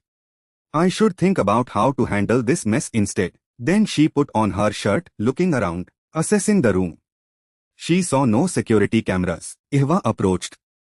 She placed her hand near the door to check the situation outside. It was quiet outside. This proved the room was soundproof. She placed her hand on her temple. Her face was serious, trying to think. "Okay. I know what to do now." With that thought, she quickly went to Pitbull and felt around his body. He smelled strongly of cigarettes earlier, didn't he? Eva found a lighter. She opened the lid and exclaimed, "Ah, here it is." Immediately after, she turned, grabbed the wine bottle, calmly walked around, and poured it all over the room. Finally, she threw the lit lighter onto the spilled wine. A flame erupted. Eva ran to the wall. She swung her arm and punched the wall, causing it to explode. Outside, the staff felt the tremor. On this side, she looked back at her fist. Gritting her teeth, she told herself, "What's done is done." With that, she punched herself hard in the face, causing her nose to bleed. The staff outside quickly rushed in with wet cloths. "Beep Bull. What happened?" She walked into the fire. Her body froze at the chaos. "What the hell?" On the ground, Eva, barely conscious, looked up. There's someone incredibly strong, using some kind of fire-related gift. Seeing her like this, she looked down worriedly. "Kaja, outside." Video देखने के लिए thanks. Taken outside, then, at a hospital in the city. Laika rushed towards her, her mouth twisted with worry. "Are you okay?" "Oh God." "And on your first day." She examined her thoroughly, making Eva helplessly endure it. "I can't believe even I couldn't catch that guy. Just how strong must he be?" Then Laika moved behind her. Her hand touched pudding strangely. "Huh? What's behind you?" It quickly darted away, leaving both of them looking in confusion. Eva was also confused. "Why is it here?" Now she seemed to remember something. "Perhaps it's time I told you about my abilities." Immediately after, Eva pointed at pudding and lied, "This is my gift." Laika heard this and laughed heartily. "Really? Your gift is this strange jellyfish?" It still didn't understand, scratching its head. Eva also covered her mouth, suddenly remembering something. Wait. So that means, in her imagination, she pictured pudding growing huge. In front of it, enemies were as small as grains of sand. The enemy jumped up from below. From above it extended its long legs downwards. Its foot stomped on the enemy, sending syrup flying. Just thinking about this made Laika fearfully hide behind Eva. Eva and Pudding still didn't understand. Immediately after, she picked it up and placed it on her head to prove its harmlessness. You don't need to be so scared of it. Right beside them, someone suddenly approached, causing both to look over. Hello, Kaja. Glad you are okay. I'm a bit embarrassed, but please, I need to trouble you with something. With a calm expression, she explained, I'm here to take your statement. Clarifying what happened at the bar is also my duty. Laika beside her looked flustered. But Sel Knight, she's a victim who just recovered. Sel calmly added, don't worry. I'm not here to find the culprit. She pursed her lips. Besides, who cares about the death of that scoundrel? Suddenly, she smiled, her eyes crinkling, and suggested to Eva, please excuse us for a moment. I need to discuss something privately with her. बगल में लइका ये सुनकर घबरा गई। लेकिन cell night वो तो अभी रिकवर हुई विक्टिम है।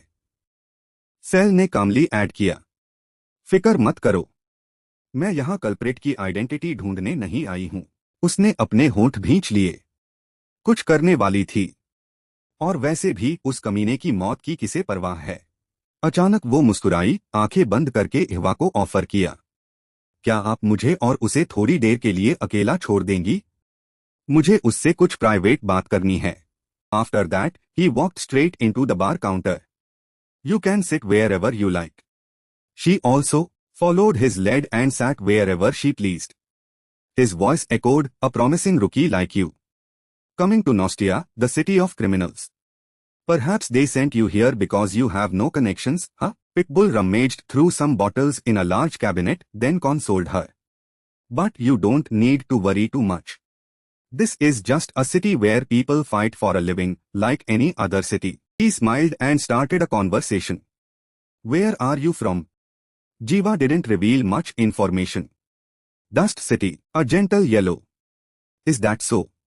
Then you probably won't find the atmosphere here too strange, will you? After that, Pitbull pushed a glass of wine towards her. Here, have this. You see. I hate all these formalities. He smirked, hiding his sinister plan. It will make you feel a little more comfortable. You'll like it. Jiva's eyes widened with curiosity as she looked at the contents of the glass. Alcohol, she suddenly remembered Jackson's warning about this. Stay away from alcoholic drinks. However, the temptation and curiosity urged her to disobey.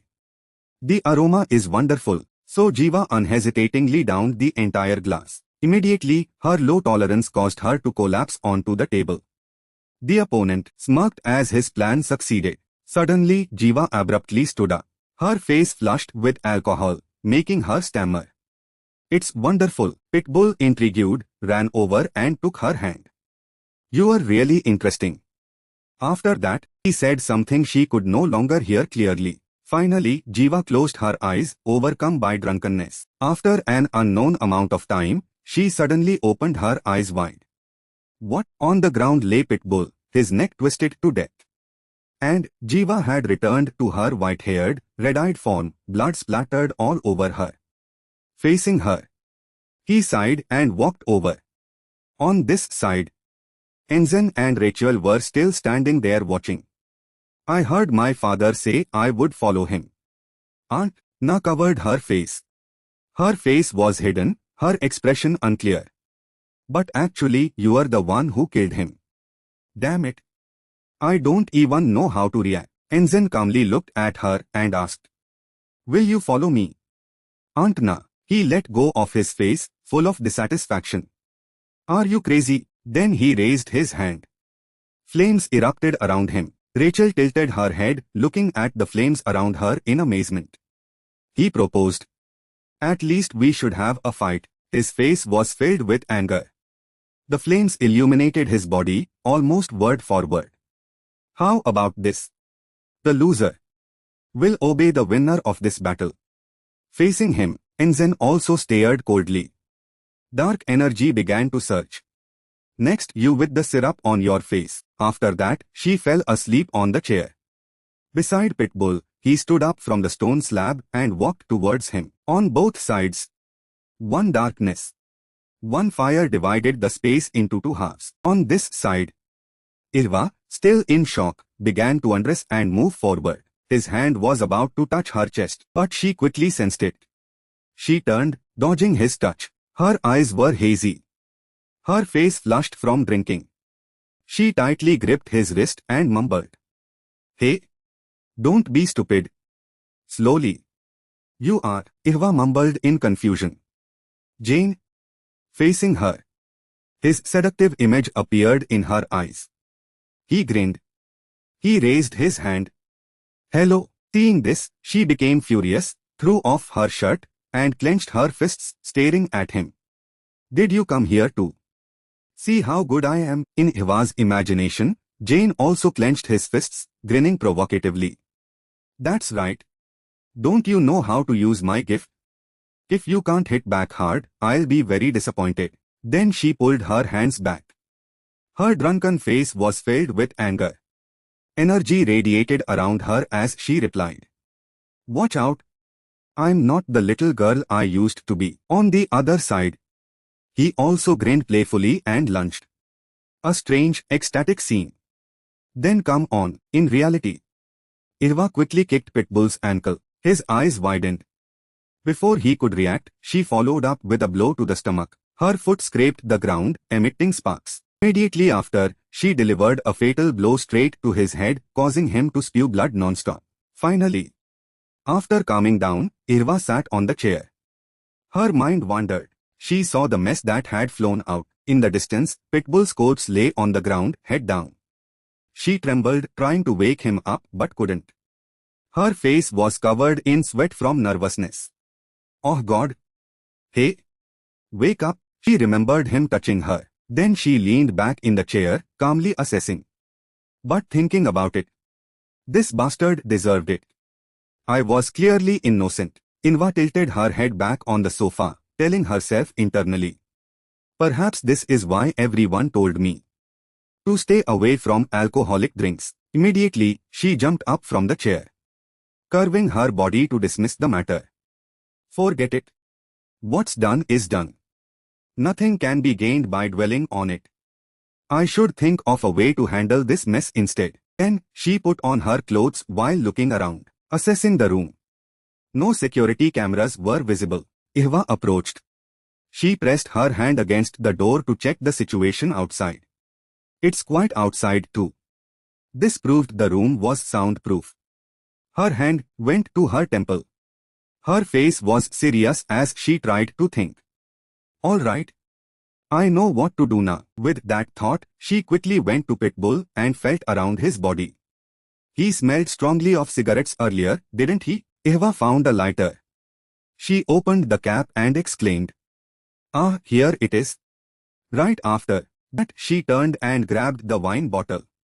Calmly, she walked around and poured it all over the room. Finally, she threw the lit lighter onto the spilled wine. A flame followed, igniting. Irva ran to the wall. She swung her arm, punched it, causing the wall to explode. Outside, the staff felt the tremor. On this side, she looked back at her fist. Gritting her teeth, she told herself, "What's done is done." With that, she punched herself hard in the face, causing blood to spurt from her nose. The staff outside quickly entered, covering their faces with wet cloths. "Beep Bull. What happened?" She walked into the fire. Her body froze at the sight of the mess. "What the hell?" On the ground, Irva, beaten to a pulp, looked up. "There's someone extremely strong, using some kind of fire-related gift." Seeing her like this, she looked down worriedly. "Kaja, outside." "Video देखने के लिए thanks." Taken outside, then, at a hospital in the city, Laika rushed towards her. Her face contorted with worry. "Are you okay?" "Oh God." "And on your first day." She examined her thoroughly, and Irva helplessly endured it. "I can't believe even you couldn't catch that guy. Just how strong must he be?" Then Laika moved behind her. Her hand touched pudding strangely. "Huh? What's behind you?" It quickly darted away, leaving both of them looking in confusion. She was also confused. Why is it here? Now she seemed to remember something. Perhaps it's time I told you about my abilities. Immediately, Ihwa pointed at Pudding and lied. This is my gift. Laika heard this and laughed heartily. Really? Your gift is this strange jellyfish? And it still didn't understand, scratching its head and looking. She also covered her mouth, suddenly remembering something. Wait. So that means, in her imagination, she thought of Pudding growing huge. In front of it, the enemy was as small as a grain of sand. Below, the enemy jumped up. Above, it raised its long legs downwards. Its foot stomped on the enemy, scattering blood. Just thinking about this made Laika fearfully hide behind Ihwa. While she and Pudding were still confused, immediately she took it and placed it on her head to prove its harmlessness. You don't need to be so afraid of it. Right beside them, someone suddenly approached, making both of them look over. Hello. Kaja. Glad you are okay. I'm a bit embarrassed, but please, I need to trouble you with this. Her face was calm as she explained. I'm here because I need your testimony. Clarifying what happened in the bar is also my duty. Laika next to her looked awkward. But Cell Knight, she just recovered from being a victim not long ago. Cell calmly added. Don't worry. I'm not here to find out the culprit's identity. She pursed her lips. What do you intend to do? Besides, who cares about the death of that scoundrel? Suddenly, she smiled brightly at Ihwa and suggested. Please leave me and her alone for a moment. I have something private to discuss with her. They quickly moved to another location. Ahead, Cell's face was unreadable as she asked. What do you think of this city, Nostra? Behind her, she calmly followed. Well, it's certainly not an ideal place to live. In an alley, a group of thugs saw them and quickly fled. She observed, I like that honesty. Anyway, compared to Woods, where the certification ceremony took place, this place is just a pigsty. Then, she remembered the moment she wielded her sword to eliminate the thugs. Even if I kill so many villains every day, new ones fill their places immediately and continue to roam the streets. She thought about the city's illegal trading groups, adding. However, that's just the smallest problem in this city. Pitbull smiled, smoking, his eyes on the open briefcase before him. Actually, some heroes have colluded with criminals. She further informed Ihwa about the city's location. There are a total of 6 hero branch offices here. Unfortunately, most of these offices are colluding with the villains. Behind her, she narrowed her eyes, somewhat suspicious, and directly questioned. What are you trying to say? Stop beating around the bush. Behind Ihwa slowed her pace, keeping her distance from SEO. She stopped. There's no reason for you to lead me all the way here unless you have something important to tell me. Suddenly, she interrupted her. Excuse me, I need to make sure no one else is here. Because I need to confirm something. SEO's gaze was probing. She turned and stared at Ihwa. Pitbull, you killed him. Didn't you? After this question, everyone stood silently, looking at each other. Ihwa recalled the scene of smoke and fire in the building she caused. I definitely didn't leave any traces that would make anyone suspect me. She's just bluffing unless she has a special gift like Charles. Then she put her hands on her hips and looked up. She's testing me. Her expression was impassive as she questioned. What are you talking about? Hearing this, the person opposite could only smile, as if understanding everything. Then she looked at her calmly and stated. If you don't want to, you don't have to answer that question. Allow me to introduce myself again. She drew her sword. Her hand gripped the hilt. The sword tip pointed to the ground. She bowed her head, closed her eyes, and saluted. I am a hero of wise sport, and a swordsman striving to reach the pinnacle of the 4 great swordsmen. Cell Knight. At your service. Opposite her, Ihwa stood bewildered. 4 great swordsmen? What is that? Cell was embarrassed by her ignorance. That's old news. Her eyes looked confused as she asked. You don't know about the four great swordsmen. They are the most famous sword masters. Their swordsmanship far surpasses other swordsmen. Next, Sel thought of the remaining swords of the four great swordsmen and explained. The heavenly sword of Yerim. The silver forest executioner. The last knight of Rhodos. And the chief knight of Abaring. Her face showed shock as she exclaimed, "How can you not know them?" Ihwa looked away. Her eyes showed a hint of guilt. "Now that you mention it, I think I've heard of them." Suddenly, she thought of Victoria's maniacal smile, puzzled. But why isn't Victoria there? She's also very skilled with a sword. Sel pointed. Closing her eyes, she smiled proudly and explained. Because people say she can fight barehanded, so she's still considered a great warrior. Conversely, the four great swordsmen are those who possess beautiful sword skills. Ah, no. It should be said they are the pinnacle of art. Seeing the flattering smile, flowers bloomed all around. Ihwa felt. She seems to be a person of deep knowledge. But something feels off. Suddenly, she seemed to sense something and glanced around. Immediately, Sel wiped the corners of her eyes from laughing so much. "Excuse me.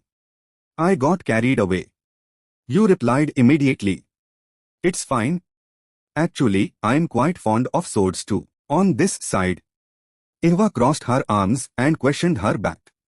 "However, you strayed from the topic. Why did you seek me out?" Now Sel finally remembered the main point and looked at her. It's all for the future of Nostra." She looked at Victoria's shining hero sign and a broken hero sign next to it, explaining. "Perhaps you've guessed that there are many hero branches here. But there isn't a single office run by a hero that brings justice to this region." Then she thought of Pitbull's outrageous behavior. New heroes assigned tasks are quickly suppressed by villainous groups. And eventually, they secretly cooperate with them. The city is currently in chaos. Gunshots are constant. SEO reported, even without major events like the Smiling Man attack or the prosecutor's disappearance, smaller similar events are enough to stir up the entire city. She paused for a moment, then her lips moved. "That's why." But Ihwa interrupted. "I think I know why." Her expression was calm. Her eyes stared fixedly at SEO. "It's no surprise you seemed strangely satisfied when you told me Pitbull was dead. Because you want to purge Nostra, even if it means eliminating anyone in the process." Opposite her, she widened her eyes in surprise at her sharpness. "Exactly." Suddenly, Laika next to her screamed. "SEO Klai, something happened." Seeing her, Ihwa also pointed with some doubt. "What about her?" But SEO dismissed the idea. "She's too soft-hearted to be involved in that plan." Immediately, she placed a piece of paper in her hand with instructions. "We are planning a full-scale attack on the villains that Pitbull supported. If you are interested, come tonight." Then she turned and left with Laika. "I have a feeling you and I are strangely alike." "I swear," Nenya excitedly raised her hands high. Wearing pajamas, she shouted. "Ihwa, Pudding." The little girl raised her hand, pointing at Pudding, confused. "Why are you both back home together?" Inva took off her outer jacket, also looking at it confused. "I don't know. I don't understand how it followed me." Nenya picked up Pudding and playfully kneaded it. She asked, "Did you lock the main door and windows?" The little girl answered honestly, "Of course." "That's strange." On this side, Inva went into the bathroom while taking off her clothes. "Oh, by the way, after I shower, let's have dinner." Nenya obediently replied. Agreed. Then, in the kitchen, piles of food were stacked on the table. She used a knife. Through a series of actions, quickly put the ingredients into the boiling water. A simple pot of hot pot bubbled. Her mouth moved, shouting, "It's hot and spicy." Right after that, she took another bite. Her face was red from the spiciness, but she was still happy.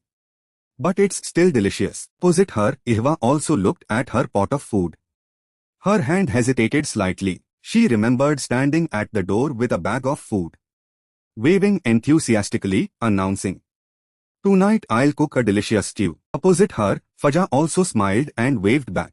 Then she was involuntarily pulled back to reality. Nenya was trying to reach for food. Behind her, Pudding was trying to hold her hair back. Ihwa saw this and observed, "Your hair is too long." Then, while eating, she made a suggestion. "After dinner, do you want me to cut it for you?" After the meal, Pudding was responsible for holding the tools. She calmly took strands of the girl's hair, carefully cutting. Suddenly, Nenya tilted her head and looked up. Eva looked down and instructed, making the little girl afraid to move. "Don't move," sensing that the little girl wanted to say something. She stopped pulling and asked, "What is it?" Nenya mumbled something below. "Everything feels so strange." I lowered my head. My hands clenched the scarf wrapped around me, speaking non-stop. "I don't know if you understand, but these are my feelings right now. I'm getting in everyone's way. And all I can do is run away." The memory of being captured flooded back. I don't remember anything from the past. If I weren't called the torch, no one would want or need me. Suddenly, the little girl cleared her throat. But even so, earlier the little girl was very happy to know she belonged to the group. Currently, Nenya's face was flushed.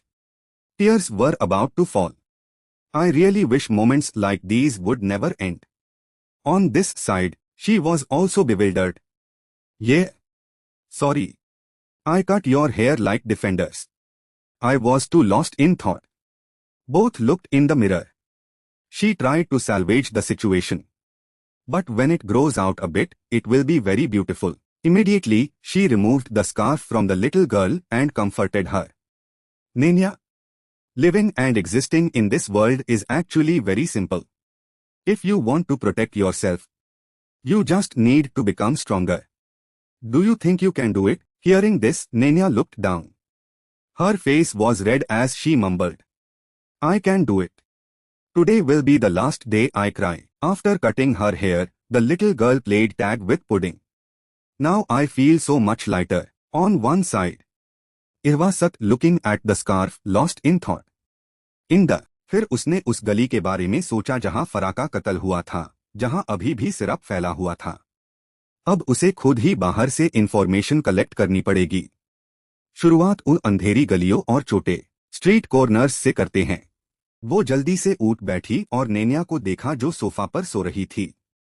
लेकिन उससे पहले इधर वो छोटी लड़की अभी भी sofa पार सिमटी हुई थी। उसके हाथ में पुडिंग था, बिल्कुल स्टिफ। इरवा के दिल में थोड़ी हिचकिचट थी। शायद उसे किसी की जरूरत पड़ेगी जो नेनिया का ख्याल रखे जब वो बाहर हो। क्या एंजन से हेल्प मांगनी चाहिए? अचानक बाहर डोरबेल बाजी। डिलीवरी। उसके हाथ में एक चाकू था, वो पूरी तरह अलर्ट थी। क्या? मेरे लिए? वेक्टर हाय, वो अकेला शख्स है जिसे पता है मैं यहाँ हूँ। बाहर दरवाजे के सामने एक बहुत बड़ा बॉक्स रखा हुआ था। आवाज और रोशनी देखकर नेनिया पुडिंग को गले लगाए पास आई। अपनी नींद भरी आंखें मलटे हुए बोली, क्या ऑर्डर किया है आपने? Fried chicken. इनवा जमीन पर बैठी बॉक्स को देखती हुई फिर उस छोटी लड़की की तरफ देखा। इधर इहवा ने भी नीचे देखा, थोड़ा शक करते हुए। रुको, सेंडर ने मेरा नाम उल्टा लिखा है। अंदर एक नीली तलवार थी। उसने उसे देखा, उसकी आंखें एक्साइटमेंट से चमक उठी। उसने उसे ऊपर उठाकर देखा। ओह माय गॉड, क्या ये एंजन का गिफ्ट है? लेकिन तलवार से आवाज आई, तुम्हारी हिम्मत कैसे हुई उस कमीने का नाम लेने की? पूरा कमरा इस बात पर खामोश हो गया। वो पलटकर दूसरे डू लॉग ऑन की तरफ देखी, लेकिन उन्होंने हैरानी से अपने हाथों से एक्स बनाया, ये बताने के लिए कि ये उनकी आवाज नहीं थी। अचानक उसके हाथ में जो तलवार थी वो उछल पड़ी। वो हवा में टेन लगी और उसे दांतने लगी। आए बदतमीज लड़की, क्या तुम्हें बड़े बुजुर्गों की इज्जत करना नहीं आता? उसके तुरंत बाद वो नीली रोशनी से चमक उठी, पूरे कमरे को चाकाचौंध कर दिया। एक शेर तलवार से बादल कर जमीन पर उतरा। उसने नाराजगी से मुंह बनाया और शिकायत की, ओह गॉड, मेरा पूरा शेर दर्द से टूट रहा है। यूज देखकर वो भी उदास हो गई।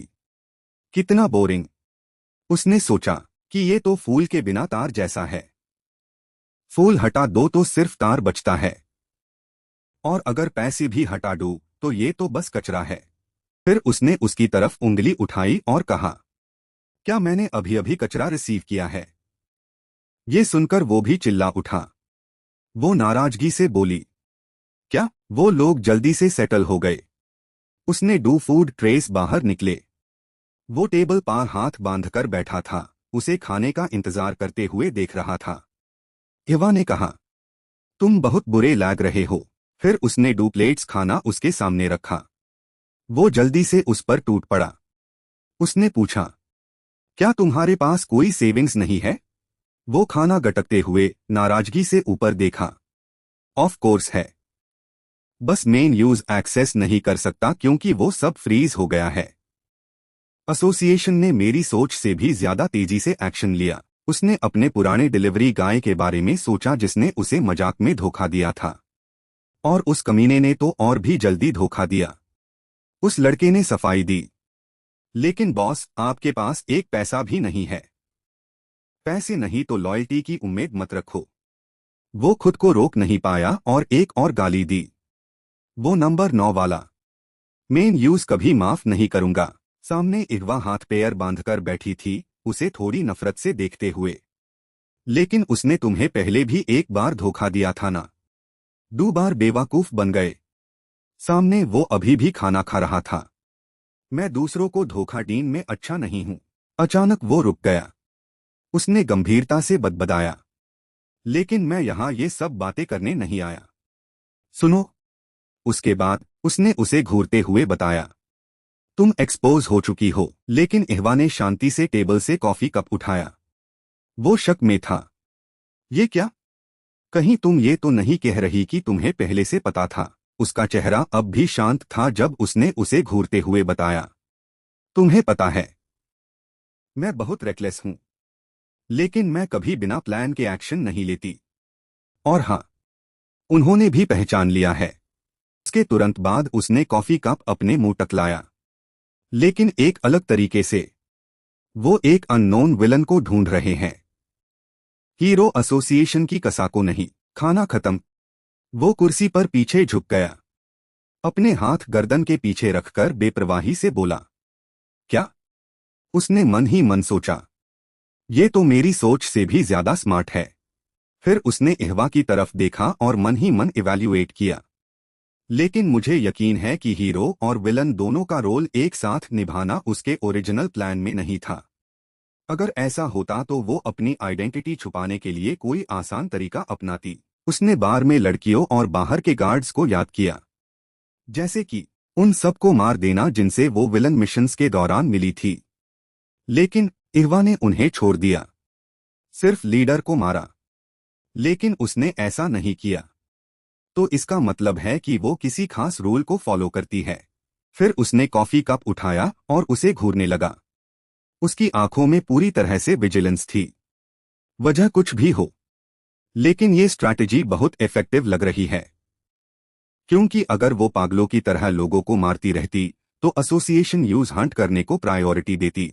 वो पहले बोला, लेकिन यही वजह है कि मुझे ये बहुत अजीब लगता है। उसने कॉफी कप नीचे रखा, कंफ्यूज होते हुए। अजीब क्या है?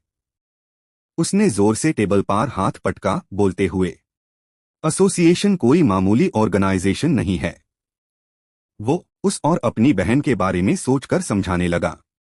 लेकिन जैसा कि तुमने कहा, हीरो किलर विलन और कसा हीरो के बीच कनेक्शन ढूंढना इस वक्त बहुत मुश्किल है। तो फिर द सिक्स फिंगर्स ने एक्शन लेना क्यों शुरू किया? ये सुनकर इहवा ने अपना सर झुकाया, कंफ्यूज होते हुए। द सिक्स फिंगर्स, वो ब्लैक हैंड के सबसे पावरफुल फाइटर्स है। उसने एक ऑर्गेनाइजेशन के बारे में सोचा जिसके एक हाथ में 6 उंगलियां थी। हालांकि उनके बारे में सब कुछ सीक्रेट रखा गया है, लेकिन एक बात है जो सब जानते हैं। फ्लैशबैक में एक काली कार तेजी से रोड पार जा रही थी। उसने कहा, अन फाइटर्स में से एक अपनी आइडेंटिटी छुपाने का कोई इरादा नहीं रखता। एक लड़की अस्कार के सामने खादी थी। उसने इंट्रोड्यूस किया। वो द सिक्स फिंगर्स की पहली मेंबर के रूप में जानी जाती है और वो अपने सनग्लासेस उतारती है। उसकी आंखें कार की तरफ देखती है। उसके चेहरे पर एक अजीब सी मुस्कान थी। Dahlia the Punisher. उसके तुरंत बाद सिर्फ एक पंच से कार डिफॉर्म हो गई। यूज रुकना पड़ा। दहलिया ने टूटे हुए शीशे से कार के अंदर देखा। अंदर वो कार के एयरबैग से ढाका हुआ था। अगर एसोसिएशन यूज किसी को चेस करने को कहती है तो इसका मतलब है कि वो ओपनली डिक्लेयर कर रहे हैं कि वो उस शख्स को मार देंगे, चाहे जो भी अंजाम हो। फिर वो अंदर घुसी और उस पर सीधा अटैक किया। उसने कंफर्म किया। बेसिकली ये एक पब्लिक एग्जीक्यूशन का तरीका है। इधर इहवा ने भी मिली हुई इंफॉर्मेशन को सिंप्लीफाई किया, जैसे रेडियो एक्टिविटी भेजना, राइट? उसने मान लिया। हाँ, कुछ ऐसा ही। वो जल्दी से खाली प्लेट उठाकर जवाब दिया, thanks for telling me this, और बाकी इंफॉर्मेशन के लिए भी। हालांकि मुझे नहीं पता तुम मुझसे क्या एक्सपेक्ट कर रहे हो। दूसरी तरफ वो हाथ बांधकर दूर देख रहा था। ये देखकर वो जल्दी से यूज अर्ज करने लगी, अगर तुम्हारा हो गया है तो तुम जा सकते हो। जब उसने देखा कि उसका जाने का कोई इरादा नहीं है तो उसने उसे दरवाजे की तरफ धकेल दिया। चले जाओ।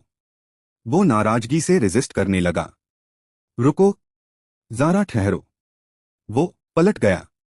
आंख मारते हुए बेशर्मी से हाथ बढ़ाया और प्रोपोज किया, क्यों ना हम टेम्पररीली एक अलायंस बना लें। वो कंफ्यूज हो गई। क्यों? इसे उसके चेहरे से मुस्कान गायब हो गई। हाँ।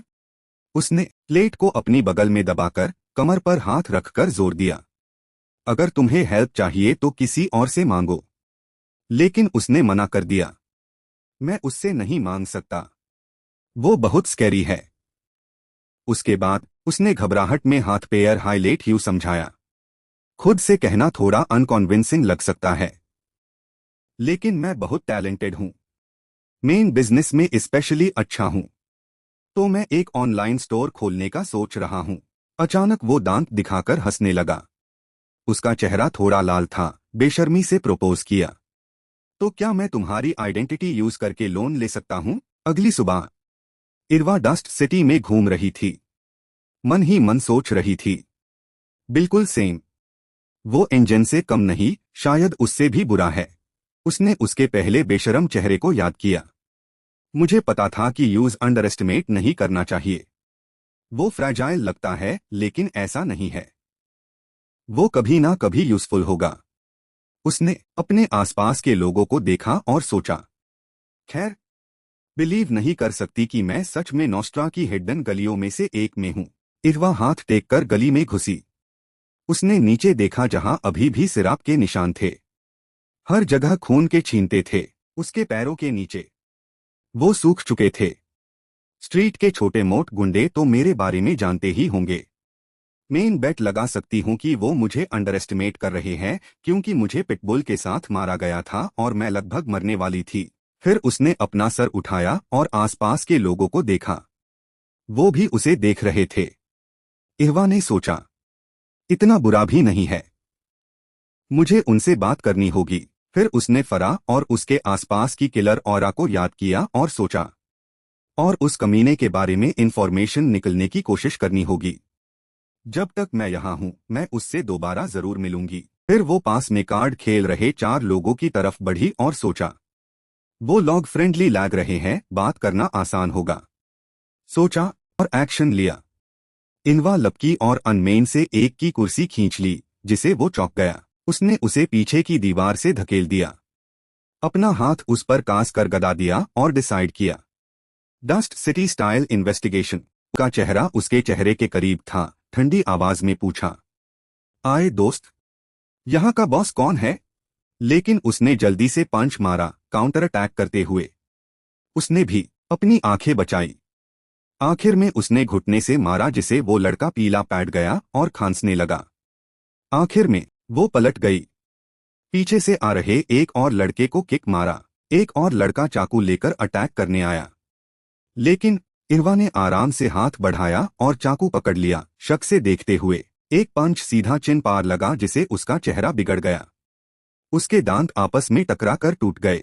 आसपास के लोग भी उसके पास आए और उसे मलबे के बीच घेर लिया, और वो अब भी शांति से उन पर अटैक कर रही थी, बहुत आराम से। दूसरी तरफ एक सिगरेट एस्ट्रा में बुझाई गई। वो आदमी बगल की बिल्डिंग से खिड़की से देख रहा था और ऑर्डर दिया, यूज यहाँ ले आओ। कोई नीचे उतरा और उससे मिला। ये देखकर इहवा ने लोगों को मारना बंद कर दिया और पलटकर देखा। एक स्मार्ट आदमी अपने हाथ पंथ की पॉकेट्स में डाले हुए आया। उसने आसपास के लोगों को शांति से देखा। उसने खुद से कहा, क्या ये इन गंडन का लीडर है? और उसने ठंडी आवाज में इहवा की तरफ देखा और ऑर्डर दिया। हाँ, तो गंडन ने ये देखकर दार गए और कोई भी आगे बढ़ने की हिम्मत नहीं कर पाया। दोनों तरफ के लॉग हट गए और बीच में डू लॉग ऑन को आमने सामने खड़ा कर दिया। वो पलट गया, हाथ हिलाकर उसे इशारा किया, इधर से आओ, मेयर बॉसेस तुमसे मिलना चाहते हैं। पीछे उसने अपना सर खुजलाया, कंफ्यूज होते हुए। बॉसेस? वो लोग जल्दी से पास की एक बिल्डिंग में गए। वो आगे बढ़ा, दरवाजे की तरफ इशारा किया और अंदर जाने को कहा। अंदर जाओ। उसने भी दरवाजे की तरफ इशारा किया और कन्फर्म किया। वो आदमी एक तरफ खड़ा होकर सर हिलाया। फिर इहवा ने दरवाजा खोला। अलर्ट होकर अपना सर अंदर झांक कर देखा तो ये वो जगह है जहां नोस्ट्रा के इन्फ्लुएंशियल लॉग रहते हैं। उसकी आंखें थोड़ी कंफ्यूज होकर आसपास के सीन को देखा। डू काले आदमी सोने के दांतों के साथ अंधेरे में दिखाई दिए। इरवा ने उन्हें देखा, थोड़ी चौंक गई और कंफ्यूज थी। उसकी आंखें धीरे धीरे साफ हो गई। सामने रिजो दांत दिखाकर हंस रहा था। नीचे एंजो भी स्कार्फ बन रहा था और दांत दिखाकर हंस रहा था। उसका चेहरा थोड़ा अजीब था, जैसे कोई बेवकूफ यूज देख रहा हो। उसके सामने वो stylish couple the gold black brothers, जो पूरे नोस्ट्रा सिटी में फेमस द पीछे वाला भाई खिड़की से देखकर हंस रहा था। बड़ा भाई वो विलन था जिसे ऑफिस स्टाफ के नाम से जाना जाता था। ये एंजो गोल्ड ब्लैक है। वो अपनी दुनिया में खामोश खड़ा था। वो सिर्फ टारगेट्स को असैसिनेट करने में ही अच्छा नहीं था, वो एक स्किल्ड बॉडीगार्ड और इंटेलिजेंस एजेंट भी था। वो सभी मिशंस को कंप्लीट करने के लिए फेमस था, ज्यादातर बहुत एक्सलेंट तरीके से। उससे पहले एक सोशल पार्टी में। लेकिन उसकी एक सीरियस वीकनेस थी, उसने अपने पंच से पूरी पार्टी को जला दिया था। एंजो मिशन से रिलेटेड किसी भी चीज पर कॉम्प्रोमाइज नहीं करता था। उसने उंगली उठाकर मिशन में बचे ह्यू लॉग ऑन को बताया। जमीन में गधे ह्यू क्वार्ट्स ब्लॉक्स में उसकी इमेज रिफ्लेक्ट हो रही थी। वो सिर्फ वही करता था जो उससे कहा जाता था और कभी उससे ज्यादा नहीं करता था। बाकी लोग जो टारगेट रेंज में नहीं थे वो उसकी नजर से बाहर हो जाते थे। एंजो पलटकर चला गया, उन्हें पीछे घबराए हुए छोड़कर।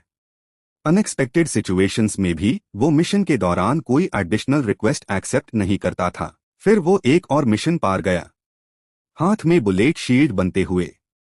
अपनी घड़ी की तरफ देखा।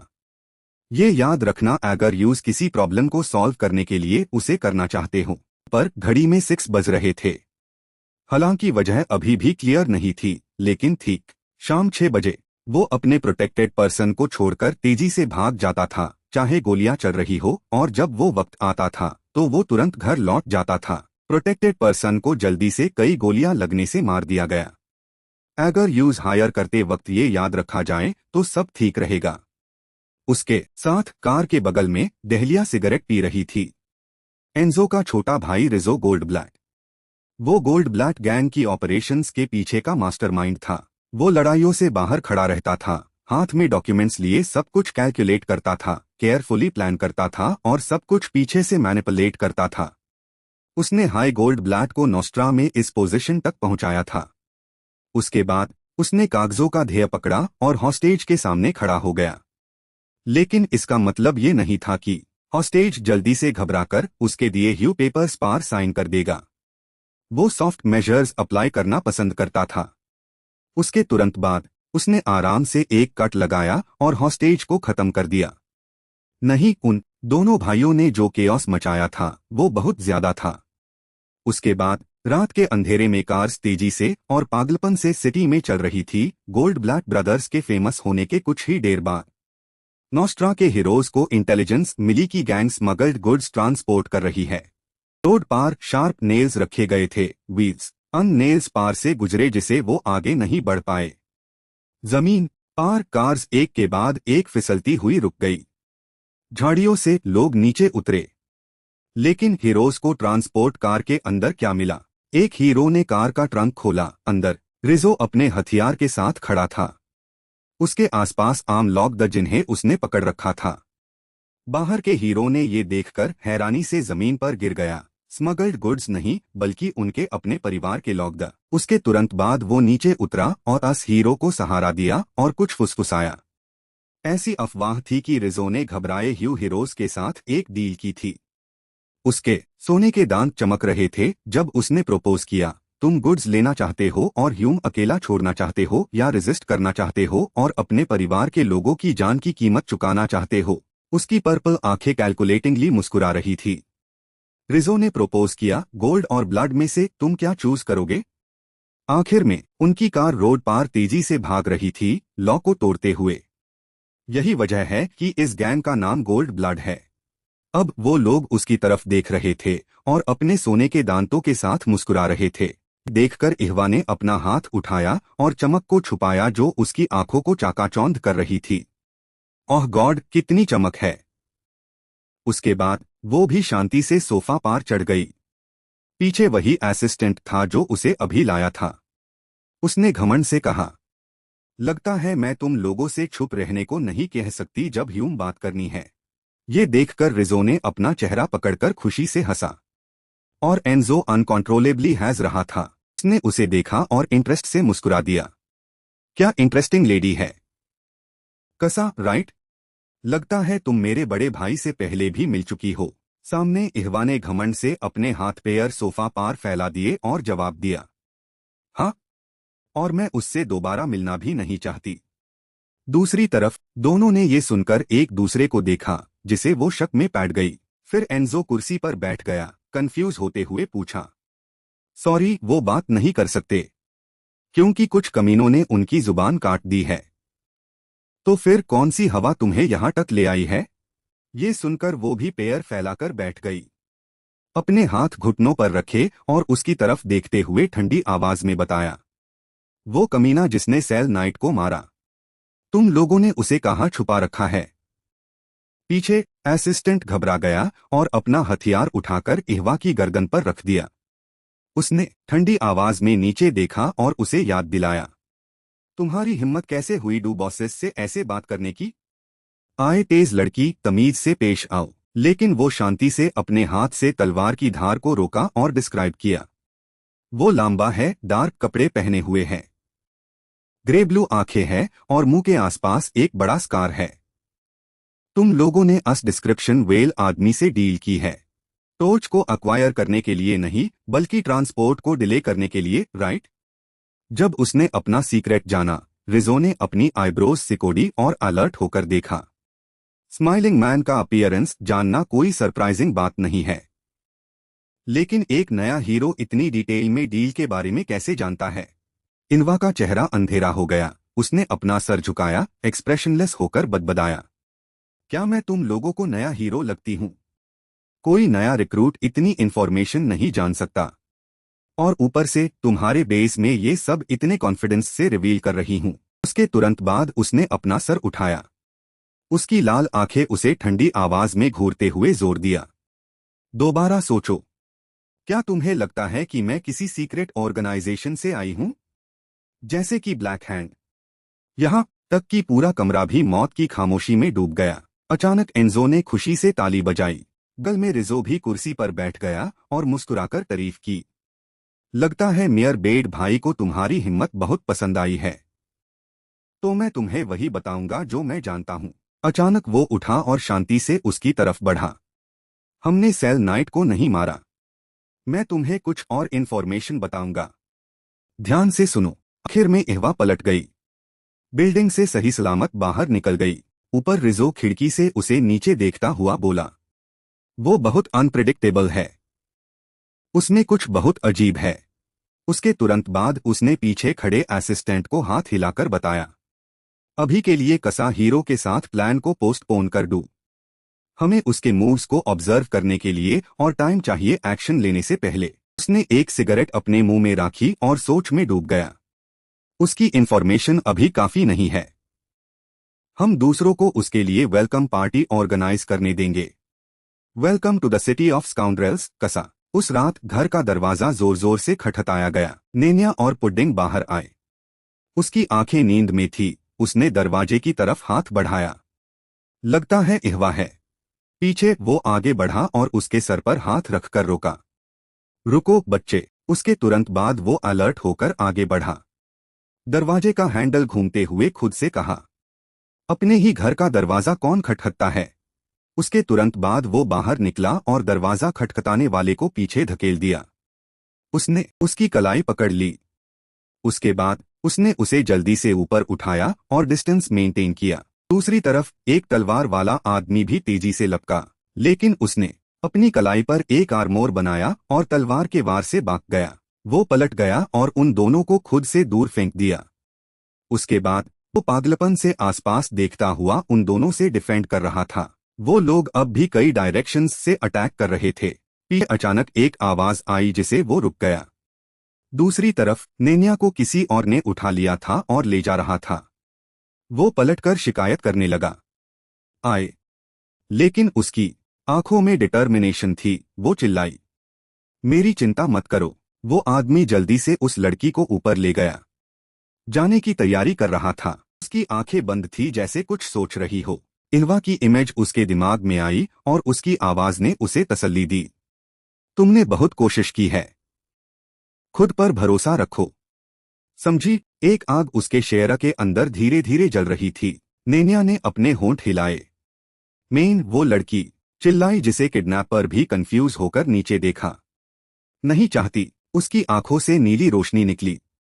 उसका चेहरा एक्सप्रेशनलेस था, हर शब्द पर जोर देते हुए, किसी और का बोझ बनना। उसके तुरंत बाद उसके शेर से बड़े पंख निकलकर फैल गए। वो किडनैपर जल्दी से उस लड़की ने नीचे धकेल दिया।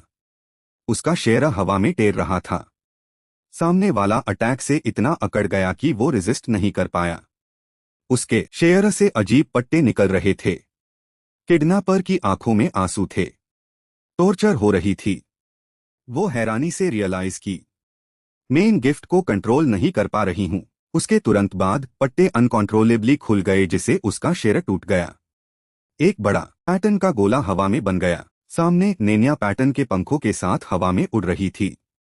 उसके शेर से पावरफुल एनर्जी निकल रही थी। पैटर्न के गोले की तरफ देखते हुए उस लड़की ने उसकी तरफ एक स्कोनफुल स्माइल दिया। नीचे वो भी अपना सर उठाकर उस लड़की को देख रहा था।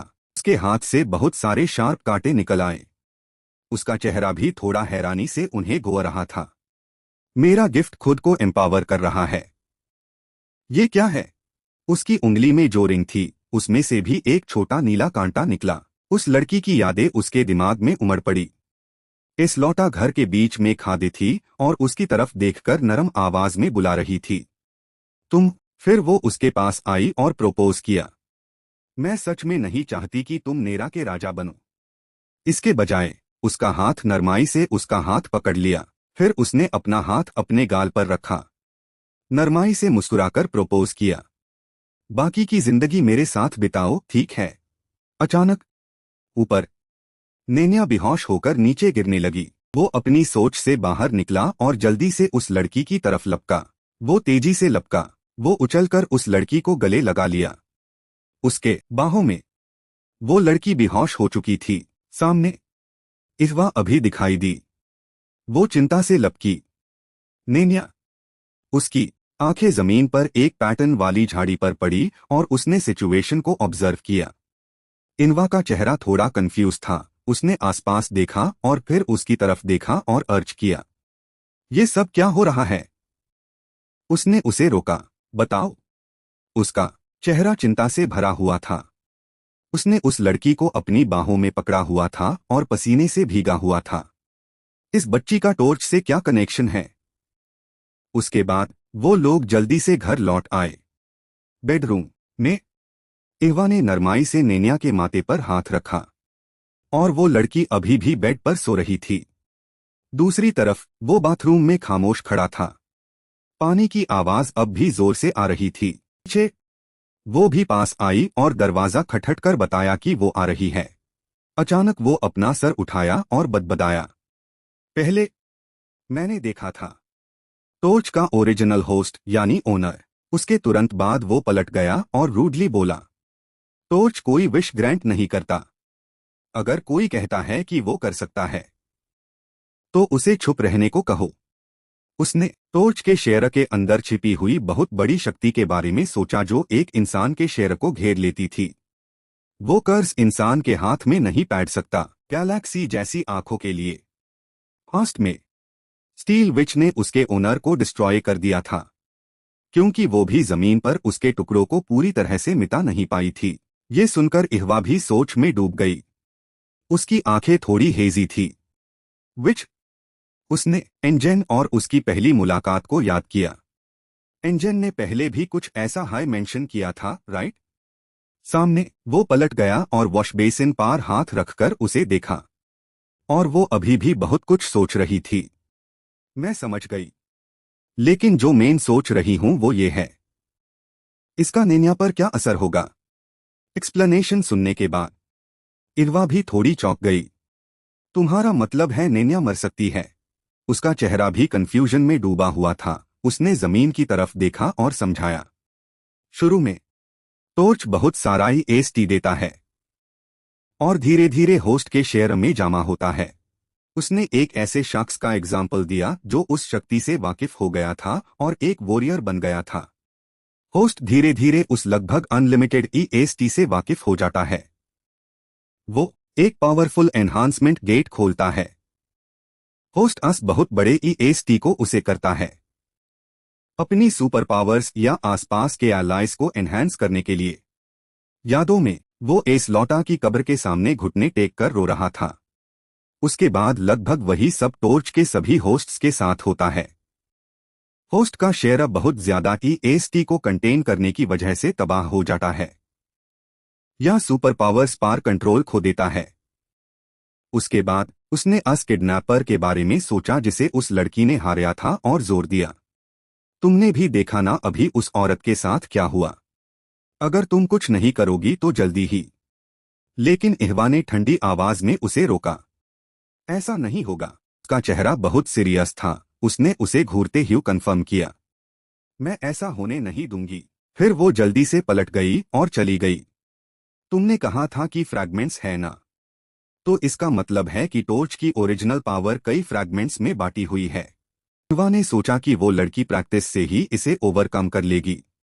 पीछे उसने मुंह बनाया और हाथ बढ़ाया उसे रोकने के लिए। ये इतना सिंपल नहीं है। लेकिन वो पीछे पलट गई। उसका चेहरा शक और गुस्से से भरा हुआ था। उसने उसे सवाल किया, तो क्या अब मैं उस बच्ची को दर्द में तड़पते हुए देखूं? अगर मरना भी है तो वो पूरी मेहनत से प्रैक्टिस कर सकती है ताकि और स्ट्रांग बन सके। बेड से अचानक पैरों की आवाज आई। दोनों ने पलटकर उस लड़की को देखा। नेन्या लड़खड़ती हुई जमीन पर गिर गई। उस लड़की ने अपना सर उठाया और होंठ हिलाए। इहवा। उस लड़की के हाथ कांप रहे थे। उसने अपना चेहरा पकड़ लिया। उसका चेहरा हैरानी से भरा हुआ था। मैंने किसी को मारा। लेकिन इहवा ने उसे रोका।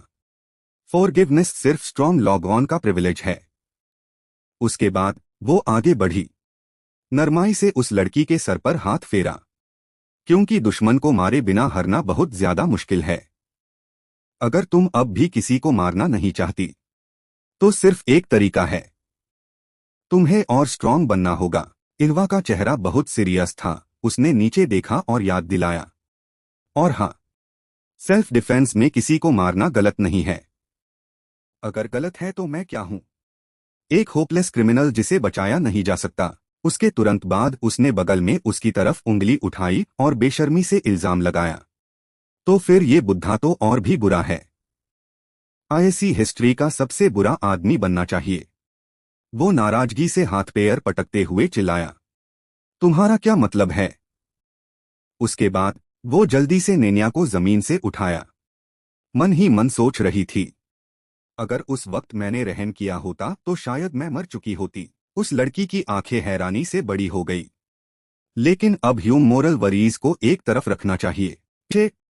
वो आया और किडनैपर को कहीं से घसीट कर लाया। उसने उस लड़की को किडनैपर के पास लाया क्योंकि वो अभी जिंदा है। उसने उसे दीवार के एक कोने में फेंक दिया और सवाल किया, देखते हैं तुम इस बारे में क्या कहोगी। तुम्हें यहाँ किसने भेजा? इनवा का चेहरा गुस्से से भरा हुआ था। उसने अपने सर की तरफ उंगली उठाई और उससे सवाल किया, नॉस्ट्रा का फ्यूचर तुम्हारे जवाब पर डिपेंड करता है। उसी वक्त टू फिगर्स हाईवे पार एक बड़े ऊंचे चर्च की तरफ जा रहे थे। बाहर के स्टील वॉरियर्स पार काई जम चुकी थी। ऊपर बर्ड्स अब भी बैठे ह्यूदा। पीछे रेचल अब भी क्यूरियस होकर आसपास देख रही थी। ऊपर एंजन ने यूज अर्ज किया, चलो रेचल। आर्मोर के अंदर एक आंख उन्हें देख रही थी। उस लड़की ने उसे जवाब दिया, अभी आई। वो लोग जल्दी से गेट से अंदर चले गए। वहां के गार्ड की निगाहों के सामने सामने एक औरत अपने सर पर क्राउन पहने उन्हें ऑब्जर्व कर रही थी। उसने हाथ कुर्सी पर रखे, पैर क्रॉस करके शांति से बैठी थी और मुस्कुरा रही थी। तो तुम ही हो एंजन। तुम्हें नहीं पता कब गिव अप करना चाहिए, है ना? उसके तुरंत बाद उसने शांति से उसकी तरफ एक शैडो स्पाइक फेंका। उसका चेहरा फ्रेंडली नहीं था। उसने उसे याद दिलाया, इन पपेट्स के पीछे मत छुपो और सामने आओ। विक्टोरिया, मैं तुम्हारे लिए तुम्हारी पसंद की चीज लाया हूं। दूसरी तरफ कुर्सी से हाथ निकलने लगे। लड़की का शेयर नीचे खिसक गया। कुर्सी से सर निकलने लगे। उन्होंने एक साथ कहा, तो तुम डील करना चाहते हो? क्या है वो? दिखाओ मुझे। यूज देखकर वो भी मुस्कुराकर बोला, उसके गले के पीछे का शेयर। दूसरी तरफ प्रोसिक्यूटर का शेयर अभी उसने मूव कर दिया था। यानी प्रोसिक्यूटर अभी जिंदा है। एक और क्लिफ पार स्टार गेजिंग प्लेटो। नीचे एक सरफेस थी जो चमकदार क्रिस्टल रॉक से बनी थी। नीचे प्रिम कुर्सी पर बैठी थी और खुशी से मच्चा के साथ खेल रही थी। सामने पानी की बूंदें भी कहीं से दिखाई दी। उसके बाद पानी के बेड बेड वर्लपूल्स उठने लगे। वर्लपूल के अंदर से बिशप शांति से बाहर निकला। ऊपर काले बादल भी सूरज की रोशनी से हट गए। नीचे एक लड़की रेड और ब्लैक ड्रेस में टेबल की तरफ बढ़ी। विक्टोरिया थी। वो लोगों को देखकर मुस्कुरा रही थी। दूर से स्काईस्वर्ड भी पास आया। सामने एक बकरी ने अपना सर उठाया और उसे देखा। उसकी आंखों में डर भरा हुआ था। वो उस आदमी को गो रही थी। वो लोग अचानक डर के मारे जमीन पर गिर गए। स्काईस्वर्ड भी शांति से उनके पास से गुजरा। उसने अपनी तलवार की हैंडल पकड़ी और उसे बाहर निकला। एक किलर ऑरा पूरे क्रिस्टल प्लेटो में फैल गई। ग्रिम ने कुछ गलत महसूस किया और अपनी आंखें सिकोड़ ली। बिशप ने भी एक नजर डाली। विक्टोरिया ने भी उस तरफ देखा। स्काईस्वर्ड का चेहरा अब भी ठंडा था। उसने उन्हें देखा। उसने अपनी तलवार जमीन में गाड़ दी। उसके बाद वो शांति से उनकी तरफ बढ़ा। लोग जल्दी से नेगोशिएशन टेबल पार इकट्ठे हो गए। ग्रिम ने अपने शेर को स्ट्रेच किया। मच्चा भी बगल में वही कर रही थी। वो पहले बोली, hello everyone, long time no see. कैसे हो सब? फिर उसने खाली कुर्सियों को देखा, कंफ्यूज होते हुए। बाकी लोग कहाँ हैं? ये मत कहना कि सिर्फ इतने हाई लॉग है। मैंने सबको इनवाइट किया था। ये सुनकर विक्टोरिया सिर्फ मुस्कुरा सकी। पैर क्रॉस करके बोली, खैर वो लोग इतनी आसानी से मरने वाले नहीं हैं। शायद कहीं जिंदा और ठीक होंगे। फिर उसने अस कैसल के बारे में सोचा जो बैलन से ढाका हुआ था। रिगन तो अस कैसल में फंसा होगा। अंदर वो अभी भी पेड़ पौधों और अपने एक्सपेरिमेंट्स के साथ खेल रहा था। और पेड़ पौधों के साथ खेल रहा था जैसे कोई पागल, जैसे वो पहले था। फिर उसने उस लड़की के बारे में सोचा जो ठंडी जगह पर अपने कंपेनियन के साथ थी। और आओ का नहीं पता कि वो नॉर्थ कॉन्टिनेंट से वापस आई है या नहीं। बाकी लोगों का ठिकाना भी किसी को नहीं पता। यूशिन के साथ लड़ाई। कुछ देर पहले मैं यूशिन से मिली थी। का जवान रूप उसके दिमाग में आया। लगता है वो सिर्फ तलवार उसे करते वक्त ही ज्यादा पावरफुल होता है। सामने बिशप ने शक से पूछा, क्या तुमने उसे मार दिया? लेकिन उसने सिर्फ कंधे उचकाए। इधर ब्रिम ने भी हाथ बांधे, आंखें बंद करके मुस्कुराकर कहा, बुरा है, वक्त बदल गया है। हमें ऐसे लड़ने की कोई वजह नहीं है ना? ये सुनकर बिशप ने भी कंफ्यूज होकर देखा। लेकिन तुमने ह्यूम यहाँ क्यों बुलाया, ब्रिम? हम शुरू कर सकते हैं। वो भी बस इसी का इंतजार कर रही थी और कुर्सी से सीधा नीचे कूद गई और बताया, मुझे 3 मेन बातें डिस्कस करनी है, लेकिन हम में से आधे से ज्यादा लोग गायब है। कितना बोरिंग है। पहले, क्या तुम लोग ये स्टूपिड लड़ाई बंद कर सकते हो? उसकी आंखें और सीरियस हो गई। हम कुछ भी डिस्कस नहीं कर सकते जब तक ये सॉल्व नहीं हो जाता। मैं इस बारे में तुम्हारी राय जानना चाहती हूँ। दूसरी तरफ स्काइसवर्ड का चेहरा अब भी ठंडा था। ब्रिम ने बदबदाया, एसोसिएशन का मास्टर, या मैं तुम्हें स्काइसवर्ड बुलाऊं? अब वो बोला, तुम जो चाहे बुला सकती हो, वॉन्डरर ब्रिम एनविल। उसने उसके खूबसूरत शहर के बारे में सोचा और कहा, मैं हमेशा क्रिस्टल लाइट के फेमस रूलर के बारे में क्यूरियस रहा हूं। सच में तुम्हारा नाम बेकार नहीं है। वो भी कंफ्यूज होकर देखी। उसने कहा, खैर, मैं आज लेजेंडरी नेम्स के इस रियूनियन का बहुत इंतजार कर रहा था। ऊपर गिल्ड एम्ब्लेम की शैडो लॉगऑन पर पैड रही थी। स्काइसवर्ड ने बताया, लेकिन मैं काफी डिसअपॉइंटेड हूं। अचानक बिशप ने अपनी छड़ी जमीन पर पटकी। वो गुस्से से हाथ बढ़ाया और छड़ी के आगे वेल पत्थर को छुआ। तो यहाँ कौन तुम्हारी बात की परवाह करता है? तुम्हें यहाँ आना ही नहीं चाहिए था। तुम डिजर्व नहीं करते। वो अब भी शांति से उस तरफ देखता हुआ समझाया, एल्डर, ये एक टाइटल है जो 9 सबसे टैलेंटेड और सक्सेसफुल इंडिविजुअल्स को दिया जाता है।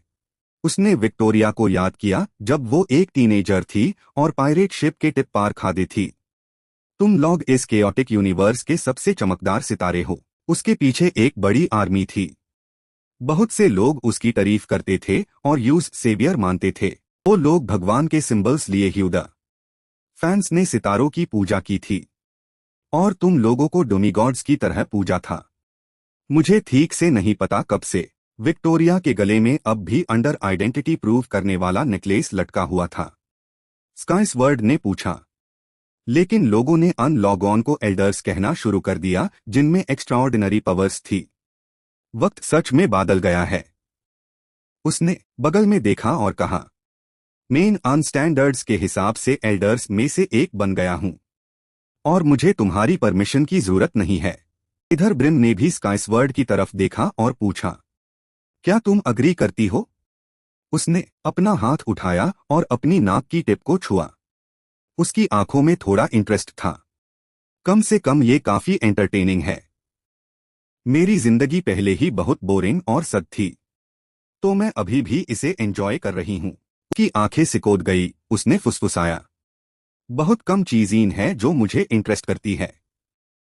उसके दिमाग में एवा के बारे में सोच रही थी और इधर वो पानी में कुछ ढूंढ रही थी जिसे नैनिया और वो डर के मारे एक दूसरे को पकड़कर कांप रहे थे, जैसे एक इंटरेस्टिंग पोटेंशियल वाली छोटी लड़की। पानी एवा के चेहरे पर छिटका जिसे वो थोड़ी चौंक गई।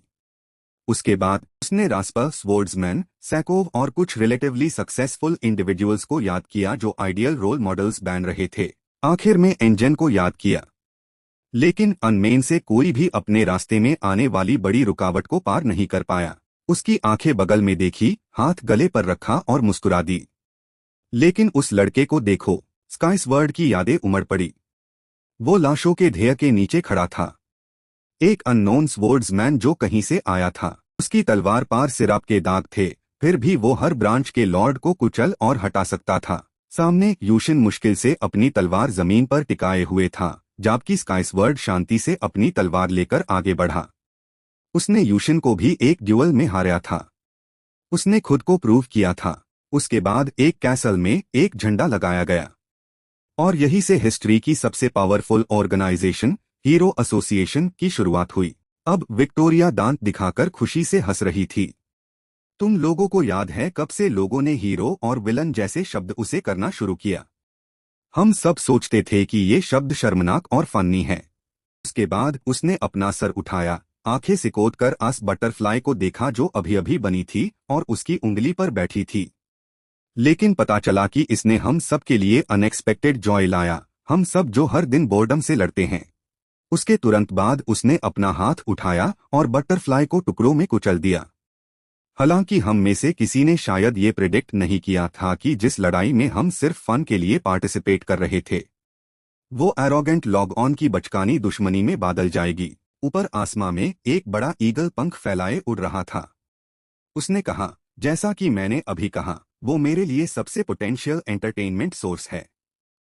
अगर ऐसा नहीं होता तो मैं यहाँ तक नहीं आती, जबकि मुझे कुछ अर्जेंट काम थे। उसके बाद उसने हेकेट को याद किया, जो अपने नेस्ट में कर्ल्ड अप नॉवल पढ़ रहा था, जैसे रोडोज में हेकेट को बुली करना। सामने अचानक बिशप ने शक से पूछा, विक्टोरिया, क्या तुम्हें सच में लगता है कि उसका असली मकसद विलन्स को पनिश करना है? उसने भी शांति से और बेप्रवाही से जवाब दिया, तो तुम अपना असली मकसद क्यों नहीं बताते और फिर दूसरों को क्रिटिसाइज करते हो? तुम खुद भी अलग नहीं हो। उसने उस आदमी को याद किया जो घमंड से लहरों पर बैठा नीचे शहर को देख रहा था। वो भी पहले बहुत रूड और अब से ज्यादा स्ट्रेट फॉरवर्ड था। बुरे पास्ट को याद किया गया। बिशप ने मुंह बनाया और गुस्से से जोर दिया, ऐसे क्या तुमने उन्हें एक दूसरे पर लपकते हुए देखा? प्रिम चौंक गई और घबराहट में उन्हें देखा। विक्की। उसके तुरंत बाद होली सोर्ड्स ने अटैक किया। बिशप ने भी अपनी छड़ी से पानी को कंट्रोल करके काउंटर अटैक किया। वो शांति से ऊपर से आ रहे तलवार के वारों को रोका। विक्टोरिया का चेहरा गुस्से से भरा हुआ था। उसने नीचे देखा। चमकती हुई पीली फिगर ने चेताया, क्या मैंने तुम्हें नहीं कहा था कि मुझे ऐसे मत बुलाओ? उसने अपनी छड़ी से तलवार को हत्या जो उसके सामने राखी थी। उसकी आंखें ठंडी थी। ओह, तो तुम मेरे सेंसिटिव पास्ट को मेंशन कर सकती हो और मैं नहीं? क्या तुम्हें पता है आजकल के बच्चे तुम जैसे लोगों को क्या कहते हैं? जहरीली सांप। उसकी आंखें ताने से सिकोड़ गई। क्यों? विक्की नाम पसंद नहीं आया? मुझे लगा ये एक क्यूट निकनेम है जो विच ने तुम्हें दिया था। दूसरी तरफ वो कुर्सी से उठी, हाथ में होली स्वॉर्ड निकाली और आगे बढ़ी। आसपास बारिश, हवा और तूफान था। सामने वो भी बेपरवाह होकर उठा, अपने हाथ में पानी की तलवार ऊपर उठाई। वो लोग एक दूसरे पर लपके और रैंडमली वार करने लगे, जिसे आसपास के लोग भी उन्हें रोक नहीं पाए। लड़ाई से निकले झटके पूरे आइलैंड पार फैल गए। पेड़ भी अटैक से टूट गए। ब्रिम अन दोनों के बीच खादी थी और हाथ बढ़कर रोका। बस करो। सच में तुम दोनों ऐसे नहीं कर सकते। मैंने तुम सबको यहाँ इस वजह से नहीं बुलाया। उसने दोनों हाथों से रोका। उसकी आंखें उन दोनों की तरफ अनफ्रेंडली तरीके से देखी। हम अभी तक मेन पॉइंट पार नहीं आए हैं। अचानक किसी ने उसे रोका। मुझे पता है तुम उस कमीने के साइड हो। दूसरी तरफ विक्टोरिया ने अपनी उंगलियां तोड़ी और देखा। खैर, मैं भी एक अच्छी लड़ाई लड़ना चाहती हूँ। मैं तुम दोनों से लड़ूंगी। ये देखकर ब्रिम ने जल्दी से अपने हाथ पीछे किए और मुस्कुरा दी। बगल में मच्चा नाराज थी क्योंकि यूज अंडर एस्टिमेट किया गया था। तुम्हें पता है मैं भी एल्डर हूं ना। प्लीज मुझे अंडर एस्टिमेट मत करो। उसके बोलने से पहले ही उसने उसे रोका। शुरू से ही मैंने कभी नहीं तुम जैसे बेवकूफ के साथ एक लाइन में खड़ा होना पसंद किया। बाकी स्काइसवर्ड हाथ बांधकर उन्हें लड़ते हुए देख रहा था। उसकी आंखों में घमंड था। वो मुस्कुरा रही थी। उसके बाद आसपास देखा। मुझे लगता है एल्डर्स में सबसे पावरफुल को ढूंढना काफी मुश्किल है, लेकिन अगर हम तब तक लड़ते रहे जब तक कोई मर ना जाए तो आखिर में पता चल जाएगा ना। उसने अपना सर घुमाया और धमकाया, जिसे ब्रिम भी थोड़ी चौंक गई। बगल में मच्चा की आंखें भी बड़ी हो गई। या मुझे इस ब्रांच को तबाह करना पड़ेगा जिसे तुम बहुत पसंद करती हो और वैल्यू करती हो, तभी तुम मुझसे लड़ने के लिए तलवार निकलोगी। ये देखकर मच्चा और वो दोनों नाराजगी से हाथ उठाकर प्रोटेस्ट करने लगे। आए, क्या तुम्हें सच में इतना करना पड़ेगा? चलो भी। उसका हाथ नाराजगी से नीचे गया, जिसे ब्रिम भी अकड़ गई। उसके गले में जो नेकलेस था वो हाथ से खींचकर अलग हो गया। आसपास का स्पेस कोहरे की वजह से शांत हो गया। सब लोग उसकी तरफ देख रहे थे। वो शांति से उसे देखी और याद दिलाया, लगता है तुम्हें और तुम्हारे मुंह को एक अच्छी मार की जरूरत है, तभी तुम शांत रहोगी, है ना? बगल में मच्चा भी चौंक कर देखी। ब्रिम का शेर स्पिरिचुअल स्टेट में वापस आ गया और आगे बढ़ी। अगर तुम मौत तक लड़ना चाहती हो तो मैं तैयार हूँ। ये देखकर विक्टोरिया भी इंटरेस्ट से मुस्कुरा दी। उस लड़की ने जोर दिया। मेरे हिसाब से स्पिरिचुअल फॉर्म में उसका शेर शांति से जोर दिया। मैं तुम्हें अपनी पोजीशन बताऊंगी। आए एरोगेंट। वो लोग जल्दी से एक बेड मैदान में चले गए। दूसरी तरफ विक्टोरिया खुशी से तलवार उठाए हुए थी। सामने ब्रिम भी अपनी लंबी होली स्वॉर्ड पकड़े लड़ने की तैयारी कर रही थी। दोनों ने जल्दी से जमीन पार पैर पटके, ऐसी स्पीड से जो आम आंखों से दिखाई नहीं देती थी, एक दूसरे पर लपके। विक्टोरिया खुशी से मुस्कुरा रही थी जबकि ब्रिम अब भी शांति से देख रही थी। वो लोग एक दूसरे के चेहरे के करीब आ गए। उसके तुरंत बाद एक बड़ा धमाका हुआ जिसे आसपास की जमीन में झटके लगे। दोनों इतनी तेजी से अटैक कर रहे थे कि उनका कोई निशान नहीं दिख रहा था। विक्टोरिया ने एक वार किया। ब्रिम ने तलवार से वार को रोका। अचानक वो दांत दिखाकर खुशी से हंसने लगी। पीछे भी लपकी। वो तलवार घूमती हुई पीछे पीछे भाग रही थी, लेकिन पीछे से एक बड़ी तलवार सीधी नीचे आई, लेकिन ब्रिम शांति से भाग गई। नीचे विक्टोरिया ने जोर से जमीन पार पैर पटका जिसे वो टूट गई। वो तलवार हाथ में लिए उछल पड़ी। एक वार से आसपास की जमीन पर एक लंबी लाइन बन गई, लेकिन ब्रिम अब भी आराम से वार से भाग गई। विक्टोरिया ने तलवार कंधे पर रखी और नाराजगी से देखी। चलो भी, मुझे एक बार तो मारने दो। वो लोग फिर से एक एंडलेस लड़ाई में लपके। स्काईस्वर्ड का चेहरा उन्हें देखकर थक गया था। वो सोच में डूब गया। ब्रिम एंड विल, वो ऐसे हाई एल्डर नहीं कहलाई जाती। कब से बिशप उसके बगल में आ गया था, छड़ी टेककर कंफ्यूज होते हुए। अगर वो स्ट्रांग नहीं होती तो इतनी बड़ी न्यूट्रल ब्रांच को कैसे रूल कर सकती? और हाँ, अगर वो सच में इतनी कमजोर होती जैसी दिखती है तो उसकी आंखों में शांति थी। उसने जोर दिया, तुमने उसे बहुत पहले ही मार दिया होता।